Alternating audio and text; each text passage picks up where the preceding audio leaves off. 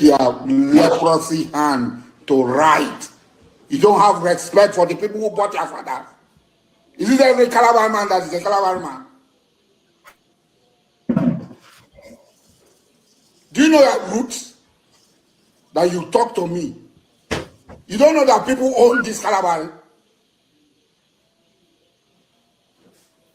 You are law-abiding. Igbos, I don't know them. I don't know where they come from. Because I know that if not for British intervention, I will still be selling them.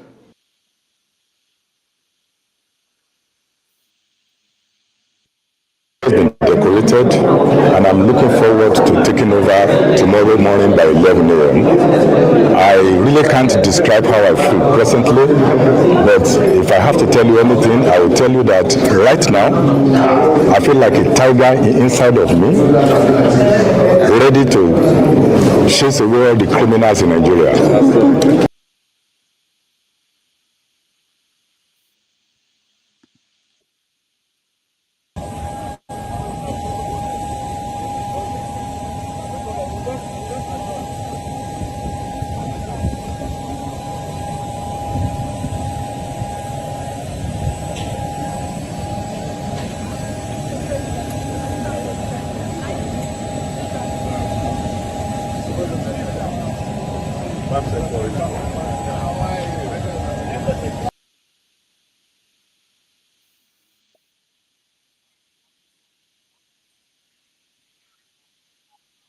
nọ na Labor International Market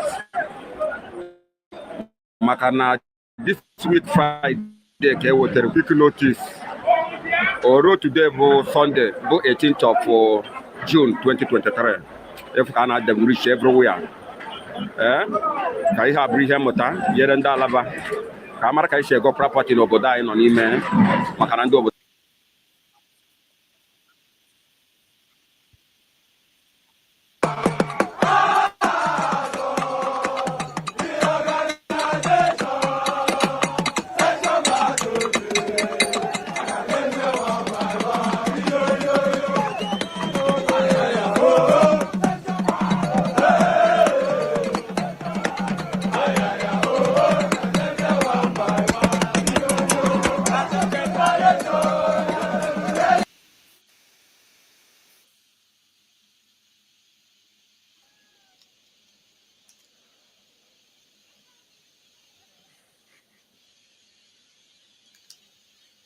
的领导、老师、亲爱的同学们，大家好！我是国际学院19级汉语言文学专业的陈月，来自尼日利亚，很荣幸代表2023届全体来华留学毕业生发言。大家也许会奇怪，一个外国人学汉语就可以了，为什么还选择读中文系？在中文系学什么？怎么学？学得怎么样？其实当时选择这个专业，我也很茫然，不仅要掌握汉字，还要掌握有这些汉字。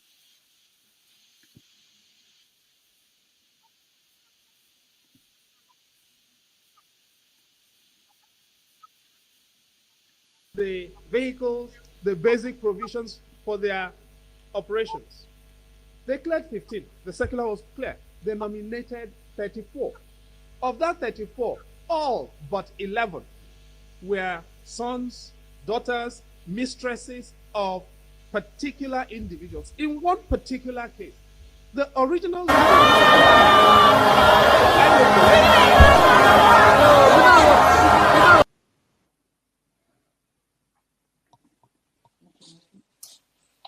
Some of this rally make my blood pressure go up.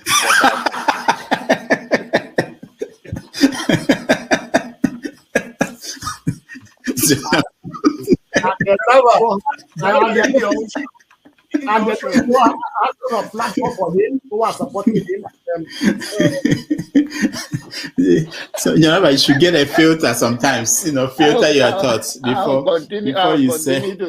I'll continue to take blood pressure medication. Why are you getting high blood pressure, Janaba? Now, I'm not taking medication for myself. I'm taking it for people like Paul and some of you guys that after the January, February something, and then people like Soludo, that is a good spoiler. I thank God for his life. He's working for my godfather.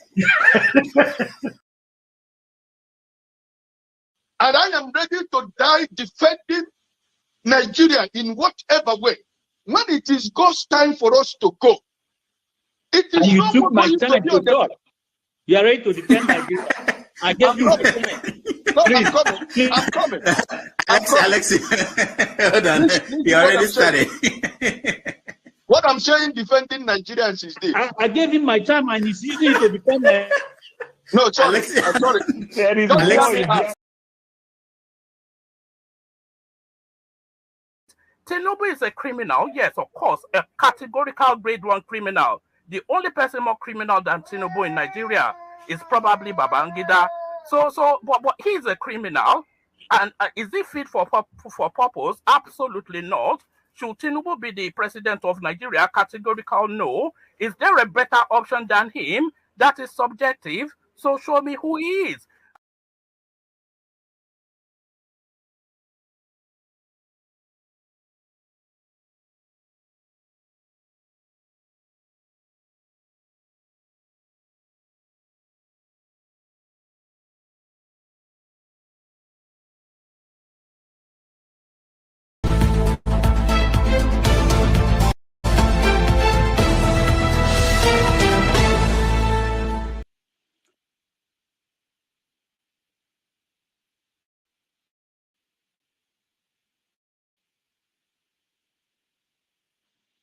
All right, welcome to the show. My name is Rudolph Okonkwo. We're coming to you here in New York City. I hope you're having a good day. Today is Saturday, June the 24th, 2023, and we have a very busy week that passed and a very busy week that is coming, and we're going to touch on all those on the show today. I want to welcome those who have joined us, some of our friends here. Mama Echo, welcome to the show.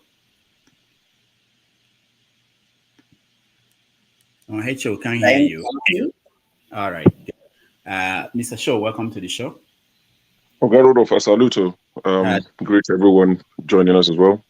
Thank you so much for holding the forts last weekend. I was not here. BQB, welcome to the show.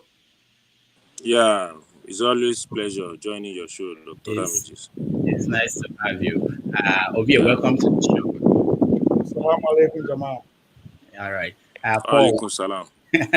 Paul, welcome to the show. Thank you, and good morning. Good morning. Electricity, welcome to the show. Yeah, good afternoon. Yeah, thank you so much.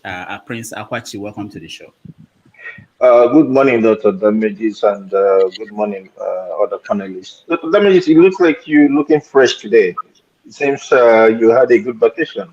No, it wasn't a vacation, but we'll talk about that. It's looking fresh like Tinubu. Yeah. Oh, Lord Jesus. I'm sweating here. I'm really sweating, but it's okay. That's how you look when your candidate won an election. Thank you, everybody. Thank you so much. For those who receive my we'll call it newsletter now. The topics I listed the topics what we're talking about today. We had to change the topics overnight because Russia, something is happening in Russia that we don't understand, and we want to talk about it. It may have impact on us. You know, African leaders went to Ukraine. I don't know if they got to Russia to talk to them about stopping their war. And maybe they dropped some juju there and they struggle in Russia. So we're going to talk about the crisis in Russia, what it means for the rest of the world. Of course, today we wanted to talk about Tinubu's visit to France, but it's been overtaken by so many events. But we touch on it, what happened there, what he said, and what that meant for Nigeria. And we understand that now he's in the UK, in London, for a private visit. What does that mean? Then we are going to go to Asari Dokubo and the Igbo issue that he raised. Also, several topics, the new chiefs of staff, the defense chief and all the service chiefs. What does that mean for the military? Then we had the political parties challenging the tribunal yeah, they just closed their cases, and we want to touch on that, and so many others. So there's so much topics to get to. Let me start by giving you guys a chance to add to the topics, even though we already have a lot. But just to make sure we did not miss something that is very important. Mama Icho, is there anything that is big that we probably missed in the list we have now? What you miss cannot be posted on YouTube due to their guideline. The clashes that is happening in either Calabar or Uyo. Okay, Calabar or Uyo. Okay. What do you know the details? Do you know what's going on there? They were just killing people like animal. Okay. And it's just too horrible to see. All right. We'll talk about that if people know what's going on. Mr. Shaw, is there anything we're missing? Yes, two topics. JAMB, the JAMB Joint Admission Matriculations Board, I think they had a review of their cutoff marks. And I think for this year, I'm not sure if it's going to be ongoing because I didn't get to read the details. I only just saw it not too long ago. The cutoff mark for universities has been dropped to 140. 140? Yes, 140 for universities and 100 for your... Out of 300 or 400? 400. Wow. Yeah, so, people will have no excuse in the next 20, 30 years to be having fake certificates. They've made it very easy. So speaking to the 16-year-olds, 15-year-olds, please pass JAMB. It's 140. This is your opportunity. Get the degree, get whatever you need to become senators and governors in the future. So we're not dealing with forgery and all that nonsense. For sure, hold on. Those are forged. They actually got in, but they just couldn't graduate. So in most cases, they got into the university. Maybe they couldn't graduate because the entry was even forged. So at least you can get in legitimately and go out legitimately. So that's the first one. I think they dropped for polytechnics to 100 and College of Education to 100. That's one thing. And the second thing, based on I think something you sent me during the week, I realized that as I read the publication, Sarah reported, sons and daughters of Anambra met somewhere in the US. And I think they raised $60,000 to support, their elderly back home in Anambra State, which is laudable. Those are the sort of news you want to hear people, in the diaspora doing. So to raise $60,000 to support medical facilities back home in Anambra is something that should be uploaded. And I went through, quickly through the names of the new exco, and I realized that our own Rudolph is now the provost for this tenure is the provost. So please address Rudolph as Dr. Provost. Rudolph Okonkwo is the provost. And I saw a name that caught my attention because of the last name. I saw the name and I thought, oh, okay, this person is an exco as well. So I did a bit of digging, a bit of research, and I came across an article that is called one second. It's called A Strange Summer Flower. That was written February 2022. Don't go Please, there. everybody watching, please Google A Strange Summer Flower by Rudolph Okonkwo. It's a beautiful piece that he wrote last year. And I think that marks 20 years of something based on the digging I did. So imagine Rudolph getting on the bus at 5:30 in the evening, not getting to his destination until 5:30 the next morning, and going to the concierge and talking about, honestly, just Google it. You see, he's blushing already. It's called A Strange Summer Flower by Rudolph Okonkwo. So that's another very interesting topic. And all the names you mentioned, all the poems you wrote for these people, I think it's worth discussing. Oh, Lord. Okay, sure. Yes. You are going to do that interview you talked about last. Okay. Do the interview. So we sure. We should do that. Yeah. All right. Yeah, those are the two. Thank you. Thank you so much. I think what you are talking about, Nobi people, which I'm from. Yes. So we had a convention over the weekend. That was why I wasn't here at all. So thank you so much, Sho. Paul, next. Don't surprise me, Paul. This is enough for one day. Paul, go ahead. We almost want to celebrate it last year, and then Doctor brought a mental issue on Wednesday as the topic when we were congratulating him. Doctor just deviated us completely. That's how he does his thing. But come to think about it, let me follow the footstep of Show with all the entertainment thing. One thing you forget to bring, you didn't even bring the Zuckerberg and Elon Musk, the enemy The fight. fight. Yeah. Sometimes we need this entertainment to cool us down. Thank you, Paul, for mentioning that. One of the topics on today's show is Burna Boy. He became the first African musician to stream, I think 1 billion get 1 billion streams. I don't know what it meant. Some people are asking, does that mean he's a billionaire now? So we're going to talk about Afrobeat and the how they've gone far with someone like Portable saying that Michael Jackson is just a small kid when compared to Onkolos. When you travel go Benue, Portable they cry say they don't really give a hookup when you travel go Benue. So yeah, we need to expand the conversation, not just politics. It's very important. I think there's something going on there. Ovie, you're next. What do we mean? I think you two things stood out for me this week. One is the banks. I think there's a directive coming from CBN that for you to have an account now, and they want you at. They want your social media order. I was like, yeah. I mean, it might sound something very light, but that's serious. I mean, they just want to monitor everything about you. Well, that's one. And two, the idea that not even an idea, the fact that one of the most influential individual in this planet, one of the most wealthiest, one of the staunch capitalists that this humanity has known, is in Nigeria for straight 5 days, pretty much begging for him to help us. Regards our education, our healthcare. That doesn't make sense to me. Because these guys are business guys, it doesn't make sense to me that you are begging, he himself, I'm talking about not President Bill Gates himself. That's not something light, just at the for our integration and all that. I think it's something that we should pay attention to. If you understand what's going on across the world in terms of geopolitical or war politics. All right. Something we should all be worried about, or we should be asking questions. Okay. Thank you so much. Bill Gates in Nigeria. What does he want? BB, welcome to the show. Yeah, thank you, Dr. Damages. It's always nice to be on your show. And then it's an honor for me to have a conversation with a great man like you. Like you. Highly honored. No, we're happy to have everyone. Yeah. Okay.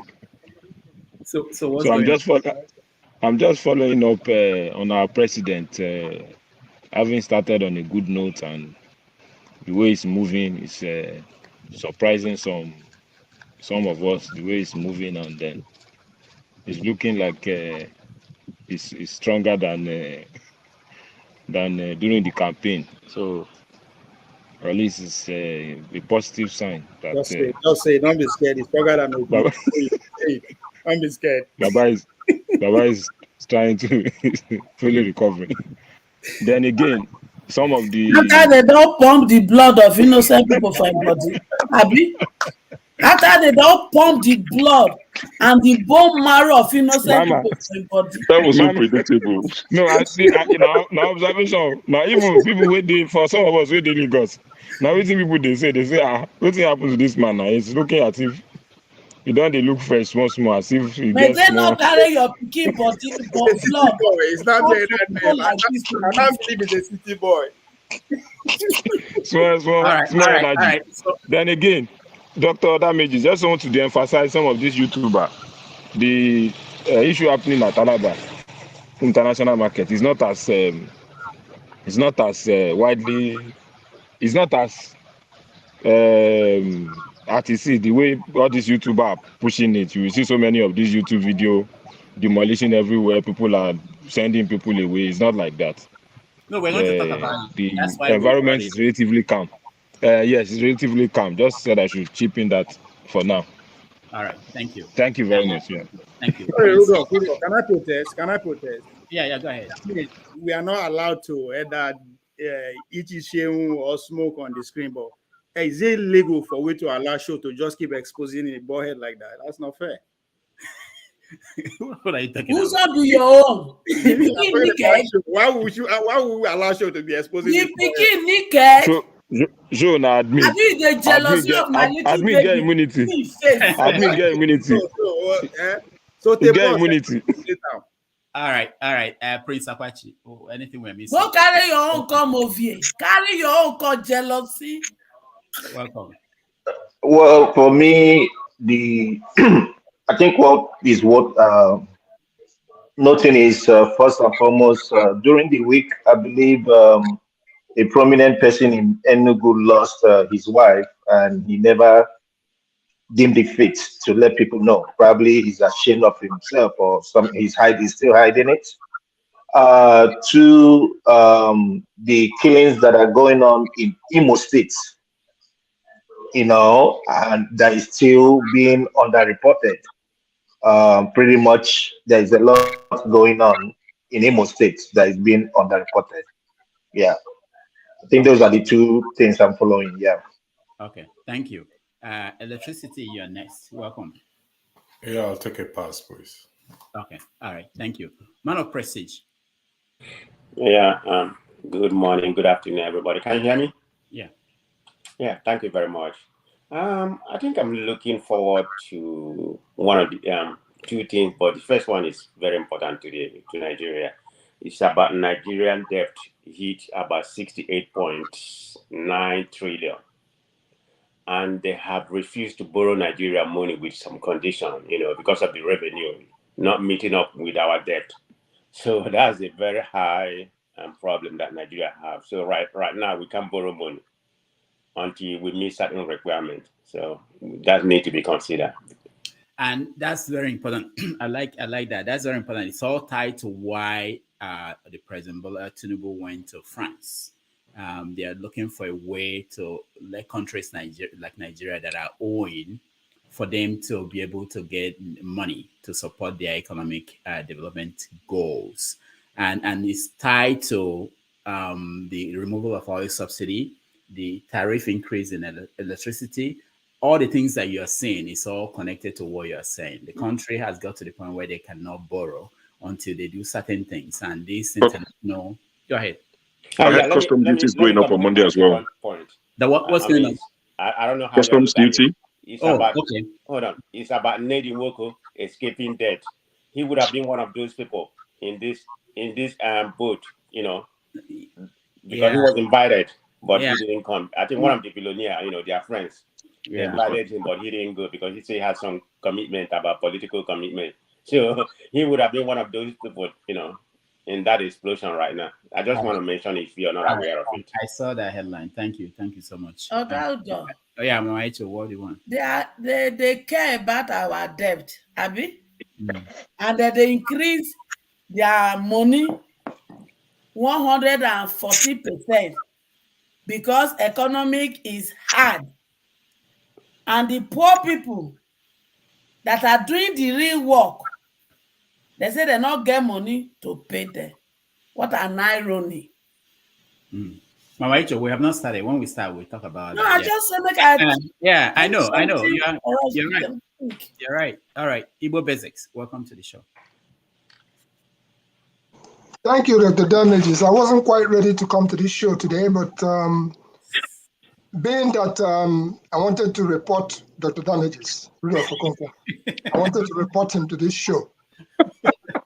And he shall be dealt with, according. Yeah. The reason why I wanted to report him to this show. Before you say that, I have my he-goats, I have a yam tuber, I have palm oil ready to pay for the fine. Go ahead. You buy kola nut, John? Kola nut also, yeah. If you know what impiato is, which we use to drink the palm wine. Yeah. I just wanted to mention that even when we are not on the panel, we are watching. And sure, you were in charge last week, and we saw your style of calling our people. That's very nice of you. So we observed your performance. And to that effect, Ovie was in my in-laws area, and he was reported directly that he was in the backyard. So I told him to let him be because he's a good man. To Rudolph. Rudolph came 3 minutes away from the place where I am. 3 minutes. And he did not know that I have my people in that hall where he was. I can attest to that. Including the chairman of the organization, including the host. He did not know that way back, Dr. Ferdinand of Fodile took Igbo basics to Ivory Coast, to Cote d'Ivoire. He took a bundle of Igbo basics publication to Cote d'Ivoire on a plastic surgeon's mission. Having said that, Rudolph already extended his, not an excuse, he's ready to pay the fine. We would excuse him because he will not know. He go no. So I'm just saying that next time, Rudolph, that you come that close, please let us know so that we'll treat you the way you deserve to be treated. I had people in that hall where you were reporting every of your move. All right, thank you so much, Igbo Basics. That's a no-be event. Convention, yeah. So I didn't take it lightly because I called Rudolph. Yeah, I know. I'm so sorry. Yeah, Rudolph, where is that coming from? Because I spent 3 days in Okai Titi. The people are not like that. Eh? wait. Okay, Titi. How did you know Okay Titi? I know in Kolonova village in Okai. After Nobi. Wow. All right. So thank you so much, Igbo Basics. I was truly, yeah. I'm sorry. There was no time really. I didn't want to get anybody involved in because I wouldn't be able to come out to meet people. It was just so busy. But thank you. Next time I will make you aware. All right. So let's start. Our first story should be the Tinubu visit to France. How did he perform? What was accomplished? Did people feel that he represented Nigeria well in that trip? And so let me start by playing. I thought I had a video of him meeting the French president, but let's just watch him arrive in the country.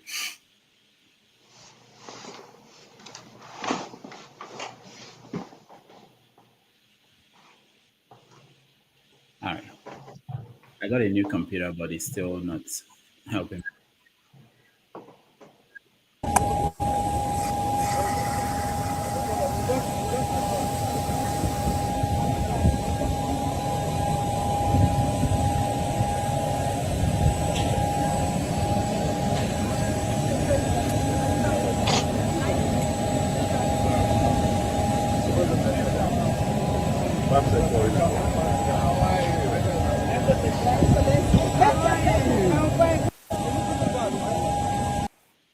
All right, so let's start with you, Mama Echo. President Bola Tinubu in France. What do you think about his performance? Who's your concern me? She been a medical treatment he go for. When they use and they take deceive us, saying go look for money. And even the money when go look for, not be to pay the increment of salary. Does the common man of Nigeria involve? Anyway, in their president select, we dey wait for outcome of our case in court. So it's a placeholder. But may they not owe more debt on top of what they don't owe for grant. And all the small children blood when they pump for him body. Make it tell all in children, make they born extra children for her to pump body. May not they use people blood, people children they do yongi. It won't last for long. Buhari doing you, she be don't come out now. All right, thank you, Mama Echo. Paul, did you watch him in France? Yeah, watch him in France. I hope you saw a little glimpse and pieces here and there in France where he almost fell. Sarah reporter put that footage, so I was so shocked when the other young man was saying that the man is so strong and active. He almost fell. And I can see some slight of Alzheimer's or maybe dementia. I don't know which one to place him. You understand? Just observe him, doctor, very well. Whenever he shake people, he doesn't want to lift their hand. Remember, that's how he hold the pen. He gripped the pen so hard, they were begging him to release the pen. If he shake people, he doesn't lift their hand. Whether he's trying to come up with something different from what Trump used to do, I don't know. Whether it's a sign of dementia or Alzheimer's, I don't even know. So I just do something. They are trying to hide the man. Even though when he's not even, maybe like some of us who want to speculate that he took that opportunity to go see his doctor. It may not be true, but him himself too is running away in public because he don't want to make that big gaffe and everything, because he's selling himself so hard this period to pass through this tribunal issue. That's my take for now. All right, thank you. Ovie. Paul is looking to obtain a group home license so he can open a group home near Asura. That's why he's pointing that out. Mama Echo, conspiracy theory no go kill you, Ovie. Because I tell you yesterday, today you use them on me. My mentor, you seems to be the only obedient standing, because regarding this trip, I saw Rufai, and which is the number one obedient out there. I saw him jubilating and celebrating the performance of Tinubu so far in the studio, and I was impressed. I said, okay, it's as if it's only Mama Echo that is left behind. Everybody is celebrating there. And I think so far, 25 days on, I'm impressed. For one thing, I like public officials, politicians who say, I will do it, and they end up doing it. Regardless of if I disagree with whatever, that is, but he said he's going to do it, and he's doing it. So far, he met with, during the election, I remember he met with the business community in Lagos. And one would say leveling the exchange rate is a starting gift for them. Then see him addressing the diaspora community in France, and a lot of, even though, like I said, there are selected people who are actually really praises and all that, but you could tell that just him being the president, some people are already benefiting, indirectly. According to the people that spoke, their reputation, the way their colleagues and people around them see them, just because they have Bola Tinubu as the president, has changed. And I think for that, so far, I'll say, yeah, give me a pass mark. All right, thank you. Prince Akwachi. First and foremost, Ovie, when you want to talk about Rufai rejoicing, Rufai is a journalist, and he has said it, that he's not partisan. So please do not give us misleading, perception of who Rufai is. Apart from that, I like the fact that you call him a partisan journalist, because those are not my words. He's non. You said it. I'm not the one. That was your word. You go start market this morning. Mention my name. Mama, you see, I'm too often I don't buy. Wait for take you. my time now. I don't take my time. So pretty much for me, for these 25 days or whatever it is, it has been a shambles. When people talk about, oh, he's done this, he's done that, he's done that. Let me ask one question. Has the person, whoever that is saying it, if you are in Nigeria, has your life been better now, before than before May 29th? No. Secondly, him going to France is a shame. He couldn't even attend the main thing. He just went there to show up. And look at his presentation. Look at the way he is, and look at Macron. You see the difference. Look at the other guy from Kenya, Ruto. Ruto was outspoken. Ramaphosa was outspoken. Where is Nigeria? Nigeria were nowhere to be found. So to me, France is a disgrace, is a sham, and whatever it is, they try to cover up. Oh, he met this person. They just put a flag and they say, oh, he met that person. He met that person. It's all lies, deceit. There is no investor coming to Nigeria. So it's better people take it now or leave it. Thank you. All right. Thank you. Electricity, honest. I'm going to go with, even though I would like to take a pass, but I'll go with what Prince Akwachi just said. And because I really don't overview it. It's one thing to keep to what you say or to say, oh, as I would do this. But like what Akwachi rightly said, go down to the streets of Nigeria and ask people these 25 days with everything he has done, how has he affected them positively? And the answer is definitely resounding no. Your policies you put in place must reflect on the people on the ground. So that's all I have to say. Thank you. All right, thank you. Man of prestige, Yanis. Yeah, thank you very much.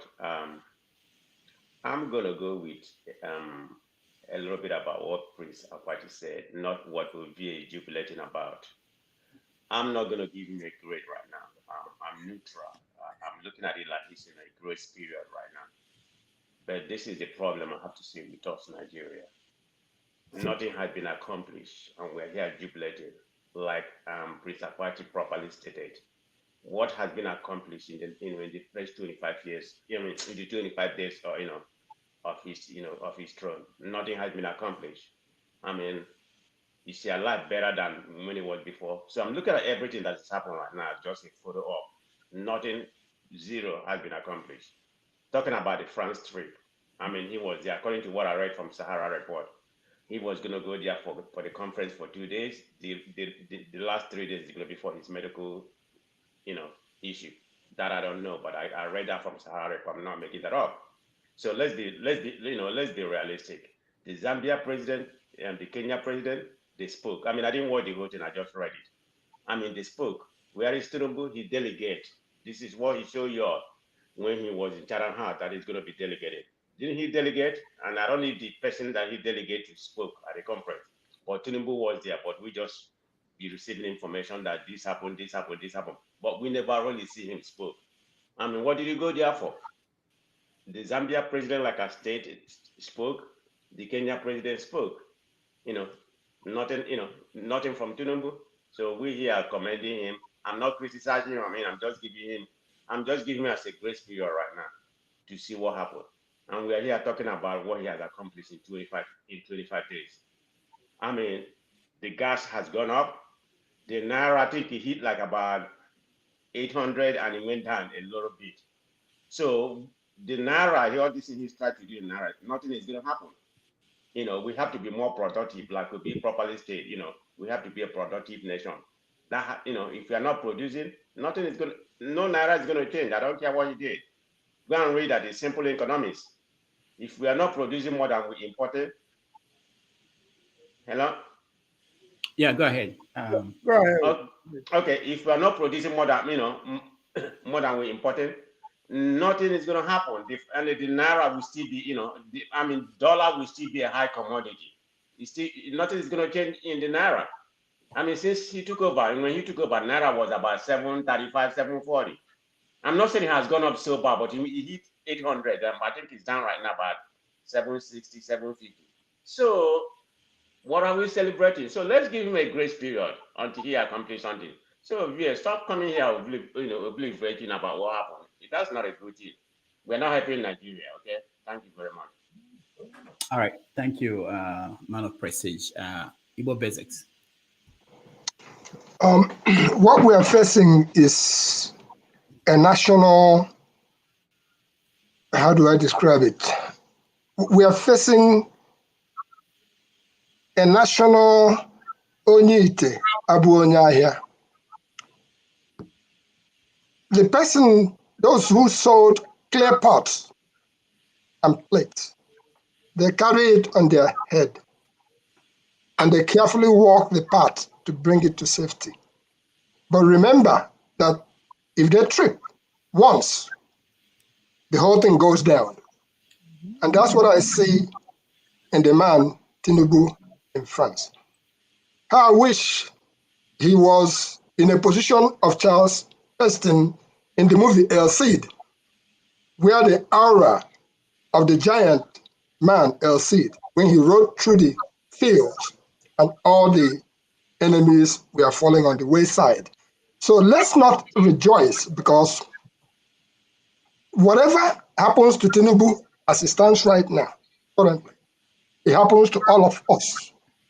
If that pot is carrying, the crate of pot, abo, that is carrying his head, if it trips once, the whole shit goes down to the ground, and all our pots will be broken.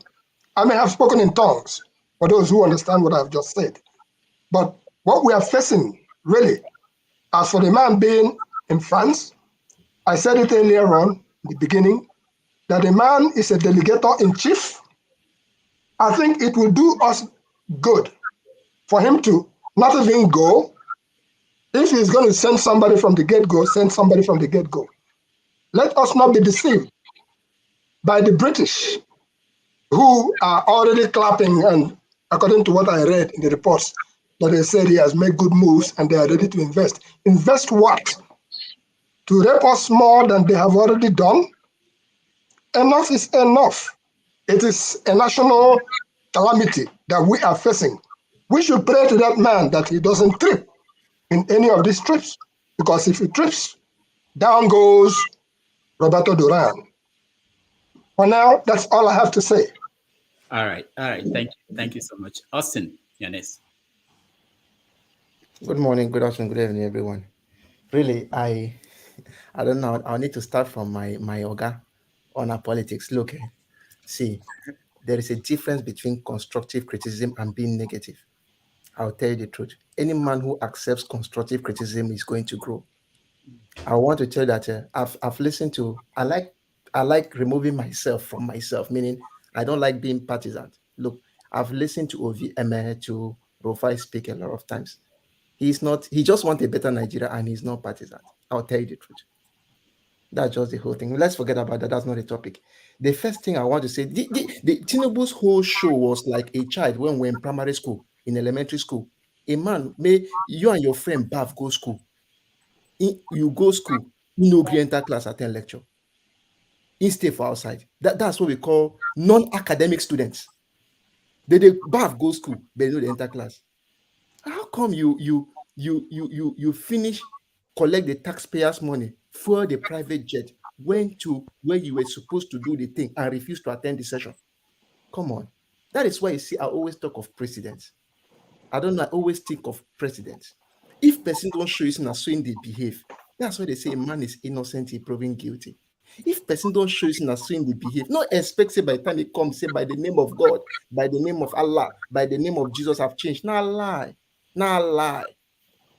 Before now, please turn the camera. Before now, he don't show say he went to Chatham House and was distributing questions around. Distributing questions around shows that he's not ready to talk. So we are moving from a president who will always come and say it is not my problem, to another president who doesn't even want to talk about the whole thing. Meaning it doesn't even concern me to even talk about anything. And trust me, that outing for me is a shame. When I see people like Ruto and the rest trying to put Africa on the global map, I look at my president and I could not even see him. It is so bad. Then besides that, look, there is something we call show of power. When you see Donald Trump, he will shake you. When he shake you, he hit your shoulders to make you know, say, look, I am your senior brother. If you see a case where, look, I'm not talking about anything being crazy here, but when you see a man run to hug another person, it shows like, say, you be picking. There's a way you greet, and there's a composure you have, and you greet somebody. You said, okay, yes, this person knows that I'm talking to a man, and you shake your hand. I think Tinubu's aides, I don't know, needs to tell him on how to show power when you are facing world leaders. If you shake them, you greet them 1, 2, 3, you leave the hand. to show say I'd be your equal. I'm bigger than you. After all, I'm even bigger than you in age. Right. I think he should try as much as possible to a little bit try to arrange that group in such a way that next time, if you want to greet Macron, you are picking now, greet him, shaking, and also yes, and it's very, very important for you to show power in the first instance, not going to hug that small boy as if he's your father and you are the son. And lastly, what I should try to say is that I will appreciate those African leaders in Kenya who spoke, because we should try as much as possible to make Africa the center of our policies. And that is one thing I think was outstanding from the other African leaders. Try as much as possible to trade among yourself. Let the money stay in Africa. When it stays in Africa, Africa will grow together. And that's why sometimes I appreciated Obi a little bit when he said Africa will be the center of his policy. It is important, very important. Austin, please, you have to consider your health before you go doing that kind of because if you do that, you might go down with your last strength. Anyhow, I'm just saying that because this is a platform for learning. It's a platform for learning. Please, young men, ladies, I don't know, young men who are growing up, when you face some people, there are ways of first impression in greeting in such a way that once you greet a particular way with so much charisma, they will give you the respect before you talk. But I think Tinubu, that greeting not to make sense a little bit. All right, thank you, Austin. Sydney. Yeah, good evening, everyone, and hope we're good. I think I'm not surprised. It's just normal. He gave us the first shots in Chatham House, so he's not strong in public speaking. It's not his strength, so we shouldn't expect something so over the top. All right. So in terms of outcomes, I don't think anybody has understood the policy direction in terms of Africa and the international space. So the expectation, all right, let's leave all the other dramas. The expectation from this trip will be that we should see his direction in terms of international politics and his direction in terms of the African space. So one thing I realized is that he has not owned the African space. The African space, normally the Nigerian president with our large population and just Nigeria as a name normally owns the space internationally. And then, South Africa and the other nations begin to take a cue. But what is happening internationally is that there is a vacuum, there's a space. Nigeria has not brought leadership for the past 8 years, and the leadership coming in, the African nations can smell blood. They know that Nigeria is not in that space. And if you look at the end of this, I can tell you categorically clear where President Ruto, his mind is on. I could pick exactly his mindset from this French thing. He's pursuing issues of climate change. He's pursuing issues of with IMF and the international funds that they cannot give us different rates in Africa with respect to other nations. It's very clear, but you cannot see that. What the Tinubu boys are doing is showing us picture, doing this. I mean, for children, that's okay. But for people that are thinking of nation building, so his team has faltered on those lines. So I expected him, Tinubu, to say, okay, my strength is not in all these things, but if I need to delegate, I need to push one of my team members who is good, who is sound, to begin to speak on my behalf. Even the vice president. Why not send Shetima? Shetima is a finance guy. Send him there, tell him your policy direction, let him go, because obviously you are delegating. It's fine. We understand it. So my problem is going into that space and not owning it. It's a critical problem. And it now rubs upon Nigerians. if you listen to the Zambian president, you can see a man that had direction, clarity, and he has serious policies and is already changing the Zambian economy. He has dropped down inflation. So we are talking about Nigeria is currently not owning the African space. Ruto is being taken everywhere. He's literally the spokesman of the African team. So there's a real big challenge. In the midst of all this, Nigeria is facing a real big challenge globally on the African space. And I think if Tinubu looks like a man that is tentative. Tinubu looks like a man that he's not very sure because his presidency is not yet confirmed. So he entered there not owning space because he doesn't know what is going to happen in the coming days. He looks like a man like he's on trial. And that is very challenging for the Nigerian president.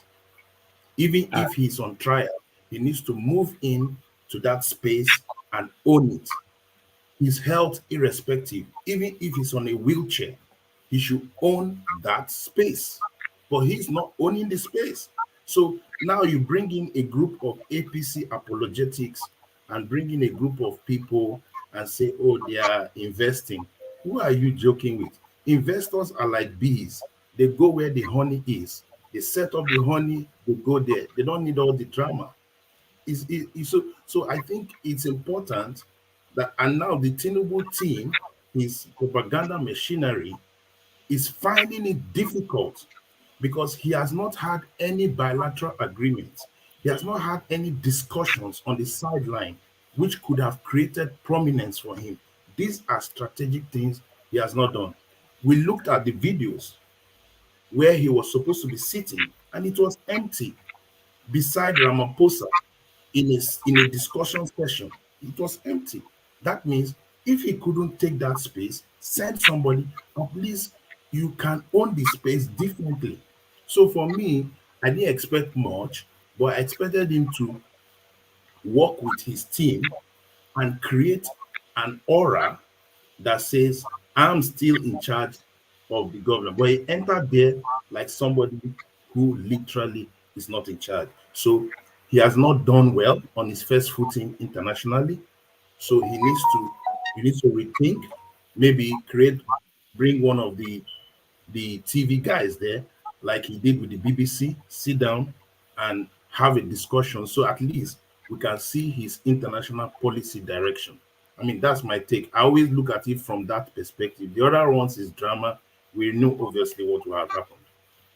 All right, thank you so much, Sydney. For those who are wondering, I don't have my bell here, but I'll get it before the end in a few minutes. Henry, go ahead. Henry, go ahead.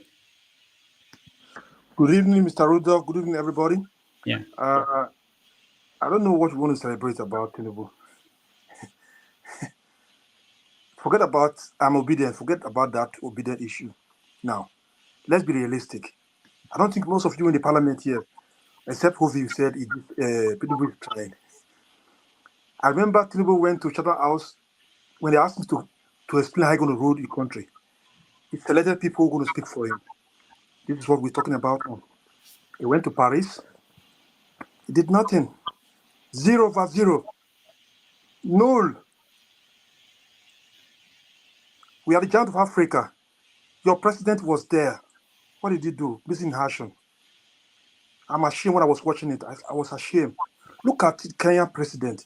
Look at South Africa president. They speak. But somebody will be here. I'm not talking about obedience now. We're talking about your country, Nigeria. It's your country. Because now it's not my country because I don't have my president right now. I'm ashamed. I'm not proud to be in Nigeria at the moment right now. This man let Nigerians down these days. He went there, was missing action. What are you people going to celebrate about Tinubu is trying? What's he trying for? Okay, he's going to look for loans. According to somebody was saying, he went to check for loan. Loan to help the underlying Nigerians or for their own pocket interest. I remember when they said they increased the corrupt politicians, they increased their salary to 114%. When Twitter was burning, one big make some comment. They came back to change. You see, these are not men. These are not men who want to rule. That's you people predict to rule people, but not me. You should stand when you speak as a man. They make announcement they're going to increase their judiciary 150%. Why the federal government cannot even pay 30%, 30,000 minimum wage. Tinubu going to France said he want to look for investors. Are you kidding me? I thought you guys are smart enough to listen to all this trash. He went there for his medical treatment because he have nothing to say. His brain is empty, he's old. You people don't get it. He's old, he's tired. Forget about this. I don't want to use the word in your program. What they put in spotting. I don't want to use it there. Make him look smart and jumping like. But you will see the way he shake them. You don't like you're shaking your. Come on, man. All right. Thank you so much. I'm not finished yet, please. Okay. I thought you finished. Come on. So, when you say "come on, man," I thought that was it. No, I'm not finished yet. I'm just ashamed, Rudolph. I guess you're ashamed too when you see your president, because it's not my president at the moment. Because I'm obedient, 100% obedient. I'll remain there. You're not obedient as he's your president. You were ashamed. You see him the way he behaved there, but he was missing action. This is where they need him now to speak for the people, for the Nigerians, for the African continent. But he was not there. But okay. If he's let me give him credit from 1 to 10. What should I say? If I say I give him 1, I'm just lying because it was not there. All right. Let me just stop now because I will come back to say something. Yeah, you'll come back. Thank you. Yeah. Thank you so much. Isimile, welcome to the show. Hello, Dr. Damages. Am I audible? Yes, we can hear you. Hello, panelists. Hi, everyone else watching us. Please share, like, and subscribe to this wonderful channel. Well, it's early days, yet everyone should have their own mind or minds and be able to stand by what they believe in. Like I said, it's early days for Tinubu. Whichever way he got to power, until the court decides, for me, he's my president. I know some people might find it a bit funny, but this is my stand, and I stand with it my head tall. I'm a Nigerian.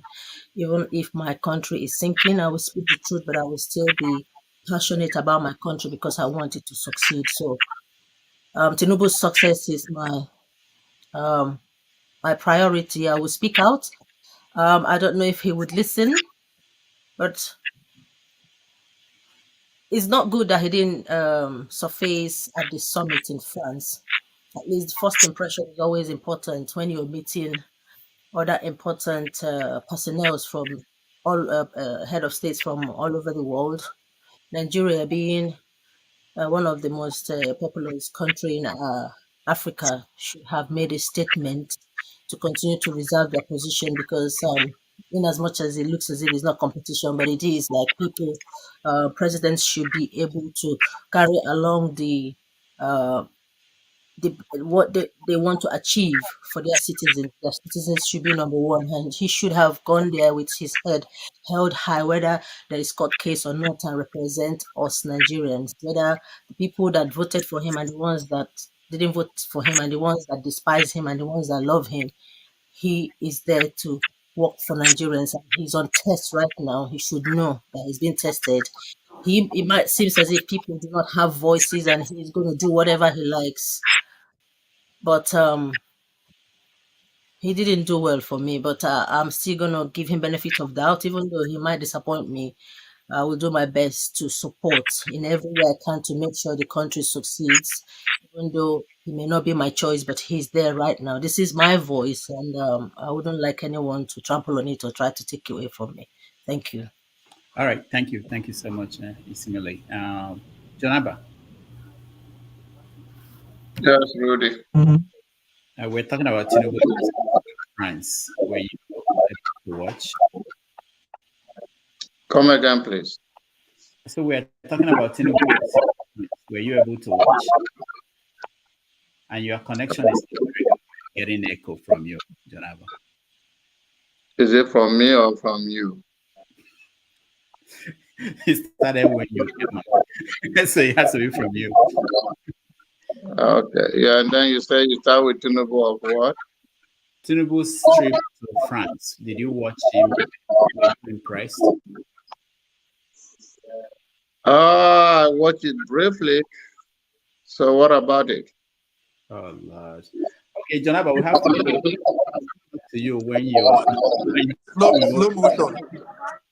First of all, your line is not very noisy. It bothers me. Okay, let me switch. I'll join you in a minute.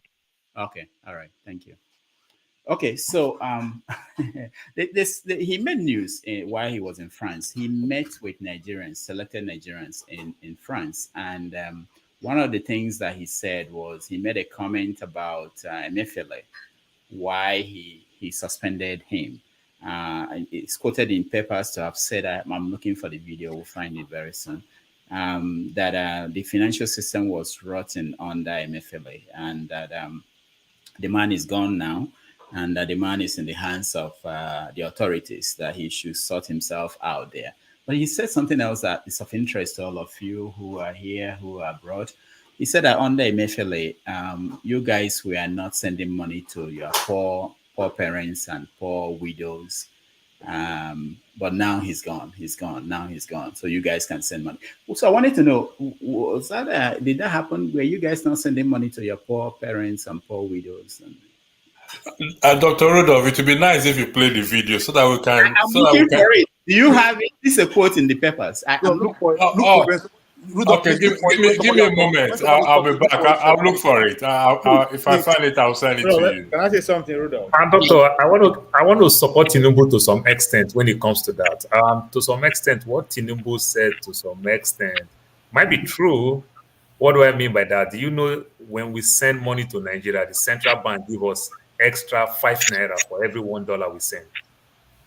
The central, to tell you how they need our dollar so much, the central bank will dash us money.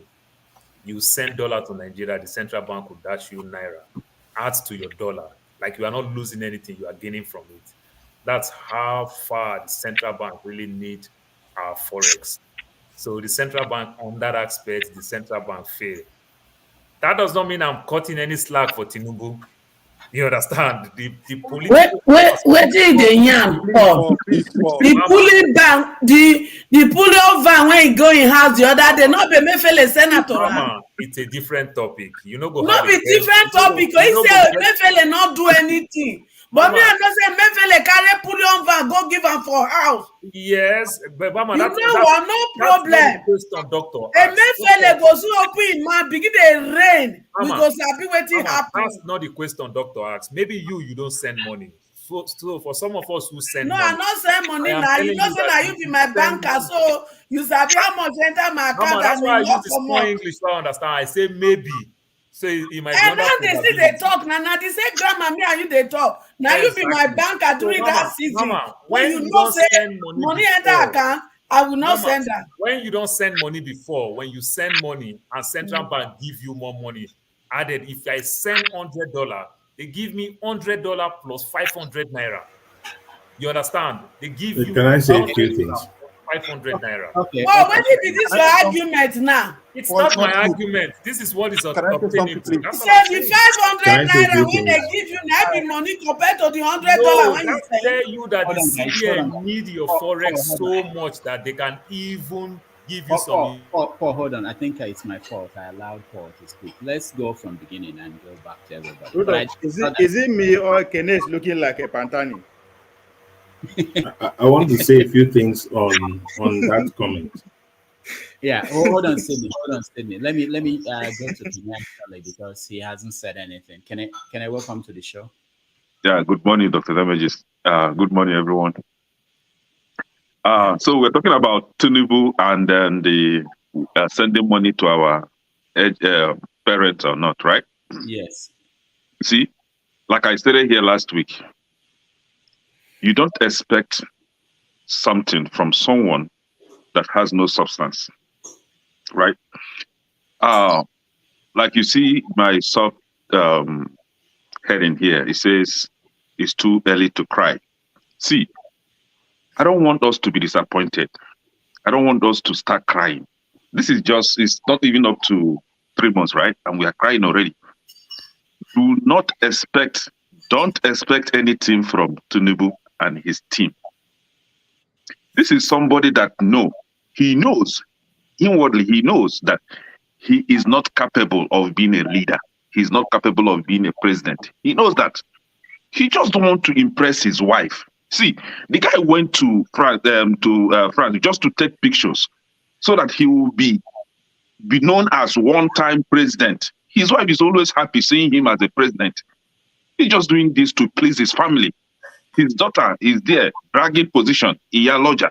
His son is there, dragging position, first son of the country. This guy knows that he's not capable of offering anything for the country.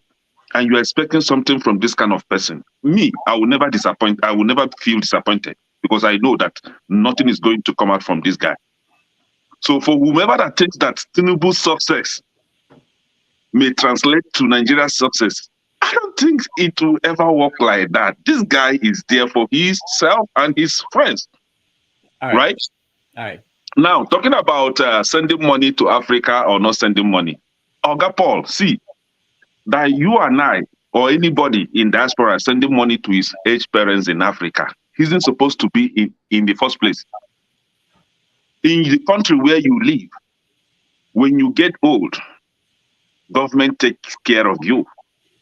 But in Nigeria, your parents will take care of you, and when they get old, you take care of them. Meaning that there is no government influence in your life from childbirth till you die. If there is job, or if there was job in your country, your parents would have worked, saved enough, that will be able to take care of them at their dying stage. But in your country, there is no such thing. And then you want us to applaud the central bank for giving us 5 naira, for me sending my money to my aged parents, and then they give me 5 naira. I will applaud them for that. No, it's like they are using 5 naira to entice you to keep sending money. I don't think that makes sense. I shouldn't be doing that in the first place. If my parents are sick, they're supposed to go to hospital and get and be taken care of.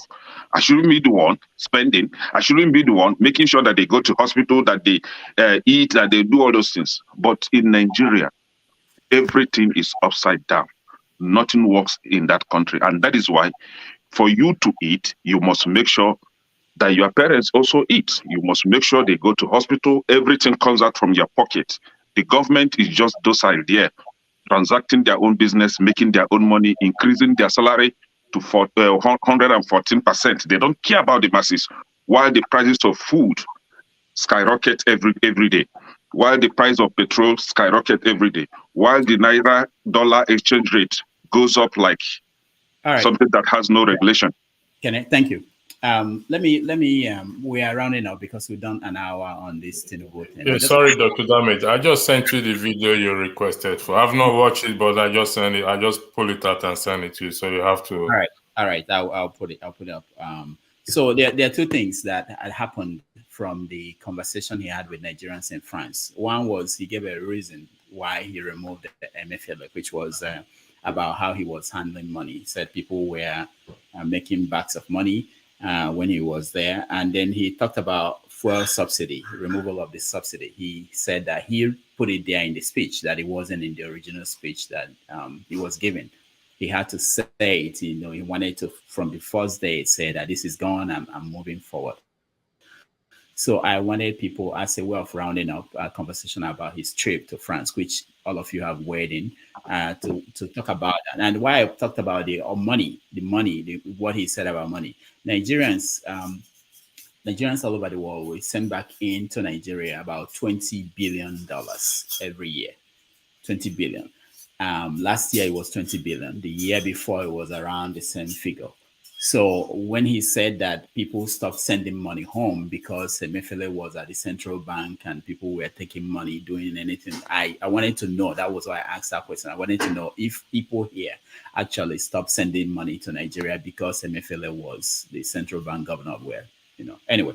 So Sydney, Dr. Damages, Paul was trying to address that issue. What's happening there is that the issue of Mekudi, where did that extra 5 naira go? Look that's not the question. That's not that's not the question. The question is this: did people stop sending money to Nigeria because of Emefiele, which is what he implied in the statement he made? Sorry, Dr. Damage. Can you play the video so that I'll play the video now. I have an answer to it. Sorry for interjecting. I don't think that is correct because people are sending money home when Emefiele was there. So that assertion, I don't know where it came from. I know that is incorrect because I send money home. I don't even if I don't know who is the central bank, whether I know who is the central bank I think or not. I understand where Tinubu is coming from. You can blame family now. When you have to say everybody. Henry, hold on. Sister, finish up, then we can go to the next. We've been sending money. In fact, I didn't know the name of the central bank government, probably until recently, with due respect. And I do send money home. We could be talking about companies, other entities. If you talk, hold on. Okay, Dr. Damage, can you scroll through the video so that we actually hear exactly what he said? That will help. That will help us so that we don't argue this blindly. But I think I will wait till I hear it. Talk about that. Okay, Obia, go ahead. I'm trying to get the video off. Obia, go ahead. I'm just hearing about the video for the first time. But I needed to clarify something here, right? I think most times some people listen to argue or to just respond, right? The question you asked about Bola Tinubu trip, I started by saying that anybody that promised during the campaign that I will do this and he assumes often that he's doing it, regardless if I disagree with that policy, I have to commend that person, right? It's hard we see politicians that say, I want to do this, and they do it. I don't have to agree with that policy, but he told me and you that he's going to take our subsidy, and he did. When he was at Chatham, as he was delegating this thing, we saw it. So why are we acting as if that's our problem? There's nothing this man has done so far that he hasn't shown us. Why are we complaining? So yes, I commend anybody that agree with that person that say, I am going to do this. Can I comment, please? That's smart. Can I talk about the question? That's a leader, right? That's a leader. Let's move on. Let's talk about the question. I don't have to agree with that person, but he said he's going to do it. That's what I want to address. But some people just come here just to argue for arguing. Say, you keep arguing. The man is living a life. Keep arguing. You go cry till you go. When you go, all that one go come. You go start to cry. What I want to talk about in terms of the question. Okay, thank you. Yeah, Sydney, go ahead. All right. Number one is the issue of Emefiele and what Tinubu was trying to prescribe was that, first of all, there were two interests. We have the Tinubu interest with regards to Emefiele. He had a political interest. He was not in the camp of the Tinubu guys. All right? But you have to justify why you're making an action. You're taking a step against him. However, Emefiele had policies. He had policies that, with regards to forex and remuneration of funds, which affected changes globally. A lot of people did not notice that, but it affected changes globally. So, for instance, if you needed to transfer money globally, most people will either use World Remit or one of those remittance agencies to move money globally or to their folks at home. And you could move it straight into dollars or anything. So, but there was a change of policy because the federal government, like what Paul said, was not having forex. And so they had to change a lot of policies which affected remittance companies.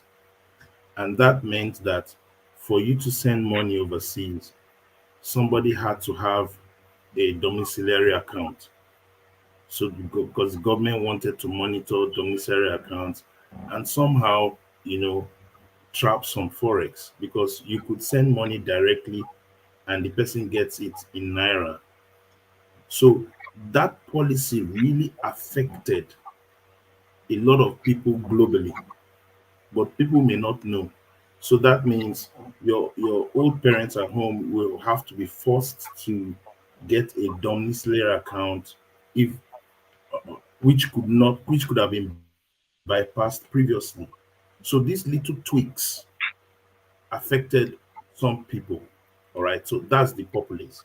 But the major reason why Emefiele had to be moved on was the monetary policy that was to scuttle Asiwaju's political campaign. That's his own interest. So sometimes we don't usually, these politicians play us, and their whole interest is there, but they use other little subgroup interest to do as if they are doing us a favor. But the major interest was they take him out because he had policies that will not allow his political campaign. So it's not entirely that it's a wrong thing he's saying, but it's just that he's using it politically to say, I want the diaspora, I want to free up the movement of remittances so that it can increase and it can be more fluid. These things actually happen. So in that place, that's where I'm saying he's using the same thing, but he has an agenda because of his removal of Emefiele. I think that's what I just wanted to highlight. All right, thank you so much. Let me, Paul, was it what you were saying? Was it what you were trying to say? No. Okay. So Sydney, you don't actually need to have a domiciliary account before you can. So what Sydney said was completely not so correct. I don't know how he's doing it. Maybe you have domiciliary accounts. Yeah, you don't have to have a domiciliary account. No, you did not need to have. There was a time the policy was implemented and they reversed it. It doesn't help. Yes, you did not need to have initially. No, it was Emefiele created that, and it created a lot of problems. That's what I'm saying. Hold on. Let's tell ourselves the truth. In as much as things has gone so wrong in Nigeria, I cannot send you $1 in England and you go to the bank and receive dollar. They convert it and give you the British pound. I cannot send you $1 from America. You go to Germany and receive dollar. You collect euro. But in Nigeria, it's one place where I can send you dollar and you go to the bank, you challenge them to get dollar. I don't know why they do. You don't even have to challenge them. They give it to you free. They give it to you. No, initially they stopped that part.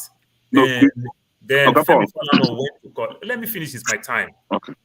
Femi Falana went to court and fight that part, and Femi Falana won the case. So that is when you send dollar, your loved one will receive dollar. So when CBN started having this shortage of forex, so they try to give you an incentive to incentivize you more to send. So every $1 you send, you get 5 naira. So now if I send dollar, my loved one will receive dollar plus 5 naira for every dollar I send. That's what I'm saying. So it is so bad for CBN. So not like I'm cutting slack for CBN or not. It is so bad for CBN for them to incentivize you, you understand, to give you extra so that you can bring that forex in. That's all I'm saying. Go ahead. Okay, Mr. Paul, let me add to what you're saying. Those countries that you compare them with Nigeria, they are doing something differently. In those other countries, they have single exchange rate. So you won't have the need to look for, to get the dollar and go to black market where you will get higher rate.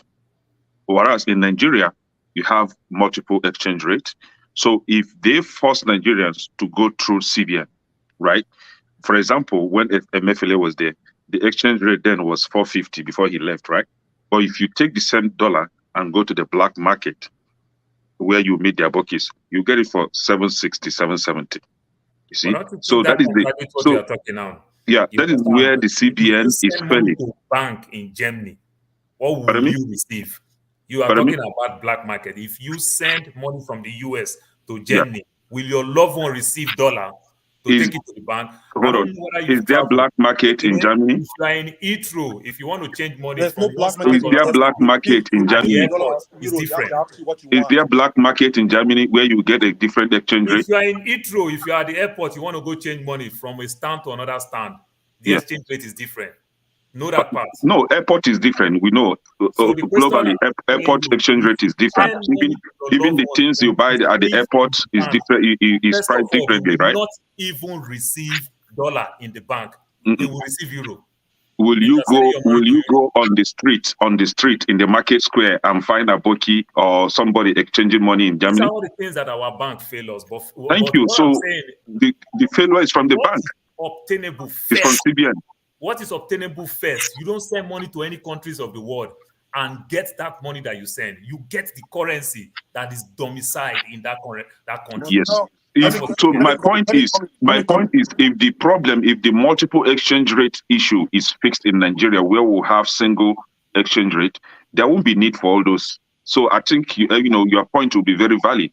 Nobody will be going to the black market to exchange any money. Please, can I come in, please? 1 minute, right. Please. But the problem is if somebody like Dangote wants to get dollar, he gets dollar at the rate of 250. If somebody like me wants to get dollar, I will get it for at the rate of 450. Or if I go to black market, to be 750. Okay, so thank you. Giving one man more leverage against others. Can I say something, please? 1 minute. So hold on, guys. I want as much as possible. Let's concentrate on the question, the exact question, so that we don't go all the play everywhere. Henry, 1 minute. So people are talking about Tinubu change that. But till now, I remember I can send money from my PayPal to anywhere in the world or Nigeria. Maybe if I have some people need some money, like if I saw some organization in Nigeria, I just take my phone, send through my PayPal to them, they get the money direct. But now if you go to PayPal, there's no Nigerian map in there. So people are just talking, Tinubu is doing this, Tinubu is doing that. If they change this thing, at the time he change the policy, CBN changes right when they change their policy. But till now, if you go to your PayPal and check, do you have Nigerian map there? No. People are just clapping. These are not working. Look at Ghana. Look at the poorest African country. They have this thing. Their map is still there. They make things hard for we people. These are not working. People stop clapping. Doctor, 1 minute, please. Yeah, Prince Albert. Yeah, go ahead. Okay, so pretty much we're here blaming Emefiele for everything, and we forget to address the main point. What is it? Nigerian foreign exchange is supposed to be coming through oil, but for how many years NMPC have not remitted anything into the accounts? So how were they supposed to get the dollars? Or were they supposed? Was he supposed to start printing dollars, which is not allowed to be done? And apart from that, in the beginning, there was a time he made it, in such a way that when you send dollars, they would get naira then. I remember that time. But what were our bankers doing? Our bankers would take the dollars, give it to the black market people to get their whatever it is, and then put whatever back to the bank. There were a lot of corruption going on at that time. To the extent that even sometimes when you send money to people, they will go there and they'll tell them, oh, there's no money. You understand? So the whole thing, and for me, for a president to sit down there and lie till today, I still send money to people. Though my parents are gone, but I send money to people. And those people I know, every of my friends that I know, nobody has told me that because of Emefiele, they weren't sending money. So he should stop lying. Apart from that, if you want to remove a central bank chairman or president, There is a procedure. And what is the procedure? Why don't you conduct an investigation? You don't even have an attorney. You don't even have Nigeria at this now. There's no Minister of Justice to investigate. Now it's DSS that is investigating the same person that they accused of terrorism. So to me, the whole thing is just a sham. Please, for Christ's sake, Emefiele, I'm not supporting Emefiele, but what they're doing is so illegal and doesn't add to anything. Okay, even if let's say, why don't they allow him to speak out? They're shielding him from speaking out because they know that if that man starts singing, none of them will be comfortable with what he will say. I rest my case. All right, thank you so much. Let me play what Tinubu said. Let's see. Let's listen a little bit.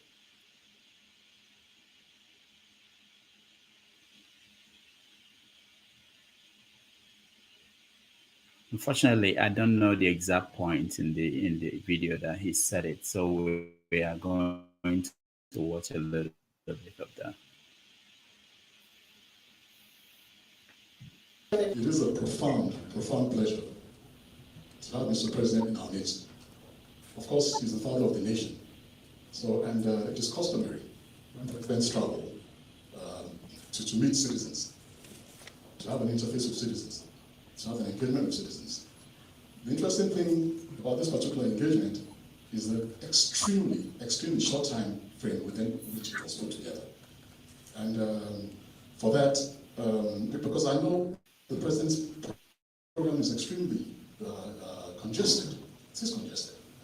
He has a lot of his counterparts here, other presidents from various parts of the world, wishing to see him. You know, and just today, he has seen 2 heads of state. So, but he kept asking me, and he kept saying, "What about the diaspora? What about the Nigerian diaspora? What about the Nigerian?" He kept saying that. So, and that tells us what? It tells us that he is very much interested in this meeting. You know, and for that, Excellency, sir, we thank you so much. And then to my fellow citizens, you received the invitation to this event at extremely short notice. It was, I believe, just over the last 24 to 48 hours. Many of you might have even received it yesterday. That was because of, as I said, the president's program has been extremely tight. So we needed to be absolutely certain that we could fix this. We didn't want anyone coming and then to tell you, oh, sorry, you know, for this reason or that reason, we couldn't go with the event. But better to have an engagement with the president, no matter how limited the time is, than to have none at all. That was what we thought. And that's the same thing Mr. President thought. You know, so, and that's the reason why we're here today. So without further ado, I'm going to hand the mic back to Special Advisor Audiomack.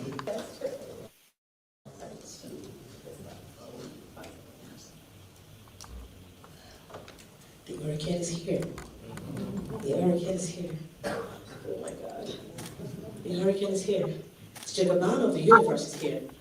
The Jagaban of the universe is here. Toto! Arere! Aṣíwájú ti dé láti wá bá wa tún Nàìjíríà wá ṣe. Nàìjíríà ò gbọdọ̀ jìyà mọ́ o. Gbogbo rere níbẹ̀ ní ìlú wa. Nàìjíríà ò tún jìyà mọ́ o. Àtótó! Arere! Jagaban of the universe ti dé láti bá wa tún Nàìjíríà wá ṣe. Nàìjíríà ò tún gbọdọ̀ jìyà mọ́ o. Gbogbo rere níbẹ̀ ní ìlú wa. Nàìjíríà ò tún jìyà mọ́ o. Our hope is renewed. We shall stand, Aṣíwájú, on your mandate. We are standing, Ọmọlódò Idẹ, on your mandate. Jagaban of the universe, on your mandate. The Lion of Babylon, on your mandate. We shall stand. Sing with me. On your mandate, we shall stand. Oh, on your mandate, we shall stand. So we have Nigerians here who are doing great things back home. We have Nigerians to be proud of. And we have Nigerians who, as Mr. Aleki has said, are very excited about the hurricane steps you have taken as president, and the image has changed all of a sudden, and it's like we all want to come back home to Nigeria. For all those who have jackpot, we said they will jackpot. So for the commissions that we have the diaspora policy in place, I will say we have your embassy in Nigeria. So they come to us for whatever challenges. We have a diaspora policy in place. We have the Diaspora Day celebration, July 25. I hope your excellencies that you will attend and be, as usual, the special guest of honor. We have the Diaspora Investment Summit, and I'm glad to say that Nigerians are investing back home. This year we are having a team from Houston to be led by Mayor of Houston with 30 delegates to invest in Nigeria. You took that decision after your victory, Mr. President, sir. And a lot more will be happening. So once more, Nigerians here in France, you're very lucky, the very first presidential exchange, and we continue to appreciate you, and we hope that, Mr. President, sir, under your leadership, you continue to give a lot of prominence to the diaspora. We have a lot of challenges, don't we? Yeah. We do, but we know that you will, understand that, make us a stronger commission. Thank you very much, Your Excellency, and we appreciate it. Speech per se. So let me just make some very quick remarks in follow-up to all that we have heard. And this financial system controlled by a central bank, which inspires confidence and trust. Management and change management consultant in an IT company. Your distinguished guest, I don't know everything, but I would like to thank you very much for this opportunity for meeting us, the diaspora, the French diaspora, and we talked about the Nigerian style, came from Nigeria and I'm now living in France, and I think it's important to talk about the Nigerian-born, French-born citizens who are very proud of being Nigerian, who would like to invest and to continue and create a project in Nigeria. And so I'm a track and field, so I wanted to talk about, you talked about finance, climate, and I wanted to talk about sports. Sports is a very huge tool that you can use that helps, that shows how the community is great. You have David Alaba around, and I'm representing France, and there's a lot of Nigerians representing other countries, and I think that we need to work out and to think how Nigerians could keep representing Nigeria, and I just wanted to thank you very much for this opportunity, and hope to, I don't know, to keep working and talking to you all. Thank you. Also, a greater voice when it comes to diaspora voting. And before I drop the mic, our success story cannot be complete without the support of the NIDCOM under the leadership of Honorable Advocate Dabiri. Over the past 6 years, our dexterity, our resilience to just throw our weight behind us, as well as giving us a name in Europe. I went to Romania a few weeks ago, Your Excellency, and I was making a presentation to invest in Nigeria. The EU invited me to make a presentation, and just before I made the presentation, one of the major stakeholders came across to me and told me, "Where are you from?" I said, "I'm a speaker, I'm Nigerian." And she said, "All we know about Nigeria is scammers and the Nigerian prince." When I got to the mic, I told them about the things happening in Nigeria and your policies that has happened in the past 3 weeks. The whole delegation wrote to me and told me they would be happy to come to Nigeria in the next few weeks. And Your Excellency, I want to thank you for this special moment. It makes a difference to us that you hear us, and we want to make a promise to you that we're behind you, and together we believe that if all of these things can happen in the space of 3 weeks in Nigeria, I leave to the imagination of the audience what will happen in 8 years under your administration. Thank you, Excellency. Between the enterprises here in Europe and our counterparts in Nigeria, we've been doing this for a very long time, and we are a familiar face to the embassy, both here, the Netherlands, the Belgium, everywhere. And before you came in, it has always been a very difficult experience for us. But you did the magic. In fact, what we are getting, the information we're having from our partners here now, they also give us information that we don't even know about the country. They are telling us what they are projecting to make from Nigeria and what we also tend to benefit because of the futuristic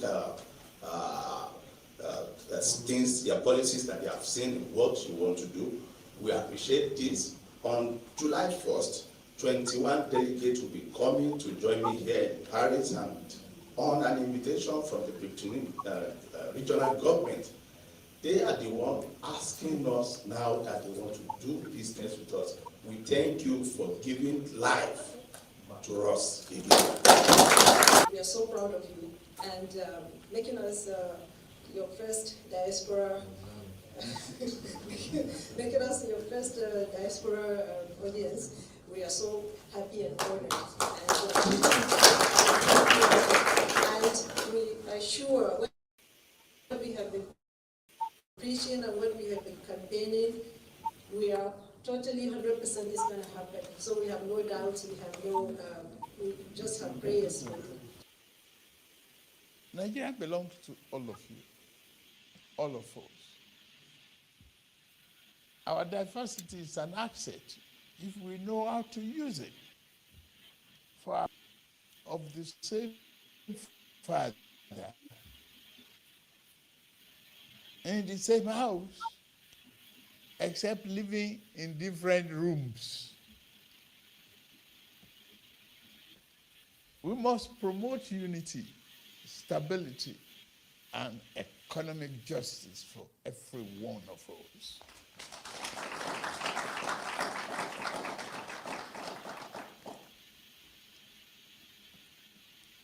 Thank you.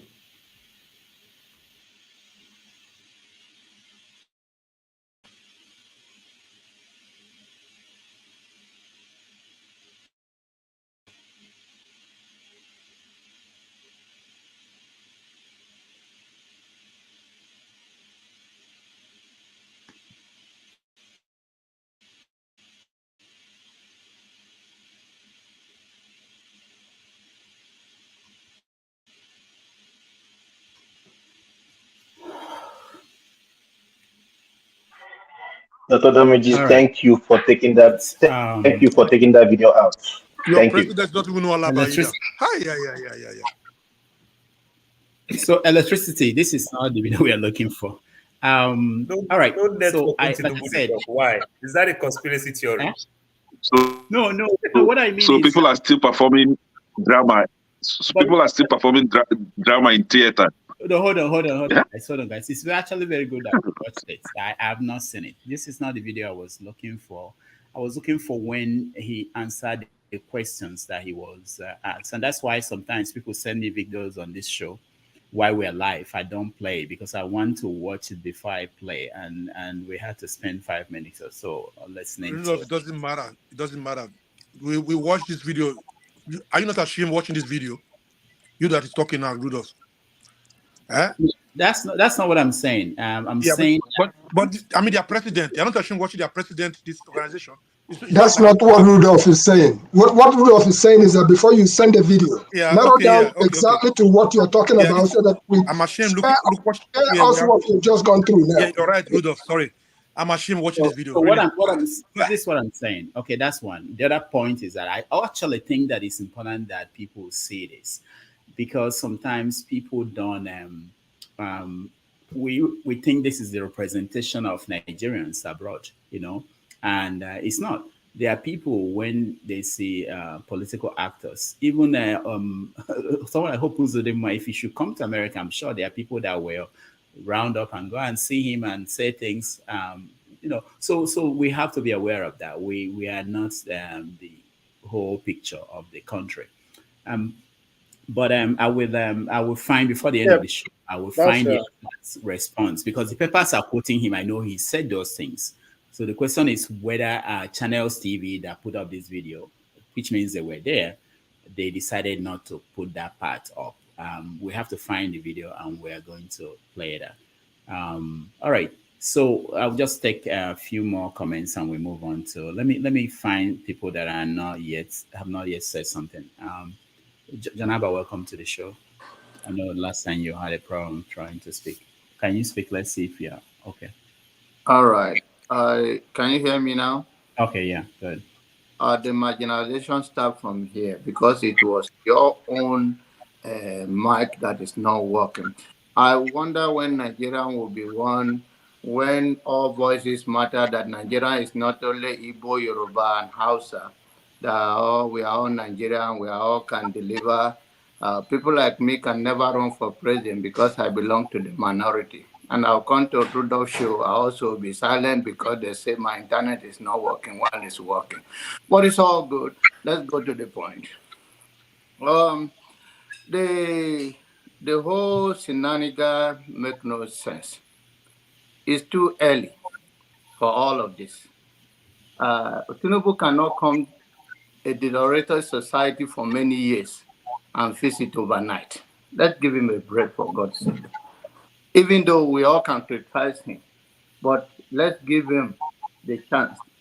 None of us here will be given this opportunity and we will just rush to a conclusion. Tinubu was not part of the past government. He ran for an office, in my own opinion, based on what is at stand for now. He won the presidency and he started working. Mefele issue, all of that, it's all political issues. Whatever it is, I don't work with bank, but we all have a common sense of how things work in Nigeria. So let's all chill and see. We're all going to be open to criticize him. If he do well, we should praise him. If he do wrong, we should say he did wrong. But the notion that we are bewishing or wishing the president to fail for political points, it makes no sense. He will never feel it. It's not. Tinubu will never be hungry. His family will never be hungry. That is for sure. But his name matters, and I hope he knows why he ran for an office, or those people that want him to run. But in this case right now, what we have before us is to give him a time to work. Jesus has been around for many years. Islam has been around for many years. We never blame them for whatever they have done to our society. But this is a man that he just resumed office. And we have all this full around. Buhari was there for 8 years. I was a supporter of Buhari for the first time. The second time, I was not. And now we still have to give him a chance. Please let us criticize people with a substance and let us make our evidence clear. Whatever we are not sure of, let's not put our integrity online because we want to score a political point. Thank you. All right, thank you, Jonathan. Mr. Show, go ahead. Yes, I've missed the show since I left, so I'm not sure what's been discussed, but I saw the video you played. So I think my guess is you're still speaking about Tinubu's trip to France and his detour to London on a private visit. Well, I think what's dominated the news space is the fact that, I mean, this is the first video I've seen that where he spoke to people and he was speaking to Nigerians. I think he feels more comfortable speaking to Nigerians as opposed to maybe on that stage. I don't know what the issue was. Maybe there are videos that would surface eventually of him speaking, but the report is that it was the Nigerian ambassador to France that spoke. I've seen some of the videos of other African leaders, the South African president, the president from Zimbabwe, the Egyptian, and all these other guys. And it would have been nice to hear Tinubu speak because, this is a man that people say is articulate, there's nothing wrong with him, he can speak. I mean, from someone who doesn't support Tinubu when he ran for office, I would say they were probably afraid something might disconnect between the brain and the mouth while speaking. It's possible that they are just trying to hide, protect him and protect the image of the country. That's a possibility because I don't see why you've gone all the way there. And now, the story is, no, those are not the people you went to meet.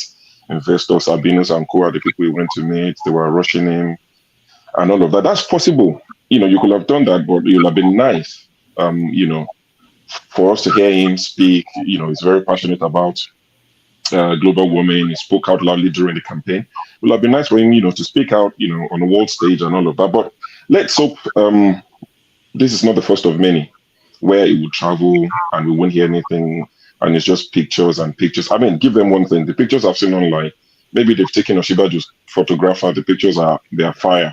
So we're going to get lots of pictures, well saturated and all of that. Honestly, it would have been nice to hear him say anything, but good luck to them. I saw the pictures with the Alaba and the rest of them. which is good, but I think Nigerians expected more. His supporters will say there's nothing wrong with it. I've seen them say he didn't go there to speak to these people. It's not about talking, it's about action. So if it's about action, there's no point going. That's my beef. That you've traveled, you spent taxpayers' money for somewhere that you weren't going to speak. Then there was no point attending. You might as well just tell the ambassador to represent us and save us some money. Because the story every day is we don't have money. So let's save money where we can save money. All right. Thank you. Thank you so much. Any other comment from one more person, and then we have to move to a different topic. Say one more person, and 10 people will raise their hands. I will comment on the video. No. And subsequently, what you said about having other Nigerians supporting the government and all that. See, what do you expect where you see these the ambassador of the Twitter ambassador of violence, that is Abike Dabiri? What do you expect? It will be all about packaging the other lady that sang, the one that has this coral rioting on her body. See, these are not a true representative of Nigerians. These are APC psychopaths. They will always praise their master, right? They are not representing Nigerians. So that gathering is not a true definition of what Nigeria is standing for as of today. Go home to Nigeria, interview Nigerians, and I bet you 90% are not in support of this government. See, Buhari, what they call it, Tinubu, just like shows today, was there just for photo shoot. You all know he has nothing to offer. I don't know why we are trying to get something positive from this guy. I always maintain it is better for us to start waking up now, that whatever Tinubu is representing today, it is not for the good of you and I, it's not for the good of our family back home. This guy is not there for us, he's there for his friends. That is what I want us to understand. So my elder brother, Oga Jonaba, right? It's better we wake up to reality. This guy cannot offer anything. But no problem. Yeah, okay. Isimile, go ahead. Thank you, Dr. Damages. I would have thought that if our president omitted to join the other fellow presidents from other countries in the summit to front Nigeria, he would have at least made an effort to represent us in a uniform condition, such as if we have different ethnicities, at least some people are already talking about Yorubanization of Nigeria as it used to be like Fulanization. Just to put that argument to rest in his first attempt to, he's saying we are going for unity. I know it's early days, but it's good to always get it right because people will judge you by what they see as a president, the way you talk, the way you walk, and the people that surround you. That is what people are going to use to sum you up. And I enjoyed the way our brethren from the Southwest brought their party to Owambe in that place. It's representative of that part of Nigeria. I don't mind that. She looked beautiful and gorgeous with her attire as a lady. I appreciate that. But I would have loved a general representation from other tribes in Nigeria because Nigeria is not just the Southwest. So does it mean he's going to be president for only the Yorubas? Thank you. Yeah, but Isimile, how do you know that other people were not there? I can tell because I lived in Yoruba land for a long time. I can tell from the accent a little bit. It's obvious. It's obvious. All right, I'm just curious. But we told you that our local, though. We told you that our local. So our local, my sister, our local. If you want to. I'm not surprised. Even though show take over Dr. Damage's show. Now really down a turn. Even show take over Dr. Damage's. That was part of the plan. That's a good one. Siem, welcome to the show. Siem, welcome to the show. Okay. Good afternoon, Doctor. Good afternoon, Rudolph. And greetings to all of you. CM, Tinubu de London. Oh, what did they do? You don't go there.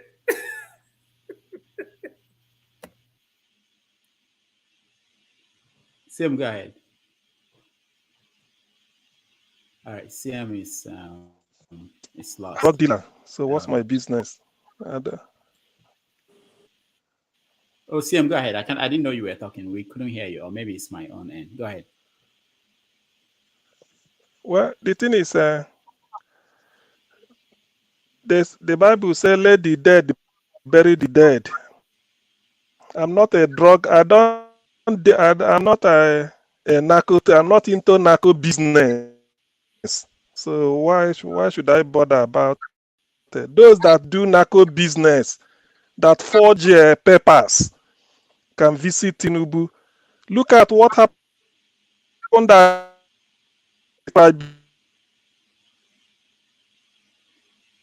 Tribunal. As at 19, NYC started giving discharge certificate in 1985, but Tinubu forged one in 1979. Not into forgery. Neither am I into narco business. So I don't bother about all those. If there are better issues to discuss, we talk about it. It's a disgrace now. How can this man be president of Nigeria? He's in France to take steroid for his health. Which way? He's in France to take steroid. Who is he deceiving? Who is interested? What can Tinubu care? How can Tinubu All right, thank you, Jonah. Thank you, CM. be president? How can this nonsense? It's only me that is breaking in and out. Is it? Can you guys confirm that it's not? No, it's from CM. Yeah, it's from CM. Okay. All right. They have attacked his internet. Okay, so we're going to talk about what happened at the tribunal, at the roundup, because they just ended the whole thing. But before we do that, I want us to maybe get ourselves out of this mode, the Nigerian mode, by talking about Russia and what's going on in Russia. So if you can speak Russian and you understand what's going on, so it appears as if there's a problem between the Russian military and the Wagner group. So what is going on? Who has a good take on what's going on?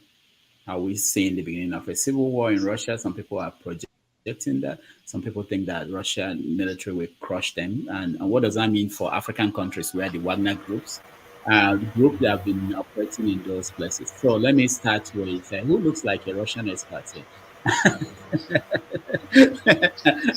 I'll go first. Go for father for phone. Okay. I want to go first. Let me go. Sydney, go first. Sydney, go. I'll go from Sydney and go around. I'll go around everybody. Go ahead, Sydney. All right. I think the Russian thing happened suddenly. Is basically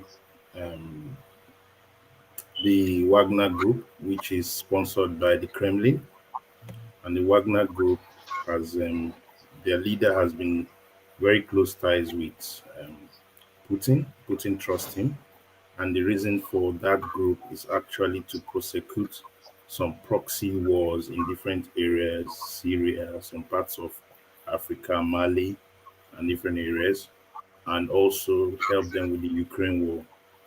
But the military behind Putin do not really like him. All right, so there's that in-house faction, and fair enough, it has always been there, and so he feels there's always a blockade from the military to him. And the reason why he's taking an offensive, he feels that his men were killed by the Russian military force. All right, we don't know that it's a mistake or that, but the most important thing is the play behind the scene. What is it supposed to do? That's the bigger question. How can you move against Putin and move towards the Kremlin?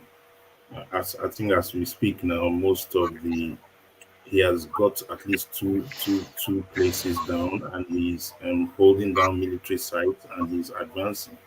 And of course, there is a bigger play of the international community, because what happens is that he has to pull his forces out of Ukraine, and then he gives the Ukrainian forces breather to reclaim areas in Ukraine, and then he's pulling his forces out, and then it also puts pressure on Putin to pull his forces out of Ukraine because his backyard is open.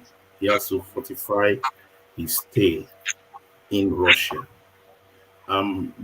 Can Wagner Group take on the Russian army? I don't think so. If Putin still has his generals with him, I think he'll be able to quell it. But what it has created is a big distraction. And when a big distraction happens to a powerhouse like Russia, the problem is the sharks circling around. How do they play around it? And the reason is because Russia has become very, very strong in terms of their trade war in conjunction with China, especially to the African continent. And if you look at what has been happening in the discussions in France with Ruto, with the Zambian president, with Ramaphosa, if you look at how their body language is going, it shows that they are saying Europe and all the IMF, you guys have to meet us at a point because we have options. The BRIC states, we have options, and the Russian options is always there. Even Mali, I think Mali, they had to remove the French fighters on Mali to send them back and all that because they had the Wagner group. So all these shifts are very critical for the African continent to watch. And that's why I was very concerned that Tinubu needed to go into that French discussion and really own space and bring out, let us see his direction of what's happening. So if in some experts there say that if in 2 days that Putin is not able to hold sway, then it becomes a very big problem in terms of image, in terms of is he as strong as they say, and in terms of Mutiny taking over government. But Putin knows that his hands are full. He needs to secure home state, and then it gives Ukraine a breather. So if you look at it from that perspective, then you know that Europe and America is behind that playbook. All right, thank you, Mr. Shaw. From latest news report is that they are moving and soldiers are basically folding out. They are not fighting them, allowing them to keep moving towards Moscow. We know that there are generals who are not happy with Putin and his war in Ukraine. Is this not a dangerous situation? What do you know? Well, I think I discussed briefly before we came on air, I think it's one of the risks that you run when you employ mercenaries. I think from report, this guy's about 30,000 or 25,000 men strong. So while they might not be able to face Putin on their own, you can be sure that they have support. Like it's always said, if you see, how's it said, with the leaves dancing on the water, there's someone playing the drums beneath the water. So I feel that there's more than we see. They definitely have a back, and I don't think what's the guy's name, the leader of the Wagner group, I don't think it's crazy just to think he can take Putin on or by himself. So there's a lot to play out. I mean, I was just slightly worried to see Putin's press conference. Putin on a good day doesn't look happy, but he looked particularly angry when he spoke. And the sort of words he was using, saying, it's going to be harsh punishment and all of that, telling them to go back to base, which of course is too late at this point. So it's going to be interesting to see what plays out, but it doesn't bode well for anyone. Like I said jokingly, I'm thinking of packing my bags and going back to the most remote part of Ogun State before they start their nonsense. But yeah, let's hope it doesn't, deteriorate into something bigger than we envisage. But it doesn't look good for Putin. I can say that. It doesn't look good for him. Do you think there's any possibility, like Sydney was saying, the Americans involved with Wagner? Is that? Of course, definitely. I mean, even if they're not involved, the number one guess for most people would be to say the West wants to topple Putin. They would rather have a stooge, someone they would, put their puppet that they can control so that they can have a full control of that region. And NATO as well can do everything they want to do in Ukraine, have, their presence in Ukraine and all these other places. So I wouldn't put it past the US. I wouldn't put it past them at all. It's what they're notorious for. I mean, why wouldn't they?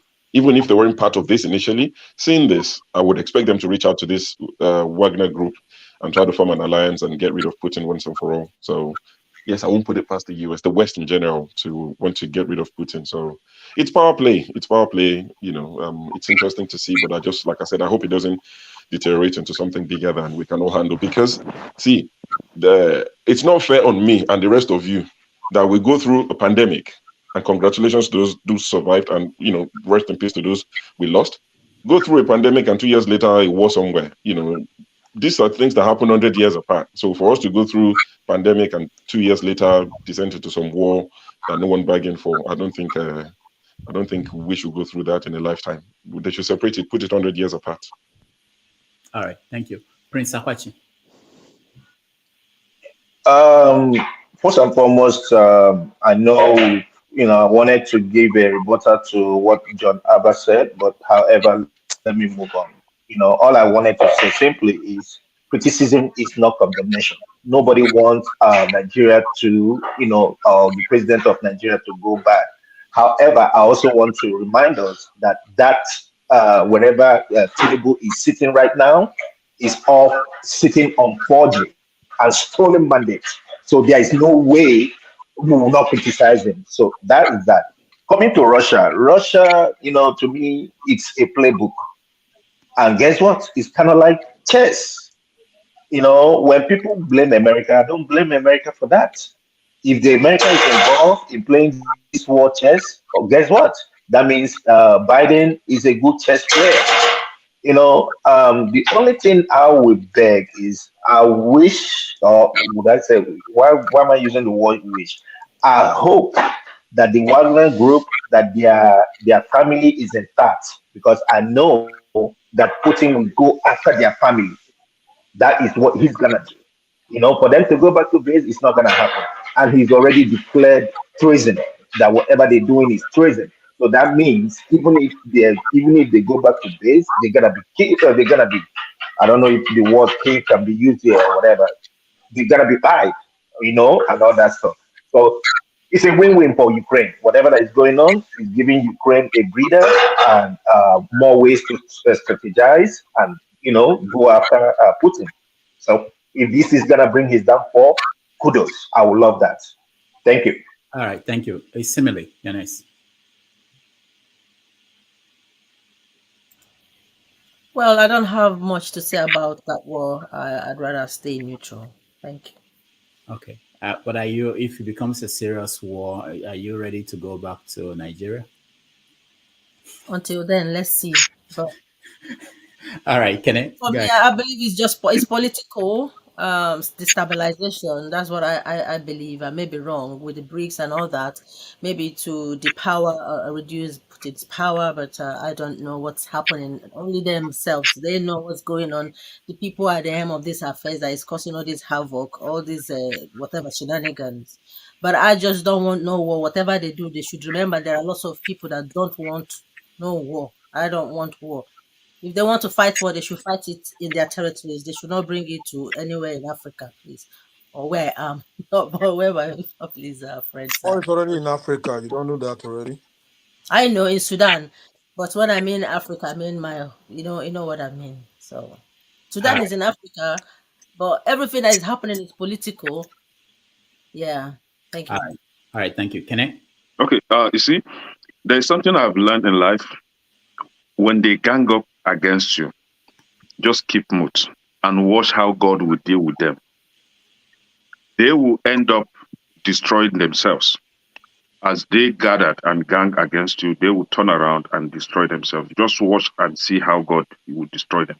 Now, this is I understand that the Wagner military or paramilitary are Russian citizens, right? Right? Mm-hmm. And then, so I don't want to side anyone. I'm siding everybody. I'm for Wagner Group. I'm for Ukraine. I'm for Putin. I pray that God will give Putin more strength to confront them, more power to Ukraine to fight back, and more power to Wagner to fight back. Let them destroy themselves.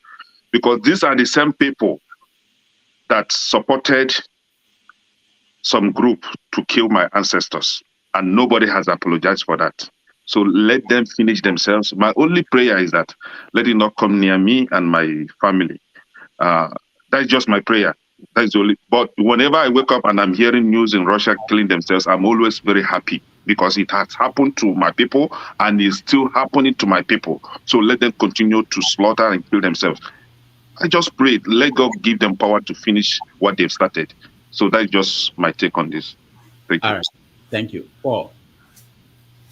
Yeah, Doctor, when it comes to issues like this, to some extent, there's more of secret than meet the surface. So we might not get more information. So we are just speculating here and there.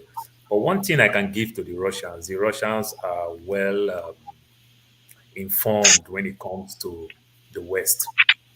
You understand? So it's going to be hard for anybody to think they want to form an alliance with the US because they know the US too will not even meant well for them.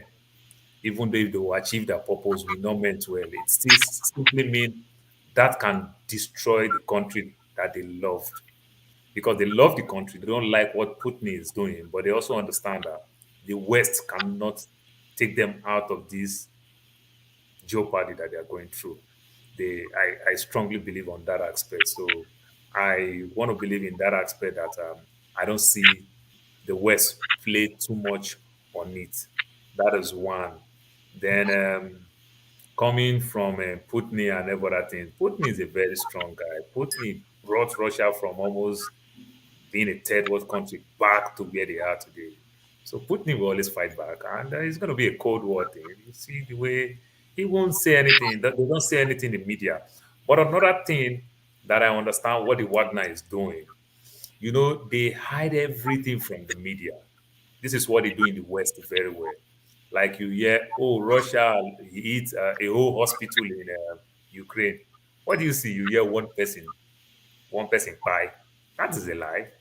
Just to make like Russia is not achieving their purpose. The same thing too, the Russians are going through tough time in Russia. They themselves too will hide everything from the media, like everything is okay. But things are really tough in Russia, and things are so worst and so bad in Ukraine because the West is protecting the Ukrainians. They will lie on the media like it's not that bad, but things are so bad. So we can't really know the truth of all that is going on. But I don't think the West can influence the Wagner people like easily the way they can easily convince one person in Congo, in Ghana, in Nigeria. I don't see the Wagner guys who fall for the West because they know the West will never ever meant well for them. That's my take. And Doctor, you can take me out. Let me take some break. All right, thank you. Someone mentioned in the comment section that our country is burning and you guys are talking about the West, which is interesting because sometimes people don't know. Very good point. That's fact. Yeah, That's but fact. no, people don't know that there are connections to all these things. Whatever is happening in Russia, in Ukraine has impact on you. And if a country like America or these major world powers, if they have a reason why they are not paying attention, that may be a reason why something will slide in your country that wouldn't have if they were paying attention. So there are connections to this. People should not look at things in a simplistic way, as if we are isolated to that whatever is happening. No, even if we spend 10 hours every day talking about Nigeria, that will change anything anyway. But these are the implications. All right, electricity, you're next.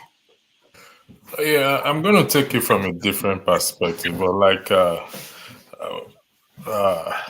I don't know if the war, if it's going to end or it's going to spill to other parts of Europe. I don't know, but that will be time will tell.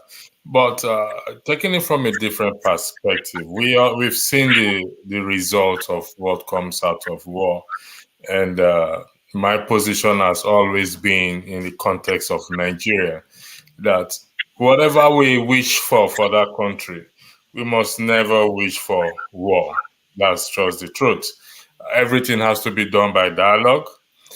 We must approach it through the house, and which has always been where I stand on that. If we get our parliament right, we will get a lot of things right. A little bit of pushback on, even though Prince Akwachi has done pushback in respect to what John Abbott said. I just want to add to it. Mr. John Abba, with due respect, people are going to criticize. Tinubu is not a child in this game of politics. Tinubu is a godfather. So if people expect certain things from him the first 25 days, you ain't going to blame them for it. Now, the subsidy removal, maybe you don't know the impact it has on people back at home.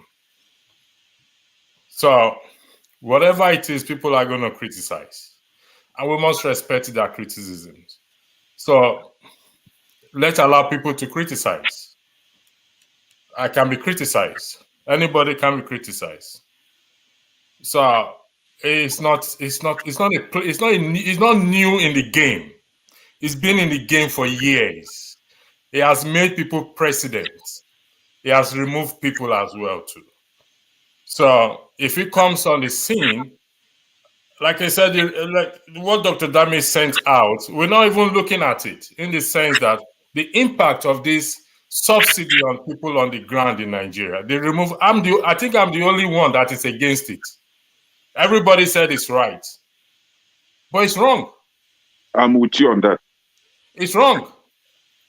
If the subsidy still remain there, it's not going to drown Nigeria in any shape or form. Because why? Money are stolen every day in that country, far way beyond the subsidy. They say Cameroon, Ghana, they're all complaining of the removal of subsidy. Why can't we fix our borders? It's a tanker, a needle that will go through the border and nobody will see it? Is it a ship that will go through the sea and take away that thing and nobody's going to see it? Come on, let's be realistic here. I don't play political partism again. I stand on what I said. The only change that will change that country is when we start to address the issue of those crooks, with due respect to them. Maybe my brother is even there, I don't know. Those crooks in the House of Parliament. Look at what happened to Boris Johnson. Because there's no system that is perfect, so they try to fix it. But we sit down helplessly as if we can't do nothing about what is going on. I'm not against Tinubu, but let me just be honest with anybody here. Nothing good will come out of it. Take it to the market. I will give you 1 million scriptures, John Abba, because you mentioned Jesus and Muhammad. You always come with that Jesus and Muhammad. I'll give you 1 million scripture. Like I told you, I teach the Bible. So when you come on the floor and you mention Bible, I will take you on it any day. Let's go back home and see what is happening to people. As of today, I still spoke to them. From one place to one place to another place that will initially cost them 1,000 naira, they are paying 5,000 naira. So please, with due respect, when they criticize people, let them criticize. If that is the way we're going to take our frustration out, then so be it. I yield the floor. Thank you, Dr. Rudolph. All right, thank you. A bus ride from Lagos to Asaba was 25,000, 30,000. Okay, hold on. Bus fare.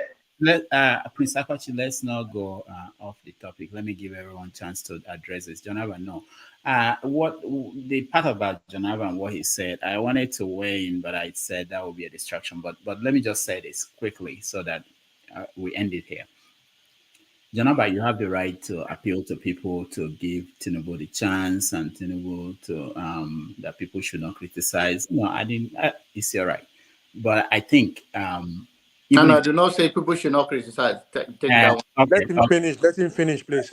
So you have the right to say whatever you said. That's okay. And I know that people will continue to do what they are doing. That you said it will not stop them.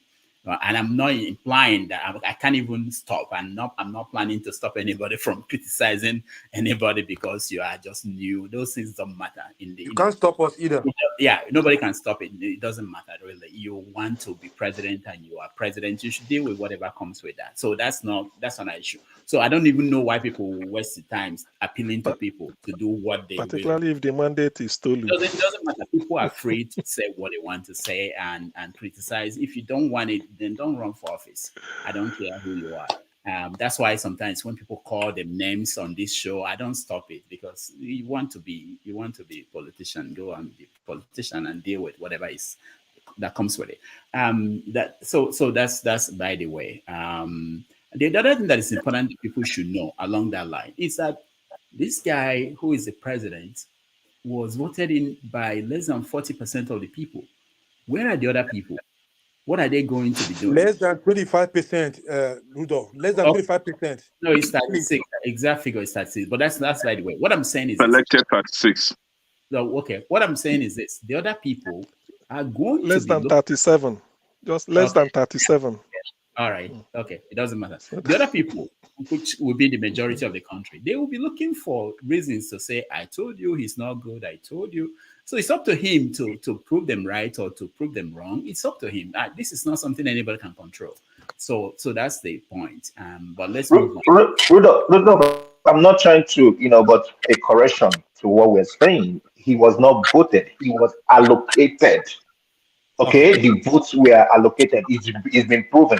I'm not lying. It's not something about that. It's been proven that it's allocated. All right, thank you. That will be the topic of conversation next after this. But let me also say, when I saw the French president embracing him, I saw what was going on there, and it reminded me that, irrespective of what you say, and that's what I hope our people will understand, once a constitutional authority like the INEC pronounces that you are the president, and whatever is going on in the court system, the world will look at him as the president, treat him that way, and he's traveling with our own money, our own resources, appointing people, removing people from office. So it doesn't matter whether you say that he's not or he's allocated. Like the world moves on, the media moves on until something else happens. So, but that's what we have to accept. CM. So the world moves on with whom they can work with, right? Okay. But whomever that is standing for the people, they get rid of him. They call him a terrorist and get rid of him.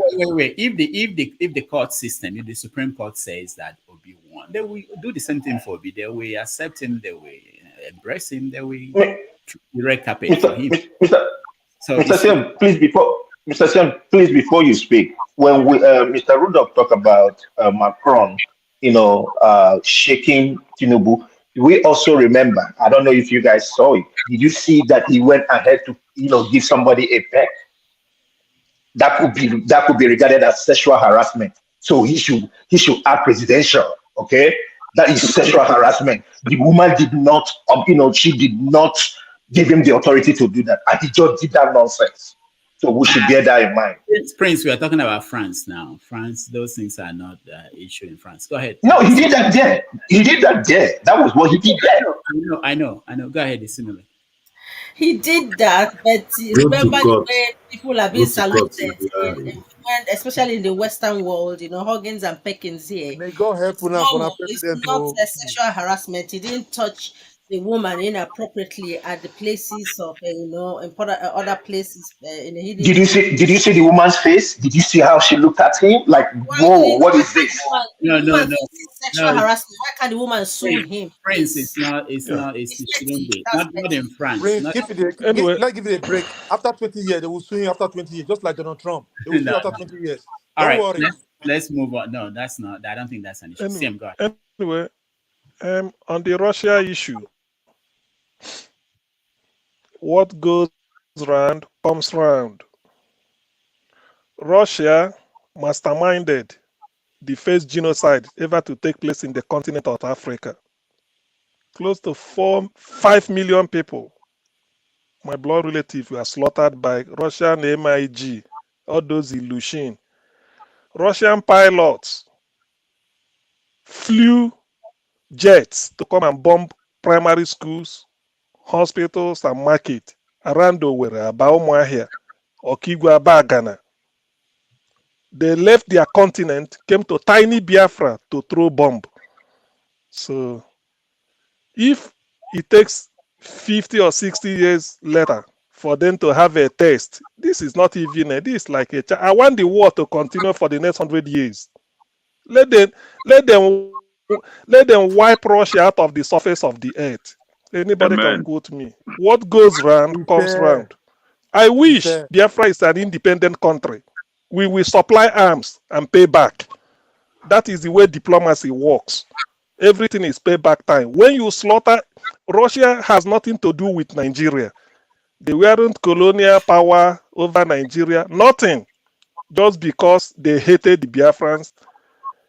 Professor retired Justice P.K. Nwokedi from Oka said the story. Ojukwu sent them to go and buy arms during the war.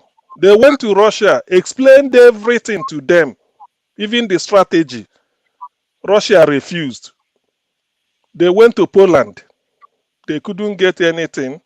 They started inventing. Russia now went and sold that secret to Britain. Remember, Russia is communist, Britain is capitalism. He went and told Britain that we can do business. So they did business over Biafrans and slaughtered people. So what is happening in Russia, to be honest with you, I wouldn't say it's prayer answered or just sort of like 1% of prayer answered. I want Russia to be wiped out. Let there be no Russia anymore because of what they did. When they were wiping out Biafrans, what did they say? Whoever is shaking head or doing this thing can go to blazes. I don't bother. When they were wiping out Biafrans, what did the people shaking their heads now in this panel? What did they do? So Biafrans are not human beings. Ndị Igbo are not human beings. But a white man somewhere will come and bomb me, and then you will support him. When I'm wishing him what he wished us, somebody will be shaking head. Who cares? So that is as far as it goes for that one. Then secondly, I think I have to be 100% behind electricity on this fuel subsidy issue. Fuel subsidy, every country operates one form of subsidy or the other. In Europe, I found out that in UK, milk, bread, and egg are subsidized by the government. Milk, they pay farmers so that they can provide milk for everything. In France, there's what they call CAP, Common Agricultural Policy. They benefit from the EU. In Nigeria, after air, free fresh air we breathe, the next thing a poor man enjoys is petrol. Either the transport is cheap so that he can go around, or he can enter Okada, or can use keke, or maybe for those operating saloon, I better pass my neighbor. What government should do is, before removing fuel and start to talk nonsense, you stop people stealing petrol. You don't increase your salary at the heat of when some states can pay 30% minimum wage. And then you remove fuel subsidy to tell the people that you are sympathizing with them. You increase your own salary, even president, 114%. What are we talking about here? What are all animals not equal? So if fuel subsidy is what the poor enjoys, leave it until you are ready to fix a refinery. By the way, why should you leave the refineries in the Niger Delta? Why not build refinery in Bayelsa? Why not build refinery in a Burutu Bomadi Delta? You are going to sponsor Dangote to go and build a refinery in Lagos. Then you lay pipeline from the Delta to Lagos to take petrol. Why not build it where it is? Why not build it there? So all this rubbish they are doing is just a mere waste of time. What electricity said, his submission is quite in order. I can't be more eloquent. In fact, I thank you for that. It's a waste. It's just like playing on the people's intelligence. To hell with this type of rubbish government. Nothing will come out of it. Meanwhile, this is a government of crooks. Thank you. All right. Thank you. Thank you so much. Janaba, you're next. Thank you, Dr. Rudy. At least you give me time because I've been waiting. When you are in your 50, you need to use the restroom. If not, you are not careful, you will be peeing before you even pee on the pole. But I exercise patience to wait so I can talk. To my brother electricity, whatever you know about your Bible, whether you're author of Bible, I'm not here to argue Bible with you. And I have a right to speak whether about Muhammad or about Jesus, whatever you teach, it's okay. I have a privilege to know Islam. Go to the topic, please. And I have a right to express myself the way I want. And then come to the politics of pushing back on Tinubu. I can't stop you. You can't stop me. You have right to express yourself, to criticize him. I have a right to criticize him, and I have a right to say whatever I said. So that is about that. And I didn't say you should not criticize him. There's no way anything work like that. I say, let's give him a break for now. I give him a break. It's left for you not to give him a break. That is fine with you.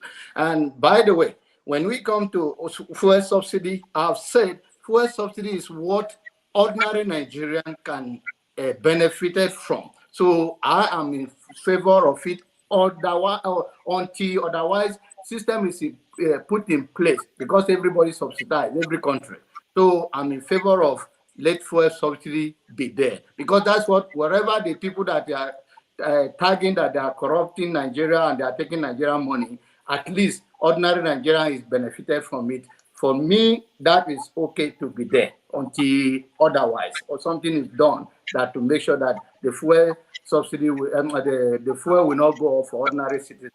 When it comes to Russian issue, I believe it's politics. Whatever goes around comes around. And I don't know why the policy on this platform is saying that everybody must show their face, and I cannot see my brother's face. I don't know why, whether he's wearing masks or we know PM already. Doesn't matter. Harry, please don't interfere. If Rudolph, if he interferes and you not remove him, then it's a partiality. You do not interfere, even if you are joking, you should respect that. I'm not saying I'm talking about what I mean, and I'm not here to all of those things. I don't get into all those things. But it's a rule. When you play by the rule, that is why Nigerians go down. I have no brother here. I have no brother here. So I don't have any brother. I know my brothers. Those born the same mother with me.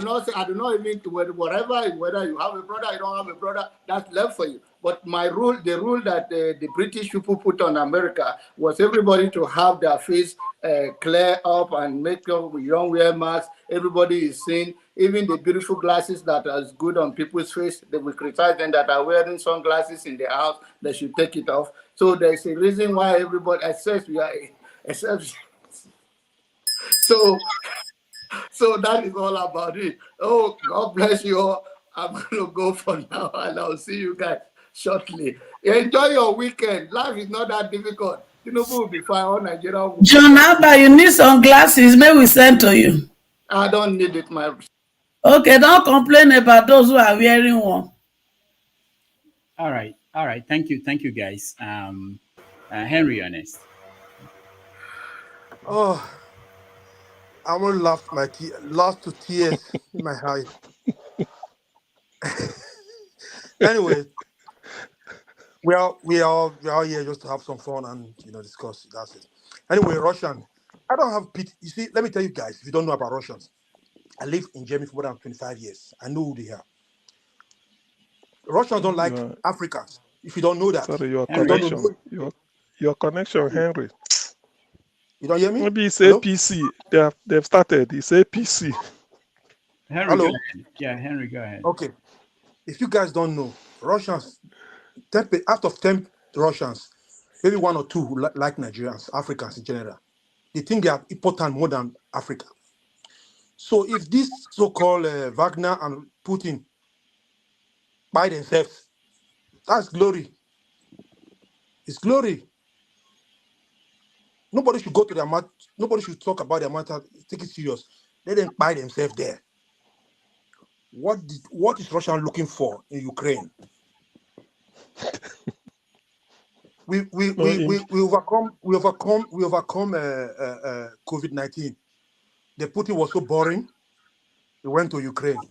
That the Ukraine oppressed the Russians speak Russians. Why don't move those who speak Russian to your Russians? Because Russians are suffering too in Russian. Take your Russians from Ukraine, go and stay in Russians, let them live there with you. You have empty land in Russia. They came there, they destroyed the land. If Wagner should do this for me, they should go to Moscow. Start to do it and do it in Ukraine. So you see, you think I'm sorry for if they can do it, just clear them off from this planet, I will be very happy. The Russians. Like Hussein was saying and Karen was saying, they did a lot of atrocity in Africa, in Nigeria, in Biafra land. I will not see any Igbo will support these devilish Russians. I'm not an Igbo, I'm a proud Bini man. I stand for justice. That's what we call ourselves. We say we Benin are freeborn people. We are proud. We don't oppress us. We fight to the last man standing. I hate when they oppress people. I will not be here. Any Igbo will be supporting this Russia. Let them finish themselves there. Then we can use the land for farming. Ukraine can use the land for farming. That's it. I don't even have pity for them. Not in one day pity. Look at this Ukraine. I know Ukraine. I have a lot of Ukraine friends. They work here in Germany, and I have some Nigerians who married to Ukraine. They come to visit in Europe. They want to live like Western. They destroy that country. You see, I know every country have their own problems to find. I will not accept somebody to come to my own land, my father's land, say I want to take it. I will let that person take it. We buy here. That's what Ukraine are doing. They did it in 2014. They did it in Georgia. You people should think about it. Can somebody come to your father's land, your father's property, you want to take it and you let it go because you want to have peace? Come on, give me a break. That means you're a coward then. Thank you. Thank I don't you. feel sorry for Russians. Thank you, Henry. Mama Icho.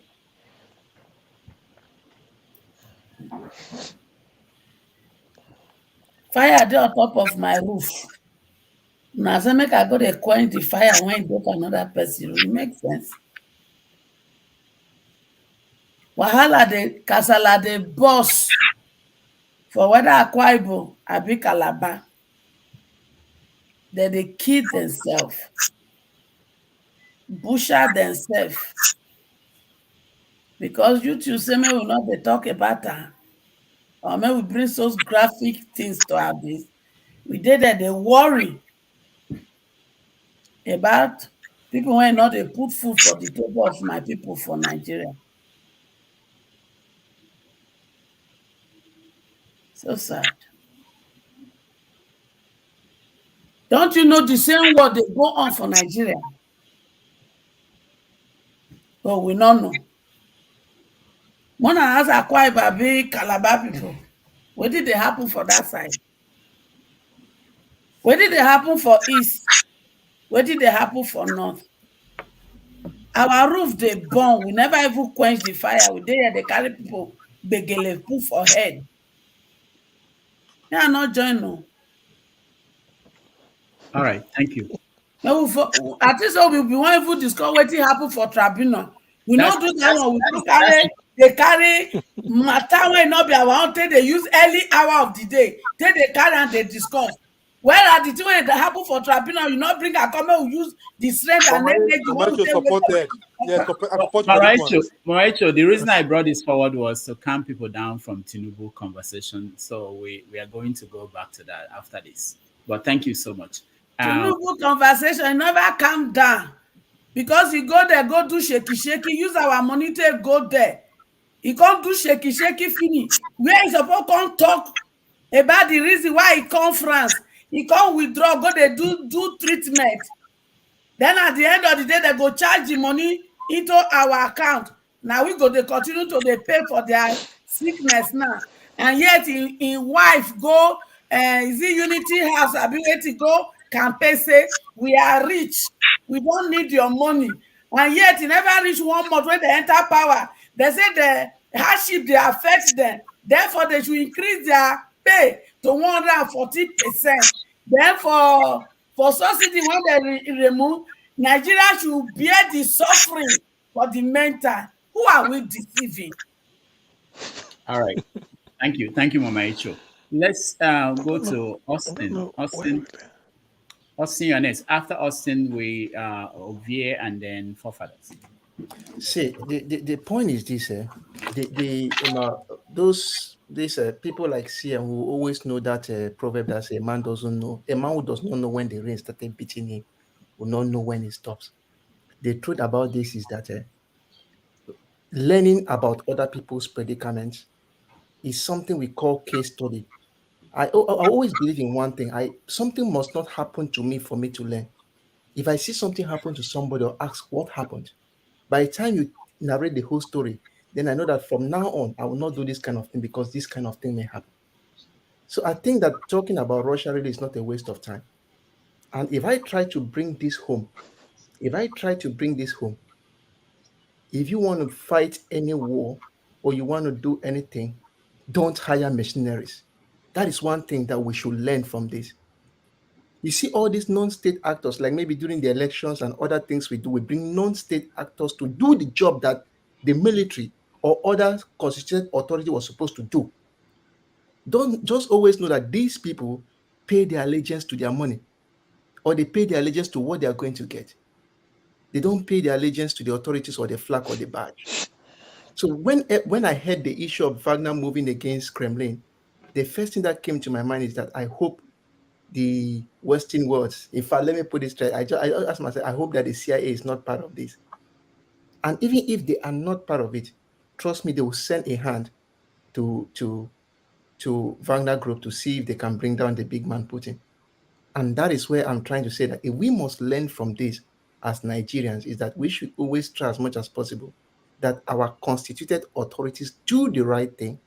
And besides that, we don't go for people who are just on the streets or mercenaries to do the jobs that constituted authority is supposed to do.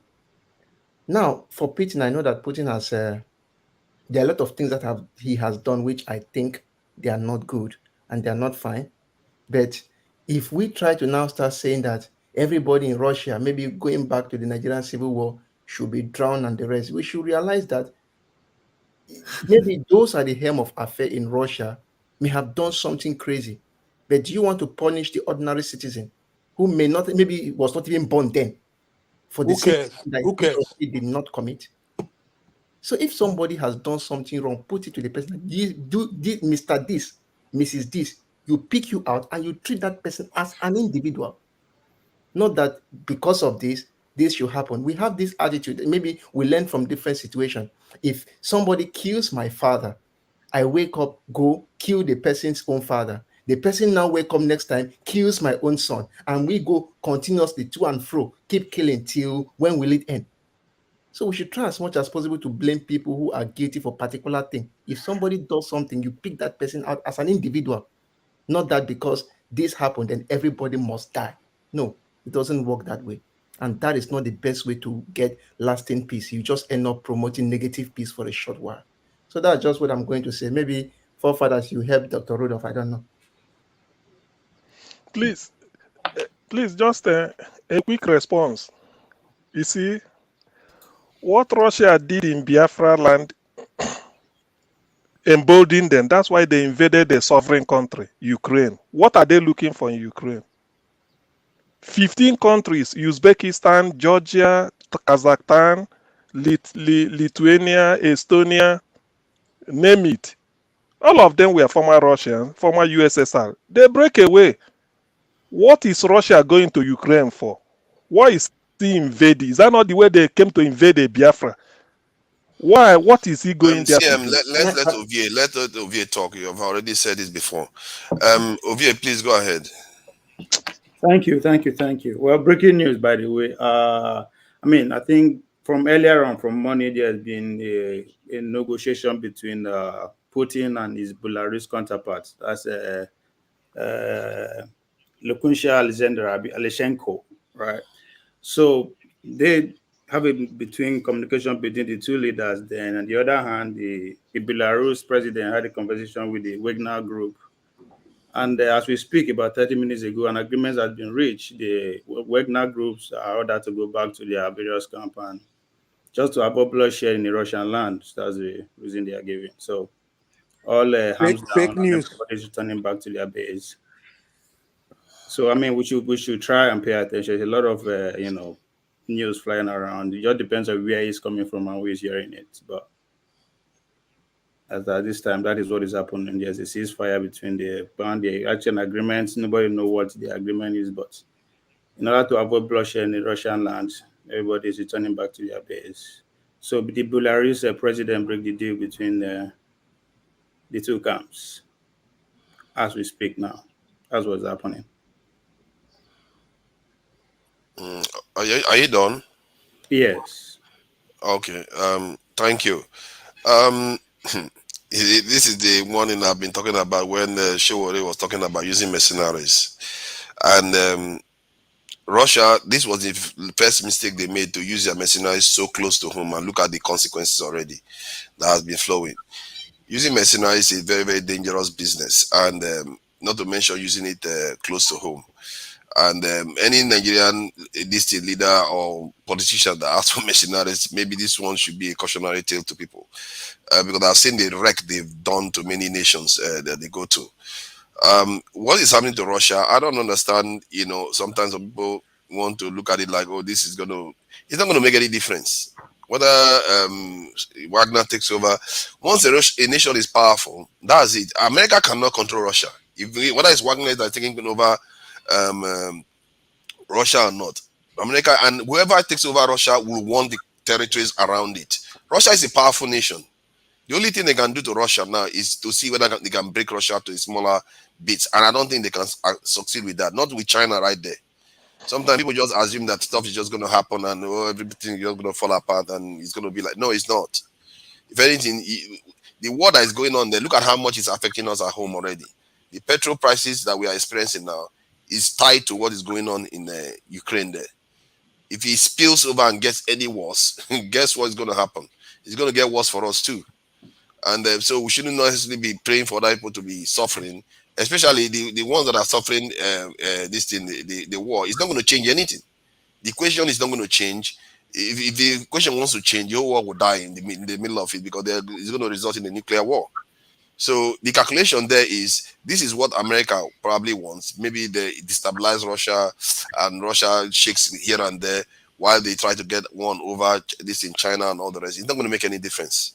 In the end, Russia is just well beyond the control of any the single nation or influence or stuff like that.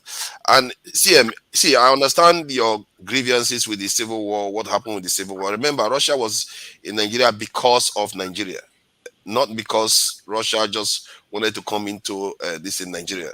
And Russia was trying to curry favor with the Nigerian government, so that the Nigerian government or the Soviet Union, so that the Soviet Union, Nigerian government is not always going to be like lapped up to the Western powers. That's probably what they wanted to do, and it didn't work anyway. Because Nigerian government, that's what you mean now. But so did the Nigerian government that killed far more people.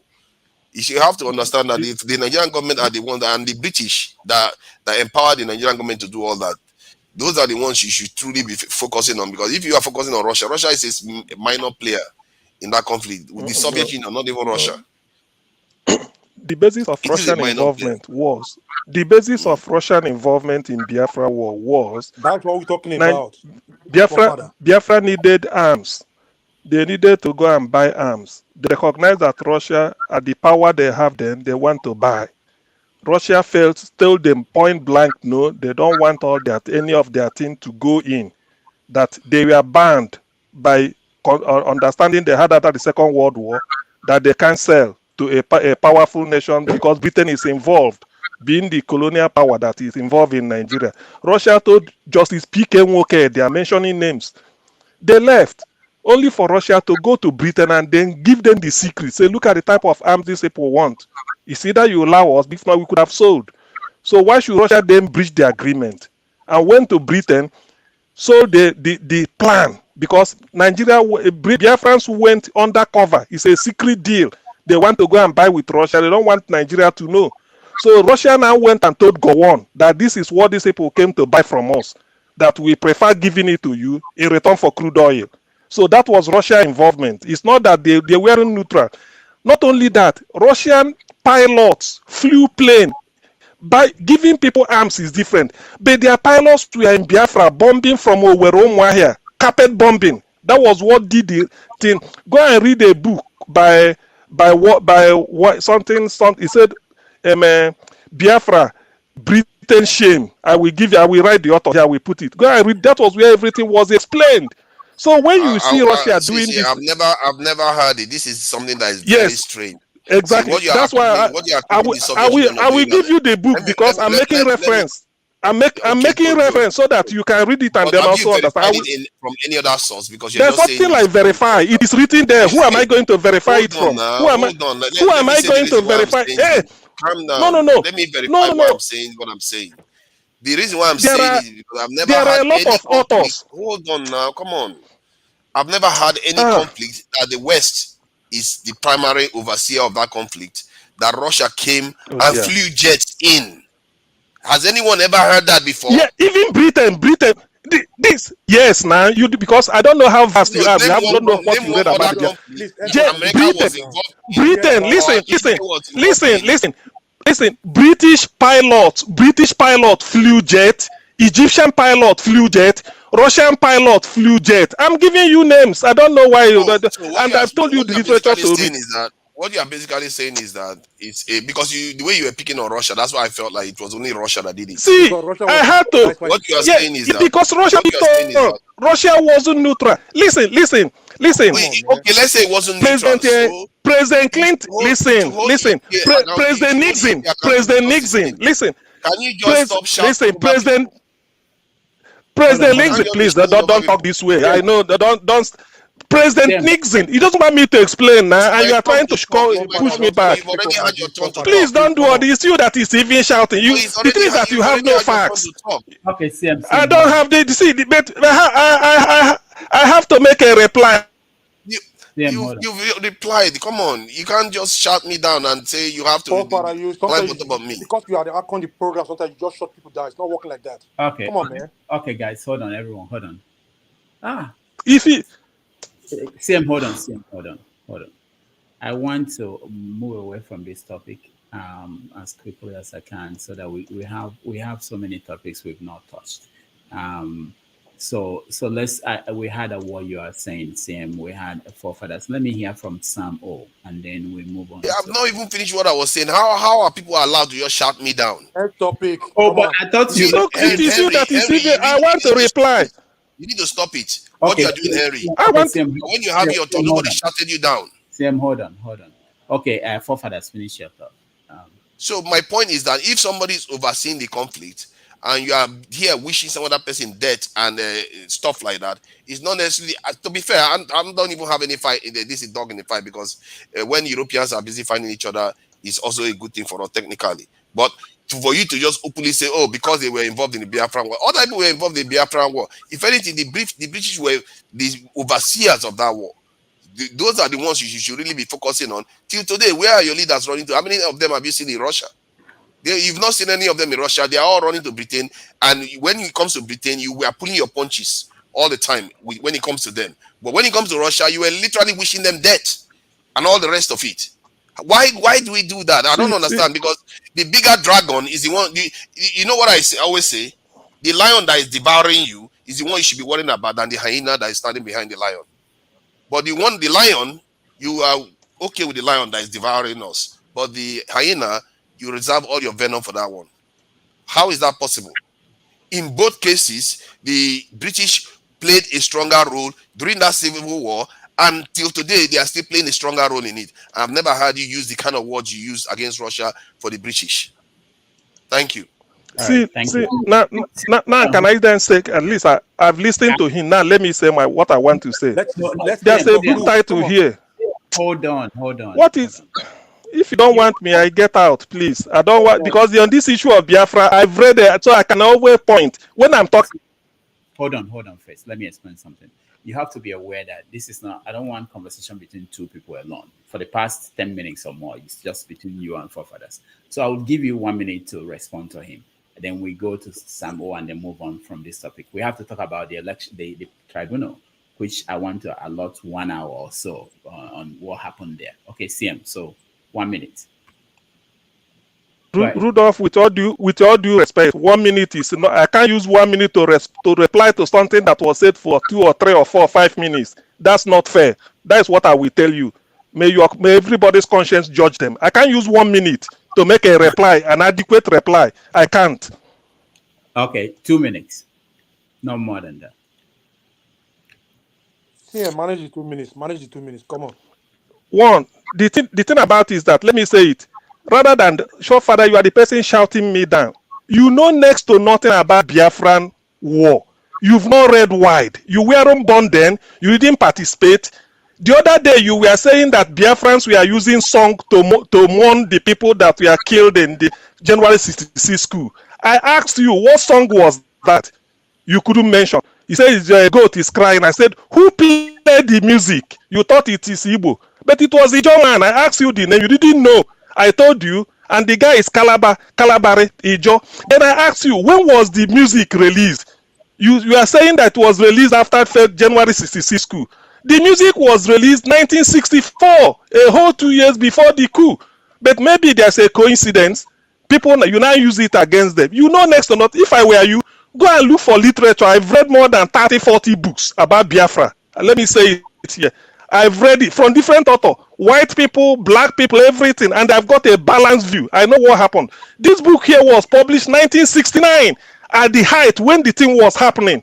So this is the type of book you look. Go and look at it now, Amazon, buy it and read. When you read it, then you can now come back with debate. As for you telling me not to blame Russia or whatever, that is neither there nor there.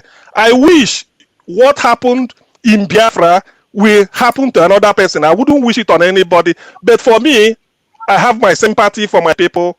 And as far as I know, Russia can go to blazes. I don't care whether you are their agent. What goes round must come round. Ukraine is an independent country. Invading them is against international law.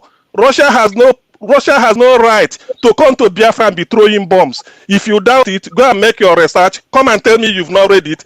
Do this and then we can bet money on it. If I were you, I go and read wide. The more you read, the more facts you get. Then you can synthesize. And not to depend on maybe fiction or something like emotion. When you come here, you shout as if you are more patriotic than others.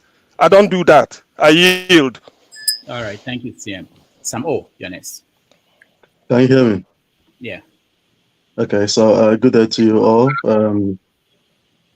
The conversation has really degenerated into, well, I can't even describe, but for CM's information, the French government fought alongside with Biafra against Nigeria, just for your information.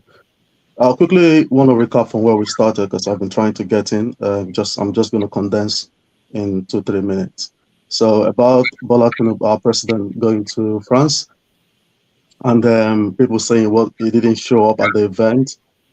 While the program was going on, I was on YouTube. I watched Ramaphosa speak for 14 minutes, and I saw Bola Tinubu on sit there. I don't know if there was another occasion where they spoke as well, but what he was speaking to Ramaphosa, he was actually speaking because before then, I assume 7 leaders from Africa have already met before the event started, and he was the spokesperson for those leaders. Ask yourself how many leaders spoke after Ramaphosa spoke at that event. It's not like a free-for-all where everybody have the microphone. He went there on behalf of Nigeria, okay, to promote Nigeria, okay, to take off from that pedestal of bastardized economy and then to help us reinvent ourselves. I heard people say about the subsidy being removed or not, that he shouldn't have removed it, or see, there's no better day or better time to do it than now. And back to that event that happened in France, Ramaphosa, went in there.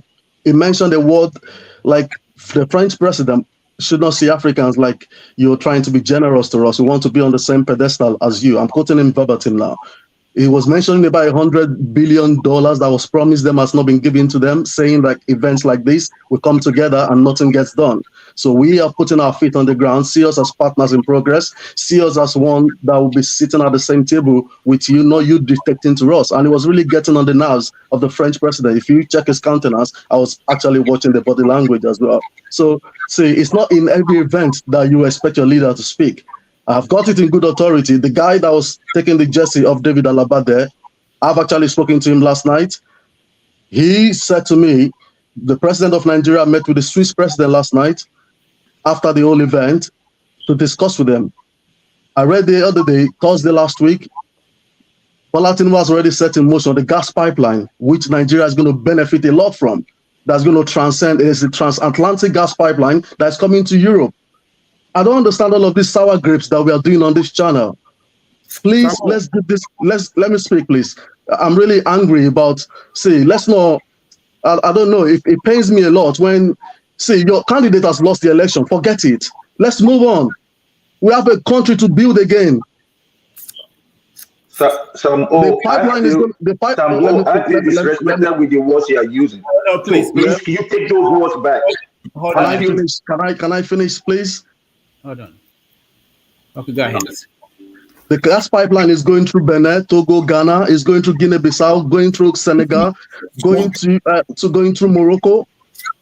The other day, the Moroccan spokesperson for the government was in Nigeria to sign this document. This pipeline is powering gas into Europe. These are the things that we should be benefiting from whatever is going on in Russia and Ukraine. I hope it doesn't degenerate into full-blown war, because I know how much I pay towards gas here in the UK. It's expensive.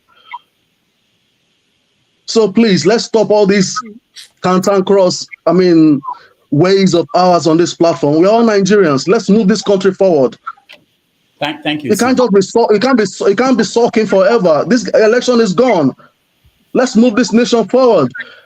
Oh, thank you, Sam. And we are not moving any nation forward. Did you hear me? Let us get the verdict from the court before you talk this your nonsense. Do I have to do this today? I thought I was in a good mood from the morning time. Ovie, go ahead. Yeah, I actually wanted to ask Sam a question. You said you spoke to the guy who spoke on behalf of Tinubu last night, if I'm not mistaken. Is that what you said? Is that what I heard? Sam? The guy that collected the jersey after Bola Tinubu snapped with David Alaba. Oh, okay. I thought it's the guy that actually. I get it now, everybody. Okay, all right. I'm with you, though, Samu. I'm with you. We need this. That's the only country we have. The only way we can make things work is for we to take positive. Electricity. Go ahead. We need to be positive, man. These negativities are too much. People are watching us. Are you not ashamed? Oh, Jesus. I'm with you on that. All right. Nigeria. Please, can everybody just calm down? Electricity. Nice. All right. Thank you. Sam, you said we should move on. So I'm going to take you on some things you said here. Yes, the negativity should be. You stated that at a point the fuel subsidy will be removed, and you referenced to how the war in Ukraine is affecting the gas or electricity in the UK. Am I correct in that? Am I continuing right? Now, if we do comparison here, can you tell me how the fuel subsidy removal is affecting Nigerians in Nigeria in comparison to how the war in Ukraine, because I base in the UK, I base in the UK and in Ireland, so I go in both places. And I know electricity has gone up, and the government paid 320 something pounds. I was a recipient of it to cushion what is happening in the country then. So could you tell me, please, with due respect, what is the cushion effect put in place in Nigeria in respect to the removal of the fuel subsidy? If you are truly honest with yourself. So we're moving forward now. We're being positive. I'm a very optimistic person. I believe that country will change if we do the right thing, that is taking on the legislators, nothing else again. So I need you to tell me now on this platform, as a Nigerian, concerned Nigerian, what is the cushion effect in respect to the removal of the fuel subsidy in Nigeria in comparison to what you are claiming in the UK? I yield the floor to you. Okay, I don't want this to be about me. I'm one of the beneficiaries of the 400 pounds. You cannot do this. You cannot do this. I'm going to speak. I'm going to speak. I'm going to speak. Let me speak. I'm one of the beneficiaries of the 400 pounds the UK government gave to all households in the UK. That's a normal system. Nigeria is not a normal system. The 6 months largesse we got from the government here was spread across 6 months, and it stopped in March. I think it started in October last year. So we benefited from it. And I commiserate a lot with every Nigerians back home who are suffering from all of this. But there is no better time to bite the bullet than now. Nigeria has to move forward. And back to your question, why they didn't put in palliatives before he mentioned it. He mentioned yesterday where he said he actually went off script. The subsidy that he said is gone was not in the script that Wale Edun gave to him. He actually said it intentionally because he didn't want to leave that place. And these lobbyists, these criminal gangs that have raped this country to stupor, come back to him and make him see reasons why this should not be done. You should be thanking this guy for taking this bold step. You should be thanking him for biting the bullet on behalf of every common Nigerian. See, we are not going to start seeing the gains in the immediate. It's a long-term gain.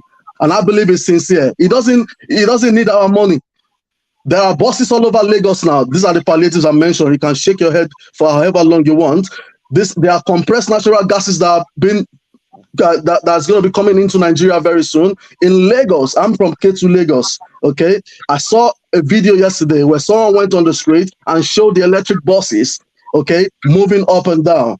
Make sure you tell your own governors in your state, however irresponsible they are, to tap into this energy bill that Bola Tinubu or Buhari are just signing into law and begin to put substations, okay, to power electricity in your state so that these buses can go to all the states and the civil servant and whoever is going to work in the private sector can benefit from this as well. If we didn't do it, there is no better time to do it. I empathize with Nigerians. I know people are suffering. I've got families as well, but then it is what it is, unfortunately.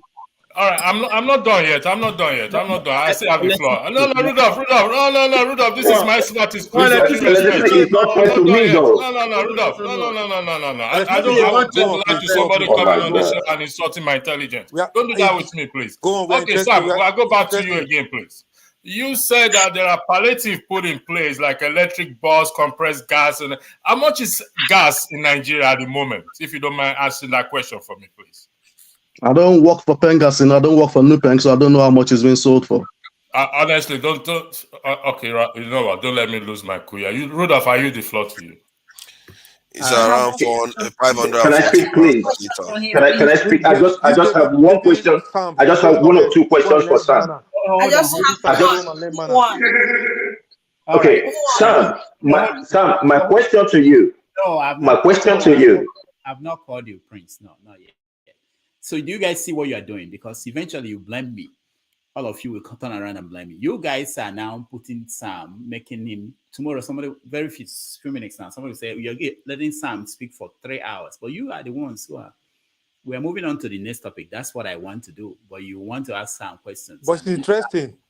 If Sam is interested in answering you guys, I will let you do that. But don't why not? Don't turn around and say I'm the one who said. Rudolph is not that. I was the first to ask. We cannot allow some fibs. We cannot allow some fibs to slide. That is the thing. We can't allow some fibs. I'm going to address you, Rudolph. Rudolph, I'm addressing you, Rudolph, with due respect. Before you do that, hold on. You do that. I'll let you do that. But let me first find out something. Sam, are you willing to take questions from them? I will be happy to do it, but I don't want this to be about me. Let's move on. Move on to the next question. There's no point. We're just gonna be. Thank you. I don't want it to be about me. It doesn't make sense. I don't want it to be about me. Let's move on. Let's move on, please. Let's move on. Everyone, hold on. Sit down. Address me. Say what you want. Rudolph. Yeah, go ahead. When the panelists come on a panel, okay, remember we're talking in the context of Nigeria here, and I'm a very positive person. You saw the video I sent to you 2 days ago or yesterday. I'm a very positive person, but when the panelists come on the show here and appears to be insulting one's intelligence, because when he was talking, it was really fierce in his speech, as if we are being. We are I don't know which word I will use to qualify that. So when people are going to do pushback, then people will have to do pushback. I ask him a question now. We are talking about reality here. He's based in the UK, so I'm based in the UK. So we're not gonna lie over anything here. And we see what is going on in Nigeria, where government puts the people first in the UK. And when things are expensive, the price of petrol was increased by 7 cents in the Republic of Ireland that I'm speaking from at the current moment. But believe me or not, most people do not even feel it, for crying out loud, because there are cushions, there are things that are put in place to cushion the effect of these things that is going on. we talk as if Nigeria is a small country or Nigeria is a country begging from other countries. Even if we do beg from other countries, for crying out loud, we've had leaders upon leaders and upon leaders and upon leaders. But you know what? We have irresponsible citizens. And I say this with all due respect. And if anybody wants to take me on it, good luck to you. We have irresponsible. It's not about taking you on. It's about use your time to question him. Don't use every other person's time. You know what I mean? I'm not using I've used my time to question him. I'm just telling the truth to allow people to question him, whether he wants to take it or not. The program say have your say. You can say whatever I want. Let him talk. You can say whatever you want. Let him talk. Okay, I'm not talking to you. If you want to take me, use your time to take on me, please. You are using everybody's time. I'm not using everybody's time. I requested it from Rudolph and he granted me. He granted it to me. He didn't grant you. He didn't allow you to speak. You just arrested. So right now Rudolph just said I can speak and you said he did not grant me. Nobody complain. Keep quiet, please. All right, everybody, calm down, please. So this is what we're going to do. I understand what's going on. Don't think I don't. So what we're going to do is that if in this situation where I would prefer that we go on, and I think we are going to move on. In this situation, if you want to address what Sam said, if you get a chance to speak, you can address it as part of your comment. But don't make it like in terms of a question. You can respond to him. You don't have to question him. Okay. So unless we have a guest or panelist who wants to take your question and we have the time, we can do that. I don't mind that either, but you don't. It doesn't have to be in the form of question. In any case, you can respond to whatever he said that you don't agree to. All right, we are moving on, and the next topic we have is the election tribunal. They just rounded up. They are sitting, and I want to know how did it go?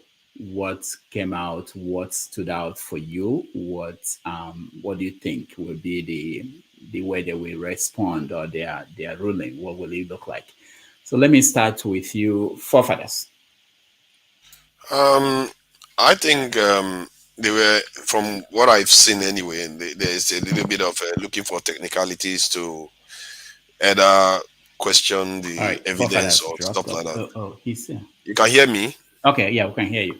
Yeah, so I think they're just trying to use technicalities to kind of question the evidence that the Obi camp is submitting. And evidences have been accepted. We don't know the numbers in there and what the evidence is, the evidence means. So I think making judgment right now is a little bit, would be too premature. I think we should just wait and see what the other side submits. And then hear what the judges say, because in the end, that's when we will actually know what the content of the evidence is. We don't even know what the content of the evidence is. For all we know, they submitted a devastating evidence or a receipt for a shopping list for somebody. You just don't know.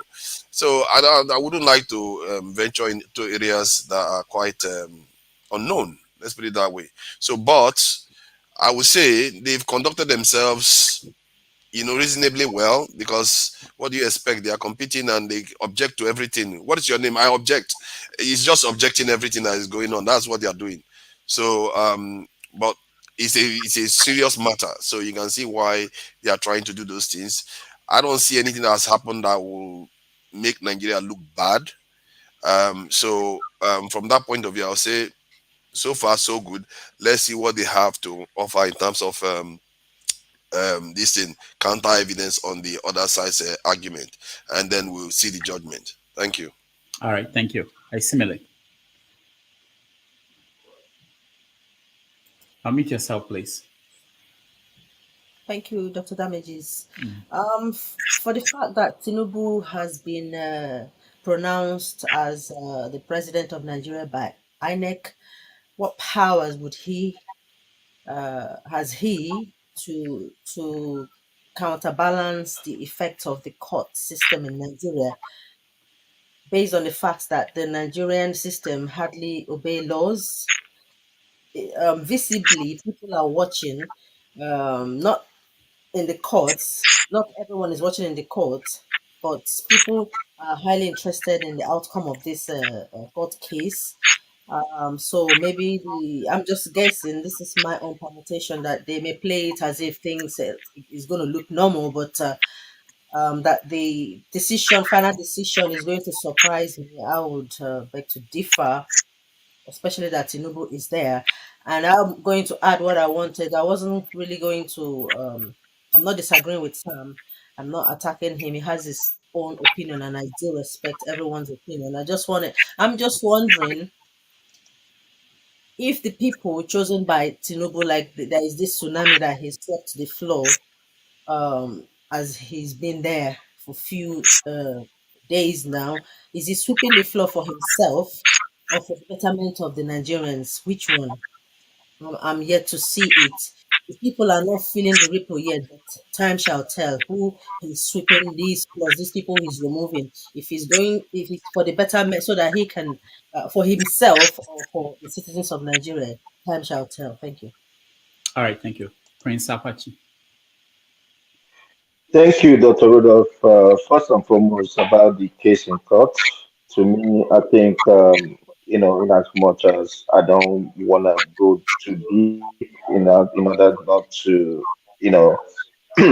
be the fact that I'm already passing judgments already. However, the evidences and the witnesses called, they've all testified, and the whole thing is they've testified first that INEC is fraudulent, because if not, why would they be deleting data from places where the election, the governorship was not going to hold, and all that kind of a thing.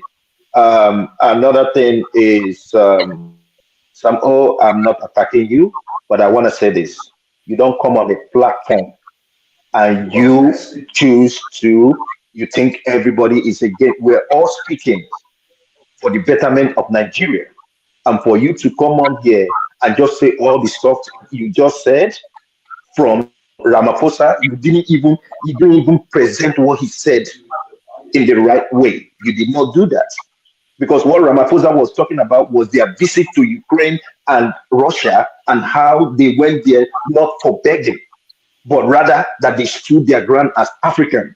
So don't even come here and lie about that. Secondly, you talking about 7 head of states sitting somewhere, whatever, at a meeting or that. That was not what he was talking about. Tinubu was supposed to be in that meeting, and that meeting was the main summit where they were going to talk about, the financing and all that stuff.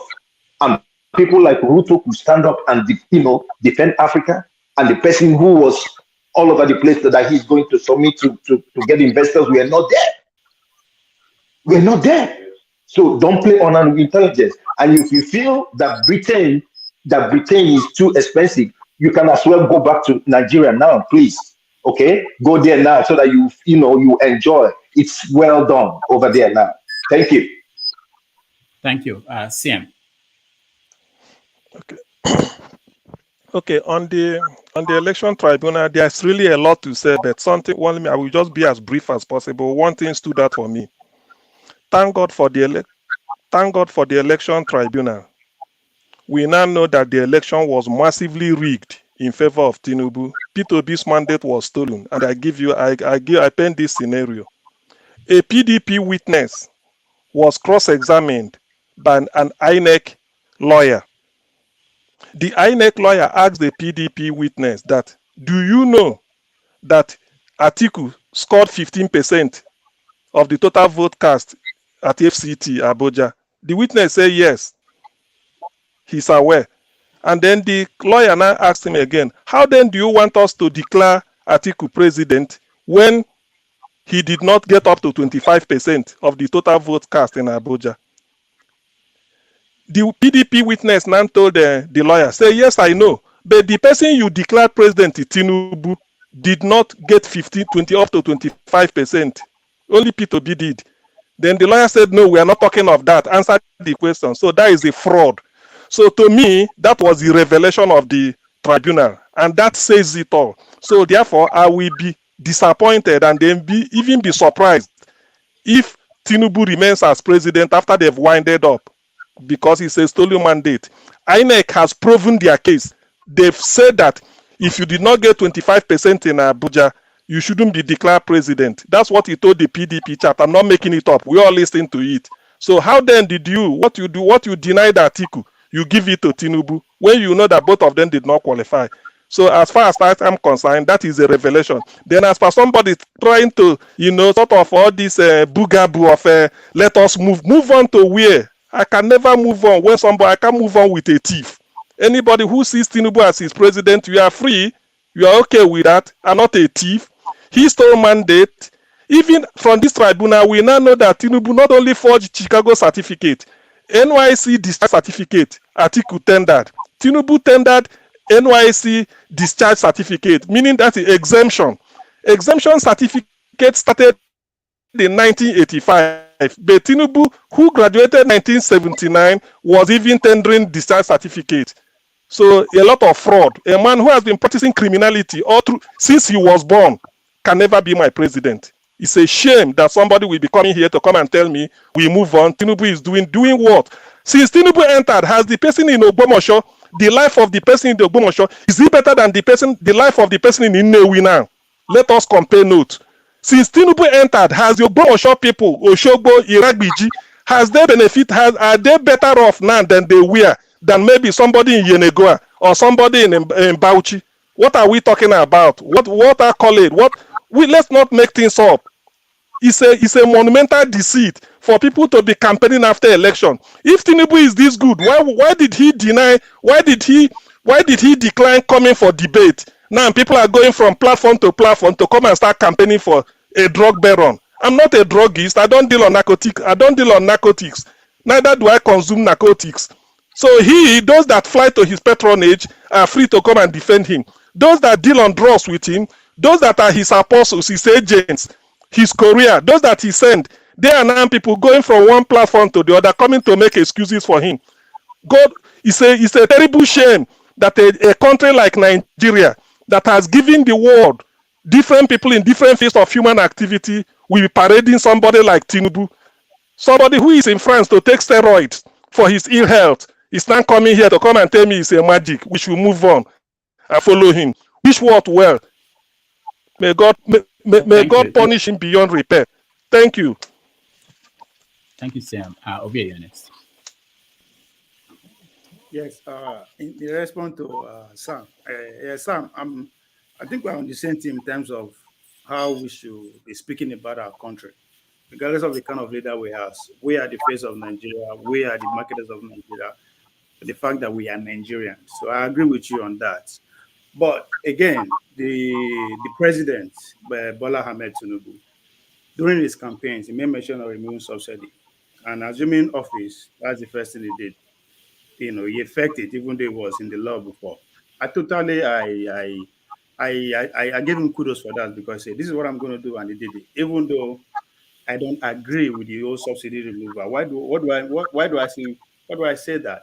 It goes by what you said in terms of why you are trying to explain what Tinubu is doing. That yes, the removal of subsidy is going to benefit Nigerians. Why I disagree with that is that, first of all, why the subsidy, right? You can go ahead and say, oh, it's also go hand in hand with bunkering, which is also affecting every one of us.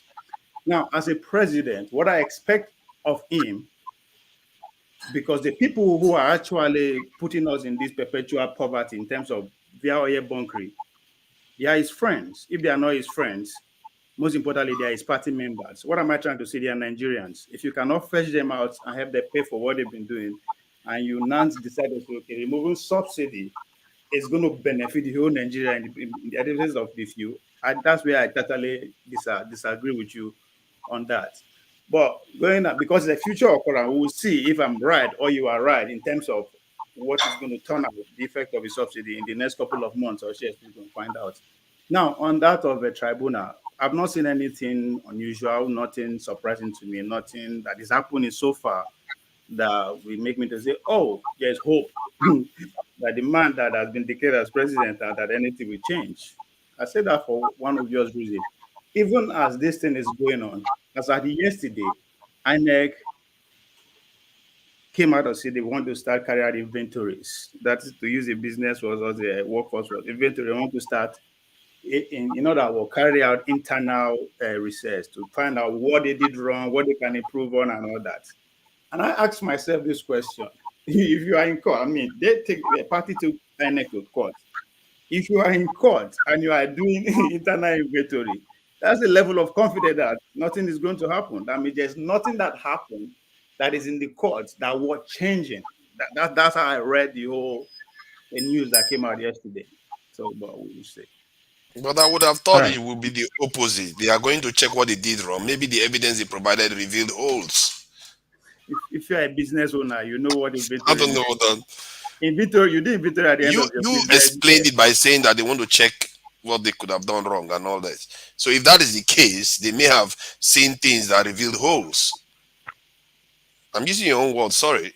You do inventory at the end of your business year, not in the middle or at the beginning. For them to be doing that, that means they've concluded 1 year. They want to do their normal inventories. That's what it means, regardless of what is going on in court. All right, thank you. Samo, are you? Should I skip you? You're next. Okay, can I go on? Yeah, go. So when you started this session, so you mentioned about the court, what's going on, how's it going? I can tell you categorically, nothing is going on there. Nothing is going to happen. The other day, I read, or I heard one of these platforms online, one of the funny ones that dramatize a lot of things a lot, saying that Obi was going to call 50 witnesses, and they, after so many weeks, they've only had the opportunity to speak to 7 out of them, and then PDP as well. So it's all a charade, you see. It's all drama going on in the court. That you brought a professor of mathematics to do what? The same thing. Do you remember in 1979, 12th to 3rd, when Awolowo brought an engineer, a professor from University of Ibadan, and one professor, Obi, professor of mathematics? What happened? This is law we are talking about. We are not talking statistics. We're not talking mathematics in court. It's evidence-based. It's evidence-led. What have you brought forward? Obi is trying to blackmail INEC. And what you don't understand is you have joined INEC in this instance. INEC is meant to defend whatever they did on that day, on the 25th February and on the 18th, whatever, if anybody is challenging the governors as well. They've got a mandate to defend whatever they've done on that day. So that you're saying that they are working in cahoots with APC is preposterous. It's contrary to common sense. So you are challenging me on what I did, but you don't want me to defend it.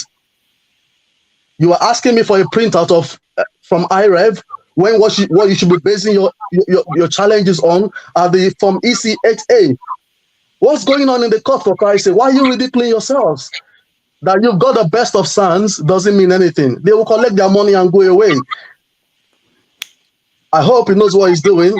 They're going to hang him dry. They're going to, well, I don't know wherever he's getting his funding from, maybe from the diaspora and obedient or wherever he's getting the funding from, but then let him keep spending it. Go and prepare for the next election. This one is as dead as dodo. Like this guy, professor from Edo State used to say, the professor of law, what's his name again?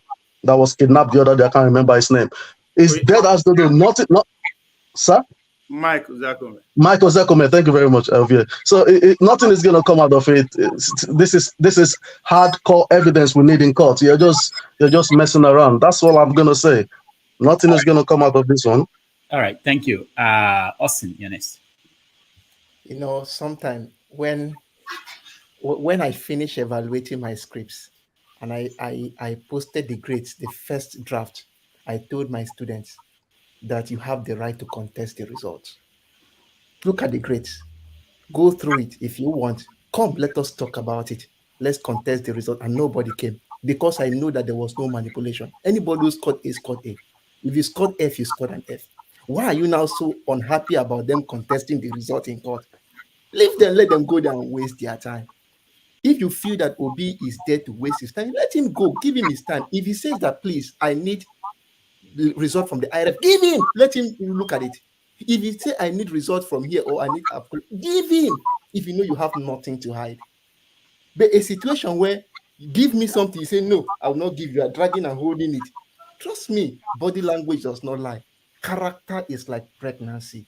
You cannot hide it for long. Some of the shenanigans we see in the court shows that somebody has something to hide. So that is just the truth. Even if at the end of the day we decide to put corruption and the rest, and nothing works out of it, doesn't just still mean that it was done free and fairly. No. So that is just the whole thing. And one thing I want to tell is that uh, uh, respect is earned; it is not forced. So no matter how you want to hit people and put them in lines like the Wagner now, you cannot beat somebody in line. It's not possible. If you like, be very strong. Even if you tell him, greet me, maybe somebody sees you and say, you call, say, didn't you see me? Greet me. They say, Uncle, good morning. Don't be respect with that. It's not respect. But when you're going on your own and somebody call you Uncle Sam, you look, say good morning. That is the respect we are talking about. And there's one thing I want to advise everybody.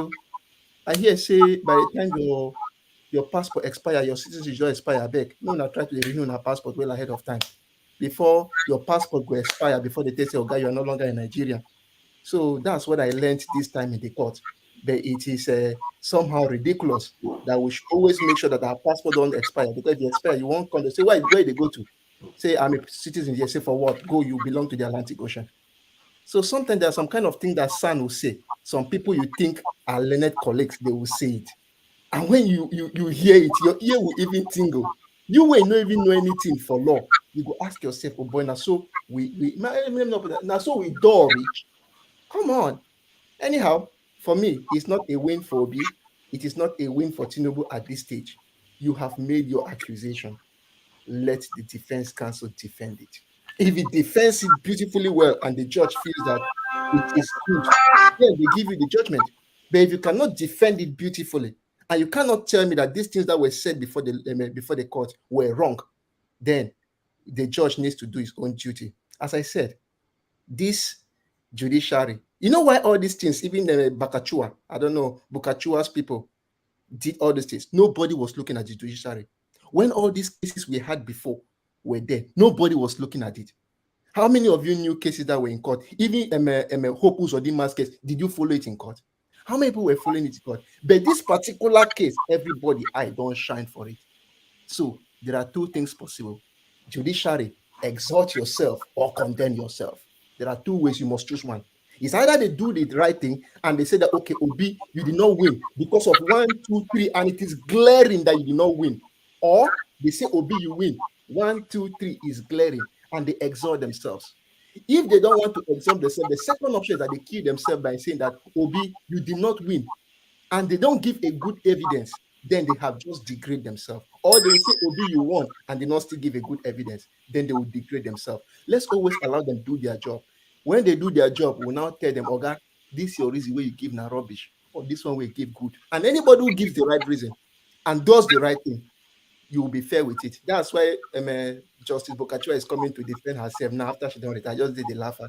If the evil we do today, if it doesn't catch us today, 50 years after you don't retire, it will still catch you. Life not turn by turn. All right, thank you. Henry, I'll come to you next, but hold on, okay? Let me get electricity. He has to go, and he's already in.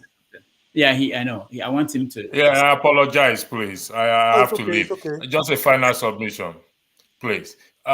When people go to court, they go to court to seek redress. Whether they win or they lose, it's not for anybody to condemn or to tell them they are wasting their time. Like Austin said, when people who claim to be learned speaks, it shocks you beyond belief. I have been to the court. I've gone to somebody in employment law before. I represented the person. I told the person, listen, we have a 0 chance of winning this case, but we'll give it a fight to the very last call. And somebody will come and tell me that I'm going to waste my time. That's what the court is there for. It's so disgraceful, to be honest. When, like I've said it before, some of us in diaspora are the major problem of Nigeria, not the ones in Nigeria. If they have their counsel to advise them in this respect, I don't know what will be the outcome of the case. I'm not really focused on what is going on. Whatever outcome comes, we take it, and that is it. We respect the ruling at the end of the day. That's what I'll tell anybody. respect the ruling, whether it favors Obi or it favors Tinubu, it makes no difference to me. So you put something on the show earlier on, which I want to respond to before I left. When Kulata asks you, put my name if I pay tax in Nigeria. Well, I still have my document with me, my payslip when I was in Nigeria, tax were deducted. I had to go into the chat room to respond back to him. He's a man who can never show his face on the platform for reasons I know personally, reason why he can never show his face on the platform. In America, and he's not here to judge somebody. So, with due respect to us, and to some in particular who hold positivity attitude in Nigeria, which I also hold positivity attitude, but your approach in respect to Peter Obi kindly put you in a bias, your bias is so obvious. Isn't your own bias obvious as well? Isn't your own bias obvious? You're a learned person. I didn't interject you.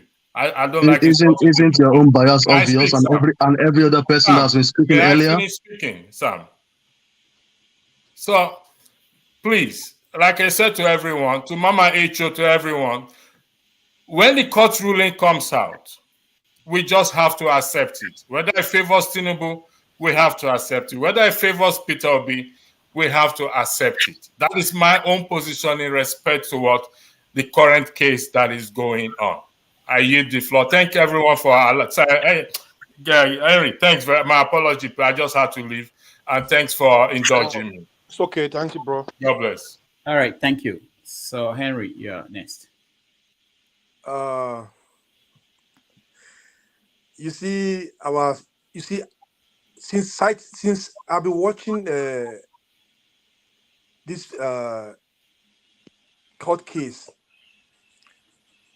this is my first time to follow petition in court. Since that day, if I hear anybody say this man has son, this one is not son, they respect him, I will spit for ground. Can you imagine the so-called son will be defending when there's a proof you're defending some type of defend this, that there's a proof that this thing is black, you want to change it to be white. It's not possible. You make fool of yourself. Like Tinubu now, they brought certificates where you have female. They brought some papers, document with female there. It's not a female. It's there. There are a lot of things that's going on there. The election, it did not go 25%. The case closed. They should not waste our time, taxpayers' money to go further. Tinubu did not get 25%. It's closed. He have what do you call it? It's a vice president candidate have a double nominee. Case closed. There are some things they have to pick out. Case closed. You don't want to waste our time, waste our money. They kick Tinubu out from there. INEC have to go to jail because they ring the elections. Because now they said it deleted the beaver. It's I heard. It did it deliberately by FCT. Why he did that? Because he knew this 25% is they need to have it, and Tinubu did not have it. They upload pictures of somebody. Oh, it's so childish.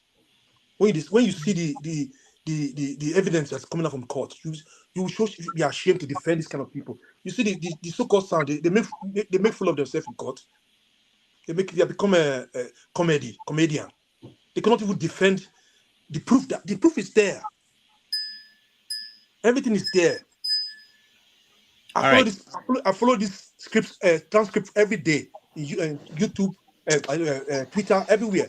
I want to see the end of these things. We have to study one of these things. Henry, yeah. Let me ask you: if they rule, will you accept whatever they say?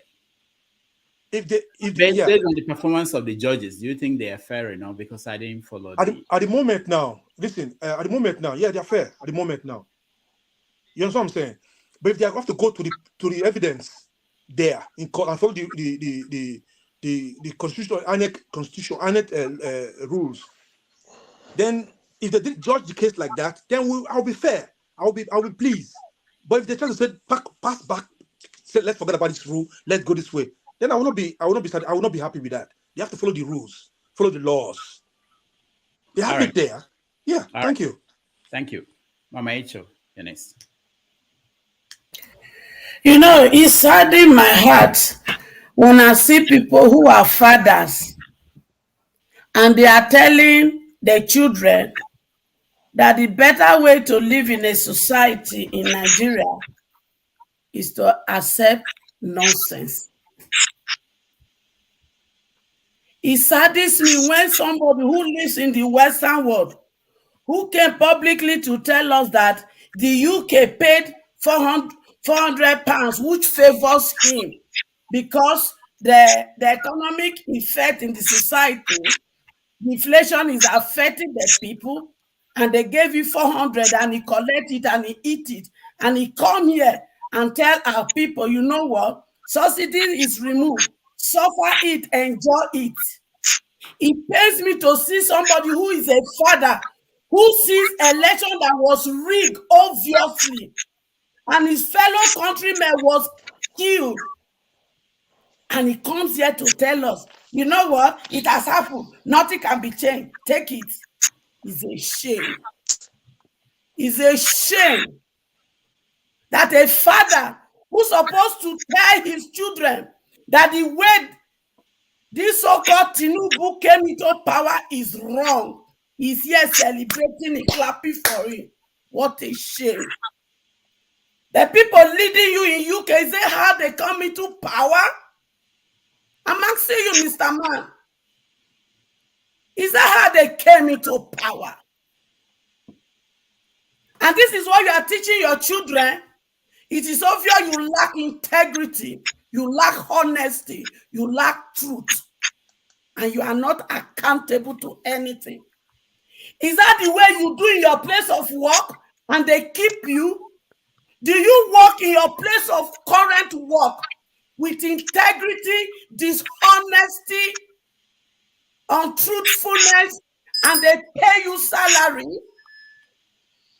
If you don't have anything to say, if you don't have any person in mind when you talk this your nonsense, have your children you gave birth in mind. Have the younger generation in mind. Let them know that truth is truth. Let them know that integrity. Rachel, I had to pause you. I had to stop you, mute you. I removed you a few minutes ago. I didn't want to remove anybody today. I'm feeling good. But I did because you basically said that maybe it's lack of a better word, but I don't think you should say that somebody's talking nonsense. I think we want to elevate the conversation. Oh, but the language he is using is welcomed by you, right? Yeah. No. Didn't you read this language? Wait, Mama, when I finish, you speak because it doesn't.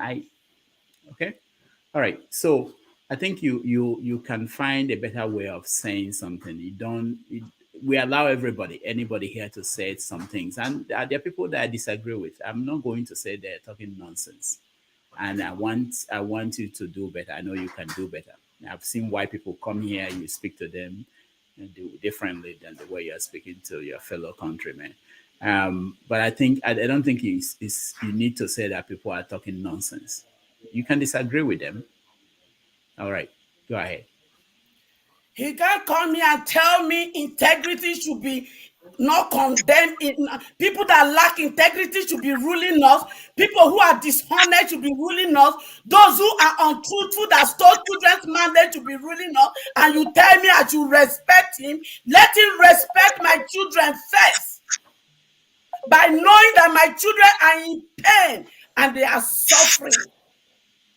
By knowing that the person in power stole my children's mandate. By knowing that their principal did not go to court because he's a stupid man. So coming here to tell us that what is going on in the court is nonsense, then he too is a nonsense person. Because he can't look at me and tell all the 80% of Nigeria who are crying for their mandate that has been stolen, that what they are doing in the court amount to nothing. So if he has that audacity to pronounce such word, and you, Dr. Udo, did not call him to the table and address that impunity from his mouth, then I will address it. The highest you will do to me is to tell me to go to your backstage, and I will go away and I will never come back.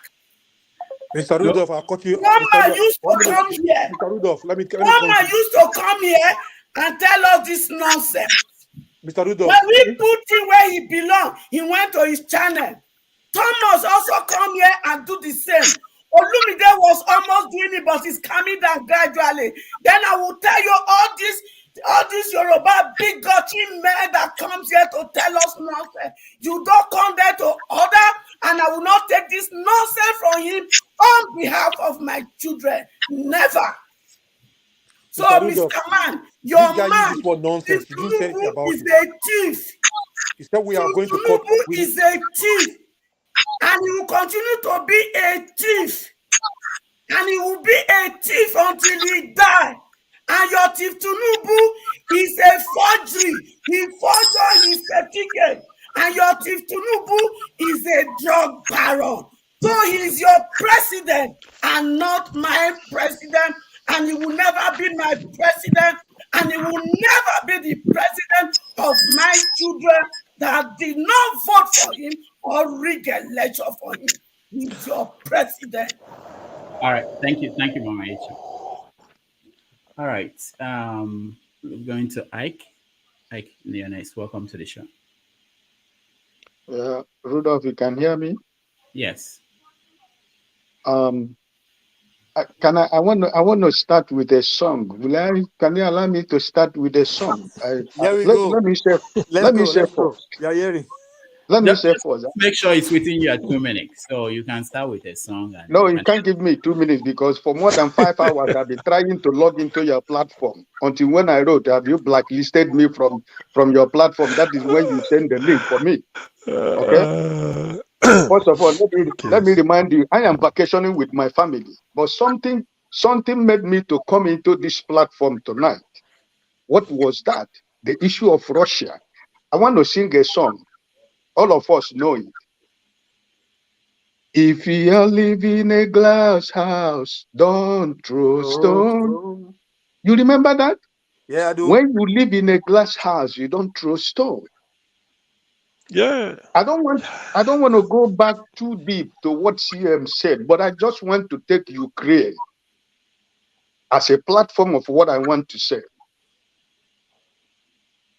My Bible made me to understand that the evil men do will go after them.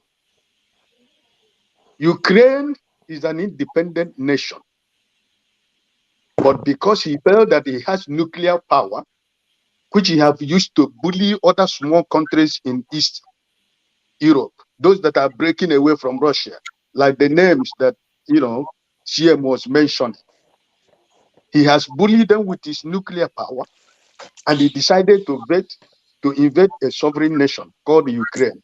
He was thinking it's going to be 3 months. How many is it a year now and plus? And he's not even winning the war. Okay? So, you see, when people think that you can always do everything and get away with it, a time shall come when you will never, ever get away with what you do. And that is the day of karma. And that is the day of nemesis, because nemesis is going to catch up with each and every one of us. Brother Augustine, I want to thank you, but I want to ask you a question. You're a teacher, right? Is it, what level are you? Are you in the university or in the secondary school? Because I want to ask you a question. I teach university students. Okay. Now, and where you teach, there is a dean of a department, right? Okay. If you set an exam for your students, and after you finish marking the result of your exams, and eventually after the results are called, does your dean have any right to ask you to bring all the result to his table? Generally, according to the rules, when I finish marking my script, I release the results. I take a copy of that result and give it to the dean for record purposes. In case in the next 2 years, 3 years, a student says, I want to, maybe there is a court case. I want to know what I scored in this course and how the grades were being broken. The dean will bring it out. But the dean has no right to change the result without me. So if they need to change the result, they will call me first. I'll be the one to sanction that changing before it will now be appended to the dean to be forwarded again. Thank you very much. Which means that from what you just said now, the dean cannot change anything without you, right? That's good. So why is it INEC that conducted an election? Why are they withholding the papers that they used to conduct the election? If you know that there is no foul play in what you have done, why do you have to refuse to release the documents that you have used to conduct the same election that you declare somebody a winner by 4 a.m. in the morning? So why I say I want to thank you is because you see, some of us who are living outside, like I told you, I'm in vacation. I don't know how many Nigerians that have the privilege to go to vacation anywhere. But I'm on vacation with my whole family. I don't know any Nigerian in this present day Nigeria who can go to vacation with his family. But this is the country all of us are standing in this platform defending the indefensible because it has favored you. But it didn't favor Augustine now. But now it is your favor. So anything goes. I said here in this platform for a very long time, I am not after who is the president of Nigeria. But all I am asking INEC, count the vote of the election that was conducted on February 25th. If it is Sowore that wins that election, let him be president of Nigeria. I don't care. But in as much as they are not ready, even as we are talking, they are still uploading the election. Even as we on this platform, the election that has been declared, somebody has been declared the winner, they are still uploading election. So for Mr. Sam, you know, we are no more into campaign, but this is what is going on in every platform. Even in our eyes, now they are paying a lot of people a lot of money to go back to begin to do campaign that we have already done before the election. You understand what I'm saying? In order to make sure that they want to change the minds of people. But you see, Nigeria is a very big country, 250-something million people. You can only buy just few people. You understand what I'm saying? So I want to let you know that as long as I am concerned, nobody, I personally is not moving on here to anywhere. I've told you, I said it here in this platform before. I am not moving on until I see to the end of this case. Remember what I told you the day we talk about the Nigerian Airways here, doctor. You can go back, reverse what I said that day. I said that all this has come. It wasn't up to 4 hours. We heard that the flight had been moved back to Ethiopia. It did not last 4 hours after that. After that day we discussed in your platform here. My statement was all these things has come. I told you on that day that watch before 5 hours, this flight is going to go back to Ethiopia. And we were still in the platform here. And the breaking news came that flight has gone back to Ethiopia. This is the country Sam wants to live. This is the country he's enjoying. That is the country he calls his own. So please, let us remember that East, West, North, and South, we are still all Nigerians. But because you are living comfortably where you are living, if you go to pump to buy your gas, you come out of your car, you pay, you go. You go to a place, you are driving, there is red light, you stop until when it is green. But when you travel to Nigeria, people like Sam, when they travel to Nigeria, when they stand on the red light, because they are big boys, they will drive off. But when they go back to where they live in the Western world, they begin to obey the law because they believe that their country is a lawless country. Nobody obeys any rules. Are we still on this topic when you're talking about me? Please, let's focus on this issue now. Not that, Sam, hold on. Ike, when I do this, people think I'm just being crazy. But if somebody else talks about you and says exactly what you just said about Sam, will you be happy? Will you accept that it's okay? You have never seen him drive in Nigeria, whether he stops at the light or whether he passes, you don't. But you just threw it out there when he drives in Nigeria. How do you feel if someone else says something like that about you? I'm just saying that we should try to avoid. You can make your point without going that route, and that's what I'm trying to point out here. You can say there's some you've not seen him drive in Nigeria. You don't know whether he stops and waits for the lights. You don't know, but you just said it here, and it's easy to say. Anyway, justice, you're next. So that's Jude. Justice for all. All right, Jude, welcome to the show. Yes, my dear brothers, and I want to say good morning, good afternoon, good evening to everybody, wherever you are. So far, I think the judiciary or the panel is doing what they are supposed to do, though there have been some instances of, little this in here and there, but overall, so far they have done been patient enough and not trying as they have always done, looking for technicality rather than looking at the substance of the case. So far they have done well. They have seen the evidence that Labour Party has presented. For me, they are incontractable evidence. I don't know how, at the end of the day, they will rule against such overwhelming and apparent evidence. I don't know how they are going to tell Nigeria that Tinubu is no longer drug addict, according to the evidence that have been presented to support that fact. I don't know how they are going to say that Tinubu did not forge certificates. He's not a forgery and has not committed a perjury as well in the form that is filled in an INEC form. Have you ever been convicted and all those things? And have you ever taken a nationality of? Are you a citizen of another country? And then he said no. I don't know how. At the end of the day, the judiciary or the panel will say those things are no longer the same. They are not to be admissible, or they are not, or they should be ignored and then rule otherwise. I don't know how they're going to do that.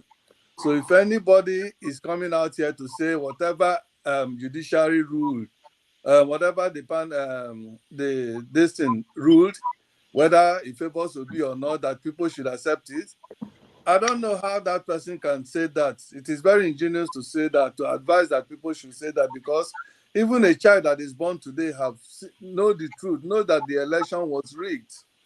INEC himself have admitted before the war that he rigged the election, okay?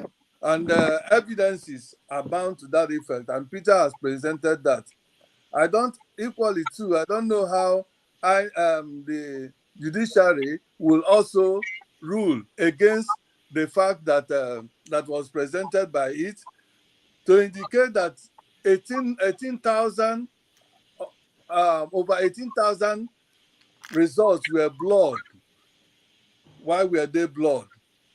Why were they? And then all those thousands other results that were mutilated, that were cancelled. You could even see how they transfer the numbers, how they allocate the numbers. So I don't know how all these incontractable facts will be ruled as a fact, as something to be ignored, and therefore not give the rightful mandate to the person who has earned it.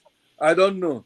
I don't also know how this panel, at the end of the day, will rule against the fact that Shetima double-dipped, before he was nominated. I don't know how and all these things are against Nigerian law.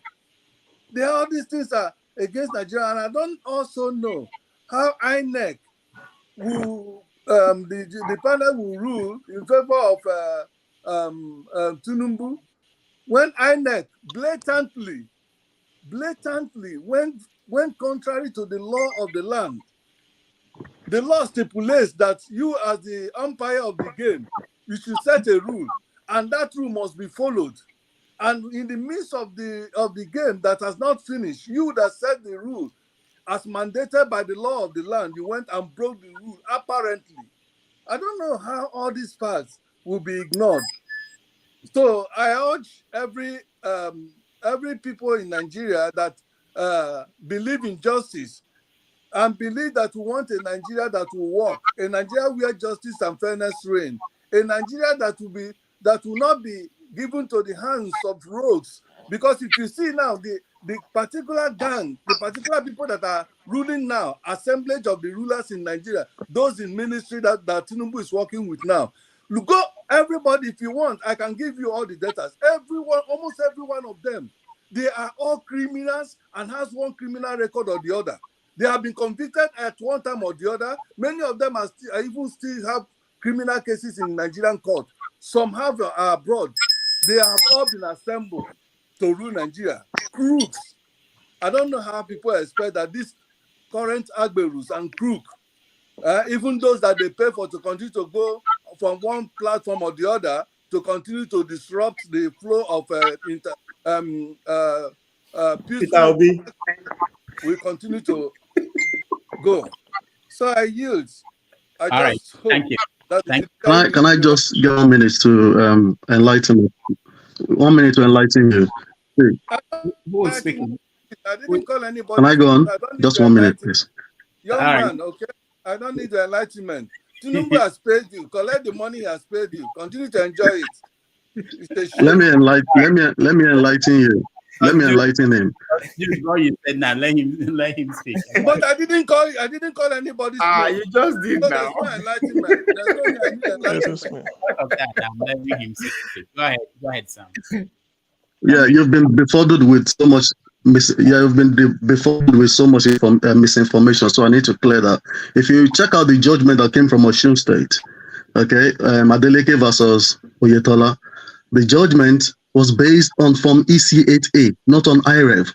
You remember that was a test case for, like a dress rehearsal before this election came in. Largely, what we are missing out is the election in Nigeria is still largely manual. Forget what is happening on IREV. The court is dealing with the Form EC8A. So whatever you mentioned where you said like some printout was done and it was blood, the court is not concerned about what you printed out. They are concerned about what your own agent signed this form at the polling unit. And that's the result. Stop playing yourself, man. That makes That's a lie. Blocking me, but you are not blocking this guy telling apparent truth. No, because Jude, you spoke for more than 5 minutes. I didn't stop you. Nobody interrupted you. As soon as he started speaking, you want to interrupt. But why is he lying to the line? You are lying to the line. It doesn't matter. What all that you said, nobody certified them as truth. But you said it. Nobody interrupted you. But you feel the need to interrupt him when he's speaking. You don't have to understand. It's not that I'm not allowed you to talk. How can he say the election is smart? That is not what we paid about 500 billion naira to INEC to carry out election. You pay him about 500 billion naira to carry out another manual election. Is that what we paid the INEC? Okay. Jude, let's move on. I want to get to a few people before we have other topics to get to. Sure. Thank you. Sorry, Dr. Dameji. Sorry. No, it's okay. It's okay. Go ahead. Sure. Yes. I've followed the case. I mean, not very closely. Yeah, not very closely. I followed it as much as I could. Some of the things you see that discussed in court, some of the things, some of the signs, the learned civils and all that, some of the things they've come up with, it makes you wonder. I mean, I know it's the job of a lawyer to defend whatever, but I mean, some of the questions they ask makes you wonder. I mean, does APC just contaminate things, or what exactly go on? Because when you have a sign asking someone asking a witness, do you know that the Guinean passport has expired? Sorry. So how many Nigerians are no longer Nigerians because their passports have expired? minors, and nobody has told me I'm no longer a Nigerian. So, you see some of these things, asking a witness that, do you want to be riddled with scrutiny, or almost like, people tarnish your name? And the guy said, no, because I don't forge documents. Some of, very mundane, almost daft questions that they're asking. I don't know to what end. But so far, it looks like, it's gone okay. I'm hoping that they will do the right thing. Whatever the right thing is, we have to wait and see. And I mean, this is a rhetorical question. I'm not looking for answers because it will lead to back and forth, which we don't have the time for. But apart from the key stakeholders in APC, the people who defend some of, I'm not saying everything APC is bad. It can't be 100%. It's not possible. So there'll be some positives, which I don't know. I don't care for. But the people who defend APC, the ones that are not paid, that are just, I'm an APC guy, I like the party. I think it gets to a point where you have to choose country over party. You can't just say everything my party does, I have to defend it. Even if they, like Trump said, if I shoot people on Fifth Avenue or whatever, people still, it's almost like that, regardless of what they do, regardless of how rascal it is. Now, in the case of Adeleke, these same APC people, BS. So this Adeleke, when Adeleke was in court, these same APC people said he was wasting his time. They said, Adeleke, you're wasting your time. You're going to lose. Left to them, Adeleke should not have gone to court. For them, it's all about winning. As long as we win, it doesn't matter how we win. It doesn't matter if it's the right thing. We just want to win, regardless of how it comes about. And for me, I support Peter Obi, but I care how he gets his victory. These are the things I care about, and this is not about piousness. People make it seem like it's either evil or good. There's an in-between. So nobody's looking for priests and popes to rule Nigeria. They don't even exist. There are no saints anywhere. But when the process does not matter to you, my party must win, regardless. Left to these guys, they told Adeleke he was wasting his time in court. The guy won. They are now referencing his case. If Adeleke had listened to you, he will not be governor today. So let Peter Obi see, and that's the funny thing. These guys, they move the goalpost. Before the election, it's 4 of you tweeting in a room. How many are you? How many will be? No structure. Who are you? All these people with their nonsense, what's it called? Excel spreadsheets. I've tabulated this, I've calculated that. Obi can't get anything. Obi won Lagos, they were shell-shocked. Now, from you have no structure, you can't win more than 2 states. Obi won what he won. 6 million plus. They were surprised. They moved the goalpost from you don't have structure to go to court. He's gone to court. Why are you bothered that he's in court? How is that a problem? There was a lady on TV the other day, and this is part of the problem. For those of you on Twitter, you'll have seen this part between 2 people about PhD, doctorate. A doctor, I don't know doctor of what this lady is. She was on TV yesterday saying, that nonsense one, yeah. So she was on TV saying, for the sake of the country, let us move on. Sorry, you said someone should go to court. He's in court. He hasn't come to you to borrow money. He hasn't said you should give him money to run this case. But you are worried he's in court. For the sake of country, let's move on. They said they don't want to move on. See, it's like Rudolph now. This show will probably last 8 hours, 10 hours. Somebody comes tomorrow and say, Rudolph, you called me an idiot. We have to go through every second of this program to find where you called me an idiot. Rudolph, would you? And they say, you can't run any other show until we decide this case. Would you say for the sake of something, I apologize? No, let's go through it, however long it takes, because I know I didn't do anything. But the minute you're saying, let's just move on, then I'm suspecting maybe you did. INEC has to defend the election they conducted, no doubt. But if Labour Party or PDP are saying we want this document, give it to them. Like Augustine said, there's nothing to hide. If they want all the documents in this world, give it to them. Let them go and waste their time and their money. What does it cost you? That does not stop Tinubu from running the government. The noise people make on social media does not stop Tinubu from running the government. We've been called inconsequential anyway. So why does it matter that we make noise every weekend? We like to come here and make noise. And every other platform that people go to, let them go and make their noise. It doesn't stop it. We've been to France. He's hugged Macron. He pecked the wife.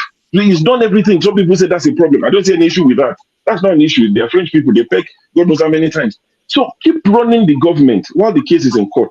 You've said we're wasting time. But who has a headache? Who is taking paracetamol for it? It looks dodgy. You guys look shifty. Because you're almost like, oh, just leave it. Just move. No. We're happy to be in court. In fact, we love court cases. That's what we live for. So please, day your day. Let us day our day. This court case now our headache. Let us carry it with our full chest. Keep running the government you're running. It's fine. Even whatever the court says. Sorry, what did you say? Somebody's wife without brushing his teeth. Well, I wouldn't even go that, So, so keep doing. In fact, Rodolph, I think I should keep rambling because it's bringing money to our coffers. I'm an apprentice, so this let me ramble on. Let me keep rambling, my brother. If you don't want to ramble, take the face mask off. Some of us who were here last year, we know what you look like. People that are bothered, go back to July last year, August last year, June. And look at the series. The face is there. So all this mystery of you're looking for somebody's face, attaching seriousness to it. Go to last year before the election, the face was there, clear as day. So all these ninja turtle moves, child's play is seeking attention. Oh, the people are curious. They want to know what I look like. I'll keep doing it, playing to the gallery. We don't pass that level. We know they entertain DS for this side. We pass that level. So, but back to the matter. I'm happy the case is progressing the way it's progressing. Let's see, what the defendant will say. Yeah. Maybe may the best man win in court. All right. Thank you.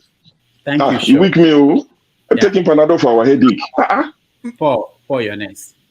I think show just speak on my mind. Show just eat all your food, make me the lick soup. Because show spoke my mind completely. Doctor, it is so funny when somebody said, you don't have a good case in court, and their lawyer advised them. Probably they know very well that Obi don't have a good case in court. And they did not even take one charge and bail lawyer to go and win the case because they know they have a good case. You understand? They also send SAN. And these same people who are talking here, some of them here, it is so funny. It is also their dream for their kids to be lawyer, but they don't believe what will come out in that chamber. You understand? Now you don't believe in court because somebody took you to court. You understand? And you believe that you have a very good case. Doctor, if I have a very good case that I know that this case is just good, just in the name of technicalities and the likes, I don't need to spend money to go get a Queen's lawyer, to go get a son. I just need one lawyer. You understand? Because I know the other people will be won't even talk to me to settle out of court because they know their lawyer must have advised the other side that these people have a very good case. Our chances are so slim. But did Obi bring 12 SAN to court and they bring one barrister? The answer is no. They also pack series of SAN, you understand, lawyers and the likes, to court.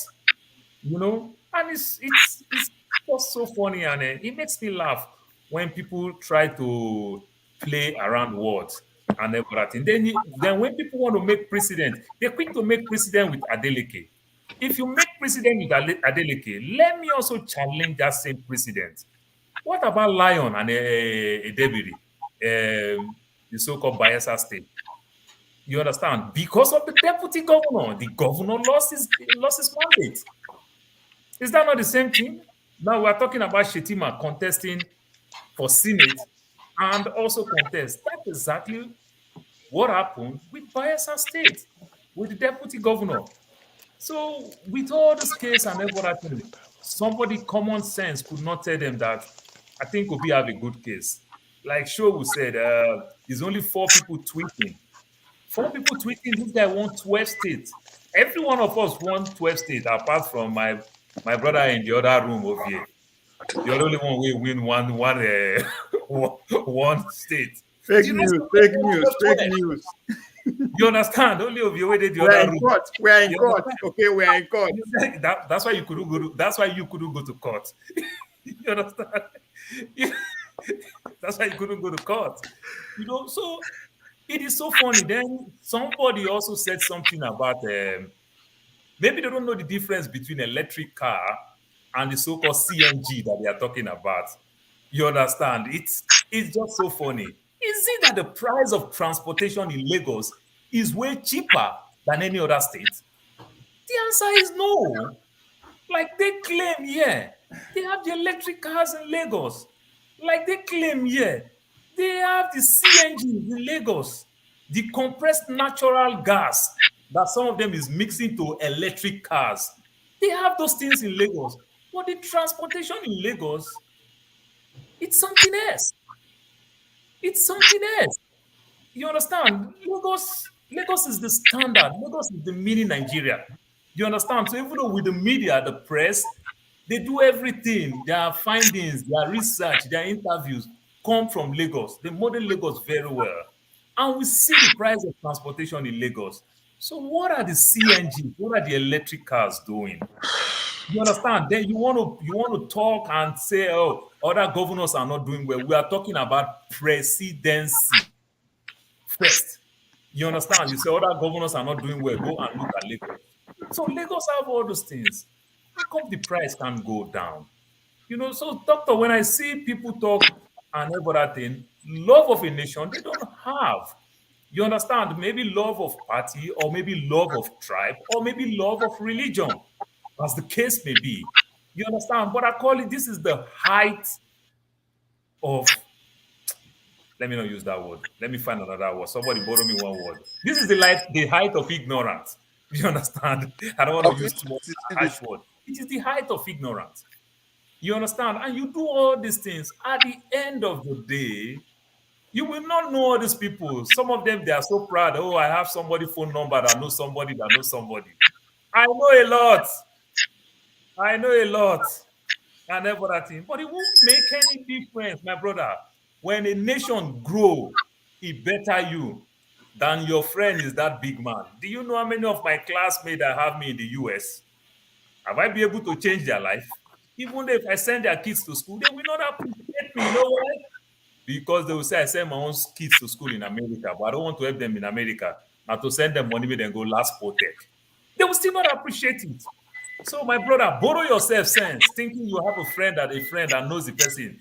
You're going to leave your suffering wherever you find yourself in the West and think you're going to go to Nigeria, you go join that thing. You're wasting your time. Continue crying. All I know is Obi is not coming. Continue crying. And yes, and what I'm talking now, I'm talking with facts, according to you. You understand? So why don't you debunk me with facts and play with sentiment? And if you want to talk all those, all you know, the age why I did now, my mama no go carry me for back, go find man. You understand? My small 3 years old son. Why is it paining you that I know someone? Why is it paining you? Speak to the issues. Speak to the issues and stop crying. You are talking, man. Yeah, I am talking because you don't even know what you're talking about. You just come and come talk. Breaking news. Pansat has paid my money from last week. Breaking news, so very important. Pansat has forgiven me for being from Ogun State. He has paid my money. So this plays to the narrative of I am sucking up to the Igbo people. In fact, it's a double-edged sword for me. Doctor, it's a double-edged sword.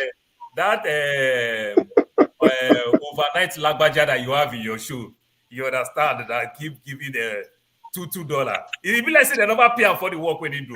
If they don't pay, it's supposed to give $20 like Pansat. You understand? But if let them never pay.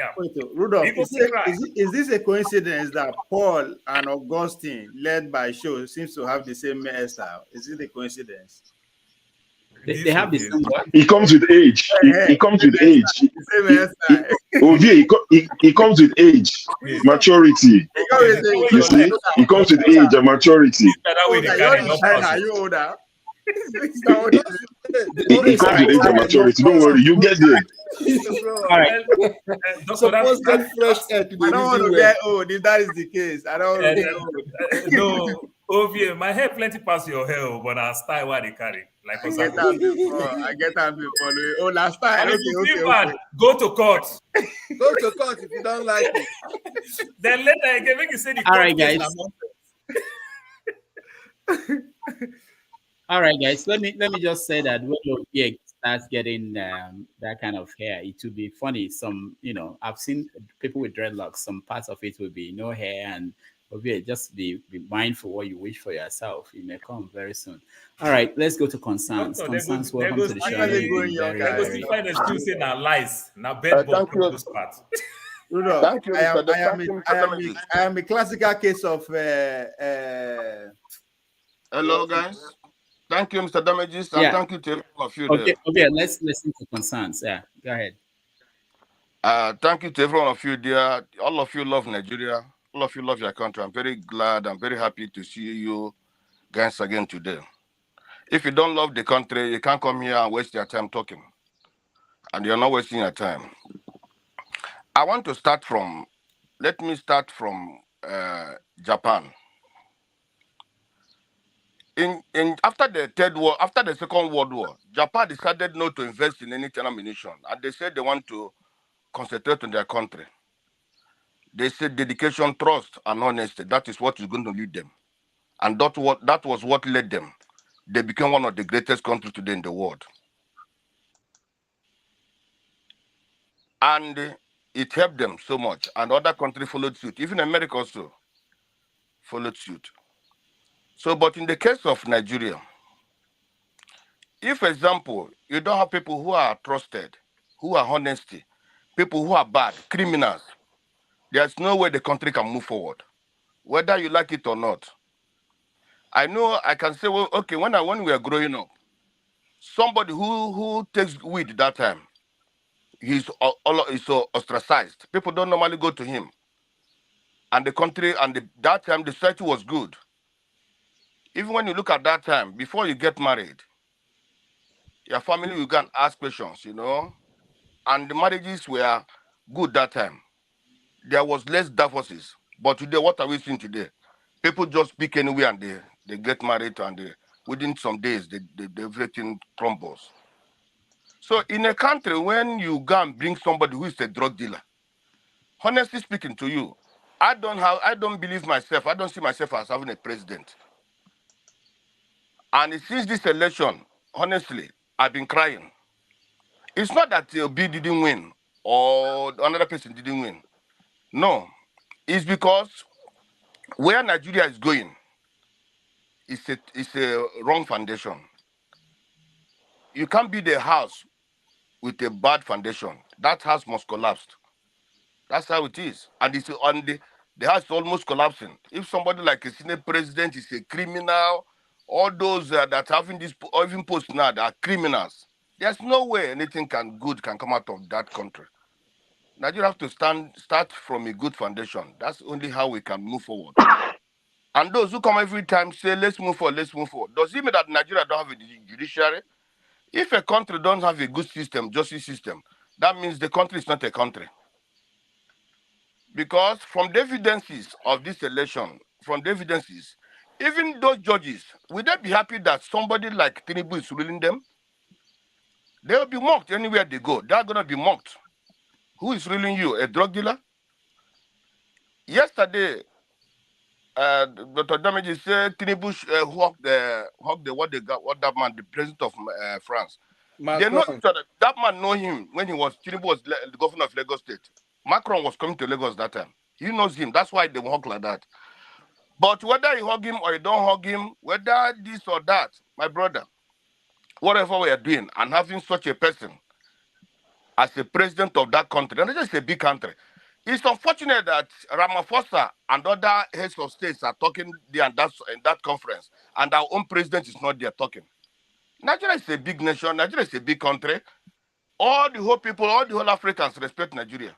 Not only Africans, other countries, other people, even outside the world, other world leaders, they want something good from Nigeria. And they respect Nigeria. And for us to come here and see our president, to see such a man that INEC gave that thing to say he's our president, and always what we are getting is disgrace. All those people who are supporting this man, may their families be disgraced, as Nigeria is being disgraced today. Amen. We can never, their family can never see good.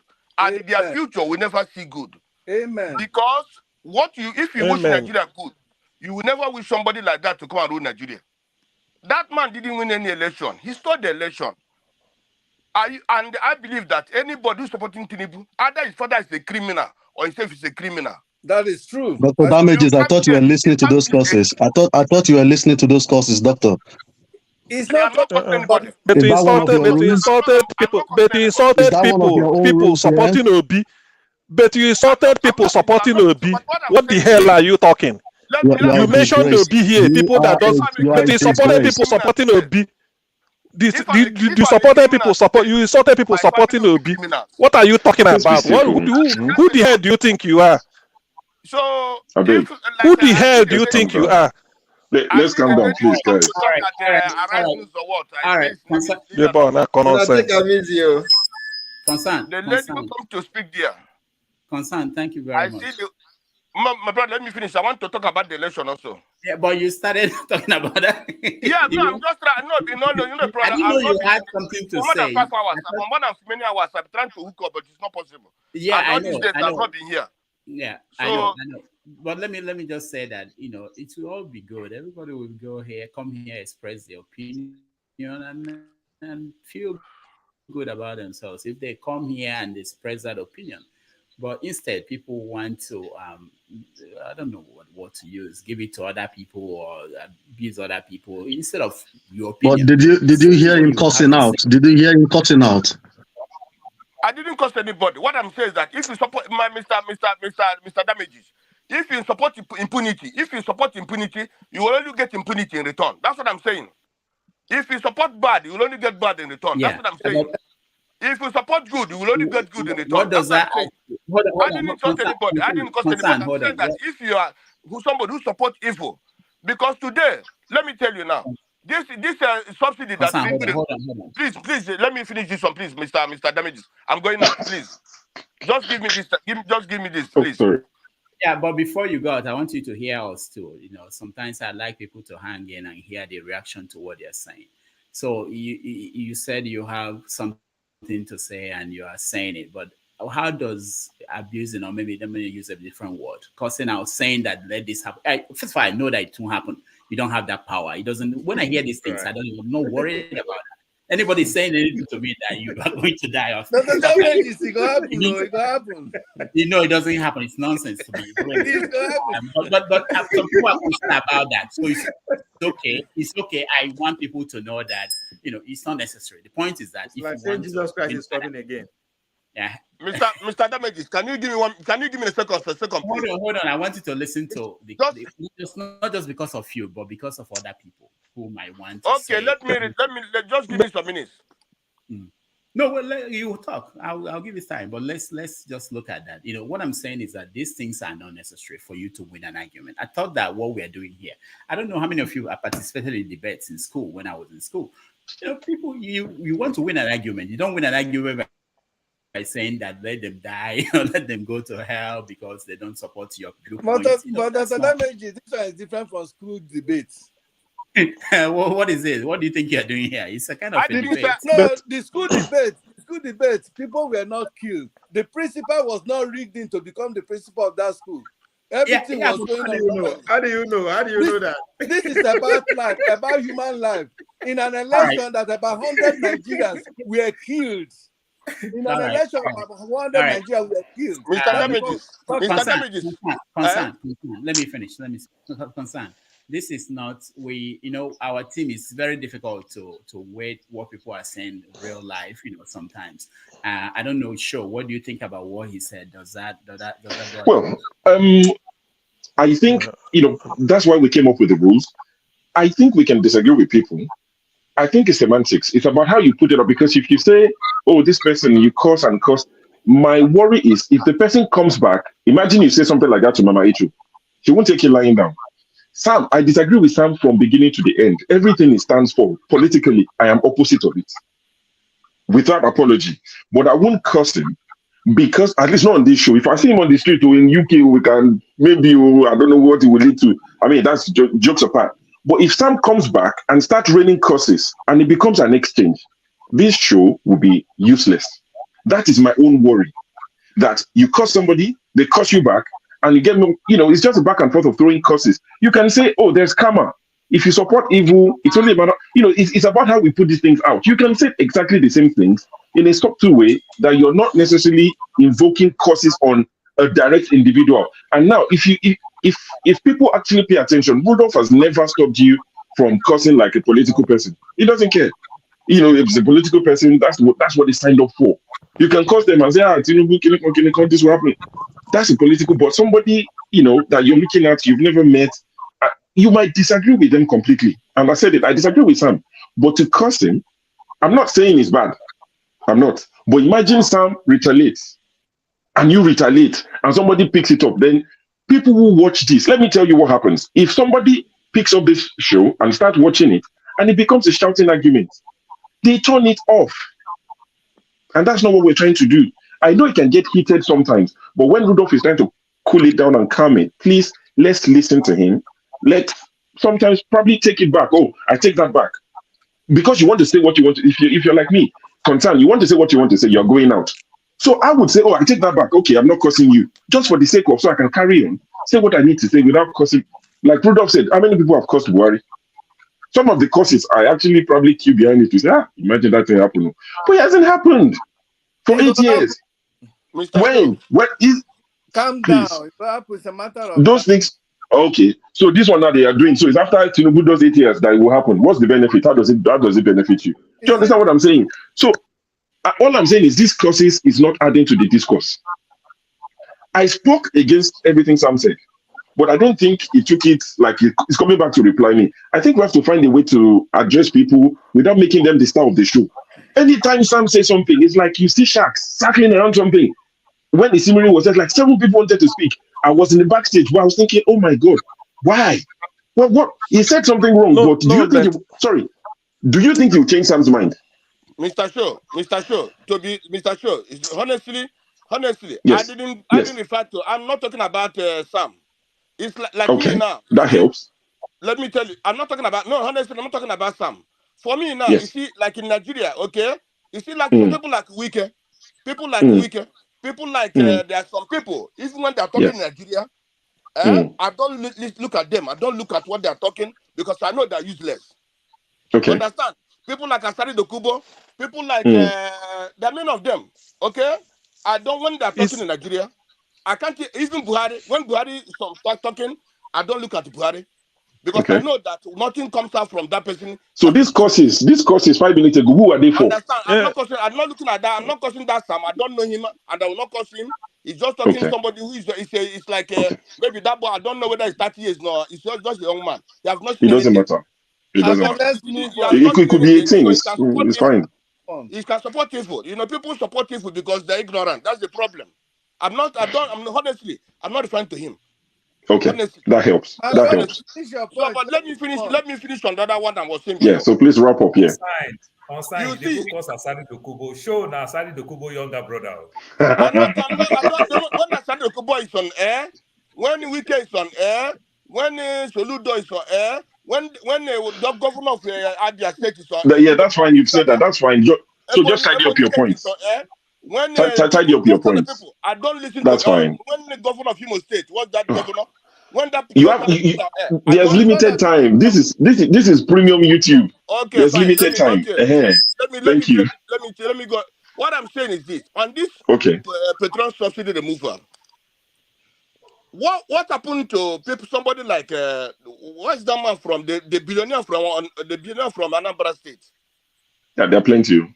No, that billionaire that is involved in this oil scam. What is that man? The one from Lagos State. They would not involved in this oil scam. And what happened to Dangote? If Nigeria is a country that wants to move forward, why can't they arrest those people or investigate those people? Get all that money they have scammed Nigeria and then put it back into the economy. Not only them, than allowing the citizens, the poor people to continue to suffer. These people have been suffering the time of Babangida. They have been suffering. Every time the poor masses suffer. Every time the poor masses suffer. All these people that stole this money, why can't they suffer? If Nigeria want to move forward, why can't they suffer? Thank you, concern. Are they above the law? Thank you. CM, go Rudolph. ahead. The 1 minute. Yeah, Rudolph, please, with all due respect to everybody, you see, when you say this is have your say, when people peddle lies as part of their own say, you should also give room for others who want to debunk it to have their own say too. People come here to tell me that we have elected a president, let us move on. If I say I don't want to move on, is that a sin? You No, stole my see, mandate. No, I'm coming. People will always come here I- and tell you, oh, there's nothing anybody can do about that. Tinubu has been That's elected. fine. It's 2020. It's 2027. I'm coming. It's 2027. Okay. And I tell the person I don't want to move on with you. I don't Is think that a anybody will sin? disagree with your position. Eh, But eh. saying No, because God will that punish is you the root. if you say we should move Wait, on. I'm coming. That is the root cause of this thing. And thank God for the analysis given by Augustine before as a lecturer. Okay. You mark a script, awarded marks. You have to keep the script in case a student will say, no, I don't agree. Now, if Augustine, after marking a script and giving scores, and the student maybe a year or later or any time and say, look, what Augustine gave me is not what I'm supposed to get. It is binding on Augustine, like he made us to know, to produce the script. And not when he's asked to bring it for examination, he will refuse. That is the issue. So when people now come and tell me, oh no, Tinubu has been elected, let's move on, he's doing this. That is insulting me. Even if you didn't call me and even if you didn't use the word, maybe the normal one, when you tell that you are insulting me, you have moved on. Okay, you move. Leave me. Let me remain where I am. You can't come and force me. Oh, let's move on. Everybody have to move on. There's nothing you can do about it. It's 2027 or nothing. Tinubu has, and so what? Did you pay my school fees through primary school? My father sent me But to a school for a reason. I'm coming. so Did everything you pay my school okay. fees? So when people come and peddle this type of rumor, please allow us time, because that is Do you why we are here. Otherwise, There's two if different somebody things. ran this type of, if somebody come and sort of peddle this type of, I know people are paid to go from different platforms to continue a campaign that has finished before. Okay. So if Tinubu is that good, you don't need to come and be selling him on a platform. Chinua Achebe said if Nigeria is working, we will all know. So you can't come to a platform and be telling me about the good qualities of Tinubu or what he has done in France or this. Yes. We all know We all know what is agree with your happening. position. So I agree with your position. But what Rudolph has never said you shouldn't counter anybody or disagree. Everything you've said just now, you've disagreed with Sam 100%, and that's where I stand as well. But you've not caused him in any way. You've not called him a name. You've not cursed him. You've not wished him evil, even if it's your intent. But you've managed to see, it's because it's a public forum. If we let this be the habit, it will degenerate into a show that even you will not join. It will just be all out war, and nobody gains anything from that. So you curse him, he will curse you back. You will curse him, then he will lead to I'm older than you, you're younger than me. Then he will lead to Yoruba Igbo. It will just degenerate to what we're not here for. So disagree with people. Like honestly, I love the fact when you took Forefathers on, and you said you've read about 40 books. I was like, wow, I don't think all my secondary school books put together everything. I don't think I've read 40. I don't like reading at all. People can cut this and go and paste it anywhere. I don't like reading.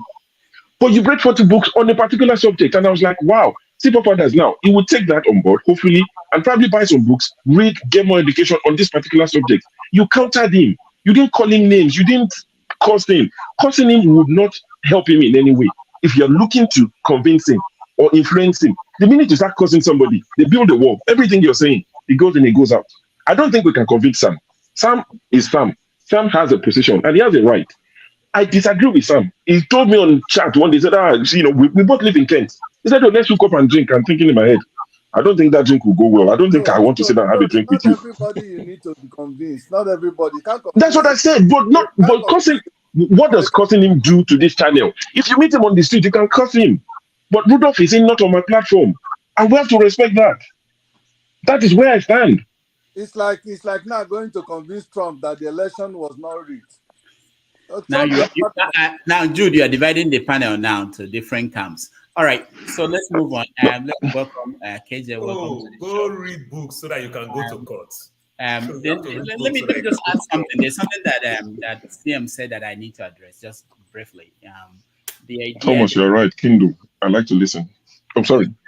We can monitor or interpret thoughts. When you said that what Sam was saying about moving on, that is an insult to people like you. So what it means is that we have to interpret.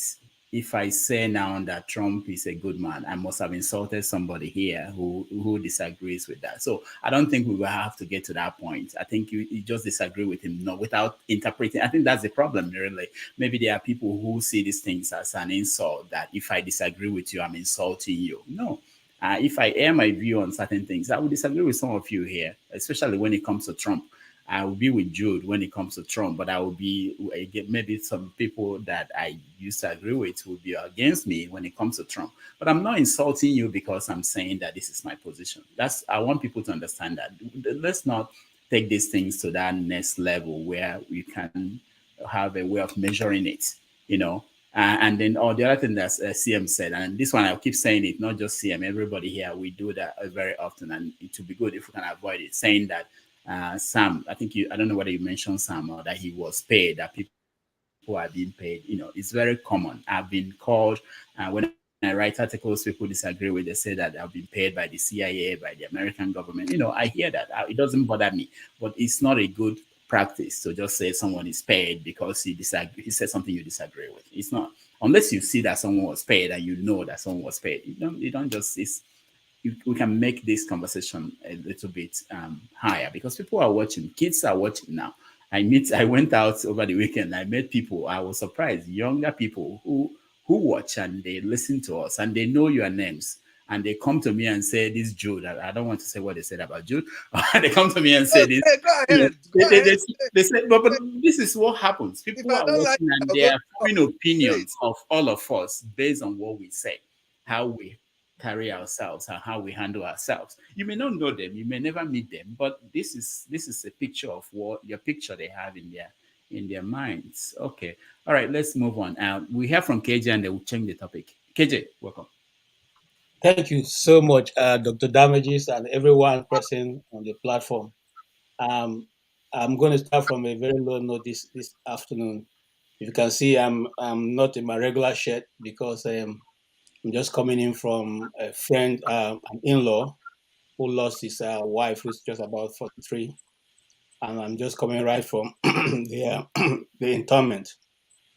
So I'm going to come from that point, because at the end of the day, each and every one of us, if Christ does not come, will have to eventually go in that way. So we should be careful what we say, because after we have gone, it's what we say, what we have written, what people know about us, that will actually stand for posterity.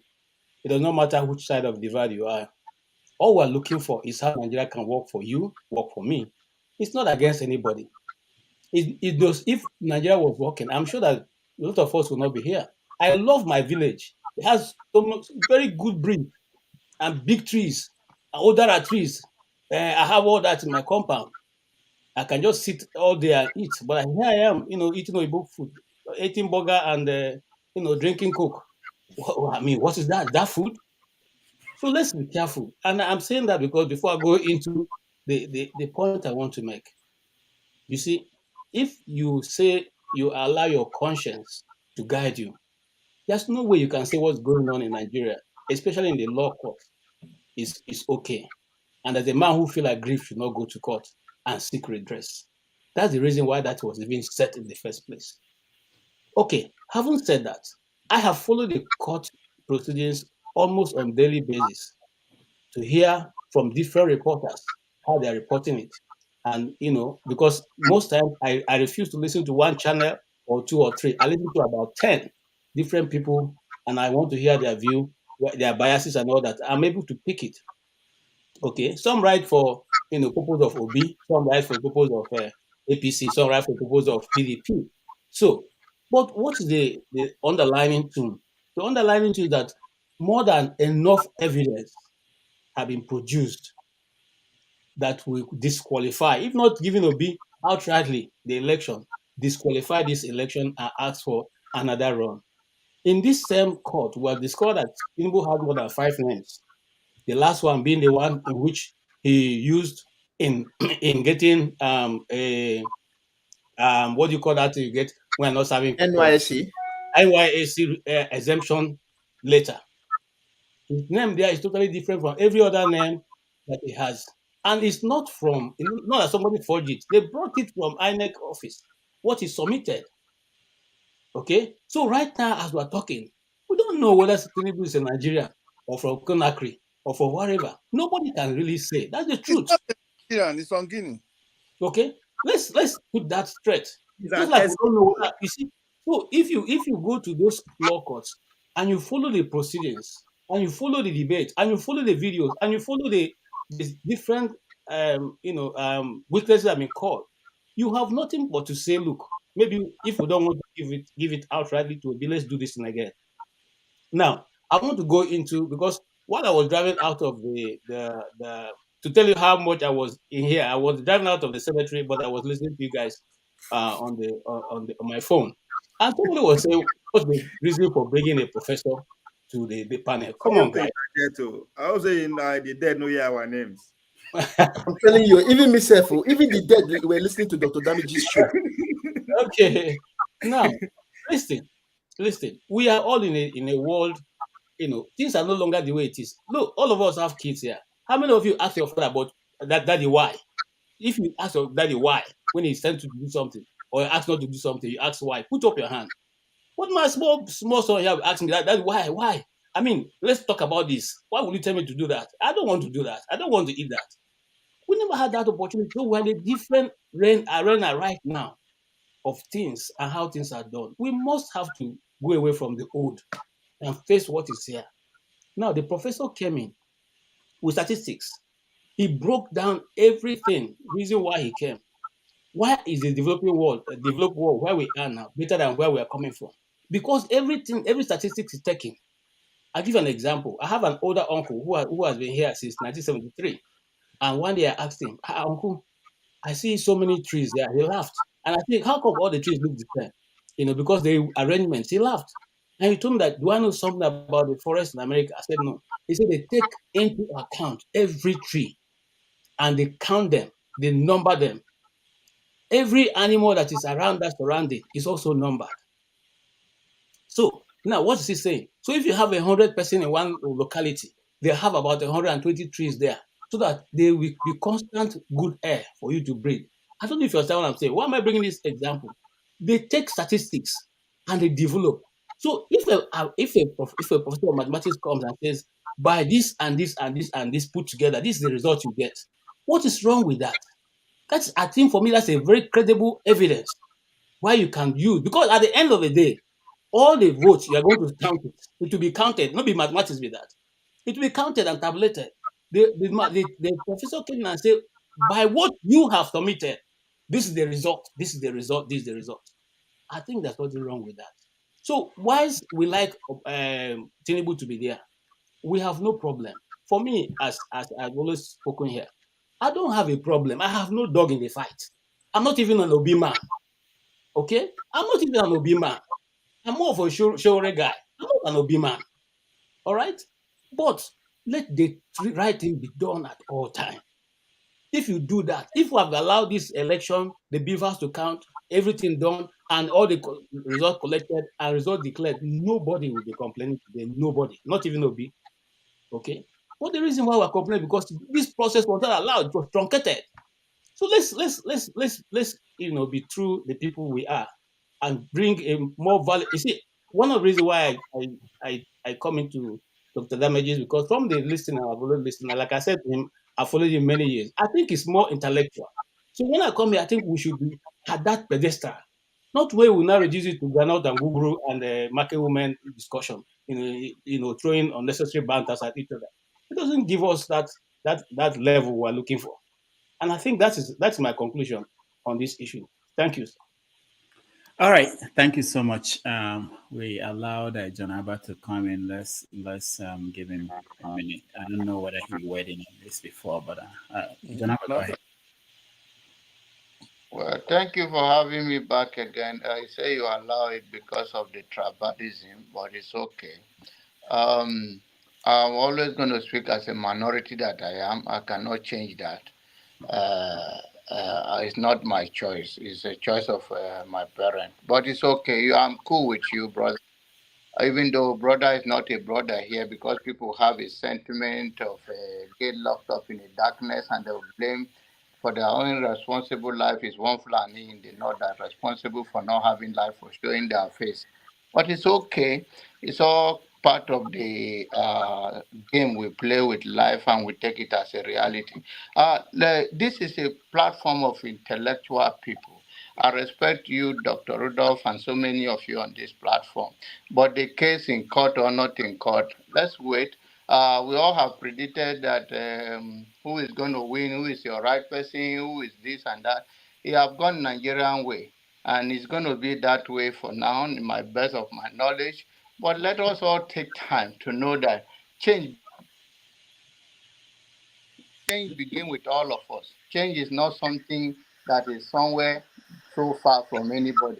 If you start change from yourself and look inward, say, okay, what am I offering my society? And how can I live to be a best person? Then you have the right to challenge any other thing. They say don't judge anybody. But the Bible also said that he that of a right stand, which means there is a standard that's supposed to be in measure. So if you don't meet up with that standard, then you can question somebody else that is not meeting up. That's what it means. But all these talk, I don't want to speak English because I'm not the Englishman like Rudolph and so many of you. But this shenanigans is going to end very soon. Court is going to rule on the issue of court. But are we going to see, going to be one Nigerian to give each other a benefit of doubt to see that we all work towards achieving one better Nigeria for all of us by starting with ourselves? Because what I'm seeing here is that's no different, especially people in diaspora. If we have this kind of mindset, then it's a long walk to freedom. Thank you. All right, thank you, John Abba. We are going to talk about Asari Dokubo. After that, we rant, and then the winner will get a book from a writer who is coming on the show very soon. So let me play a video of some of the things Asari Dokubo said recently.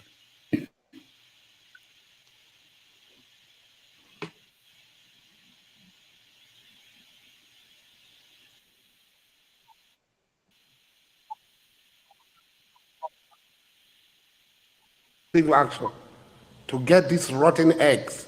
It's not the old army and the navy. There are a few who have this entitlement mentality. A better persona, I get power persona, I get people where they up, where go cover me. The president is going to remove them and make it possible for the people of this country to benefit. For instance, Mefule is gone, Bauer is gone. So more heads will roll. Those who are standing as an impediment to the good and progress of this country. The president will not dilly-dally with them. He will not do CCCC with them. He's going to put and kick them out. And when he does that, we'll have the unfettered power, encouragement to get rid of oil theft, which all my brothers in the Niger Delta, all of us have agreed. All right. And then there was this.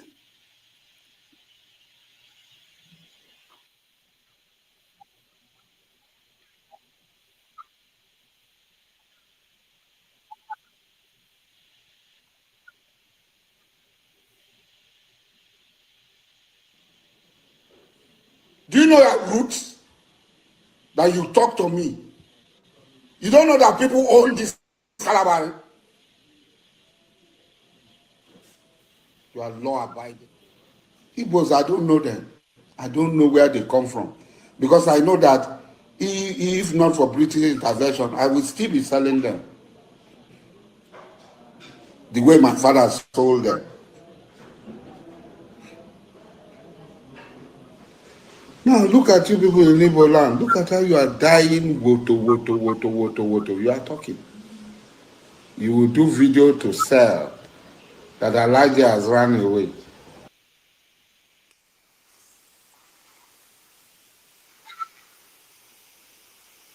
All right. I had to stop it there.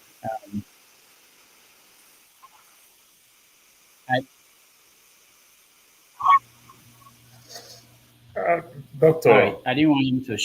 I didn't want him to show the gun. Facebook, YouTube might flag it, the whole video because of that.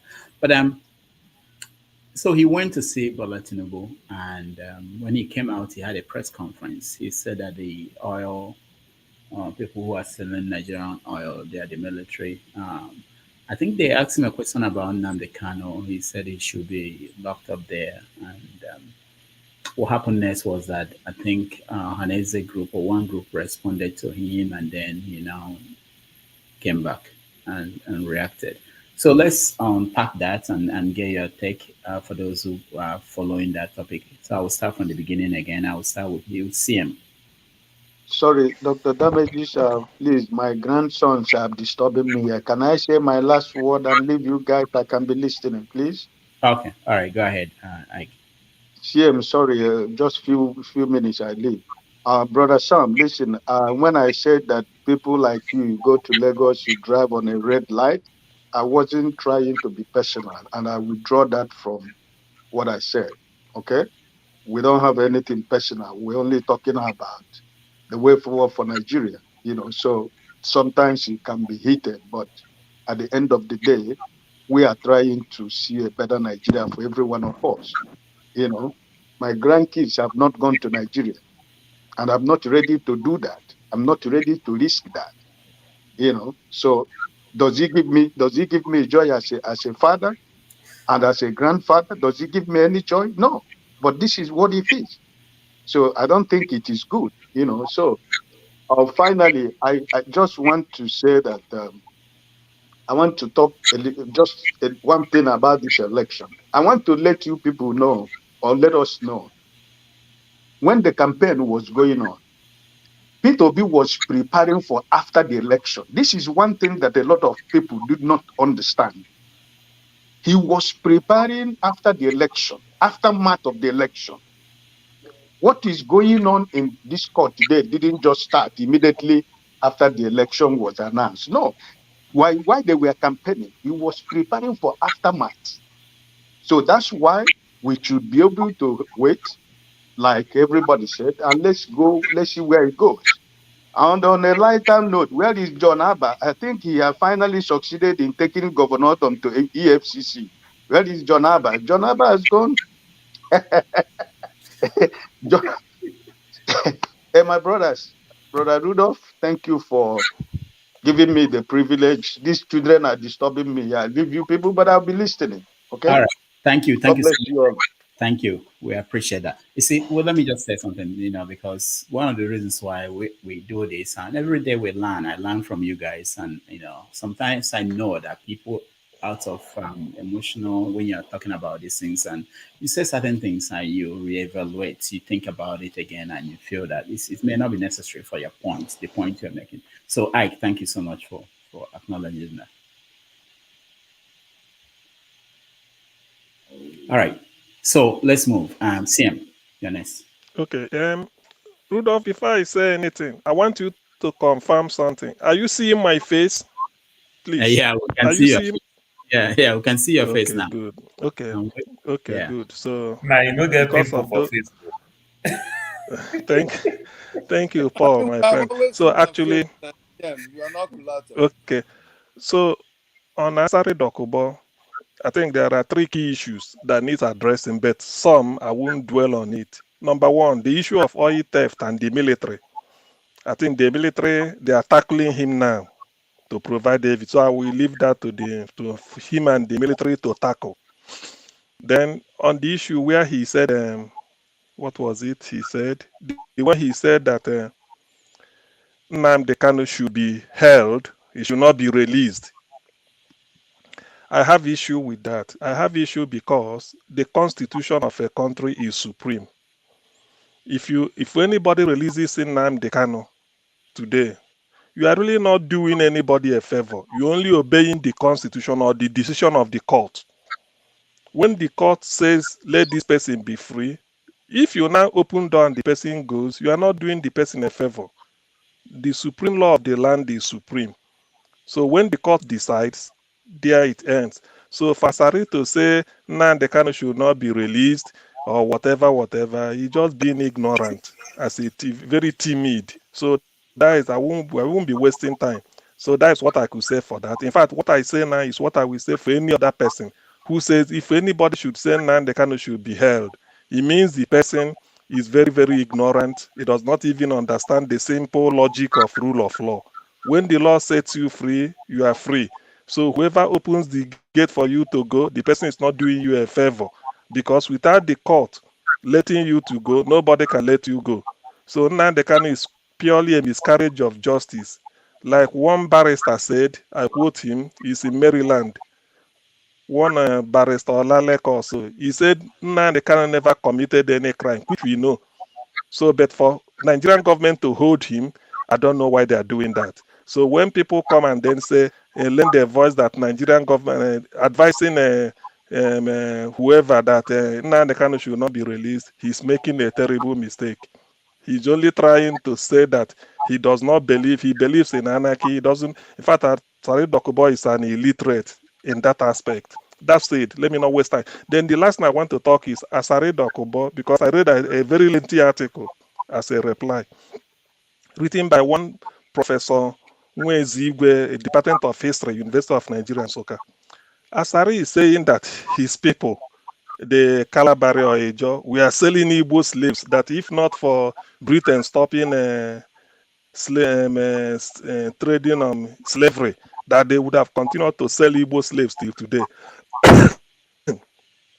You see, the thing is that Asari Dokubo is an illiterate. He dropped out of secondary university twice. He doesn't know anything. Asari is Igbo. Asari is Igbo. Asari is a great grandson of an Igbo slave that was captured and then sold to the people of Kalabari. He stayed there. From there, they brought another slave. So that is the lineage Asari came from. Asari is Igbo. So today I'm Igbo. If you take me and sold me to somewhere, and then from there I now live in that community, married, gave birth, my son is a descendant of Igbo. In the next 100, 200 years, they are still Igbo. So Asari is stupid. He doesn't know his history. That is why when he contested the election to be a councillor in Kalabari area, they rejected him because they said you are not a true Ijo man. He contested for local government chairman. He was rejected. He contested again to be a member Rivers State House of Assembly. He couldn't make it. So what I'm saying is historical fact. So when that buffoon is talking, people just look at him and laugh. They know it. It's like somebody, King Jaja of Opobo, claiming that he's Ijo. King Jaja of Opobo is Igbo, no matter how you slice it. These are people somebody that left Nkwere and then settled in Opobo area and become a slave merchant himself. So the fact that he later became a king of Opobo doesn't make him an Ijo. He came in there. The area speaks Igbo true, but the man himself. So Asari does not know his history. He's just an illiterate looking for money. In fact, he's a con man because he was the person. If you play, maybe I will send you. There are videos. Today he will claim he's Biafra. That without Biafra, nothing. Tomorrow he will say he's a Nigerian. The other day he will be attacking Gaddafi. The other day he's a friend of Gaddafi. The other time, today he told us that when he was in prison, Tinubu gave him a house in where is it called VGC, and gave his wife a house in Oba area of Ikeja. That is the loyalty. So now he said when Tinubu was at the Code of Conduct Tribunal, he went and embraced him. So that man, such a person, I don't really guide him because he has not it. If you tell him he's an Igbo, you can't say you are selling your own person. So that is a misconception. You don't even know your historical background. So Asari is a great grandson of Ndi Igbo. So that is where he came from. The fact that we are reasoning like TD Jakes. They say he's an American citizen, but he's Igbo. We all know that. And we can point at so many things. Zenasha, who was with CNN, if you look at his name, you think he's not Igbo, but he's Igbo. So when in future Zenasha's maybe daughter if he marries an Igbo and then comes up to start to say how they treat, that is your lineage. You don't know it. So when somebody doesn't know the way where he come from, he's bound to make mistakes. So to me, Asari is just fooling himself. He's hungry. The university he built in Benin Republic has been shut down. The Kengamakri, he claims, it's not functioning now. Somebody can Google it and tell me. So all this rubbish he's doing, just looking for money. By the way, how can you be proud that your job is to go and look for contract to be guarding a pipeline that passes through your father's compound, instead of you looking for a better deal? If Asari love his Niger Delta people, let him tell us his investment in Niger Delta to say that I love my people. Nothing. He went to Benin Republic. All this is making noise. So to me, Asari, somebody discussing him is a waste of time, because I know he's up to nothing. He's only there just because of what he can gain to feed his a number of children and all the harems he's having all over the place. So Asari to me is a nobody. I yield. All right, thank you, Sim. Samuel, you're next. Okay, can you hear me? Yes. I'm not going to speak that much to what Asari Dokubo said or not, because I'm not very familiar with the ongoings between the South people and the Southeasterners, so it's not my problem, but I'm interested, maybe just as an onlooker, just as a neutral, but I don't know what's going on between whatever they've got together there. So I'll be leaving very soon. I've stayed here for 2 hours. I just want to say this. I love your show, Dr. Damages. I think there's this modus operandi here where people want to bully people to silence. I'm not one of those. If you continue this way, you're going to send people who have dissenting opinions from your show. You can't be in an echo chamber and everyone is saying the same thing. And I'm not here just to be contrarian, to say the opposite, just to have a different view. I'm saying it the way it is and the way I see it. So please, less of bully, let everyone speak their mind. And I think it's a great show, to be honest, but let's stop all this bullying. I'll see you later. Thank you very much, sir. All right, thank you, Samuel. Thank you so much. Austin, you're next. So for me, I don't really, sometimes for me, I'm good at ignoring people. Once I know say no importance, get used for me. Forget about the whole thing. Really, the only person where I go get a very different opinion about all these things. Asari Dokubo in another video claim is an Igbo runs through his veins. So when somebody talks from the both side of his mouth, I don't rate them.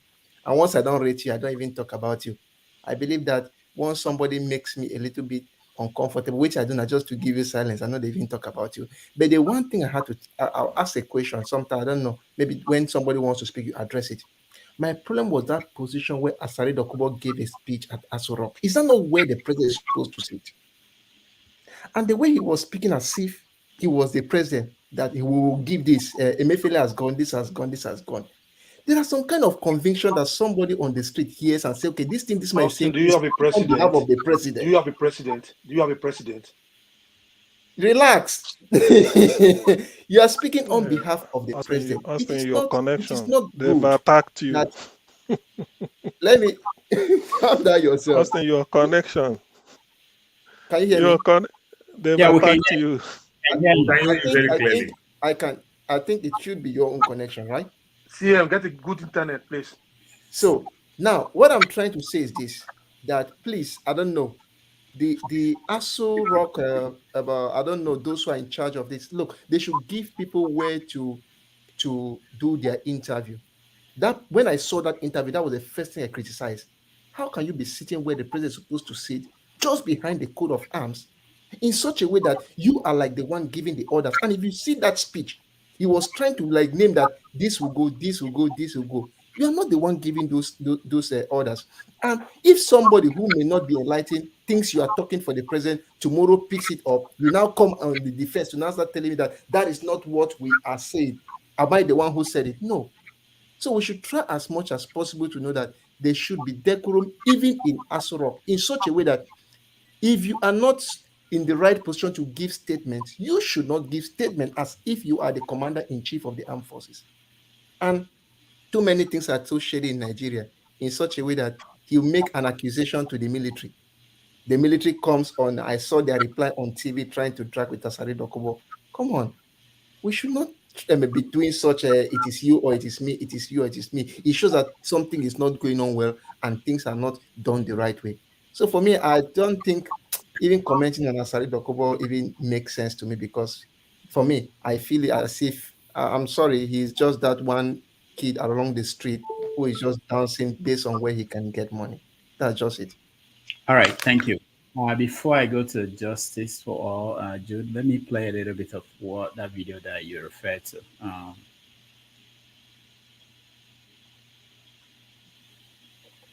Asari is a wasted spell. That's it.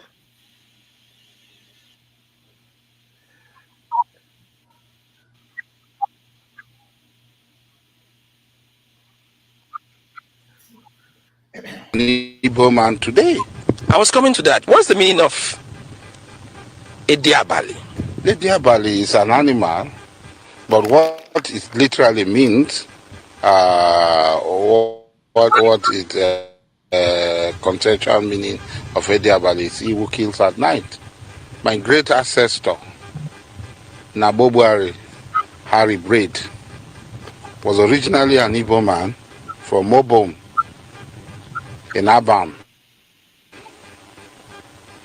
His parents moved to Obosi in present Anambra, so both in present Anambra. From there, he came to Kalabari. King Amakri acquired him from the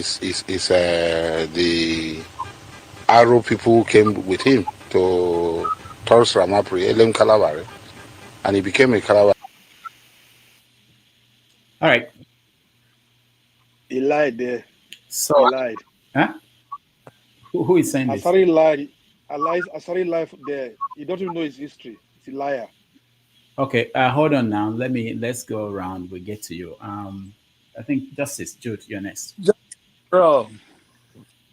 Well, actually, I wouldn't really, I wouldn't have liked to comment on Asari's issue. But why I want to talk about this is that, there are many of his likes in Nigeria that think and reason the same way, especially in the context of the injustice that pervades in the country.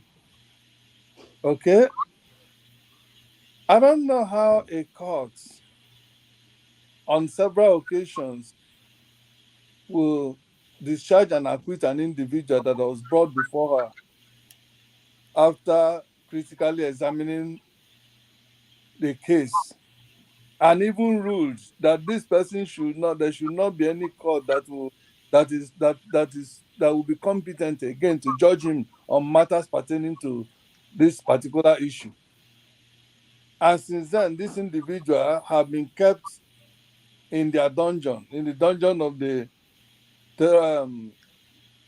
terrorist government of Nigeria. And some people will still come and say it is okay for their government to continue in that line of illegitimacy and illegality. And people say, and some other people say it's okay to do that. And yet, these same individuals will be seeking for a country that works for all, will be seeking for a progressive country. I don't know. At times, it beats my imagination how that people don't even reason. How that people, because of their selfish and personal myopic sentiment, they will allow it to becloud their sense of reasoning and their sense of altruism. If in a country, an individual you don't like, an injustice is done to that person, and because you don't like that person, you say, yes, this injustice is okay, it should continue to perpetrate.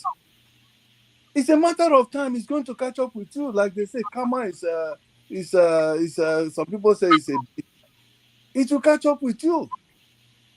And when it will be your own time, nobody will speak up for you. Many of us that are speaking on behalf of Nnamdi today, personally, when I started hearing him the first time, I never liked him. I never liked the way his approach and everything. But as time goes on, I continue to put aside my sentiment on how he talks, but listen to the content of what is coming out from him. And I begin to reason. And then seeing everything that has been going on in this zoological republic of Nigeria that we all live today, that is worse than an animal kingdom, I begin to say, oh my God, this man is speaking the truth. Put aside the way of rendition, the way of presentation, everything this man has spoken concerning Nigeria, they've all come to pass. That even our so-called GOs, all their prophecies, none of them can even match to what this man is saying that has come to pass. The fact of the matter is, you that is supporting an injustice today, it's a matter of time. This same system that you support, because you don't like what they are doing to people, the particular individuals or a particular group of people that you don't like, it's a matter of time. It's going to come up to you. It's going to catch up with you. That is it. That is it. So I just ask us to be careful. The evil we support today will come after you tomorrow. Just be careful. It's a warning, and All it's right. a word of wisdom. All right. Thank you so much, Jude. I wanted to show this headline after his performance at Aso Rock. I think they spoke to the new IG of police, and he said, I don't know if you guys can see this. He said, police won't partner with outlawed groups, um, referring to Asari Dokubo and his group. So we don't know, and people have raised the issue of why did he get that platform where he spoke, and why should that be allowed, and what does it mean that is Asoro going to be open to every character? There are people who are raising that question. All right, Dr. go ahead. Dr. Rivers, sorry to interject. I don't know, such people who are asking that question, I don't know whether they came from the blues or from the moon. What else would they expect when a drug dealer is in charge? What would they expect? Who knows? Maybe Asari Dokubo probably is one of the agents that sells the drugs for him. Who knows? All right, thank you, Joe. Let's go to Paul. You're next. Yeah, doctor, talking about Asari Dokubo. Asari Dokubo is from my region, the South region. Obasanjo said something one time when Asari Dokubo bought Lincoln Navigator. Then Lincoln Navigator was like the big thing. And they brought it to the hearing of Obasanjo. Obasanjo said, Obasanjo and I be the only thief. But Asari Dokubo that he knows, he dropped out of University of Calabar because of funds. He couldn't go to school. And he's a freedom fighter to his people. They are doing little artisan job. But only Obasanjo and the thief. But Asari Dokubo is driving Lincoln Navigator. And that spite even affected Asari Dokubo for some time. At a time during the Yaradua time when Asari Dokubo started getting that momentum after the release and everything. He couldn't live in Rivers State. He ran. He started staying in Abuja.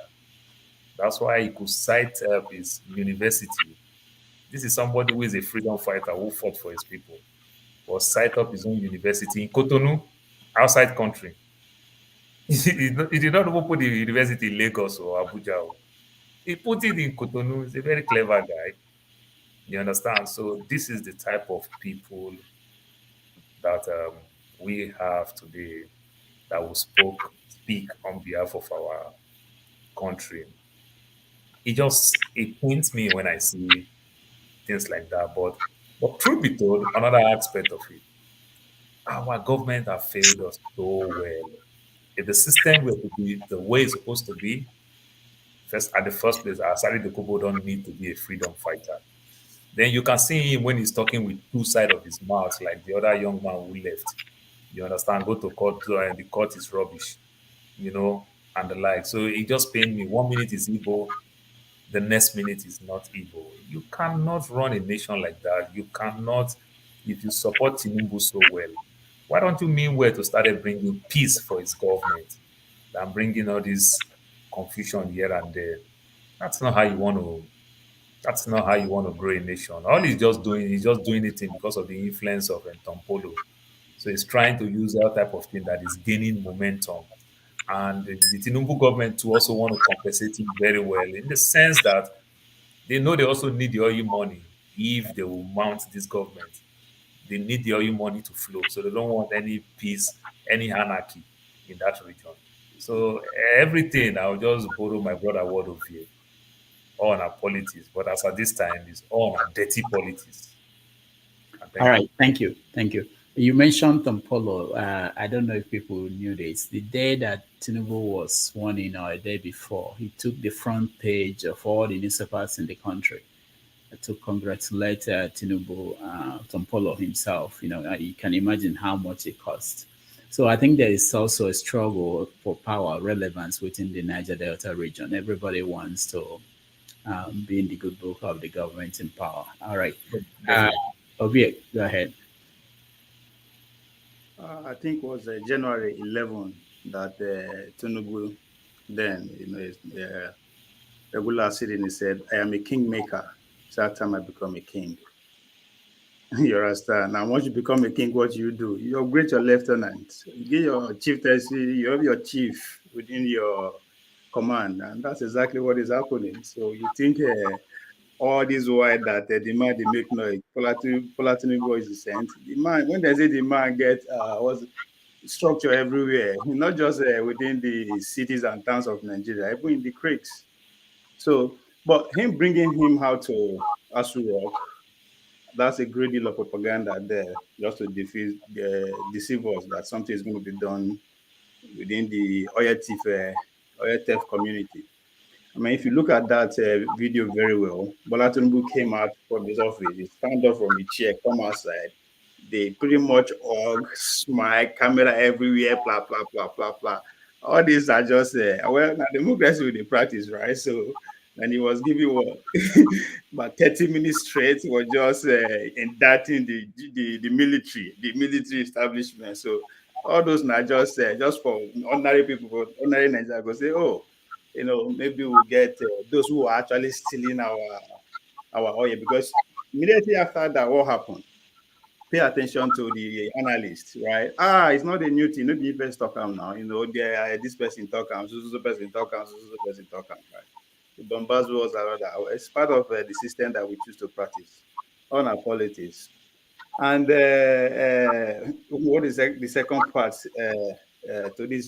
That's the Nnamdi Kanu, when they ask him about Nnamdi Kanu and what he's saying about that.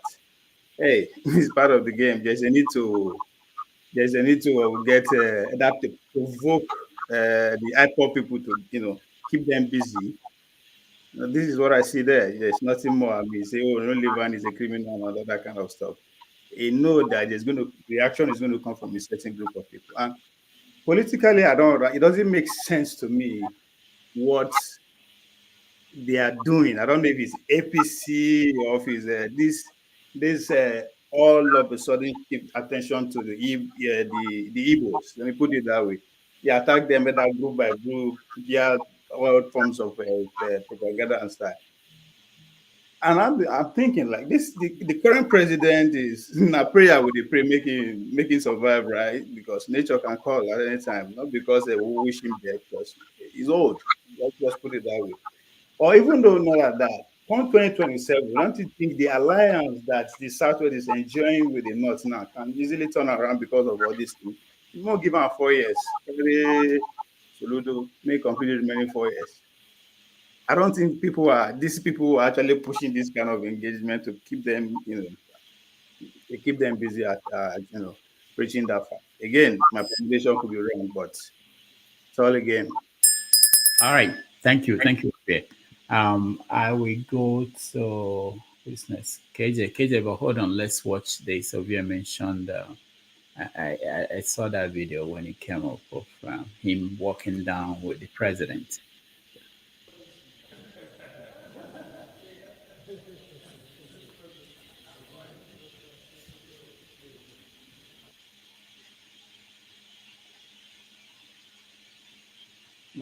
No, not this one. This is before. This was after. He just to come and say hello to my father. I've congratulated him before this time, and to give a word of support for what he has achieved and what he has done so far. And I know that Nigeria had changed.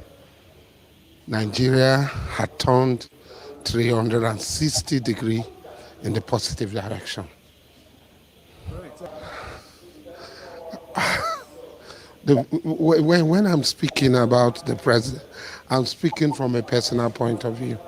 I will do everything, I can stake everything to make my father, in quote, succeed. And that is a promise I had given to myself and a promise I've given to him. Oil theft will be stopped. There'll be zero oil theft in the Niger Delta, inshallah. Thank you very much. All right.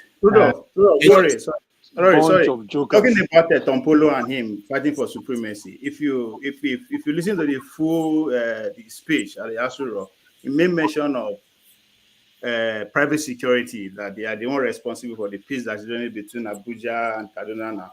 Why am I saying this? Nigerians are clamoring for private security, and even him himself said it, that if Nigeria can be engaging Belarus and Russia and all that, why can't they engage them? So he's also looking for contracts the other direction too, private security, just like what is happening in Russia with Wagner. That's another business that can come out from him too, not necessarily struggling with his brother in the Niger Delta area. Business there everywhere, and insecurity is everywhere across the country. So there's money to be made. So he's just being smart, if you ask me. He's thinking outside the box. All right. KJ, you're next. Thank you. I will start from the question you asked, or rather Paul asked earlier on. Where Asari Dokubo was had that meeting in Aso Rock is a place where when they finish their ministerial meetings, that's where they are supposed to meet. That's where the ministers sit to give conferences, which is not the press room. So it is either that the person who led him there doesn't understand the difference in the rooms, or he bullied the guy to lead him to that place so I can use that opportunity to sit on that seat. But naturally, he was supposed to be interviewed outside or in a press room, which is quite totally different from where he stood or he sat. Now, you remember the last time some time ago, I said something that we are coming to the era of what Professor Wole Soyinka wrote many years ago. In fact, we precise around 1980 something, which book he titled "The Beautification of an Area Boy."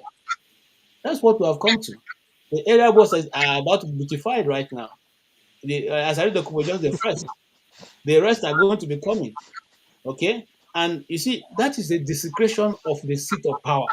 Whether I like it or not, in whichever way you look at it. Even if he was friends with Tinubu before, remember, the certain things that are done that are taken for granted. The president doesn't stand up to escort you out, except you are a dignitary of high standard, of about the same rank with him as a president, a prime minister, or a person who has come to represent the government. But in this case, is an area boy who has come to visit you, who used to be your boy, and you escorted him outside of your chamber. And it's unheard of. Okay, it's unheard of. Now, apart from that, you guys took him and led him back into a room that was supposed to be reserved for ministerial meetings or ministerial briefings, or even your own briefing if you decide to take the part of the briefing. You took him back there and he sat and spoke. And he didn't only speak, intelligently, he was able to dissipate another, tribe and people. Okay? And then he watered down the army and the police, the Air Force, the Navy. Okay? In one go, a sweeping statement. They are complicit. They are responsible for 90%. What about you? What were you doing before you started fighting for, became a militant? You are doing the same thing.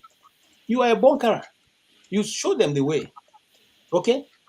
Now, going back to that same instance, you made a sweeping statement again that you are fighting, your boys are fighting along Kaduna Road, Enugu, Abia, Ebonyi, Anambra. In fact, the whole of the eastern states.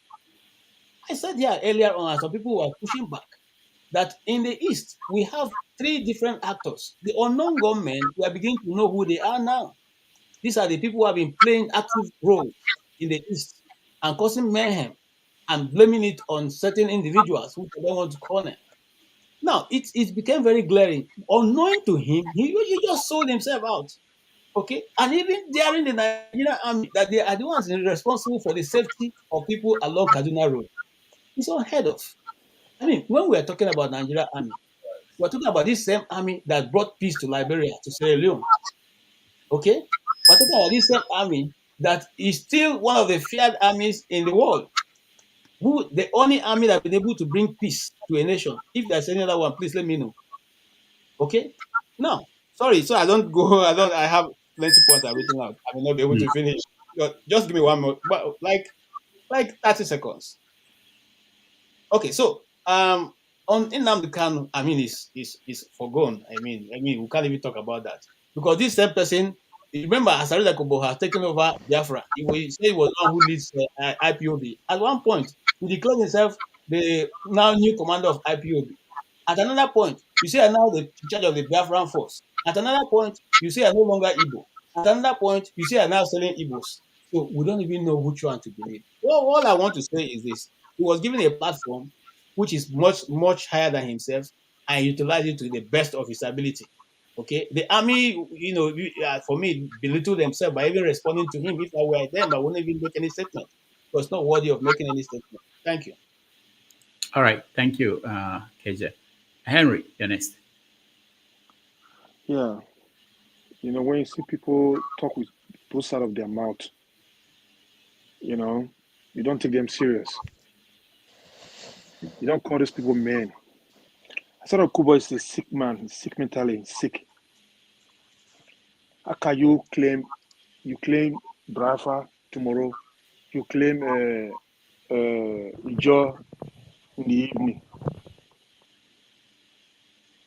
In the country that is working, people like Asari Dokubo should be in cooler. It should be forgone history. He came to your president villa, make announcement, warning your military.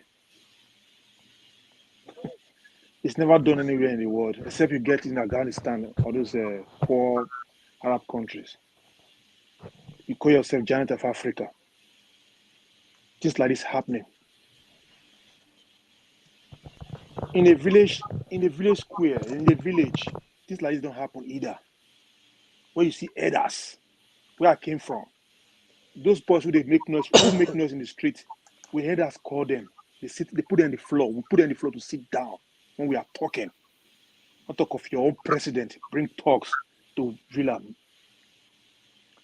Because Nigeria is not a country that at the moment it's not a country you say it's a country that's working. In America, where you stay in America, such things don't happen either. The poorest country in Western countries, shit like this don't happen. Okay, what are the military, this DSS, what are they doing? They allow this. But Henry, hold on. Yeah, If the president says, "I want to see this person," who is the DS? Nobody can stop it. You're talking as if the president insists that he wants to see somebody, he will come. Have you ever seen since we were born in a country that is working? This kind of, I don't use that word. People that buy a lot of people. Yeah, that brings unrest in your country. Welcome them like this. Have you ever seen it? You people are in trouble, because President Tinubu is not my president. You people are in trouble. Really? We think it's a joke. It's not a joke. We are in trouble. Yeah, no, it was the way he said "you people," as if by saying that it won't impact you. You people put Tinubu there. Me, I didn't support Tinubu. You people put him there. You are in trouble. All right, thank you, Henry. Kenneth, you're next. Thank you, Dr. Damages. I really detest to discuss this boy they called Asari Dokubo. In that second video you shared, he told us his background, where he come from and all that. His real name happens to be Melford Asari Dokubo. Before he christened himself looking for money from Alajis. They rebaptize him. They change his name to Muhajid Asari Dokubo, right? In that second video you shared, he told us his background, that his ancestors were from a town called Obosi in Anambra State. They were sold into slavery to the Calabaris. Then the white people were partnering with the Calabaris, kidnapping our Igbo brothers and selling them off as slaves. So Asari's ancestors happens to be victims, right? So when they got to Kalabari, some of them were not sold out to the white people. So they were kept in Kalabari as slaves. So he originally is an Igbo guy. Now, this is it. Like I said it, I hate to discuss this guy because I've seen him as a shore passenger, what we call in Igbo, shore passenger, someone that is always looking for money. Whichever way the money is coming from, he does not care because he has no integrity. The guy has no self-respect. Wherever there is money, he is there. It is only a man, an unaspiring man, someone that has little or no goal, that will be seeking to be a megad. Because when we say a guard or security, we are giving it a sweet name. He is aspiring to be a megad to his own resources, God-given resources. Your only work there is to guide it for your Fulani Caliphate masters to get it and sell and enjoy. Your only function there is to guide it. Now, just as we are talking about, I think somebody mentioned Tompolo, right? Tompolo was favored by Buhari's government. And this guy is trying to take the position of Tompolo. So there is a kind of conflict of, they are fighting for position. In short, he is just aggressively trying to offset Tompolo's position in that Niger Delta area. But this is it. I hate when some media or journalists are not being truthful to themselves. That first video you shared where he was brandishing a gun, right? The video was made 8 months ago, and nobody talked about it. It's not a recent video, because all our attention was focused on election, and nobody discussed it. When I saw that video that first time, I think that was in October or November, I commented. I can't even remember because it's usually to attack him. But the thing is, nobody talked about it until he went to Aso Rock. And I think I first got from Dr. Abati's page, right? And I was like, where was Dr. Abati when this guy made this comment and made this video 8 months ago, right? But this is it. Asari Dokubo should focus on his career, which is Megad. He should go and ask for contract, leave Igbo people alone. Because one day, monkey fee go market, fee come back. Let him leave Igbo people alone, fight for whatever that he's fighting for. I hate to discuss him because for me, giving him relevance is giving him attention is making him relevant. That guy has nothing to contribute to his own people. I'm not even talking about, he is killing, he is putting down the Niger Delta people. He is making them not to progress. He is pushing them back. They should deal with that guy and make sure that they get rid of him and fix their own region. That guy is spoiling Niger Delta region. They should treat him. They should take care of him. All right. Thank you. Thank you, Kenneth. Janaba. There's no doubt that Asari Dokubo is Tinubu loyalist, even during the campaign, and now he called him that have succeeded in Aso Rock. It is what it is. I'm not here to defend anybody. It is out there for people to judge from whichever way they want to, but that's Nigerian politics.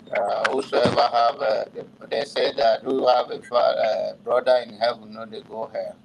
So that is his time, and that is their time, and I wish they give him a good advice so that they all work together. Bad network, please. I'm not hearing. Bad network.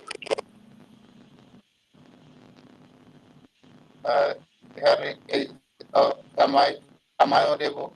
No, we have. It's not very good. It's back to how it was at the beginning. Your network. No, I have to leave because I don't want to be like CM at all. All right, Mr. Show, you're next. Okay, thank you. Uvi, by the way, I like your background. What you've got going on there. Those are two guys who will have been interesting to see them combined, but meeting after death. Anyway, We are one Nigeria. We are one Nigeria. Yes, one Nigeria. Yes, Wazobia. With regards to Asari Dokubo, it's quite shameful because for me, I've always said that I don't expect politics to be clean, but I don't expect it to be this murky, to be this dirty. Because people like Asari Dokubo should not. I agree that the president might, presidency, not even president, the presidency might want to dialogue with them. They might have a need for them. Things happen behind doors that we're not aware. All these American presidents, all these world powers, they deal with people that you'll be surprised that they deal with. But I don't think Asari Dokubo should have been given that press conference, cameras everywhere. And I don't think the first point of call should have been the president. You want to talk to him, you have a need for him, delegate people to speak to him. If negotiations, if they are stalling, they can't reach whatever, then you can progress. We all work in places. You don't just jump and go and meet the CEO and go and that's the first point of call. You might be a loyalist, but Tinubu is not the president of Nigeria. You are no longer Tinubu, but wherever he lives in Lagos, I can't remember that place. You are the president of Nigeria, so you shouldn't be seen in public walking him out of your place. Things should change, and I'm hoping that he will learn for as long as he's there for. If it's 4 years, tough. But if the court says otherwise, for as long as he's there, I hope he keeps learning every day. Things like that. It's bad optics. And I'm not even sure, because APC guys, I've not seen them defend it, but they're mute about it. If Peter Obi did this, I would call it out and say this is outright wrong, because you are encouraging things like this. What's Asari Dokubo's job? What does he do for a living? That is now sitting, and where he starts to speak when he spoke at Aso Rock, the coat of arms behind him made my stomach turn. Why did they have the coat of arms behind him? Anybody will see that picture, that image, and it just, it's almost like, oh yeah, speaking on behalf of Nigeria or speaking as like an appointed person. He didn't need that behind him. These are things that we don't want to see. But people will say, oh, you're crying, you'll be there for 8 years. No. And these are the things that annoy me, because it's not about winning. It's about doing the right thing. Why is Asari Dokubo there with that? And him brandishing guns. I saw that video where I was talking about the Igbos and all of that. I can't speak on that much because I'm not from that part of the country, so I can't speak on it. I mean, it's almost like poking the bear with all this. I saw there people, I know he's looking for reaction, and I'm sure he's gotten a lot of it. But my issue is the brandishing of guns. And this is to speak to what sometimes I say on this platform, maybe not enough. I know there's marginalization that the Easterners feel, but can you see that this thing is not about tribe in most cases? It's about self-preservation. It's about the elite, like Mama Icho would say, the elite versus the poor. Asari Dokubo is not Yoruba. Tinubu is a Yoruba guy. Asari Dokubo is not Yoruba. Asari Dokubo is not Fulani. But look at the guy brandishing guns. And nobody's talking about that. Not you guys, of course, we've discussed it, but I'm saying, when is it going to be picked up? He said something similar, MC Oluomo, people said it's because he's a Yoruba guy. So Asari Dokubo, what is he? He's not Yoruba, but these guys would wine and dine and entertain anybody who would do their bidding. So sometimes it's not about the tribe. Yes, the Easterners are facing marginalization, but look at Asari Dokubo's case. He called out the army, he called out the navy. He's not been picked up. And we're saying they should go and pick MC Oluomo, which I agree. But who's picking Asari Dokubo up? When are they going to carry him? If someone else said that, and you are on the opposite side of the aisle, they'll pick you up straight away, and they'll say, come and explain yourself. I mean, look at DSS going through the roof of Rocha Okorocha because he went against some people, as much as it's one of them. So if you go against these people, they will come for you like it was like a movie, breaking into Rocha's house. But Asari Dokubo is there, brandishing guns. There's another video of him I saw last year where he was walking down the street. I don't know where, maybe it was in River State, I don't know. But he was wearing like a native, like a traditional, and they were carrying RPG on the streets of Nigeria, amongst other weapons. Who's this guy? And we might have a smaller case of the Wagner guys on our hands because I don't. I mean, they don't have near enough the amount of ammunition the Wagner guys have. But this is what happens when you allow mercenaries to have that much weapons. They become a law to themselves. They terrorize people. We don't want these sort of things. We want that. And when people say, "Oh, those of you who think go and do politics," now people who have ideas, who probably have better intentions, they see things like Asari Dokubo and the Tompolos of this world brandishing weapons. That's from the presidency entertaining it. Look at this guy, Kabaka. There's a video of him a few years ago saying that he was a nobody until he met his father, Oshiomole, who was the governor, made him somebody. So all these politicians are empowering these people. Now you want somebody who is a gentleman, who just wants to do politics. All he knows about the dirtiest politics some of us will play is to pay people millions for Oppo research. Go and do your research. Find out what did he do 20 years ago. Did he renounce his Nigerianness in the US, like they're saying for the Lagos State Deputy Governor? That's as much as we will do if I was a politician. I won't go beyond that. I'll pay people to do Oppo research. They will find out things about you that you've forgotten. For me, that's politics. That's as dirty as it will get. But carrying weapons and you're not telling people to go and get involved. What weapons do I have? So this is the sort of politics we don't want. But you say it and people will say it's politics. It's the game. Play it. We can't keep playing this game. If you play stupid games, you win stupid prizes. We need to stop playing stupid games. We can't have people just carrying weapons around. It's not one gun, not two guns. Somebody was even trying to tell him not to brandish the guns. Hey, leave me alone, leave me alone, leave me alone. You understand? It's almost like, what can they do to me? And these are the things it doesn't matter who he supports. If he's supporting Peter Obi, I would say it. You can't be brandishing guns. No, keep them away. So the president should not be entertaining people like that with cameras in full. This would encourage other aspiring Asari Dokubos to do worse because they know that they will get the attention of the president. I'm not saying don't see him. I'm not saying don't engage him. It's better you engage them than let them run riot. But don't give them the full NTA channels interviewing him. Let him go in quietly. Let him go out quietly. Does he even have to go to Aso Rock? The next thing you'll be seeing MC Olomo. When I said this thing that MC Olomo will be visiting Aso Rock before the election, people said, "Oh, you're taking it too far." Sorry, what's the difference? How's it different? MC Olomo will start visiting. Washington will start visiting. You start seeing people like that, and people will tell you how's it different from Jay-Z going to the White House. So it's all these parallels that we try to draw. We're not there yet. Please, let's clean up. Let's clean up. Stupid. I'm not saying I'm looking for sainthood or whoever to run politics, but let us clean it up little by little. We can't be having this sort of madness. No, it won't take us anywhere. And this is why people say they have doubts about Tinubu. Look at the people, look at this person you're entertaining. This one is calling you his father. And Sholomo calls you daddy. So look at the people calling you father, my daddy, and they say, hey, he's loyal. People are loyal to him. Is this what we want? Where would this lead us to? We can do better as a people. It would never be perfect, but it doesn't have to be mental. God help Nigeria. God help us. All right. Thank you. Thank you so much. Man of Prestige. Yeah, thank you very much. Can you hear me? Yeah. Yeah, I'm going to say something, but the people I was going to refer to, they are not here, but I'm still going to say it. I'm referring to Sam O and John Abba. I mean, we're all Nigerians. When you see something that is wrong, call a spade a spade. When we were talking about Asari Dokubo, what he said about the Igbo and the display in Aso Rock, both those two gentlemen, none of them made a statement. They said, I'm not familiar with this story. I'm not going to make a comment. I mean, when you see something wrong, regardless of what political party you belong, say something. I mean, everything that Asari Dokubo has portrayed, particularly the Igbo, it's an abomination. And John Abba is going to come here and say, I don't have anything to say. What an utterly nonsense. And Sam did the same thing. So I'm calling them out. It doesn't make any sense. If I see anybody killing any Benue person, I always say it, and I made a comment about here. And John Abba will come here and profess to be a true Nigeria or a neutral Nigeria. No, he's not. I mean, I don't care what party you belong or what you want to support. I hope he's listening to what I'm saying. Come back and debunk what I'm saying. But anyway, I just want to call both two of them out. I hope they're listening to me. So let me go back to the present topic about Asari Dokubo, about what he said about the Igbo.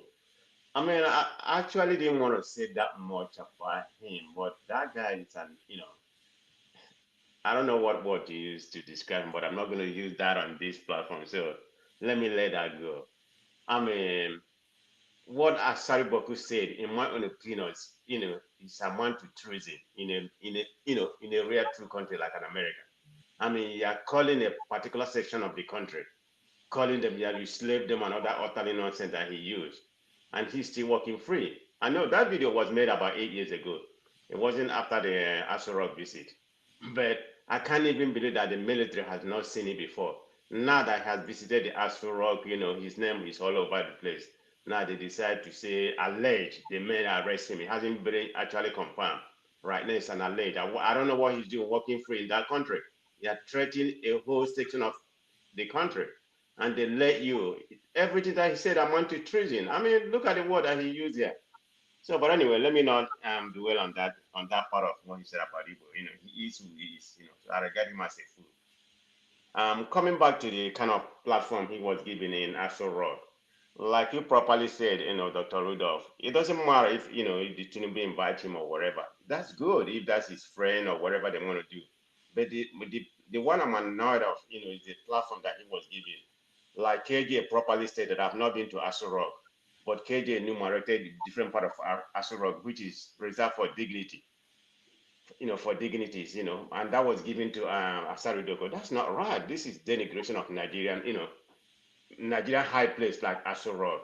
I mean, who's Asari Dokubo? Even after he met Tinubu and everything, he come where the president is supposed to be speaking on some dignity supposed to be speaking. I like to use that platform, to perpetuate the utterly nonsense against the military or whatever. Whether he said it's true or not, but he doesn't have to have that kind of right. So this is what you're going to see. Whether, I hope not. You have people like MC Oluoma, Aboro coming from Lagos, Aboro coming from the Creek, and Tinubu is going to be taking order from them. That's the way I see it. It's not proper. Whether he's going to perform good or not, but he's setting a bad precedent for Nigeria, So let's see what's going to happen. But I totally condemn, that display he displayed there. Tinubu give him that platform or whatever. I don't know whether the presidency gave him that platform, but it's all on Tinubu. He's the head of state. So thank you. All right. Thank you, man of prestige. Go to electricity, Ernest. A man of prestige, you took some words out of my mouth. So I'll forgive you for that. And that's in respect to Sam and John Abba, particularly John Abba. I hope he comes back and take you on. Be rest assured that you have an ally in me. So don't worry about that. Listen, I'm from that region. Kensaro Wiwa campaigned a non-violent for the survival of the Ogoni people, and we all know how it ended. For the man, Asari Dokubo, he's doing somebody's bidding. And there's nothing anybody can do. They cannot arrest him. They can't arrest him. Not the army, not the military, not the navy. Nobody can arrest him. He's doing somebody's bidding. And as long as he's doing that person's bidding and the president has his back, there's nothing anybody can do about it. It's unfortunate. It's sad. Even if I was a criminal as a president, I would not want to be seen associating myself because I want to keep a certain image. I would like to portray a certain image because that is the highest office in the land. Look at my region. He called himself an activist. Have you been to my region before? The man he cannot even fight for that region to be better. And it's coming on. Is it actually when I saw it when it came up? It's not about the Igbos or it's about anything. No, let's forget about that side. He's an ignorant human being. He does not know anything. He's not fighting for any Ogoni people, any Igbo people. No, he's not. He's only fighting for his pocket, which is very unfortunate. We all know what Kensaro we were, how we fought for the Ogoni, the survival of the Ogoni people, and unfortunately they were hanged or they were killed. It's unfortunate that like what KG said, birds of the same feather flocks together, which is it's unfortunate, to be honest. So for him to be given such a platform, and Dr. Ridolph, no matter what, if the president calls somebody, listen, even as Biden is or whatever, there are certain people that will not be seen around him. They will not be seen. No, it's not going to work. Even his own staff will tell him, Mr. President, this is not good. This is not a good option. This is not going to work. The world cannot see you standing with this person. It ain't going to. Yes, we know you're a criminal. But we know you're a criminal. But it happened in America. You see, when Trump became president, when nobody could tell him no, nobody could tell him you can't do this. So we have. He's out with Kanye West. Kanye West. No, there were some characters that went to the White House, but we all know the repercussion. Yeah, we all know the consequences. Of course. So see, image matters a lot. Yeah, I'm not. When it comes to, I'm just saying that if you have the kind of president that won't listen or thinks that he knows it all, then things like that will happen. So image matters but militants were not seen with Trump, though. No, not militant, but there are other characters that Trump. Yeah, there are other, but militants were not seen with. They were not security threats, right? But the white supremacy was never in they the were White not security House. threats. Or the white supremacy was never in the White House. They were not security threats. They were not threat to the national security. Let's use the American terminology. They were not threat to the national security. Even Trump himself now is a threat to the national security. That's another topic for another day. Don't you say that? No. Any proof? How could you say that? Do you have proof? Trump. Do you have proof? Well, actually, for your information, Trump. Do you have proof? Receives briefings, intelligence briefings. From 2024. Yes, you have proof? National security. He has been charged for espionage. So what they were all false allegations. Let's not go there. I know that it will divide everybody. Okay, please let me finish. Don't worry, I'm not against your stand, but we can disagree. Electricity, go ahead. After you, then KJ. Go ahead. So it's unfortunate, and for John Abba, and when I left the show, for John Abba and Sam and one other person, 4 years is not far away. May God keep us. We will come back on this platform. They are going to hit their walls. I take note of today. 4 years is not far away. Particularly with emphasis. I hope he's listening like what Man of President said. John Abba. It will come. 4 years is not far. I'm listening. Yeah, you are listening. Good. Yes. 4 years is not far away. And they will come back here on this channel. We shall see. And Bat will win again. And that one is definite that Bat will win again in 4 years. That I know for sure. But except we citizens rise up. Electricity is talking about where Nigeria will be by then. We are going to be somewhere. They are trying to play safe. They are trying to play safe. They don't want, particularly John Abba. They are trying to play safe. They are trying to do this. We all know the two-faced human beings in life. We can tell. But in 4 years' time, like somebody said, if the citizens do not rise and do the needful in respect to the legislative, Tinubu will be president, and the INEC chairman is what's his name again? That Lagosian, what's his name again? That guy, that Lagos. MC Oluomo. Is he not qualified? God bless you. Is he not qualified? MC Oluomo. Is he qualified? Well, I don't know the criteria. Which means the character of somebody does not matter if you want to appoint the person to public office. Talking about the MC Oluomo. If Tinubu is qualified to be in Asari, everybody is qualified. In the context of the Nigeria we are speaking with, if the citizens do not rise, Tinubu will come in and be. Listen, this suffering we are seeing, we've not seen anything. No, is affecting me here. We've not seen nothing. I'm being honest with you. This is just a tip of the iceberg. The citizens must rise up. And not until we rise up. Sorry for interjecting you. Sorry if Kulata said something in the page, in the comment section. He said the people are looking for palliative. when the country is broke. And that is a very disappointing statement from somebody like Kulata. I hope he's hearing me. Oh, wait. Do you rate Kulata high before? Do you rate him high? That's why you are disappointed. Yes. That's your wahala. It's your trouble. It's your problem. You have to, no. You have to give people benefit of doubt. To be honest, Not like that, man. Not like that.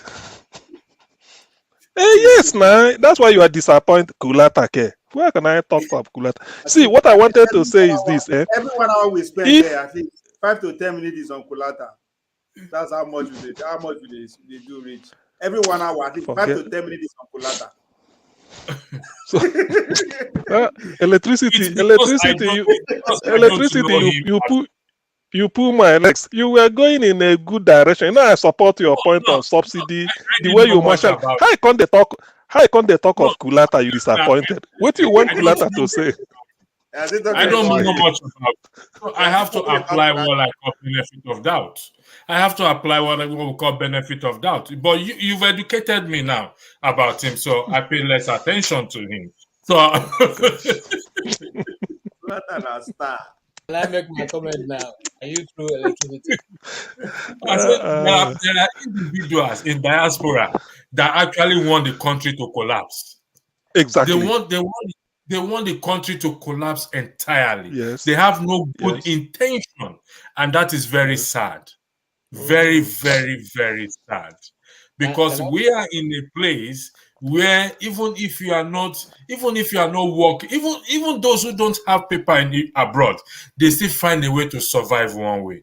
But when certain people just have decided to say, regardless, that country must fall because of a selfish interest or for whatever reason, I really cannot fathom it. I have to be honest. I yield the floor to Mr. Rodo. Thank you. All right, thank you. Thanks for going away. You allowed the floor to. We had a little bit of banter, so it was good. You can still stay away for a while. I will soon go on a break. So I want us to go through with this conversation, and then we take a break. When we come back, we do the rants, and someone will win a copy of this book. Last time it was Mama Echo that won. Signed copy from the author who is coming to the show in July. All right, KJ. Thank you. I totally agree with you, electricity. And for me, I will not say I want to see the country collapse, but if we can no longer coexist in peace, where we are all equal brothers and sisters at the same table, if some people have to be ones picking the crumbs and others are enjoying the princes and sharing the cake, then I think it's also right for all of us to seek our own, our own destiny, and it's not a crime. I haven't said that. I'm sure we're still bantering about the Aso Rock visit, which I've already made my comment. The only thing that I wanted to just add to it before I hand over to Rudolph is this. People sometimes when they make blanket statements about Nnamdi Kanu, they forget that Nnamdi Kanu have 3 subsisting wins in Nigerian courts. One which is of Court of Appeal that said that Nnamdi Kanu cannot be prosecuted in any Nigerian court any longer because of the way he was rendered from Kenya to Nigeria. The 2 other ones he won with a lot of money. One is 1 billion, the other one is about 500 something million, which had not been paid. He has a case he won at the court of the ECOWAS court, okay, and he has an international case that he won. Now, all these cases put together means that if we are not releasing him at this hour, that means that we are not people who love to follow the law. It's only in Nigeria, when we used to do those law of thought, they tell us that a court of competent jurisdiction cannot reverse the other person's judgment. In other words, an appeal court cannot reverse the judgment of another appeal court judge. But it happened in Nigeria under Malami. Okay, the same court that issued that Nnamdi Kanu cannot be detained. The same court, they went back after 1 week and got another restraining the same order which they just gave.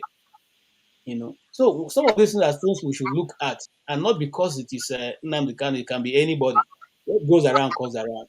And one of the things we used to study about crime is that crime does not have limit. a fence does not stop crime. If it's happening in your state, it's only a question of time it will reach the last state. And when we are saying that, when the kidnapping was beginning to start, they say it's one side. It's not a problem, but now kidnapping is everywhere. So let's be careful to say what is right and say it the way it is. It doesn't matter who is receiving the good news. Thank you. All right, thank you, KJ. Albert, welcome to the show. My neighbor. How you I find how about it. Right. Thank you. I'll be listening to your to your show and listening to my brothers and sisters there since morning. I just want to make this quick comment. We are discussing about Asari Dokubo, and I won't say they are criminals. First of all, I work in pipeline. I take care of pipeline before I left Nigeria, and because I don't hide it. I'm still work. I still work doing the federal work for police in Nigeria. As a militant or no, as a police, as a task force. Okay. You may not understand what I want to tell you now, but I don't think whether my brother, if I tell you the truth, how much will you pay me, Rundo? I know you don't pay me anything, right? But you just want me? many lessons, right? Is it me? Yeah, my brother Narundo. Now I was saying, if ever I tell you truth today, that how much are you going to pay me? Nothing. No, it's your say. It's your say. You are saying. No. Wait. Let me address this because it's very important. No. I'm just playing. This one is just okay. like, I hope Remember, he said he was a police officer. Yeah. I hope so. Okay. Yeah. No. Don't worry. You don't have any issue. No, you don't have any issue. Yeah, let's go back to the normal business. The visit that Asari Dokubo went there to see Tinubu for. None of us here know why he went there. We always see him that he went there to sell himself for us to see, Asari Dokubo is still existing. He is the chairman of Vanders.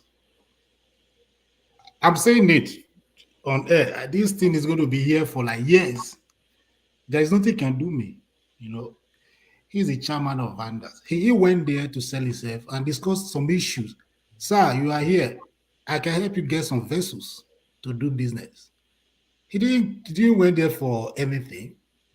I'm sure what I'm saying. You can't do me nothing. If you know you're right, nobody can do you nothing. I'm still telling you.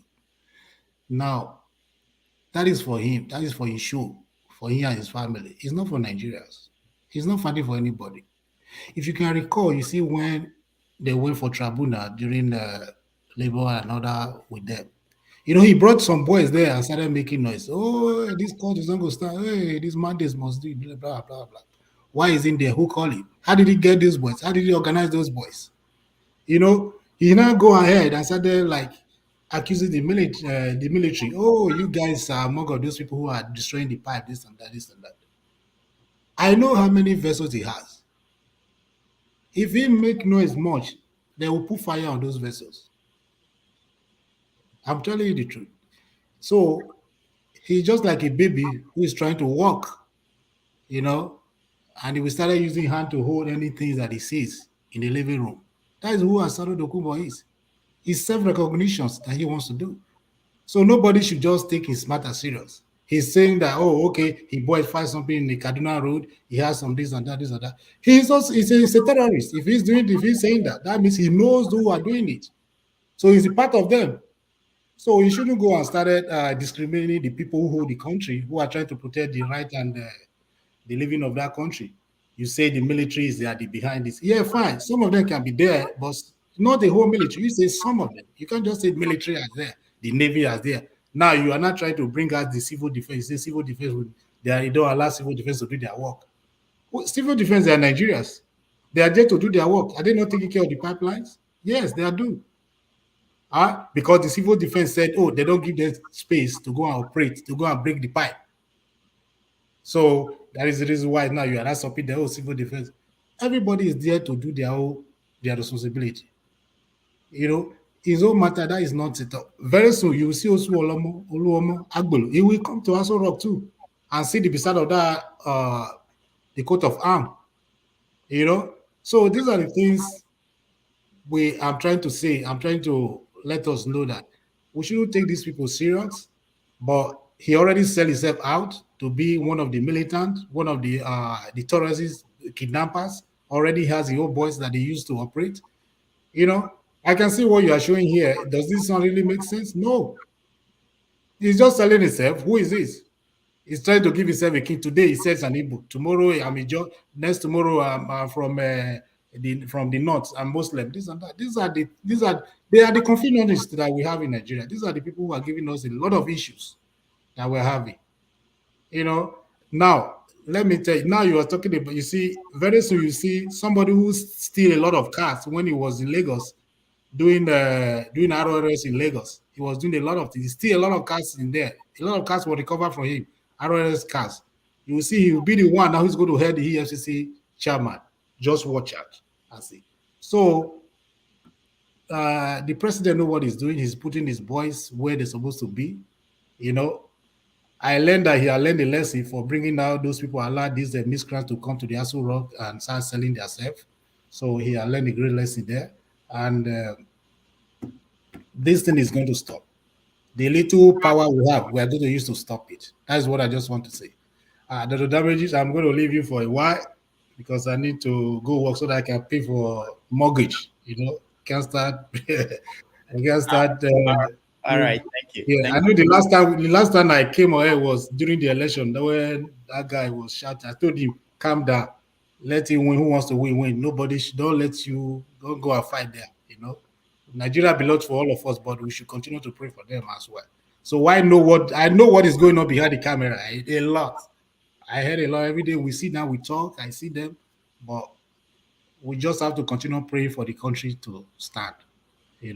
Thank you.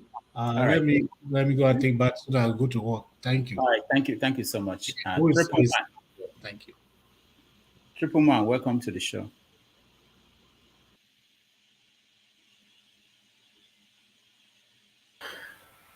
Good evening, Rude. Thank you, Doctor, for having me. Yeah, it's nice. It's been a while, so Go ahead. Yeah, it's nice to see you. Yeah, thank you so much. Okay, thank you for the opportunity. I've been listening for a while, and I keep asking myself, why talking about Asari Dokubo? Why all the hype about Asari Dokubo? A man who has nothing to offer. Oh, who is Jude, it's you. Oh my God. They will flag this video now because of this music you play. No, I'm not kidding. YouTube will flag it for copyright. Yeah. You guys don't understand what we deal with. Go ahead, Triple Man. Sorry about that. So I was saying that why talking so much, all the hype about Asari Dokubo? As a man who, very selfish person that knows only about himself. Asari has nothing to offer anyone, and he has nothing to offer Nigeria as well. He's a man without principle. He said this today, tomorrow he says another one. Wasn't he the one that formed the Biafran government in exile some time ago? No. So, no, sorry, not in exile. Biafran government. He formed not in exile. He formed Biafran government. He was part of it. He was trying to drag Wazirike into it and all of that, and was shouting Biafran here and there. I mean, he says this today, he says another one tomorrow. Such a person should not be taken, serious. And talking about the Tinubu's government, all I want to say is that if this illegitimate government is allowed to carry on, Buhari's administration would be like a holy angelic visitation. So, and then someone was talking about the country would collapse. And I'm saying the country is on the floor already. A failed state, a captured state, a lawless state.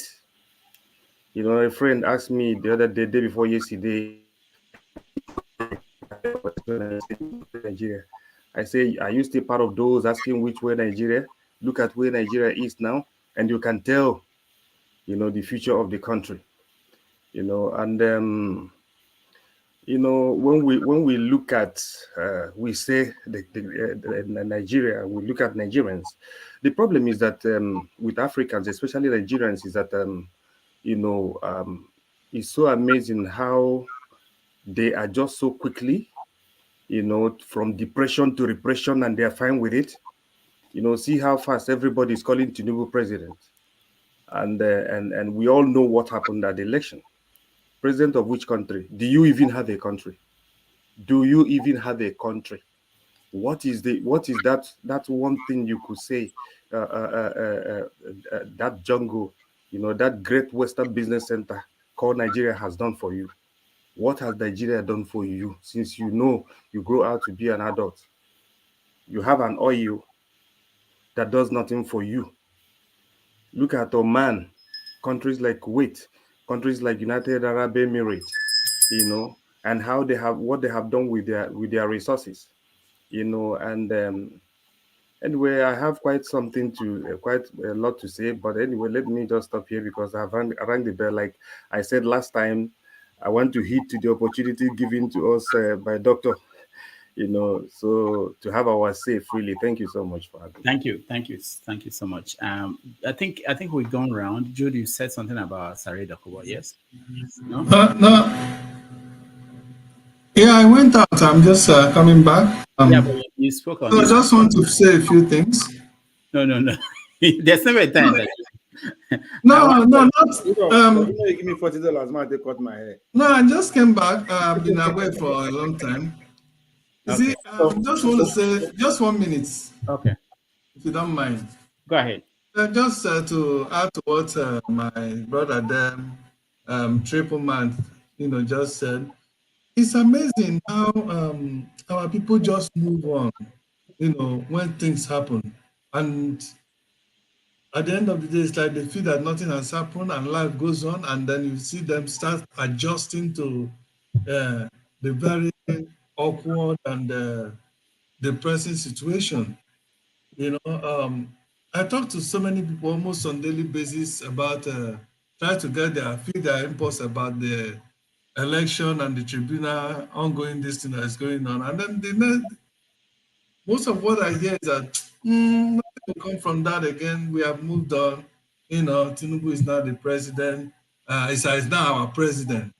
And I keep wondering, I say some of us who come out here, especially in diaspora, will be dying and talking every day, even spending our resources for these people at home.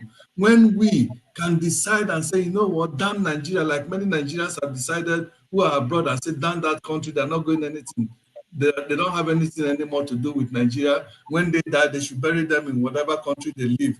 But some of us still have some faith, at least for the sake of people who are there, not even for family members, for Nigerians that are suffering every day. And yet these same people don't even care about I don't know, the ease with which they adjust to the oppressive regime. And that is why the politicians have already, they already have the DNA imprint of Nigerians in their palm. That is why they continue to do what they do, because they know that no matter what, it's a matter of time, they will all fizzle out. Everything will go. Because that is one of the major reasons why they were fighting. Let's get inaugurated first. Once you get inaugurated, all this thing will die down. Before you know it, you will start bribing those who can bribe, buy over those who can buy over, and then those people will go back to their various places like the chiefs and everything, begin to talk to their people. Before 2 or 3 months, everything will be over. Obi will just be wasting his time in the court. Nothing will come out of it. This is exactly a script they have written, and Nigerians continue to fall prey into this. And at the end of the day, they will still continue to complain that they are suffering. I don't understand these people. Please, has anybody, anything? I mean, why Nigerians behave the way they behave? Because there's no country in the world that behave like this. And there's no country in the world today, I can boldly say this, that have absorbed or that the politicians or their ruiners have ever done up to half what the ruiners of Nigerians have done to their people, and yet they still continue to accommodate it. I don't understand. It beats my imagination. It's like, what do they do to our people? I don't understand. Please, can somebody, educate me, enlighten me? I really need an answer because All right. it's. You want answer? Moraito, answer him. Okay. They stole their destiny. They get the poverty, lack, and hopelessness. Yeah, but they say poverty can also drive somebody to say, you know what, I can't take this no more. And you fight because you don't have nothing else to lose. Why would they exclude Wait, ourselves? Why Judy. are we excluding ourselves? Are we not If somebody listen, when hunger they grab person, now how to find food to eat, now they think. So that is the situation they have mentally programmed the people to be in. So when they wake up every day, it is how can I survive? How can I pay they just drove my child out of school. My neighbor is laughing at me. How do I cover this shame? These are what they have programmed us to become. Mama Hicho, one and second. people like Sam O that is enjoying life here will not come and tell them, let's move on. It's so sad. If people in diaspora is telling people in Nigeria to move on, I say to you, pack your load, go join them so that make una move on together. You can be there enjoying life. If you pay for internet, they know they interrupt your internet. But for home, once they charge their card, they're going to deduct the money, they're going to give them no network, and the money will finish. Even get mad to tell us, say, things hard. They give them for £400 and he collect them for 6 months. In Tinubu, when they promote, make it tell Tinubu, make it give my people £400 for 6 months. In the year, I don't know where you be mad. This person where they call Sam, I know say, Dr. Odo, you knocked me out several times because of him today. Sam, you get picking. It be like say before you reach the position when you get so, there's also rig, fraud. Now you can get your certificate like your Agbado master. Now you they tell them you collect 400 chop and clean mouth. Tell your Agbado master, make it give every Nigerian £400 for 6 months as they give you for Bodo Igbo. Una they tell person say make them move on. But you are invariably telling the young generation, say, you know what? The only way to become a Nigerian citizen is to go and forge your degree. If you are a man, go and look for a woman that bear your similar name and get that degree when you don't work for. And if you be woman, look for a man when you bear your similar name and take and do that degree. They're going to begin to forge the NYC. They put the shame. And that's what they say, we are here disgracing your president. Which president?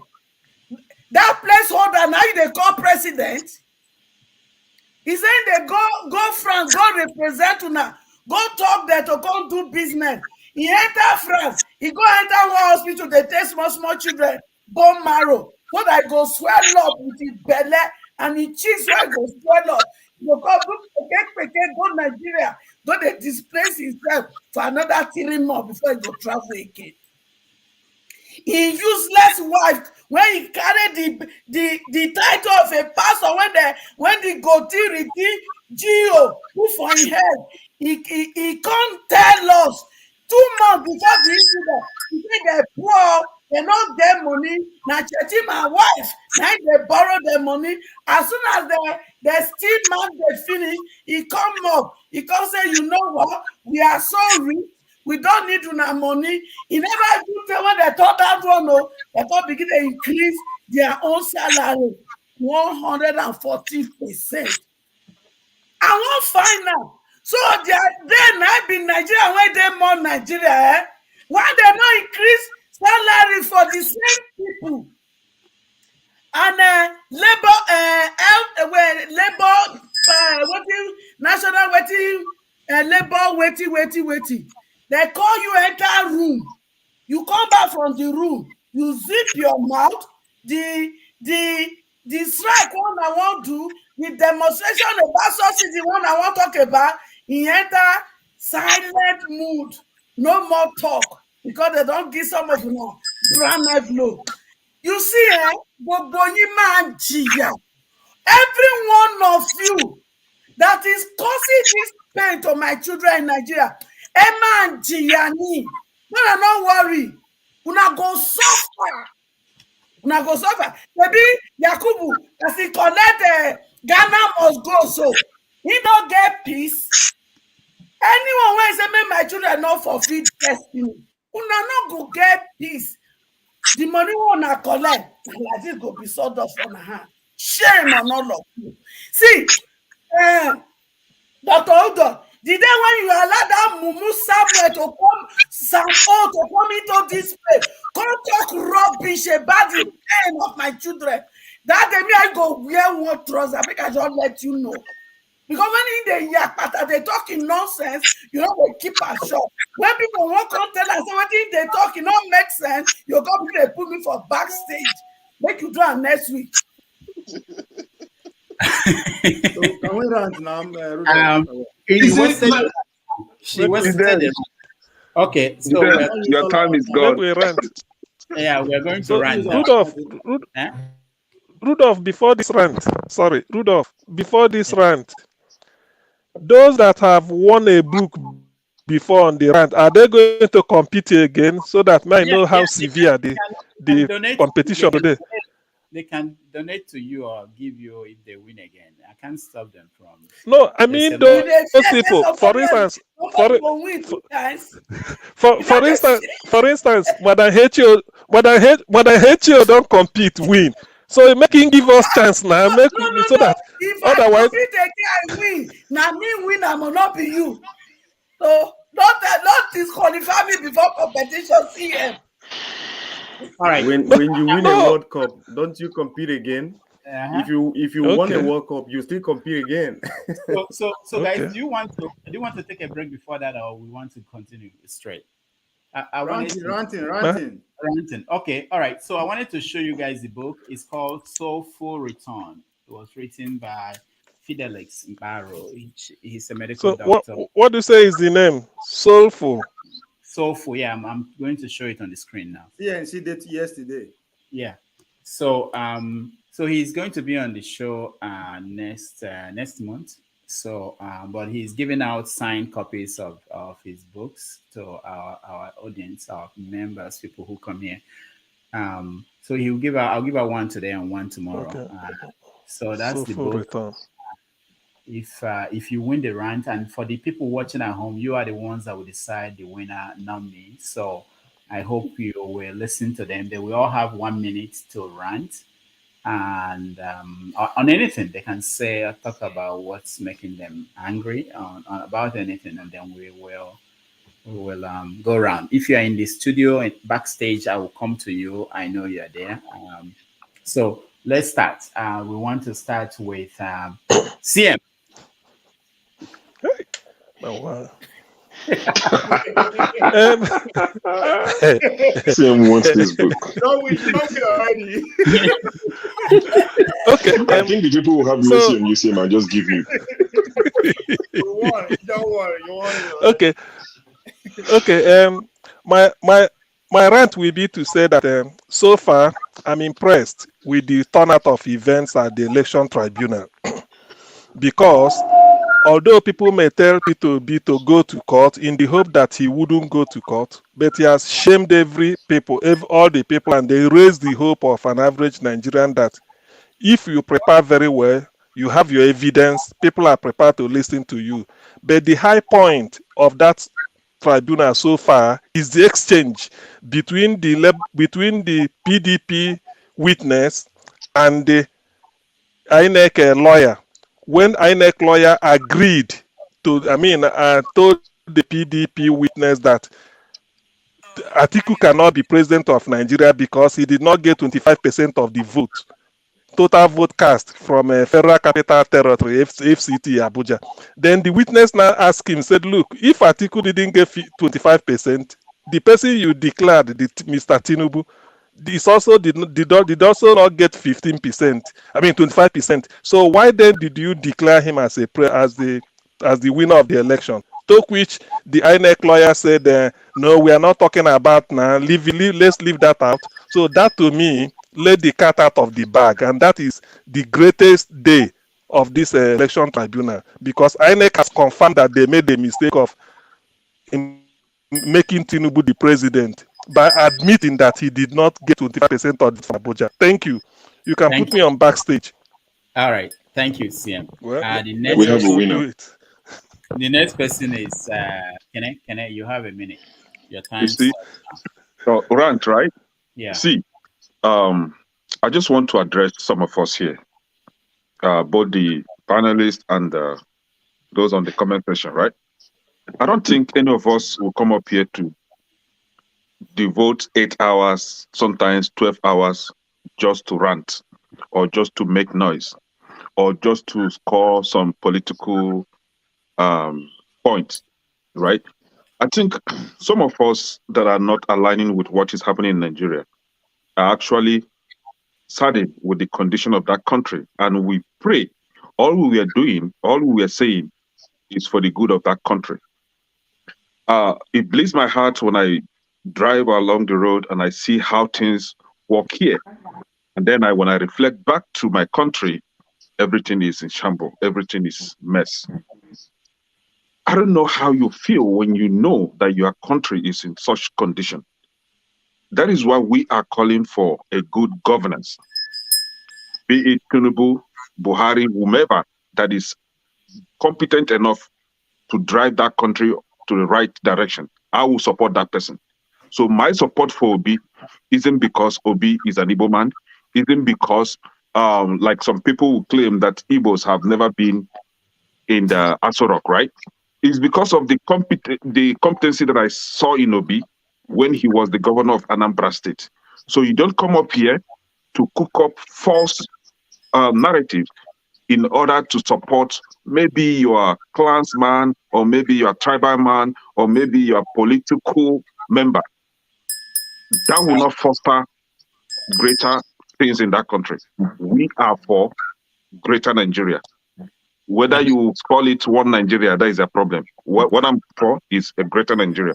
But it seems things will not work because of the kind of mindset that a lot of us have here. Thank you. All right, thank you. You went over by 30 minutes, 30 seconds. Sorry, I didn't hear you ringing the bell. Do we still have bell here? Yeah. I was ringing. I didn't know. Sorry.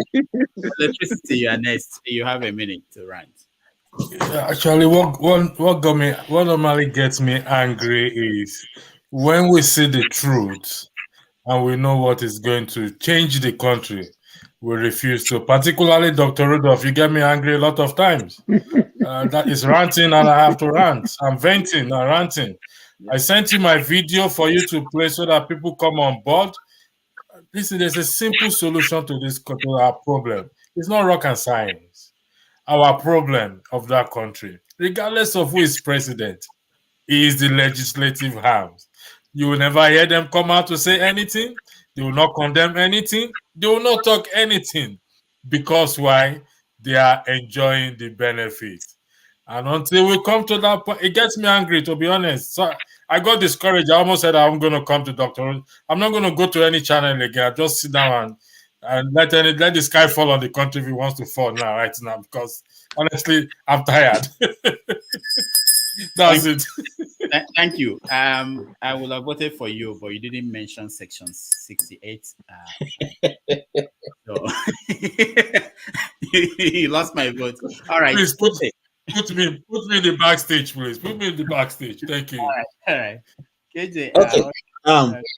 KJ, What gets me ranting most times is the fact that we have gone from an intellectual society to a degenerated tribal, societies where tribalism, nepotism, and all that is what we are bringing to the fore on international and national discourse. While the majority of the countries worldwide are thinking of how their youths, their elderly, their intellectuals, their academics are going to progress in one direction or the other. We have reduced our own group to groups of discussing issues of tribe that doesn't even in any way help us to progress. And every attempt to try to correct it is totally buffed off by people who will tell you that you are only taking that position because you are of that tribe. It's really mind-boggling that at this 2023 Nigeria we are still discussing about tribe. Life has become almost nothing in Nigeria. People are massacred, or let me use the another word. People are just unwanted destruction of life. On daily basis with nobody asking question. The nation just goes on. Some weeks ago, just like a week ago, it was over 200 people from Kaduna, and nobody seemed to care. It doesn't bother them. It don't shake them. And you just wonder, are we still the same people, the same society where you can correct your neighbor's child, where you can, direct a child that is in your compound? It's mind-boggling. We are the only nation in the world where our people are living IDPs, and the government go to sleep. They don't care. They don't even bother whether those people are eating or not, and we still call ourselves a government. Sometimes you just want to wonder, ask yourself, how can all this be in just short a while? Okay, now we have not even now known that we can do. We just go on. We just go on. Once we mention it, as a news, just like a sentence. Oh, so and so happened in so and then we move on. Okay, and we move on and we move on, and we are discussing as if nothing. Life has become nothing in our nation, and the way to go, way forward about it, I don't know, but only God will help us. That's my rant. Thank you so much. Triple Man, 1 minute starts now. Yeah, thank you so much, Dr. Rudolph. 1 minute is not enough time to rant anyway. So, but anyway, I will respect that. so if you say it's ranting, it's so annoying when you look at the events unfolding in Nigeria. If you look at the past elections, everyone knew that who won that election, and the rigging was so open. I mean, so obvious. With all the evidence, people like David Hundeyin has brought, and all the comparison of the certificates that were issued by Chicago State University and the one that Tinubu submitted at INEC, very different and obvious. If you have been following the tribunal, you could see that the evidence is so damning, and both with regards to the results of all the manipulations and the riggings that happen at the state level and all of that during the election is so obvious. And who is a sane person in that country that would want someone like Bola Tinubu to be his or her president? Anyone who is supporting that kind of thing is part of the problem the country has, because with someone like Bola Tinubu, people are saying, well, how are the Western countries going to accept him and things like that? And I said, no, they are going to accept him. Because your oppressor would want the foolish one of you and the corrupt one of you to be in power, so that they can easily control and manipulate that person. So, but it's so sad that all these are going on. Nigeria is a failed state, a country where even the security operatives would want to go for arrest and they burn houses and nothing would happen. A country where the court will give rulings and the government will not listen. I said 1 minute is not enough for ranting. I rest my case for now. Good job. Thank you. Jude, you are next. Well, like I said, 1 minute is not enough, but I want to say to our people and as many that are hearing this, hearing my voice, and those that will watch this thing later on, I want to tell us Nigerians, if we continue with this attitude of moving on, let me tell you, there is no way you can get anything better. The reason I say this is this: the politicians, these evil, wicked, demonic people that we are dealing with, they have known your psychology, your temperament, the way you behave, everything. That is why they continue to take advantage. They know you will always move on, no matter what they throw at you. And The sad aspect is that they don't even mean well, don't even consider you as a human being. Because no human being is treated the way that Nigerians are being treated by their leaders that's supposed to protect them, that's supposed to provide good leadership so that they can actualize their God-given potential. Example of that is the increment of fuel, the removal of oil subsidy. It is done deliberately to distract you. They did it. They knew that if we do this, they're going to be distracted from continuing to focus on the mandates, on their mandates. Will continue to have their way. That is exactly the reason, the number one reason they did it. Otherwise, they can't increase fuel and then increase their own salary by 114% and ask you to sacrifice. What are they themselves sacrificing? Absolutely nothing. Can't you think, my people? Can't you think? I say this because I care. I care deeply about your welfare, about what is going on. I know how much as an individual I spend, I spend every day giving to random people, helping, trying to help out. But I, as a single person, I can't do it all. I believe there are many other Nigerians that are doing so. But our leaders are the ones that are supposed to do this because we have the resources. Thank you, Jude. We have to stop there. Ove, you're next. On your Monday we shall stand. On your Monday we shall stand. Tinubu. On your mandate. On your Monday we shall stand. Master of your work, Kenese will come here and spend 8 to 12 hours. Yes, I agree with him. Every hour out of that 8 to 12 hours, we spend 10 minutes discussing Kulata. 20 minutes, they insult ourselves directly. We insult ourselves. Another 15 minutes, they insult Nigerians. I don't know those Nigerians because I say we know be Nigerian. We insult Nigerians and our leader. We just spend 10 minutes to hit the point. And it's all part of the show. I want to be Tinubu 2027. It's all a game. You have to plan. I rest my case. All right. Thank you, Ove. My HO, 1 minute. The time starts now. Ovie, when you don't drink that your banya, you go to yak. Yeah, I don't like that. I never smoke her. I just want to go smoke her now. So you are wrong. And to us, I just roll out. Ovie, match break, you use my time to talk now. Now you call his name. I just tired. Now my 1 minute just they start. Go take over. On a serious note, we are looking at two possibilities from the court. Is either they recount all the election vote and give us a true winner, or they cancel it. There is going to be a re-election. So Nigeria, they don't give una fuel subsidy, and they don't give una student loan that none of you qualify for. So prepare your mind for two possible outcomes so that you will know if there's going to be a rerun of election, you will decisively make up your mind to fight this to the end. Thank you. All right. Thank you so much.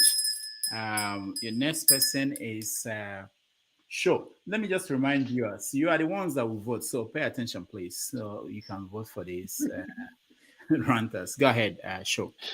Yeah, sure. Representing the Gen Z, because somebody said so. I don't want to call him Mumu guy because you are not meant to call people names. In the comments, said we have a Gen Z looking for Igbo approval. Every time someone calls me a Gen Z, honestly, I have to Google it because I don't know who belongs where. So I just saw again that 1997. People born from 1997, when I was about to leave secondary school, is when this person thought I was born. My genes are quite good. But to the actual rant, it's the tone deafness of the Revenue Mobilization Allocation Fiscal Commission that proposed the 114% salary increment for presidents and VPs, governors, and the deputies and the likes. It's a proposal. It's not been approved. And it's good that Dele Alake, on behalf of the presidency, has come out to say, it's not been approved. Now, I didn't say they're not going to approve it, and that worries me a bit. The guys did their job. Yes, it is within their, constitutional right to review salaries and to say this is what we think you should be taking on. but it's the tone deafness. In a country where you're taking money away from people, not even money, you're taking food away from people. People have to decide between walking, trekking, and getting on Okada. These are the tough choices between having, a meal or giving their children money to go to school. People are making tough decisions. Somebody who was paid 50K last month, 60K last month, people are saying they should endure for a while. What is a while to them? These are not statistics. These are human beings. How do they go to work? How do they pay? What do they say to the Okada driver? What do they say to the bus driver when they get there? Do they say, oh, it's just for a while, just take me on the old fare that you would charge me? So these are the things people are dealing with. And the RMFCA, whatever their abbreviation is, the tone deafness. I mean, your job is to review. Who is to say that you cannot review that the salary should be reduced? If you're telling the people to take a cut, then you should be reviewing the people, the leaders, the political class. You should be suggesting that they take a pay cut as well, because Nigerians are actually taking a pay cut indirectly. So this is what you should be suggesting. The fact that you review doesn't mean that you have to review up. You can review down. Let them take a pay cut, like the rest of Nigerians are taking a pay cut. All right, thank you so much. Who is next? Dominic, smile. Come on, waiting. Lexi, you're next.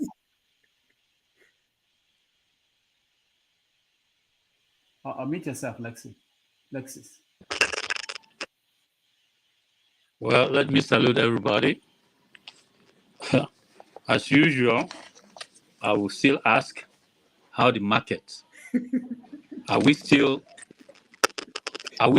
prepared to continue to deceive ourselves? I visit other platforms and I see the role some of you here play in those platforms. I expected what I just saw now, but anyway, some people are just deceiving themselves. They are on a mission, perhaps being paid, and I don't see why they are, insisting on what they are doing if they are not being paid, because everything has been said that needs to be said for a person with an empty head to know that Nigeria is abnormal and the correction is at a point where something drastic needs to be done. Some people come here to defend the system, and then when they see it's getting too hot for them, they will start pretending as if they are somehow beginning to reason. We know all that goes on. We watch. Now, the first thing is, there's no reason for anyone to still maintain or retain Nnamdi Kanu where he is still now. And many people will tell you, oh, let him stay there. And there's no legal reason for that. Just their feeling, their hatred, and how they think things should go. Many are still rejoicing that he is behind bars. There's much being said about his health. No one cares. Any nation that condones evil and at the same time tolerates a very bad judiciary can never stand. So Nigeria is still on trial. But let me say this. When Nnamdi Kanu was being told, oh, go through politics, people will vote for you. Look at Obi. Obi went through politics. People voted for him. He won. What happened? Today, we are trying to prove that he didn't win or he won. So even politics, by any legitimate means and any peaceful means, is not going to solve Nigeria's problem. If Obi gets there today, let's say they give the government to him, the people who are destroying the nation will not let him do the magic he did in Anambra State. So why are we wasting our time? Lexi, we have to stop. And I'm saying this. Lexi, I'm this saying is this because Lexi, this is 1 minute. The rant is for 1 minute. So, We've done 3 minutes. We have to stop there. Okay, I'm You'll ranting get a chance because to talk. Nnamdi Kanu needs to be released. Yeah, He needs okay. to be released. And those who say he should not be released, shame on them. All right, thank you. Austin. Before Augustine, let me just say I don't win. I've declared myself a winner. So no, hold on. Show you are going to count. Help me, please. Count. Wait. Nadir ranting make I come here. No, I know Austin will rant, and then Dominic, and then forefathers. Then show you. I want you to help count the votes so that they won't say I rigged it. Austin, go ahead. See. Look, now people why go really knock their head. Now people wey they go through school no go through them. If I see my friends who don't go to school, PhD holder, they go they talk like Peking. Now I won't just address them now. Look, let me tell most of you. Some of you, when I get paper, they call certificate. But for true, not today in my brain. I'll tell you the truth. Because I've seen PhD holders. There was one I saw on Twitter. In the talk. When he finish talk, I give them points. 1, 2, 3. What will they accuse for? In tell me say no, leave that one down at pre-election matter. Look, my turn now. You're supposed to learn at least small thing may enter your brain. This one is time for ranting. That's why I know they behave gentleman here. At least make small thing enter your brain. For sure, say you get sense small. May if they see that paper where they call certificate, I don't care about those don't go to school. But they don't go to school, but do it they show say you go to school. Because when we did meeting, if somebody talk, the other man go hit them. You sure say this boy go this school where they say man go. So please try to match your academics or your certificate with speaking sense. Not be everything be politics so we go carry on for head, yet nothing you can show for it. So please match the knowledge you have with at least good reasoning to make this country better.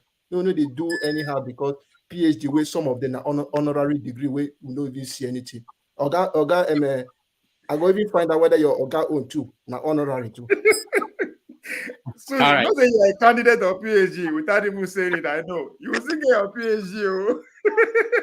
Thank you so much. Dominic, Dr. Dominic, go ahead. How on a day? 1 minute. Me and my Twitter versus corruption in Nigeria. Mama, on a politics, how far? I looked at all the issues. I looked at all. What did you say? We are ranting. You are not talking about all the issues. We are ranting. You have a minute to rant. Oh, we'll come back to you. Yeah. I decided, you know what? This week I need my peace. So all the topics. Declare me winner. That's it. Wait, all the topics that you have here, I've seen news about, but I decided intentionally not to check them at all. Rudolph, send me one. Post one to me now. No, the writer will send it to you if you win the rant. Oh, if I win the rant. Yeah. In 1 minute, don't finish. I have a question. Why did you write Wagner Group advances to Moscow? That's what I read. 20,000 versus how many? No, people are joining the military. They are the campaign. That news is coming from Democrats camp. That won't happen. I think Prigozhin is seeking attention.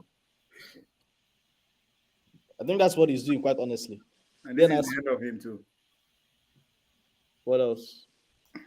Yeah, you know I'm not a professional ranter, so unlike your time is up. I have zero from ranting. I don't think anybody will vote for in my you. defense, I just came in, so I don't know. Give me your vote. All right. No.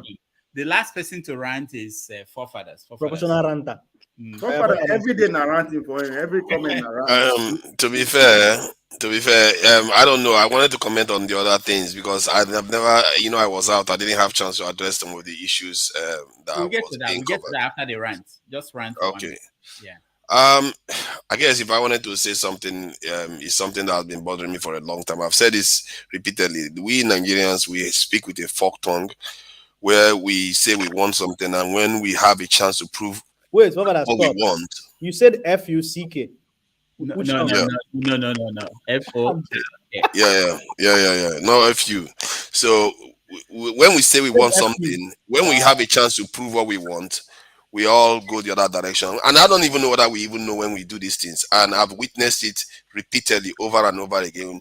We have double standard. There's no consistency in behavior. And it's really disappointing to be fair, from my own point of view, what I've seen. And people that come here, they talk like if they have a lot of principles and all the rest, but they don't. Really, they don't. I've seen it manifest itself over and over again. And I think we really need to be asking ourselves serious questions. This is why our country is mangled. We, the people, have a very, very fake outlook on the way we talk. We talk one thing and we do something else over and repeatedly. I can't even For me, that's where I will just leave it because it's a short rant. But I need to address some of the other topics that we discussed. But this is something that we really need to pay attention to. This thing that we don't. I don't know how you can teach yourself to be consistent.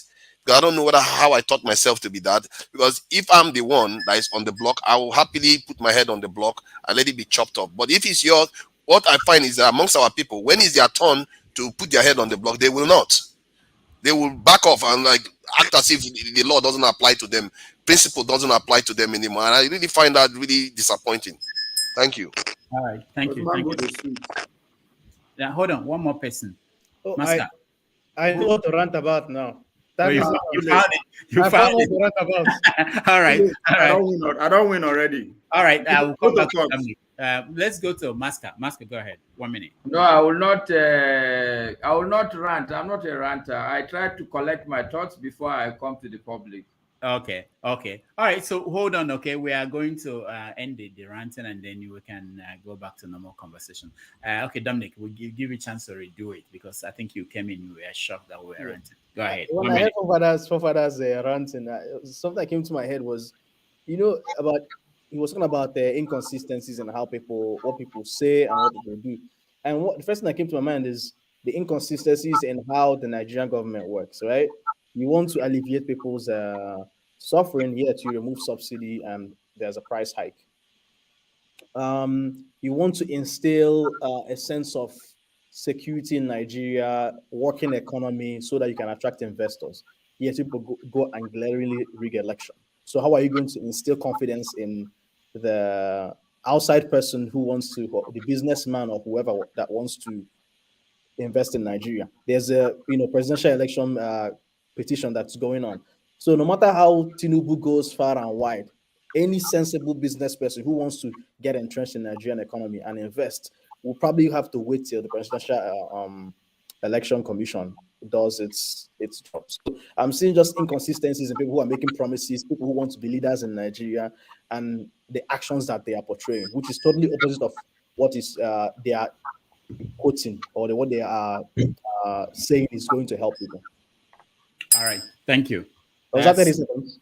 That's it. Yeah, that's it for the rants, and we want to thank everybody. You still lose, but you can go to so voters, those who are watching, we have 5 minutes. We'll give you 5 minutes to vote. Rudolph, you don't want me to They've been voting. They've been voting in the comment section, so we can still want to make sure that everybody will get a chance to vote. Yeah, that's fine. Yeah. Show we tell us the vote. No, you can't. For myself. No, you can't. Dominic, what did you say? Myself. No, you can't vote for yourself. Don't vote for yourself. Nah. You have one vote, Cha. Somebody has voted for you. EB is my director of campaign. I can see you, EB. All right. All right, so we're going to not really take a break, but I want to introduce our guests for tomorrow. So for those who may want to come, I want to give you the chance to meet our guest and say a little bit about him. Tomorrow on 90 Minutes Africa, we have this is our guest, Audiomack. And we have this small introduction for the guests. So let me play that for you guys, and then when we come back, we go back to our normal conversation. There's something very important I want us to discuss: the Labor Congress, Nigerian Labor Congress, and all the unions. How they basically did not want to go on strike, and they gave the president an opportunity that they did not even give to Buhari or anybody else. And now that the government is also interested in raising the tariff, raising on electricity, and also I heard that universities are all increasing their fees because of the student loan that was signed into law. So we're going to talk about that, what will happen next. So, but this is our guest for tomorrow. Let me play this. Don't play Magic Fashek, I beg. No. It's just introduction to our guest. Why you leave my uncle, Dominic? That's now.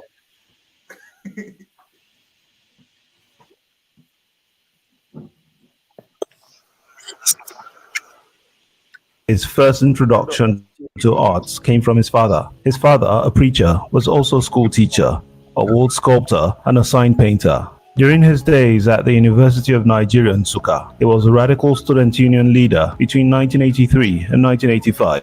He earned a suspension and a lot of good trouble there for his activism. This did not in any way affect his academic exploits, as he went on to graduate as the best student in his class and of all time from the Department of Fine Arts. He later earned a PhD in Contemporary and African Art at the School of Oriental and African Studies, University of London in 1992 for his thesis titled Uzo Egon, an African artist in the West. Oluogwebe is an art historian, art curator, and leading contributor to post-colonial theory and new information technology studies. For years, he taught at numerous universities worldwide, the last of which was the University of Connecticut, where he was a professor of art and African American studies. He was also a senior fellow of the Vera List Center for Art and Politics at the New School, New York City, and the Smithsonian Institution in Washington, D.C. He started publishing poetry at 14. His first collection of poems, A Gathering Fair, won the 1992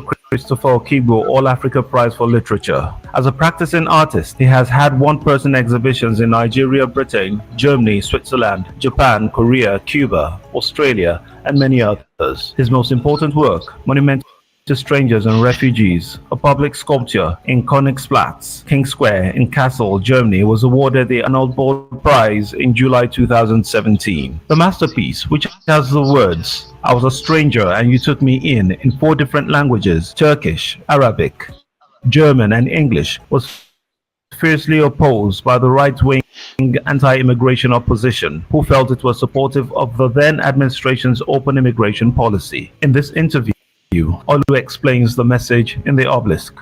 Politically, in current times, in recent times, people have tended to look at the subject matter in a one-way kind of way, thinking only of those who are coming in, but also thinking in terms of rights, in terms of entitlement sometimes.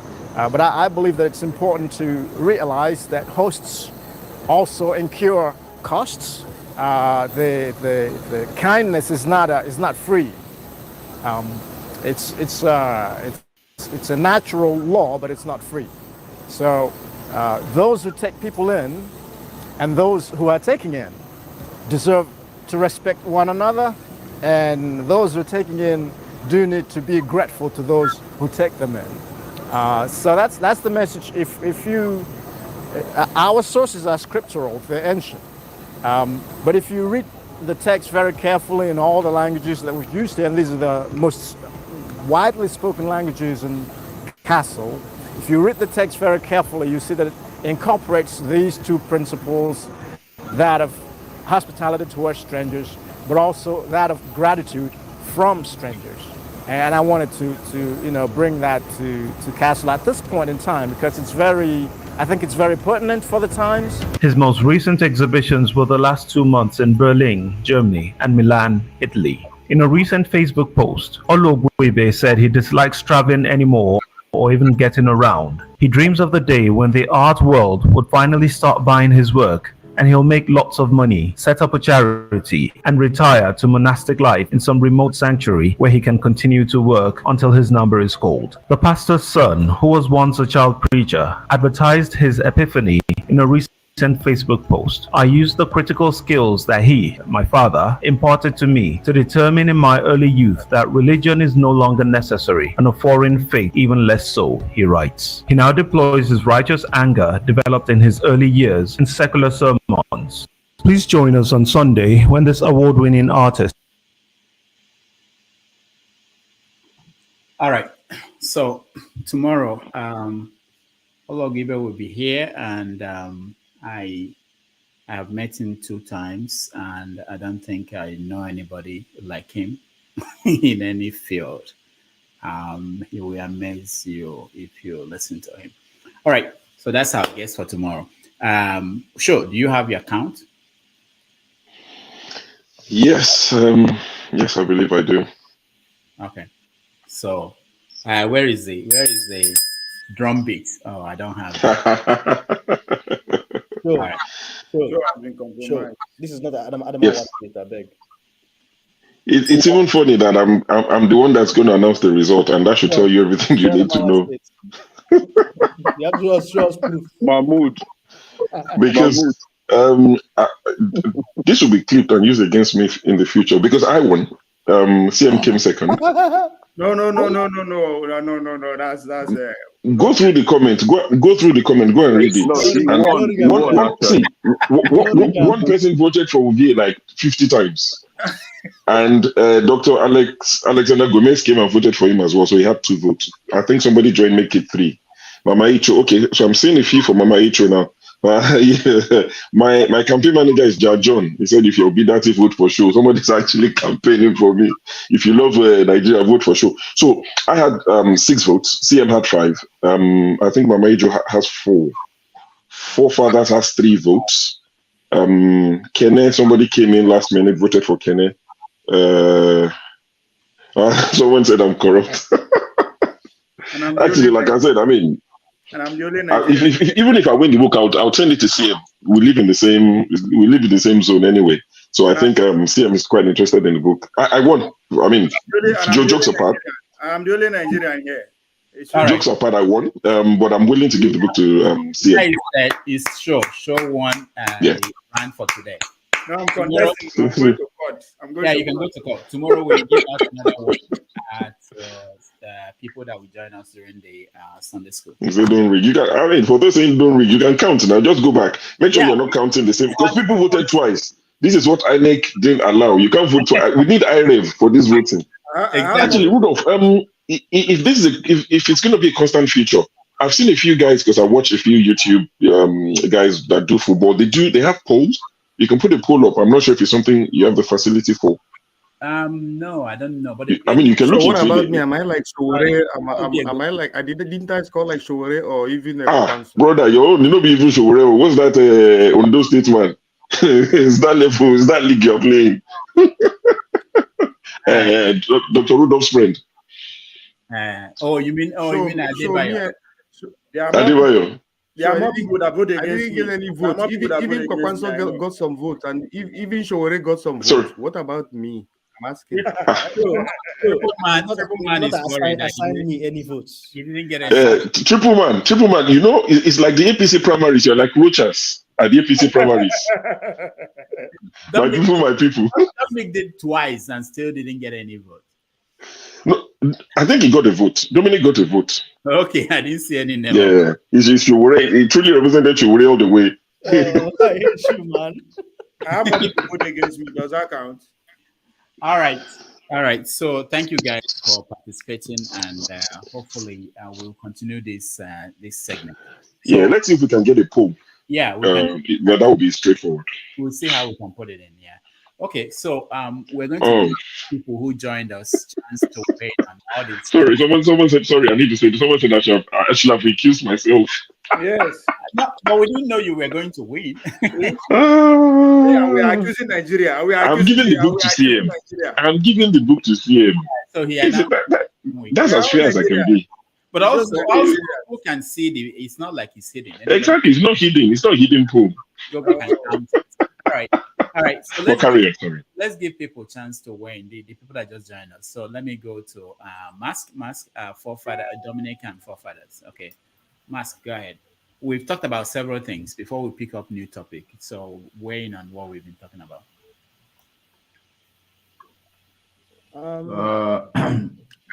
I've been I don't know.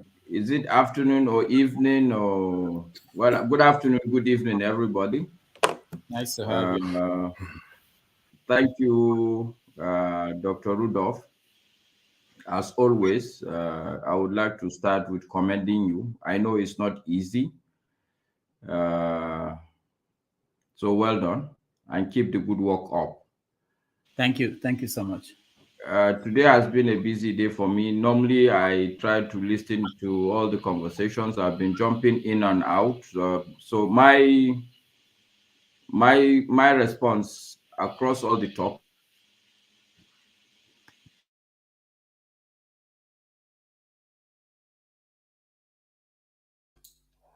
Your audio is gone. Oh, I didn't know that his audio is gone. All right. So, Mask, we can't hear you. Maybe you can rejoin. Your audio went off. Let's go to Dominic. Max refused to vote for me. That's what happened. Anybody that refused to vote for me, you are in trouble. All right, Dominic, go ahead. Just as a side comments, every once in a while I just tune out Nigerian things so I can have peace of mind. But lately I've been listening to Ned Media. That guy is very good. The way he does this presidential election petition tribunal transcripts. It's very, very enjoyable. I don't know if any of you listen to it like daily. Like it's pretty good. To the matter at hand. First of all, I think, like I said, I'm part of my rants.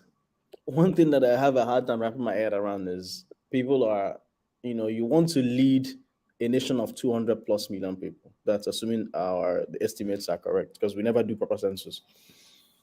And everything that you're doing is to make them suffer. It doesn't make sense. You are trying to help people, you remove subsidy. The cost of living is increasing, and then you're thinking of tariffs. I don't understand. What type of brain do the advisors have? I don't know. I know forefathers is always like, don't criticize anything about Nigeria. I'm not criticizing Nigeria. I'm criticizing the people who are in there, the people who are at the top echelon of leadership. There's a difference. Because I know forefathers give you 2 minutes now, you just jump on my neck. It doesn't make sense. Or are we talking about Sorry, you are fine to criticize them what you want. Sorry, you got the impression that these leaders are. I will never defend them. Come on, they are traitors. I call them traitors. Okay, at least now we have a decision. Popan is more of a defend Nigeria, but don't defend the Nigerians who are messing up Nigeria. Okay, I think we have a good understanding now. Okay, it's just it doesn't make sense. People are suffering more and more, right? The one that is even shameful is what's the new advisor's name? Or I don't know what his name is. The one who came out and said they didn't say anything. They didn't say anything about decrease in the salary. Increase. What is the minimum wage? Is it not what 40,000? Is it 34K? I think it's 34K. 30,000 or thereabouts, right? How many liters of fuel can you use that to buy? Nigeria is just a dilemma. Nigerian leaders, because before that starts criticizing me now. Nigerian leaders are just a dilemma. It doesn't make sense. It doesn't make sense. Now, I'm being very key. See, I'm turning on the thin line now. Before that is here. It makes no sense. Then on the matter of the universities, I don't understand. They just proposed a student loan program. They haven't even talked about the implementation, how everything is going to go, the framework, the logistics and framework, and the universities are already hacking the price. You see the problem with Nigeria. Not only are we criticizing the leaders, and leaders are messing up, the people themselves refuse to change. And so guess what? We are all feeding in some way without knowing it's corruption machinery that is Nigerian leadership. Yeah, think about it. I think every once in a while we have to kind of, like Fathers always say, I have to catch myself sometimes. You just have to step back and see what are some of the things that we as Nigerians are contributing to the corruption machinery. It's always easy to see what someone is doing on the outside. It's always easy to criticize what some of the leaders are doing. But every once in a while, I think of the little things that you're doing around you that represent corruption. However, if I was in Nigeria now, I'm in the US, right? If I was in Nigeria, to be honest, there are certain things that I would be a little bit less scrupulous about. For example, you're driving a red light. Yes, obviously, I'm in a country where people respect red lights, right? So I'm not gonna just drive it. But if I was in Nigeria, I'm like, okay, there's no car coming. I may be tempted to pass the red light because I'm not gonna say I will break the law online. So I think every once in a while, we just have to kind of introspect and kind of think about some of the things that we as Nigerians are feeding into the corruption machinery. Because the vice chancellor or whoever who is in the universities who is raising the price, is he not a common Nigerian like all of us? The person who's in the filling station raising the price, okay, I know you're trying to make a living. You're trying to take advantage of the things like the supply demand things that are happening, but aren't you feeling corruption? So we have to think about all these things. That's something that always makes me tired of Nigerian leadership, not Nigeria. Forefathers. Of Nigerian leadership whenever I think of Nigeria. All right. Thank you, Dominic. Forefathers, go ahead. Yeah, thank you, Ovie. Dominic, don't think. I'm not exactly. I hardly spar with you, so I don't know why you think that I'm that mean. See, most of the things our leaders are doing is just this week. It was like I was in mourning. Really, it was just too many. Too many of them was just coming through rubbish after rubbish, and when we were talking, we were having a discussion about Bill Gates coming to Nigeria the other day, and we were shot. I was shot down once. We were on a panel where it was shot down once that we shouldn't mention this guy. Like, how are we supposed to solve our problem when people are coming in and doing stuff? And they announced this in bioengineered, genetically engineered crops in Nigeria. There was no discussion about why are we going genetically engineered crops in Nigeria? A technology we don't control. We are growing it, and all they talk about is it's going to give us good yield and all the rest of it. It's like this will sell us. They will sell us. They will not look back at all. These leaders, they have not changed from 400 years ago, where they sell our people like with Ogogoro and Mirror, and they will sell us. And at the same time, when they were doing this stuff, I was watching the Indian Prime Minister sign a deal with America. Man, you can't believe what America was offering these people. They were going to be building their jet fighters, some of their jet fighters engines in India. They were going to be servicing their warships in India. They are going to be sharing their technology, including quantum technology, space technology with India. What do our leaders do? They go and ask for debt reprieve for 10 years to repeat the same cycle again. And for that debt reprieve, they are going to get conditions which is going to leave us underdeveloped. It's just exhausting, and Nigerians are not paying attention.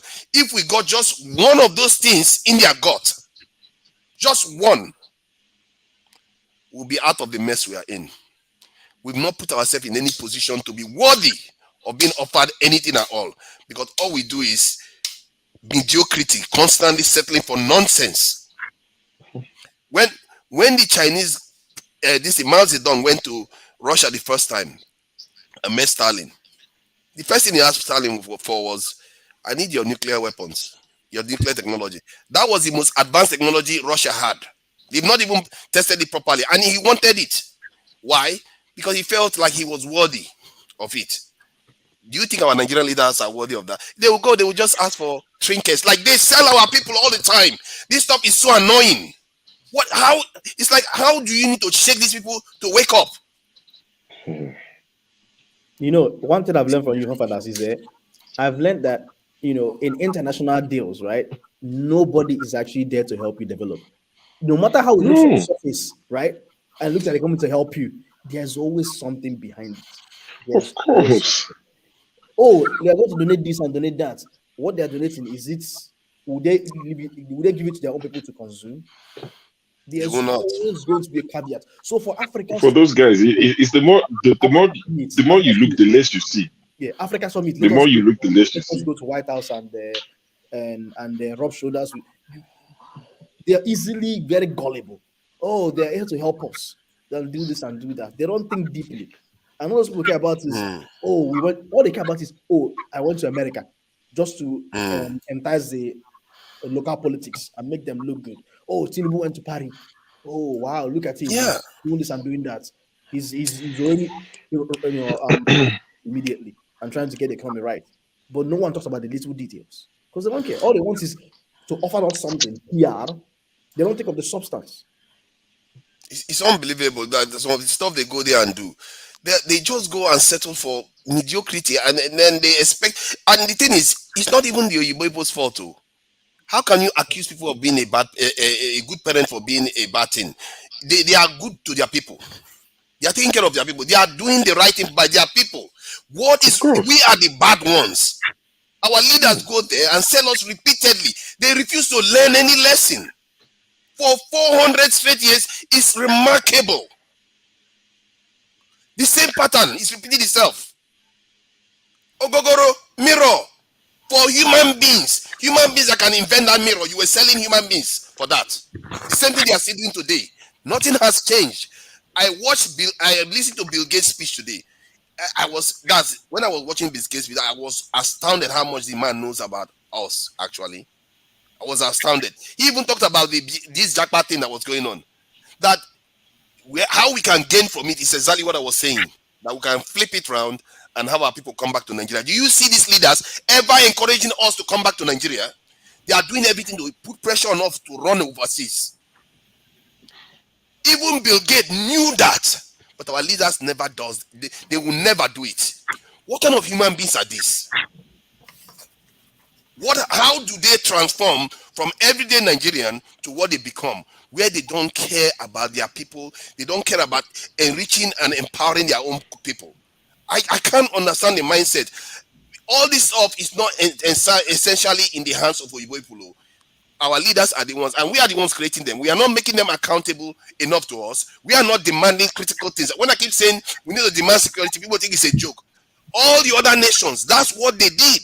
I just told you, China went to this in Japan. Mao Zedong went to China. The first thing he asked for was nuclear weapons, and he never relented.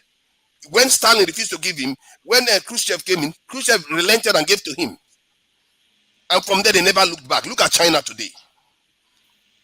The same thing with every other people, the same pattern with every other people. We just go there and trade for trinket, thinking that that's going to lead us to development. It won't lead you, because everything else you need power to defend it. Your debt, you need power to defend your debt. Your inventions, you need power to defend them. Everything you want to do in this life, you need power to defend them. If you don't have security, it's going to fail. And these leaders go on and on selling us for trinkets. As you know what they do, even the Kenyan this leader that quite outspoken, Ruto, he was asking for moratorium on debt. What is that going to get you? They are going to put condition if they forgive you those debts. They are not going to do anything. And we think we are going to be a good boy, and you are going to develop. They will not let you. They are not stupid. When they keep asking us if people are stupid, they are good. They are good to their people. They make sure they secure their children's future. You think they are just going to sit there and watch you steal all their resources so that their people go and suffer? They are not going to let that happen. You have to do it for your people. What I say, when I'm here and I see on TV where they're showing kids in Africa, instead of showing like nice buildings and stuff, they always show kids in Africa with like big pot belly, kwashiorkor. They're like, $1 a day can save this child from malnutrition. And I'm always getting angry. But if you use an analogy, look at what the leaders are doing. They have a sense of entitlement and charity. Oh, give me. See, why we are getting angry that we're being portrayed as begging, and they are the political barbarians. They are beggars. These guys are beggars. That's what I wanted to say. What they are doing is working. We see it working. Our leaders, by the time they become leaders, they are already in the begging mode. And our men are already looking to run over to them and go after their women. And our women are wearing their hair as if their hair is the most. They are already in our heads, on and on. Even our own education system, we can't even make it our own. It's unbelievable. We can't rename our country that we got how many decades ago. We can't even decide to rename it. There are so many. It's like we have not taken ownership. It's just simple. That one we are adding to what Dr. Dominic just said now. Just the way they go to Africa and they show pictures of malnourished children, right? If you go to states like California and see the number of homeless people on the street of California, you'll be shocked that this is America that you and I are living in, that they claim to be what they call it, developed country, right? Yeah. You will be surprised that a lot of Nigerians are better than these people in America. Now, we're talking about this Bill Gates going to Nigeria to offer genetically modified food, right, for Nigerians. This same GMO food that is hurting Americans today. Go to hospitals. Thank God, Dr. Dominic, you are in the system, right? The same GMO food that is hurting Americans today. That is what our leaders are accepting. Somebody called them gullible people. And they are even, I was even looking for a word, better than gullibility, right? To use to qualify these people. Now, you're offering us GMO food, but during COVID, just this past COVID, right? They deny us access to the vaccine. The Africans, we tried everything to have the vaccine. They deny us access to it. The price was too much for us to afford. Now, Africans actually offer to produce or manufacture the vaccine. They refuse. The same people that you are trying to get GMO food from them refuse to give you that license to produce that vaccine.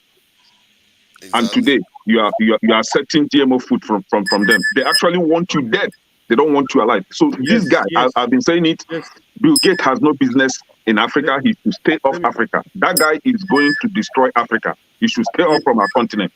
But why do we even have to accept GMO food when our soil naturally? Hold on. Sorry, I'm sorry. Exactly. We skip TK. Yeah, there are people who are skipping that have not said anything here. Mask, let's hear you again. Let me know if your line is good. No, it's still not good. Unmute yourself, Mask. Say something. Okay, thank you, Dr. Rudolph. It's actually Maska. Oh, Maska. Okay, sorry. Maska, yes. Okay. Well, I don't know whether I should jump into this conversation, but I would rather do a small overview of my take on the various topics that listening to you guys touch on over the course of the program today. Go ahead. Yes. I would like to start by saying that I'm happy today.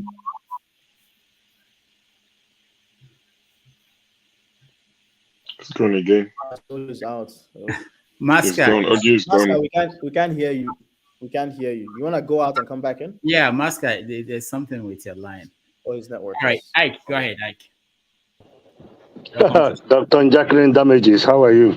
Good. Everybody in the panel, thank you for all your contributions. Oh, by the way, Oga, I saw your Nubi masquerade. I didn't know that the Nubi masquerade they come out from America until when I saw your video. But anyway, I think when people talk about the leaders, I'm personally offended because if we go to our families, what is happening in the families, that is where all these things start. When we go home, we're fearful of our life. We live in abroad, we are not accepted. When we go home, we are not accepted. Try once in your life, try to go, I don't know, Dr. Dominic, if you have ever tried to do health fair in Nigeria. See how they will pursue you. Even the doctors think that you put in sand in Dagare for them. The nurses will pursue you, everybody will pursue you. For me, all these leaders, they come from a family. They didn't just change overnight. As a leader in Nigeria, every leader in Nigeria is a bully, including Peter Obi. Peter Obi, they bully you with a government or with a law, because what he's doing now is bullying with law. But I think for him, he's one of the best we have ever had from what he did. But to me, America giving you incentive, giving you this, they have something they want to gain from you. They're just not going to give you something. When they give you something, one hand they give you this time, they take multiple times from you. Asari Dokubo, let me talk a little bit about Asari Dokubo. I'm sorry to say, it's a pig. That's just my opinion. I don't know. I have asked in this platform, what did Igbo people do to the rest of Nigeria? I ask that question all the time when I come over here. Rudolph can attest to that. What does Igbos, if somebody wants to flex muscle, the first person he's gonna talk about is Igbos. Igbos. You carry Igbos, they do flex muscle. Somebody says about what Tinubu is doing, that it's working. Believe me, anybody that spent the kind of money Tinubu spent to become a president of Nigeria does not go to that seat to do the work. Every businessman, everybody that own a business always want to make a profit. And money can never be enough. It doesn't matter who that person, including the Bill Gates, including Amazon, who is the richest man in the world, including Tesla. They still want to make more. Tinubu becoming president is to make money, and he's going to make more. He doesn't have any interest of Nigeria. I'm sorry. He does not have interest of Nigeria at heart. Once again, for Nigeria to be better, our parents will be like the old days parents. If our son do something, you hold him accountable. If our daughter do something, you hold him accountable. Then we will start breeding a new generation. Because my generation and the one before me, we have spoiled Nigeria. Desmond Elliott was an actor that went into the house. What did he do? Once he went, he's a young man. Once he went over there, he joined them. Yaya Bello was a young man. I was older than Yaya Bello. What did he do? He was the one bullied the Kogi State people during the election. Some of the young people that are in that house or in the Senate, they are young. That is what we were thinking, that when we elect young people, they will go over there and make change. Guess what? Once they go over there, they swear that whatever that they give them over there, the kai they give them over there, they change why they are there. So how are you going to change Nigeria? Nigeria is no mekwata. You cannot mekwata Nigeria. That is my opinion. You cannot fix Nigeria. As far as all these people are there and they're playing the game of tribal, religion, all that, as long as they're playing that game, they will find a bully in each tribal and religion people to advance their cause. Nigeria is not going to change. Since I was a child, they told me Nigeria will get better. Since I was a child, Nigeria have gotten worse. As I get older, it's getting worse and worse and worse. And it's never going to change. So until everybody get in their head, us that is in Western world, we cannot go over there. Because once you get on the plane and arrive in your neighborhood where you grew up, the next thing is that they're going to come after you. They're going to take you because they think that you carry all the money in America, where there is money on the tree to come. So I'm sorry. When people are talking that Nigeria will change, Nigeria is not changing. It's not only the leaders. The household have to change first.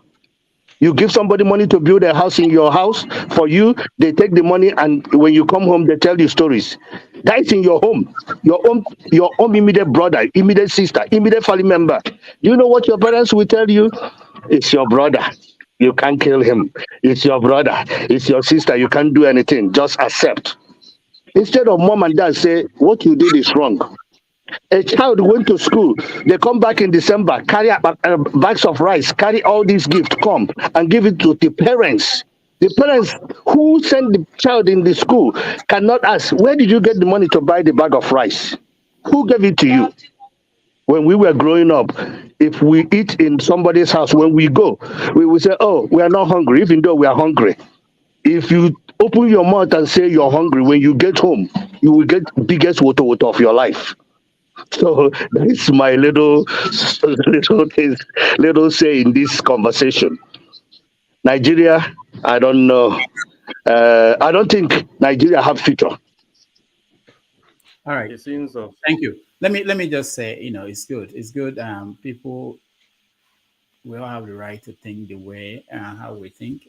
There are also people who will hear you and say, I want to prove this person wrong. and I hope the people who are running the government, they're thinking that way. There are people, I've seen some comments in the comment section where people were saying, oh, there is too much hatred. People hate Bola Tinubu and things like that. When I see such comments, I felt like maybe these people are not prepared to be part of for their candidate to rule the country, because it doesn't even matter who is the president at any point. If Obi had been the president, people will be attacking him. People will be criticizing whatever he's doing. So I don't know why people think that because it's your candidate is Tinubu that nobody will criticize him. I mean, that's the job of the rest of the people who didn't. Peter Obi is criticized for wearing black kaftan. He's not even the president. He wears a black kaftan everywhere. Is he mourning? Is he never happy? Kaftan. So you'll get criticized. So can you hear me now, Dr. Rudolph? Yeah, I hear you, but we'll come to you. Okay, let me just finish this thought.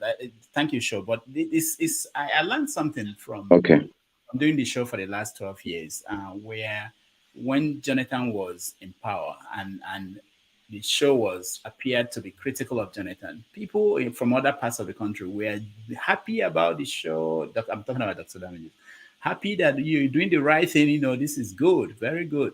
But when Buhari got in and, the show became critical of Buhari, the same people who were saying you were doing very good now said, you're not balanced, you're not objective.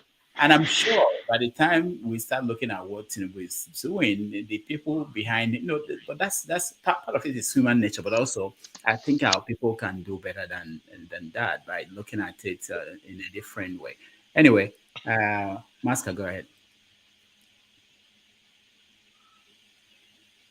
Okay, thank you. I hope this time around my audio would stay with us. Anyway, I want to start off by countering the last speaker who spoke very vehemently that there's no hope for Nigeria. I actually listened to this show simply because I believe there's hope for Nigeria. And I would want to say, truly, if you believe that there's no hope for Nigeria, then why are we even having these discussions in the first instance? I've said it before on this show that I think we're a bit hypocritical. We all want Nigeria to work. Instead of speaking positively, we would rather be a bit negative about it. I'm convinced that Nigeria will work. One of the reasons even this platform, for instance, the fact that there is a large number of people in diaspora today that are Nigerians. History has shown that a lot of the people that have led revolutions in their own country, they go into self-exile. So most of you guys may not be conscious of the fact that you guys are in self-exile. But that's bottom line. That's the reality. Almost everybody in diaspora is in self-exile. Okay? And I think the truth is that all of us would want Nigeria to work. I think the more we start looking at how we can make it work, I think it's better. Because even if Nigeria doesn't work, the truth is that the problem will still be there for all of us, whether you're in the US, you're in Canada, wherever it is.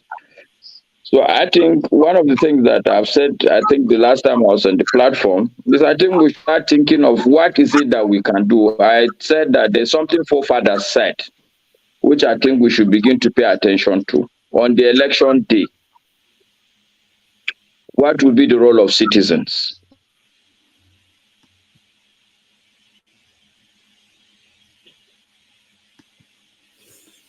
Yeah, something else. There's something that is going on. Maybe you're using your phone and a call comes and it knocks you off, but we can't hear you. Disappeared again. All right. So let's Your mouth is moving, but we can't hear you, Master. Can't hear you. All right. So let's. I want us to talk about one more thing before I leave. But it's about what happened in Ojalaba market. Now, there is. I'll play a video, a short one. It's not because it's Ojalaba market. It's because it's been happening in other places too. Which is that the point I'm bringing up is the issue of the government watching people building houses in a place they may consider illegal or not right. And I'm assuming someone gives the permit to build the house, or estate, and it's there. And it continues, see them building it and nobody takes any action. And people move in, people stay there for years. They wake up one day and put a notice and say, this is illegal. And then without giving enough time, or maybe they did, but in this case, from all I'm hearing, it appears as if they were not given enough time to take their stuff out. And then government goes in there and destroys the building. So I want us to talk about that. I know that it's not the whole labor market the way some people are making it, that was being removed or destroyed. But it doesn't matter, even if it's on the labor market or somewhere in Oshodi or somewhere in Sokoto, wherever, or somewhere in Onisha, when government just moves in with a caterpillar and bringing down structures. Without, I mean, if you ask, in some cases, there's no court ruling. There is, there are so many stages that should have taken place.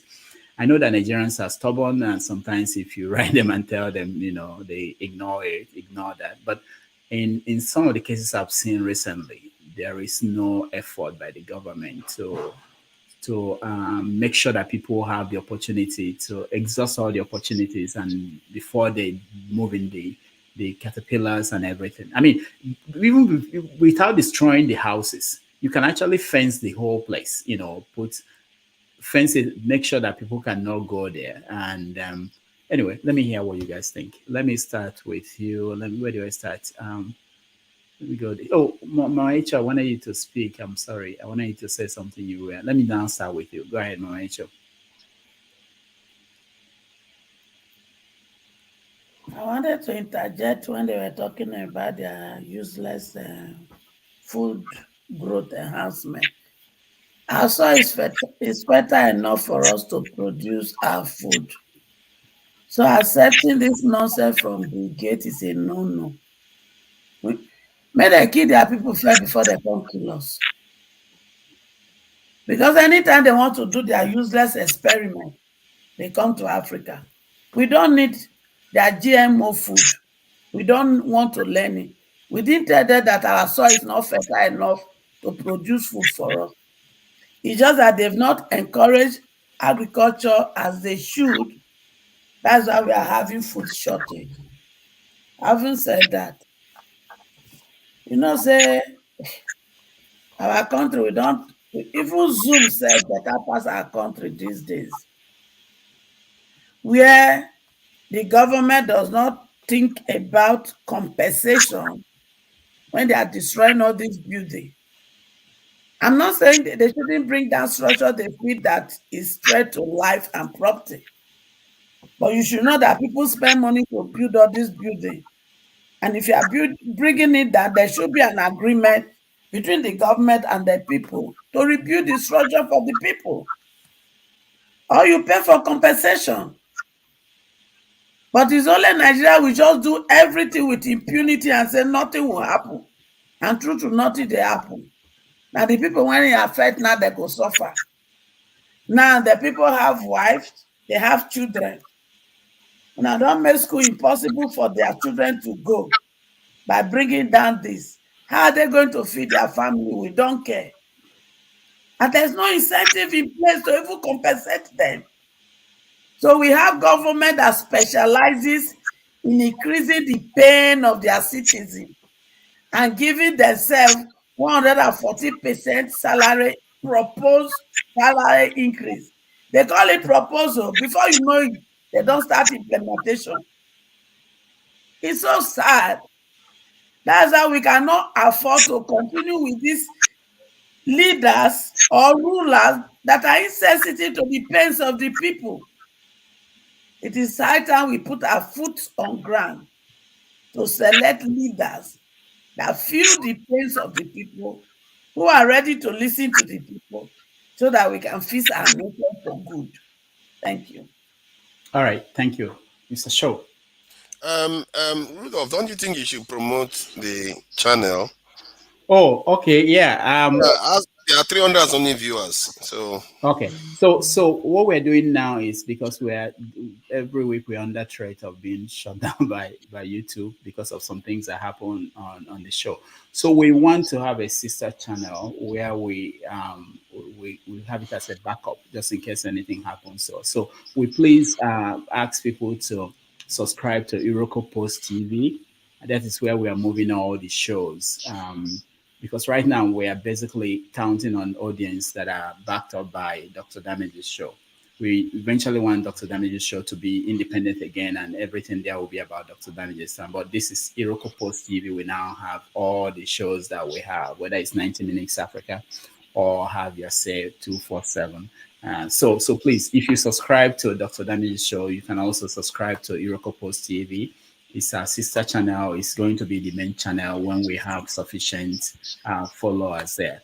We want to win off the whole show from Dr. Damage's show, so that we don't get. And also, the most important thing is that we are really under any other strike. If we get another strike for whatever reason, like what happened today, Jude, the music that Jude played.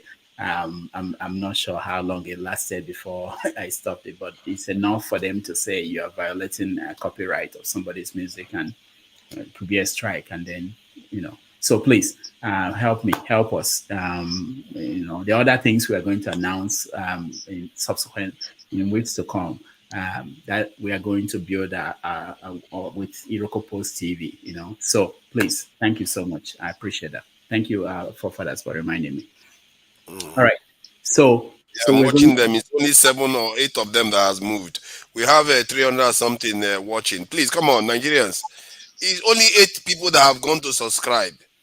What is wrong with these people? Come on, go and subscribe, Jare. Jesus Christ. 300 something. If 50 subscribe, I wouldn't be surprised. But it's 35 from 27. What is that? Come on, people, support the channel, because if something happens, you're not going to get Dr. Damages again. It's just. How long is it? 30 seconds you can subscribe, please. All right. I think we need to stop the show until they get to a certain number. They have not let them get to 40 or 50 or at least. It's 37 now. 3 people just went and subscribed just now. 2. There's 361 people watching. You see how 40 people are? This is what I was talking about earlier on. We say we support something. Go and subscribe.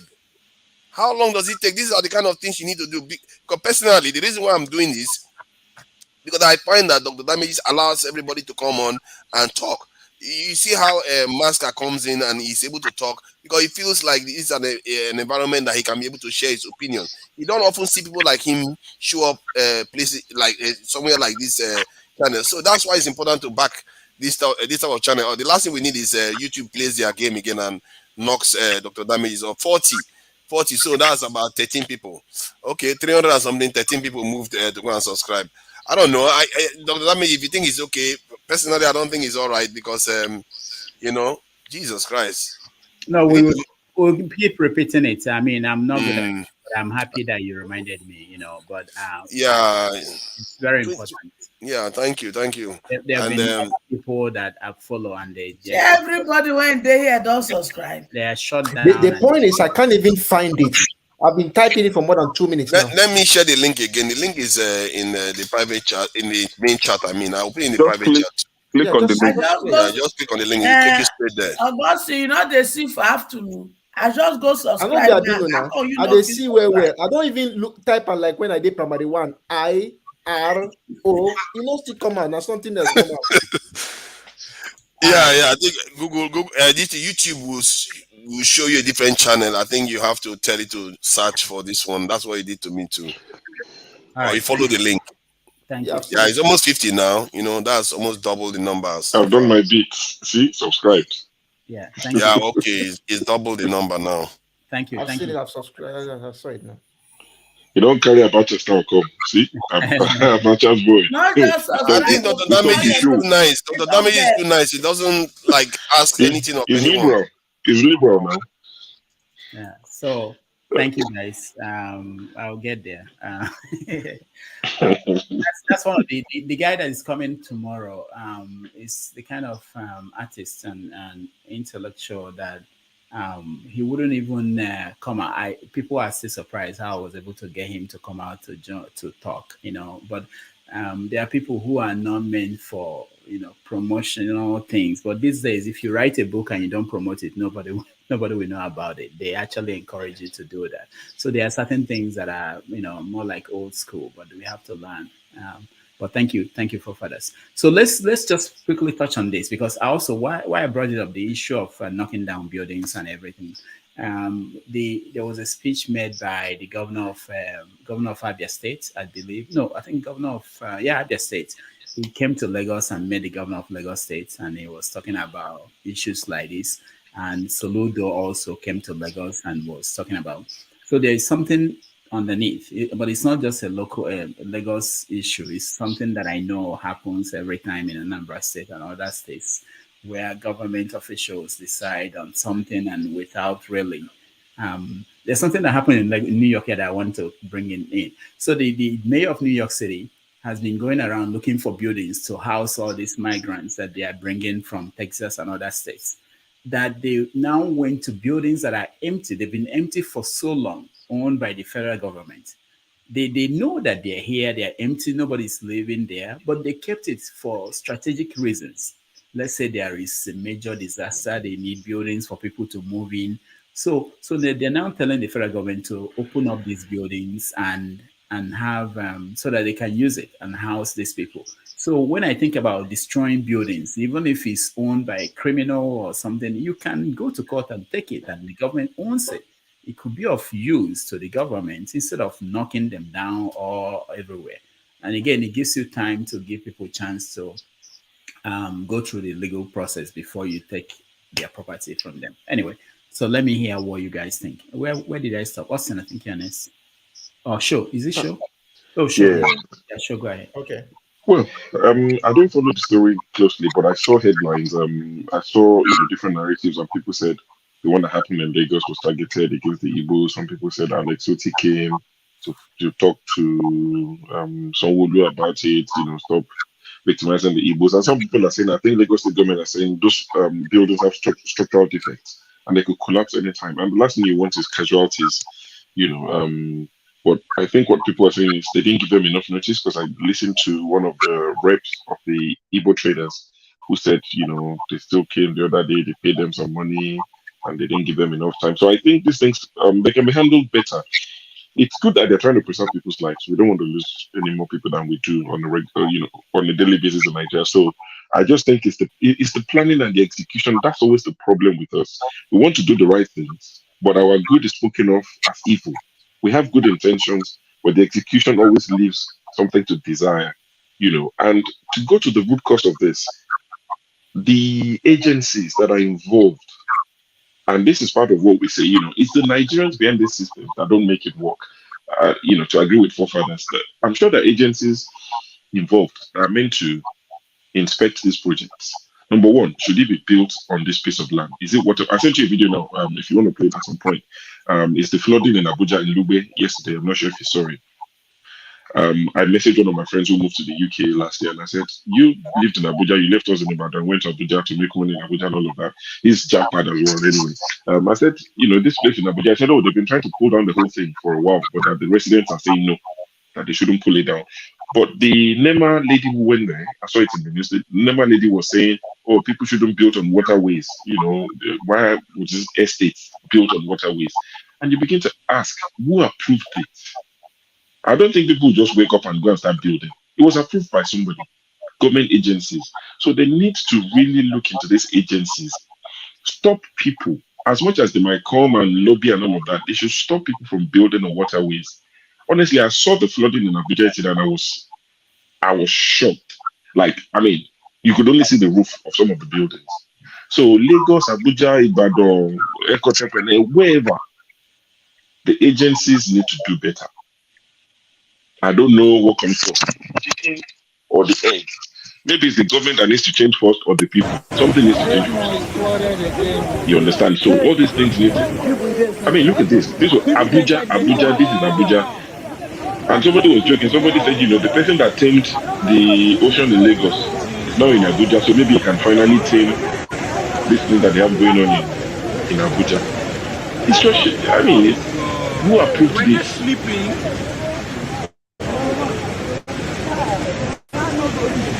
see people's houses or there's no way to get to sick cars buried underwater.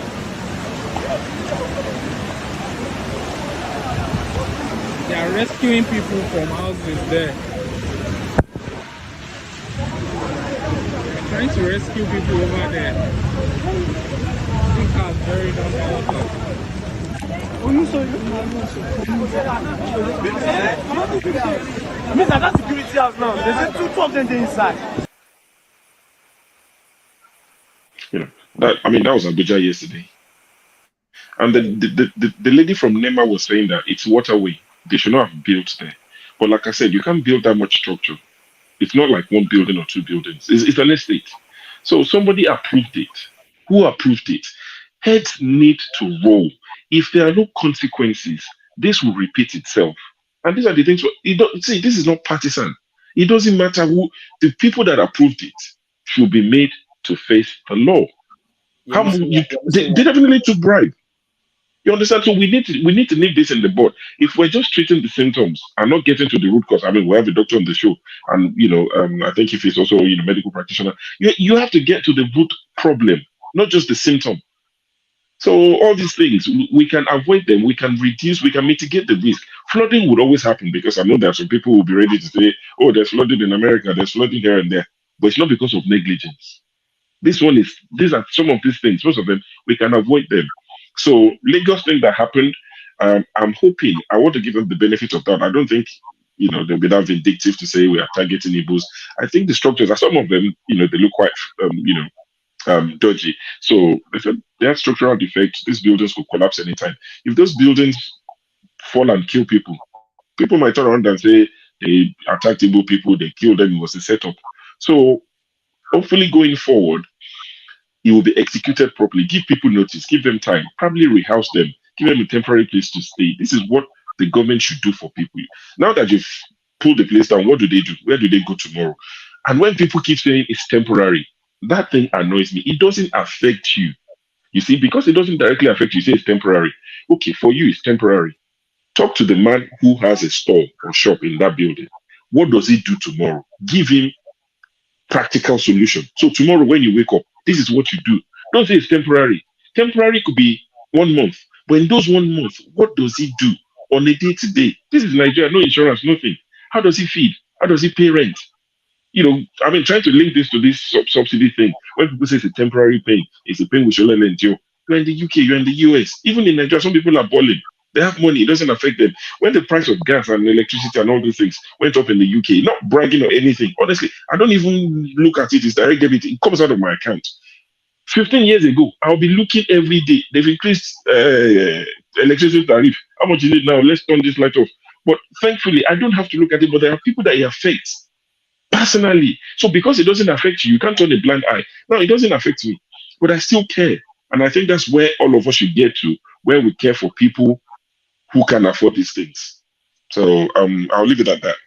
All right. I see a comment. Someone that I'm just gonna make my just drop some insight just based on the last comment I'm seeing. So Omar Baba says the sellers of those Forget that guy. and buyers are to blame. Why should someone go and buy a land on waterway? Common sense. But someone issued the CFO. Isn't the CFO by a government official? Like, make it make sense. You can't just stop. You can't just wake up one day and build set up a shop or make a building on a land that is not approved. Someone even approved the plan before the building was erected there. Inherently involved in the whole process. So, like Sho said, heads have to roll. Someone approved this. Somebody knows some way, somehow, in the south of Abuja, there's a map somewhere. Because obviously, Abuja was planned, supposedly, right? Do you know this is a waterway? This is part of the corruption issue that we are all talking about. You don't need someone at the highest level of government to do something that's corrupt. Think about the people who are in the Ministry of Lands or whatever, who probably money exchange hands and someone convinced somebody and they approve this. People don't think of the long term consequences. Oh, it's okay, it'll be fine. Oh, chances of water going there is very low. All they care about It is is the way. See, it is the way people would defend just about anything and shift the blame. They will shift the blame. They will pivot. Anything you say, they will find a way to say, no, no, no, leave the government alone. Now, let me tell you, human beings are the same. From London to Nigeria to New York to New Mexico to anywhere, human beings want to cheat the system. We are the same. But in the UK, people won't build on waterways because it won't be approved. Do you think if the government would allow you in the UK, in the US, people will build anything, any sort of structure? Human beings will push the limit.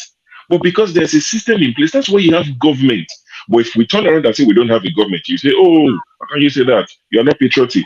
Well, you are the one now proving to us, like that comment, that we don't have a government. It's like the red light you talked about. In the UK, you break, you break the red light. You get the letter with your picture, personal picture. You be in the picture with your car, plate, everything. You get a letter in 2-3 days. No, not wait. So you know that there's a system in place that checks you, and that's why you slow down. In Nigeria, you know that there's no camera, there's nobody sending anything to your house, so you push it and break it. So that's the job of government. Yes, I agree that human beings should do better, but humans are humans. Get on a plane in the US. People boarding will behave. Nigerians, they will behave. Watch them come out of Muritala Mohammed. They are different human beings. They are pushing each other. The same people that got on the plane in the US like sensible human beings. It's because of the government. But I'll let someone else speak. You have to have laws in place. Someone told me this a long time ago, right? Don't count on human beings to obey, to do what is right. You don't even. My thing is, no matter how much someone convinces you that they're going to obey the law or they're going to do something properly, don't give them the opportunity. If you set up structures in place and things in place to make it hard for that person to break the law, that is when you fall. If they were going to do it, Dr. Dominic, there will be no need for laws. It's common sense. If people were going to do it, why make laws? So at the end of the day, the way to fight corruption, the way to get things right, is to take the thinking and the application from people's hands and just set it up properly. So you're not going to say, okay, we have a four-way street, let's say T junction, and you say, okay, let's sensitize people to, this person goes and they allow the other person to. No, take it out of the people's hands and set up a structure. That's why you have a street light, something that is objective and can make sure that people follow proper rules and regulation. All right, let's go to hear other voices. I want to, Austin, I want to come to you, but I'm interested in skipping you to go to Ify just before she runs away from us again. If you welcome, we're only seeing your, what do you call it? Yeah, you can't see your face. If you welcome to the show. You can see me. Good evening, everybody. Yeah. So, how are you? My comment is gonna be different, of course, regarding the demolition of the markets in Alaba. I even had an argument with my brother. See, when you are not there, you hear different stories. What I understood was that they were giving notice, right? But when Igbos complain, I am Igbo too. In a situation like this, if you feel the government is not doing things right, leave Lagos and go home. We have lands in Igbo land. Go and develop Igbo land. Period. You're not going to like it. But I'm just sick and tired of Igbos are being marginalized. Igbos are being this and that. Go home. There is nothing in Lagos that we don't have except the airport and this thing. We have one in Anambra State now. There are other seaports, even though they're not as big as the ones in Lagos. But this nonsense and this all the time, complaining, it needs to stop. It's not going to change anything. And if Lagos State decide to come and demolish all the markets, there is nothing still you can do about it. Because they are the ones that make the law, and they are the ones that, will not stick to the law. So let us stop all this crying all the time. If you look at somebody sent me something about what's this guy's name? It's a Reverend Father Ebukobi. I don't follow him. I don't do church thing. That as from next year he's gonna be doing his I think yearly or monthly whatever crusade that he's doing. Will no longer be in Lagos. He will be in the East. So if you want to come to East. So people should need to stop complaining or crying. Go develop Igbo land. Lagos is not the only city in Nigeria. We have so many other cities, beautiful cities, even in Calabar, Akwa Ibom. Thank you. All right. Thank you so much. Before we go to the next person, let me play a little bit of this video from the market leader who was speaking to, I think, the press or something. Let's listen.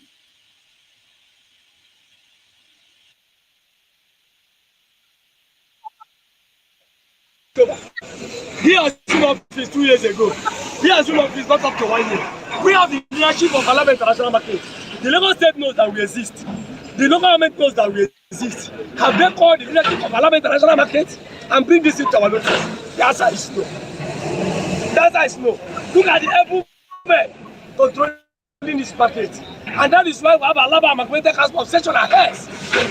So that when there is problem, we go to the appropriate authorities. The day they came to my office, I was having a meeting, a joint meeting of the BOT, Head Council, and the elected officers. I saw almost 100 armed mobile policemen. I came out to address them and said, this place is a marketplace, why are you frightening us?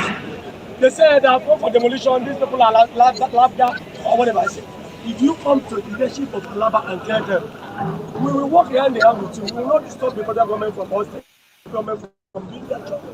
But at least you need to notify us. They will not call our people. Your own building is involved. Your own is involved. How do you go about it? Is it about, bringing it down, putting it to standard, or acquiring the necessary documents that is required for you to acquire? Or do they want to reclaim the land and give it to so-called their business counterpart that came out from China like I had, that want to develop as a purpose? No problem. With time, the world will know if actually what they came for is for the updated buildings, or they have given this place for a foreigner to come and develop markets inside Alaba International Market. Let me tell you, I know about the position of Nigeria. I'm a political scientist. You understand? That's why I'm a trainer. I'm not a novice. Some of us are graduates, some of us are master degree holders. Now, what we practice in Nigeria is true federalism. If actually it's true federalism, an Igbo man can become a chairman in Ojo local government. A Yoruba man can become a chairman in the and any government in the All right. So when you look at any of these issues, it boils down to so many, it goes back to so many things about the structure of the country and how we run our our country, and people basically doing what is right. Some people are saying that what the man is saying is not true. I don't know. There's no way of confirming, but I think that the important thing is that there's something wrong from my own perspective, even if it's demolition like they do in Anambra State, homes of kidnappers or people who are suspected to be kidnappers. I don't support that. And we're talking about a country where you don't have enough buildings and you just, anyway. But can I add something to that? Because I was following this news, I think late last week till early this week. The information was released that those about 17 buildings, 12 or 17 buildings were due to be demolished in Alaba Market, amongst 320 that is due to be demolished around Lagos. And I was on a panel where somebody actually went to the location and took videos of it. I think from what I gather, he's a southeastern guy. So he went there and he was like, they are building on canals. That they build on canals that even him he's not going to be happy. He's not happy with his own brothers doing this type of stuff. And we just showed a video of flooding that was going on in Abuja, where people houses have been covered up. So these are the kind of practices that sometimes we do that we don't realize. When government wants to do something, then we turn it to tribal stuff. And we have to really add pertinent questions. This is what I mean by consistency. We tend to do this stuff and then we mangle our country and we pretend as if we don't know we are doing it. But for that, somebody needs to check. How was it possible for someone to build on a canal in a state that has a government? That's my confusion. No, they are corrupt. Of course, they are corrupt. That's how they allowed it to happen. They took money and looked the other way. That's what they do. And then they come back and do the demolition. Then some other person wants to come and correct it. The question is, should they not correct it? Should they leave it like that? When flooding happens, they will start showing the video here that what happened, how did it happen? You see what I mean? And when people start making it look like they are targeting only them, it's not fair. Because they have to remember that there are big businessmen in Nigeria that are from southeast. If this was the case, they are not going to be sitting down and just accepting it. They are going to make a serious problem of it, because there are 320 something buildings that are due to be demolished. So if somebody just bother to read the newspaper article that they put online, I went and read it myself. Except they are lying about 320. If they are lying, somebody can provide the proof. Then that's a different matter altogether. All right, and one more thing. No, hold on, Kenny. Hold on. One more thing I needed to mention. There was in the past when Buhari came in and they were not having press conferences, and we had this conversation where we said they're not having these press conferences for the media or for Nigeria. It's for them. It helps them. It gives them an opportunity to explain things to Nigerians so that people don't guess. So just imagine if the government of Lagos State had come out and said in one of their, whatever way they communicate with the people of the state, and say, look, these things are this, and we are going to eliminate this because of this, and we are giving you this. There won't be this argument now. But people don't believe in transparency. People in government, for whatever reason. Now we know that Buhari left and declared his assets before we don't know what it is. Why is it that he can't make it public? Why don't we like transparency? It helps. If you want to know, we need to demand it now. If you want to know, go and check what he declared. Go and check what he declared 8 years ago, because Garba Shehu said the cows didn't increase. No, his bank account didn't. He said the cows didn't increase. He said his bank account didn't grow by a penny, and that even goes to show how they insult the intelligence of Nigerians. Everything Buhari don't spend 1 month there. Everything Buhari enjoyed for 8 years was paid for by Nigerians. So even if his salary for 8 years should have added to his bank account, but you're telling us nothing increased, which is even a shame. So you were there. Anyways, the less the better. It's gone now. So to point out that I know. You see, this topic is very, very important. Well, has Tinubu declared? Has he declared? And I think we should address this very topic very, very well. This is it. You had the chairman, the Alaba International Market chairman, claiming that the destruction is purposely for the state government to hand over those areas to their Chinese counterparts. So the Chinese people are coming to Alaba market to begin to sell or trade, just like the people they took the market out from. Now, this is it. If some people claim that is for that destruction is mainly for buildings that have structural defects or buildings that are erected on canals, right? And I want to help Lagos State government now. If they are looking for buildings that have structural damage, they should go to places like Ikorodu. They should go to places like Ikotun, where you have houses built on canals. They should go to places like Badagry, where you have houses built on federal pipelines. They should start that the demolition from those areas. Maybe just before the election, maybe those places are on the list already. And they should go to Balogu, Balogu in just before the election, buildings in places like Abulado, Festac area, belonging to Igbo people were destroyed. And now, just after the election, they targeted market that is being controlled by Igbo people, and they are destroying their buildings. See, it is.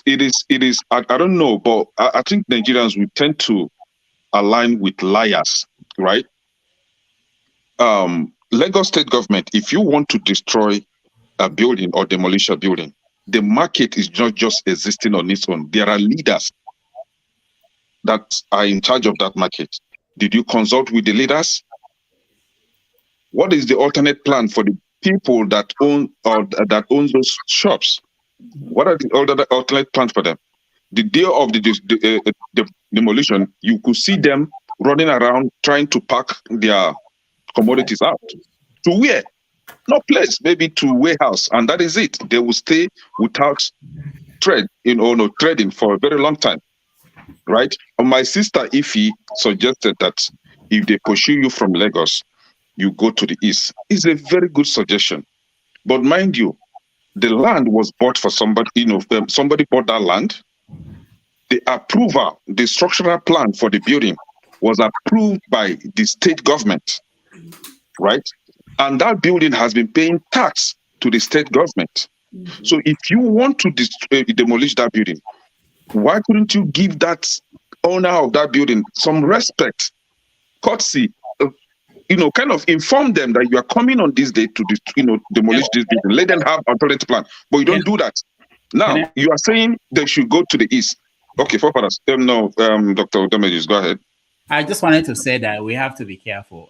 There's no way I can't prove that they were not informed that they were coming. I can't. But you heard it. You heard it from the chairman of Alaba International. You were the one that played that video, right? Mm-hmm. Now, if we encourage them to go back to the east, now this is when I will now come after my eastern governors, right? Let me use my state for example. You are encouraging these people to go to a state where there is high level of insecurity in Anambra State, where there are no roads. The only roads built by Ngige and Pitobi are left to destruction. No maintenance. There is no road in Anambra State. Go to Onitsha Market now. Those roads that were built by Pitobi, Onitsha Market towards that Ochanja area is kind of a swampy kind of land, right? The roads are destroyed. No motorable roads in Anambra State, and you want them to go there for what? You want them to go to a region where there is no seaport. And the convergence of the Igbo people or traders in Lagos State is because of nearness to the seaport, right? We don't have seaport. We don't have proper international airport. Not that one they have in Anambra State and Asaba. Those are not to a standard, right? We don't have these things. So how are they going to cope? How are they going to do their business? Similarly, no way. So I will blame I don't want to be angry. I don't want to call them criminal, useless governors in the East. These people don't have common sense. The other day, Soludo went to Lagos and was asking our people, to calm down. Akulona, speaking like an imbecile. Akulona where? Go and secure that place. Put security in that place. Build roads.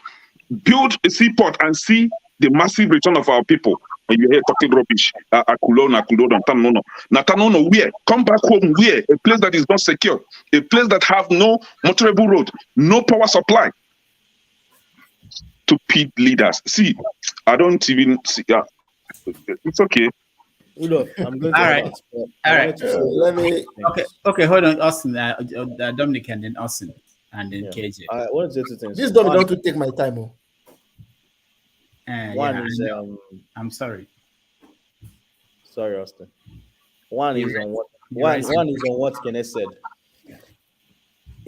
I'm starting to have this sort of mindset where I ask myself, like, why should you expect the citizen to be the ones to develop their states if they are paying taxes and the government is making money and the government is supposed to do stuff? I know there's this expectation because it's part of our culture. People should go and develop an area. But why should we expect the standard to be that? No, let us ask ourselves the question. I know it's, every once in a while people are like, go and develop your place, but why should we expect that? Why should we expect it? Because it's just because what it does, I feel like sometimes what it does, it allows people to absolve the government of their responsibility. Yes, I support Akoluono. We're supposed to get development. Who is asking the question, is the government doing what it's supposed to do? Besides security, is the government, providing incentives? Is the government developing the area? Just like Kene mentioned. You want people to come back and develop the area for you. So what is the government doing? So you just fold hands and just implement regulations. Is that what the government's job is? Yes, it's one of the things that the government is supposed to do, but the government is also supposed to set up the economy and also help develop the place. So I think we should be careful how we talk about Akuluono and coming back and developing areas, because I think sometimes it's easy for us to get into that mindset and forget that the government still has a responsibility to develop an area. That's one thing I want to say. The second thing is, as regards what is happening in Alaba market, I think we should be careful how we jump into the bandwagon of like, oh, they are knocking down Igbo people property, because it's easy for people to just put things out online without us having the information verified. At the end of the day, the government was involved in the approval somehow. Yes, you may say, okay, my administration is different. My administration is not corrupt. My administration is here to make things right. But government is continuous, which is something that I feel like is missing in Nigeria. I've had personal, I'm not going to reveal certain things online, but personal encounters with people who are close to me who bought land, built properties were demolished by the new state government, and they're saying, oh, the former government was corrupt and sold government land. Yes, that is correct. At the end of the day, you are irritating that government. So what you're supposed to do is to find ways to rectify things in a humanized way. The person has already bought the land. The person didn't just go and buy the land on their own. A government sold the land to them. So, okay, if you want to take back the government land, provide an alternative. Maybe give them a different an option. Okay, let me refund the money back, or let us see if we can relocate you to some other location.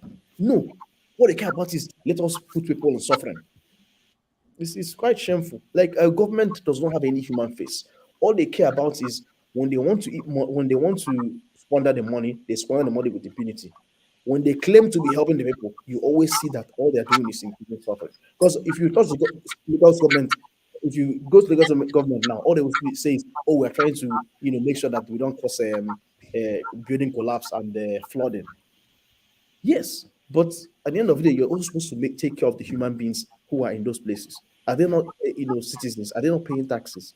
Can't you find somewhere and relocate them? I'm just tired. Don't be. I'm Austin. just exhausted. Maybe I should.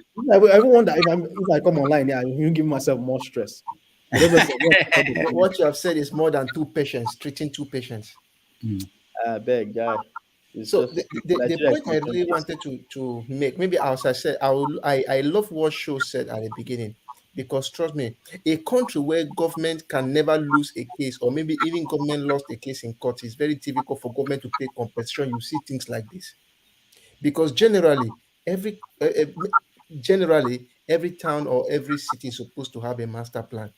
Then how many of the cities we have now have a master plan? And even if we have a master plan, the master plan, is it well followed in such a way that if we know that this is how the city is going to look like in the next 50 or 100 years. If somebody goes somewhere far where there is no development, still in the same city, you are very sure that a house can stand here. A situation where if the government gives a C of O to that person, and next time you want to demolish that house, if the person seeks legal redress, government is supposed to pay compensations for it. And one thing too I don't like about Nigeria is a situation where somebody just feel that I am now the governor of a state, or I'm the president of a country. You now start being vindictive.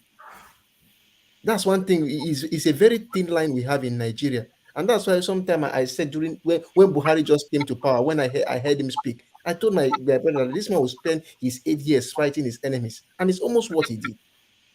And I don't know, I just pray that even if Tinubu wants to go, he doesn't go in this line. Don't spend all your time fighting your enemies. It doesn't make sense. So one thing is that they should try as much as possible to that. If this thing they are doing is right, then let it have it should have a human face in such a way you can talk to people. And that this is on waterways, it is not good like this. When you tell them, then provide alternative means. And if that land or if that position there is a C of O, then government needs to pay compensation. I don't know, no matter how small. Then the last thing, which I don't know, I heard somebody say it, is about this issue of insurance. If you build on the waterway, even if that house is insured, are you sure the insurance company want to pay? Because it's liable that you knew that that house will surely maybe be swept up by water, or maybe something may happen in the future. The insurance company will want to pay. I don't think any right-thinking insurance company will want to insure such a house built on waterways that's been built on waterways. I don't think so. So even though we want to say that the house were not insured, or this was not done, insurance was not this, but we should also remember that, especially in this part of the world, no insurance company will insure such a building that is found on waterways. So I think that the government and the people themselves, the government can also to an extent the people, because I know that sometimes if you tell somebody that this house can't stand here, the next is that I know what you're talking about, bribing. I know what you're talking about, bribing. So one thing, that's why we should try as much as possible, especially on the side of government, because they are the regulators. If something should not work, don't put it there. And if you stamp you give your C of O, then I think government should pay some compensation, if you ask me. All right. Thank you. Thank you so much, Austin. Yeah, dude, hold on. Okay. Forefathers, are you there? Okay, I was sending you messages, but I don't think I'm here. I don't think you got the messages. But I have to hand it over to Forefathers. I have to go. I need to talk to our guests for tomorrow and prepare some things. But I thank everybody who joined, and I really appreciate your time. Rudolph, please, before you leave, can you tell Forefather the rule of anchoring this thing? Because it comes and dominates the whole thing, that nobody even have, make a contribution. That is not the rule. Come on, man. It's not. Tell him the rule. Okay? See, Because I'm not dominating anything. Someone like that will leave because he won't even want anybody to contribute. How does Rudolph, you know when you get? Tell him the rule of engagement. That's all. About the Iroko TV. About the Iroko TV, Iroko Post TV, a lot of it's a bit difficult to search out on YouTube, and I think I just subscribed on that. No, hold on. Also, the YouTube do have now some kind of a handle. If you could create a handle that at Iroko TV, Iroko Post TV, and just the handle, it helps. And also you have to post it on your description, and from time to time highlight it on the chat so that people could see. But trying to look, I've already subscribed long time ago, even when you are less than 20. So, but I find that when you search Iroko TV, Iroko Post TV, it brings somebody else, and they showing Nnamdi Kano's conversation and things like that. So that's a little bit confusing. So, but if you can put the handle and also your link, clearly on descriptions and on the chats from time to time, then people will get to it. All right. Thank you so much. Thank you. I appreciate that. All right. Jude. I mean to let him know the rule of engagement. Dude, come on. Why are you just trying to read everything? Yeah, I don't. He knows what I'm talking about. He knows what I'm talking about. That is a fallacious accusation. He knows what I'm talking about. Dude, everyone has a different approach, but we are going to roll out some things in the next few weeks. So let's say, how do they say in government that when you say human resources, something like that, you private something, we will talk about that. We're having conversation. Thank you so much, everyone. Thank you, Kenneth. Thank you, KJ, and thank you, Dr. Damages. I'll see you guys. Thank you. Thank you. Okay.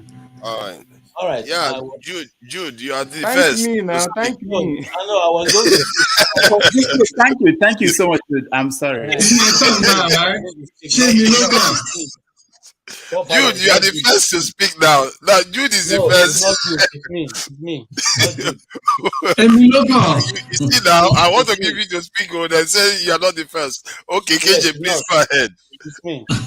Okay. Thank you, Jude, for that very important observation. All right. You see, I'm not the only one that observed it.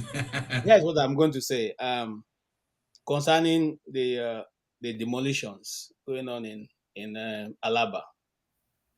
First and foremost, who owns those buildings that are being demolished? Is it owned by the government? The question is no. Somebody built it.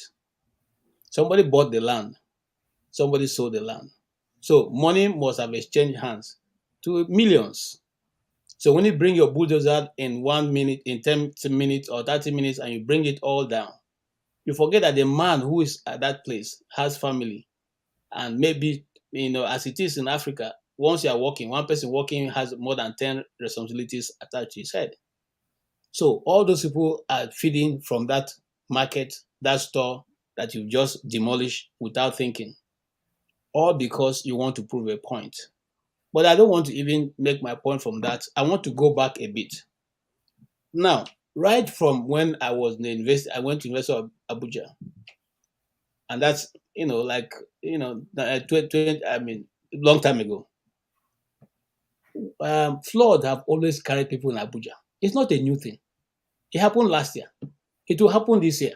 It will happen next year. Go mark it. For over 25 years now, flood, that river in Abuja have been carrying people.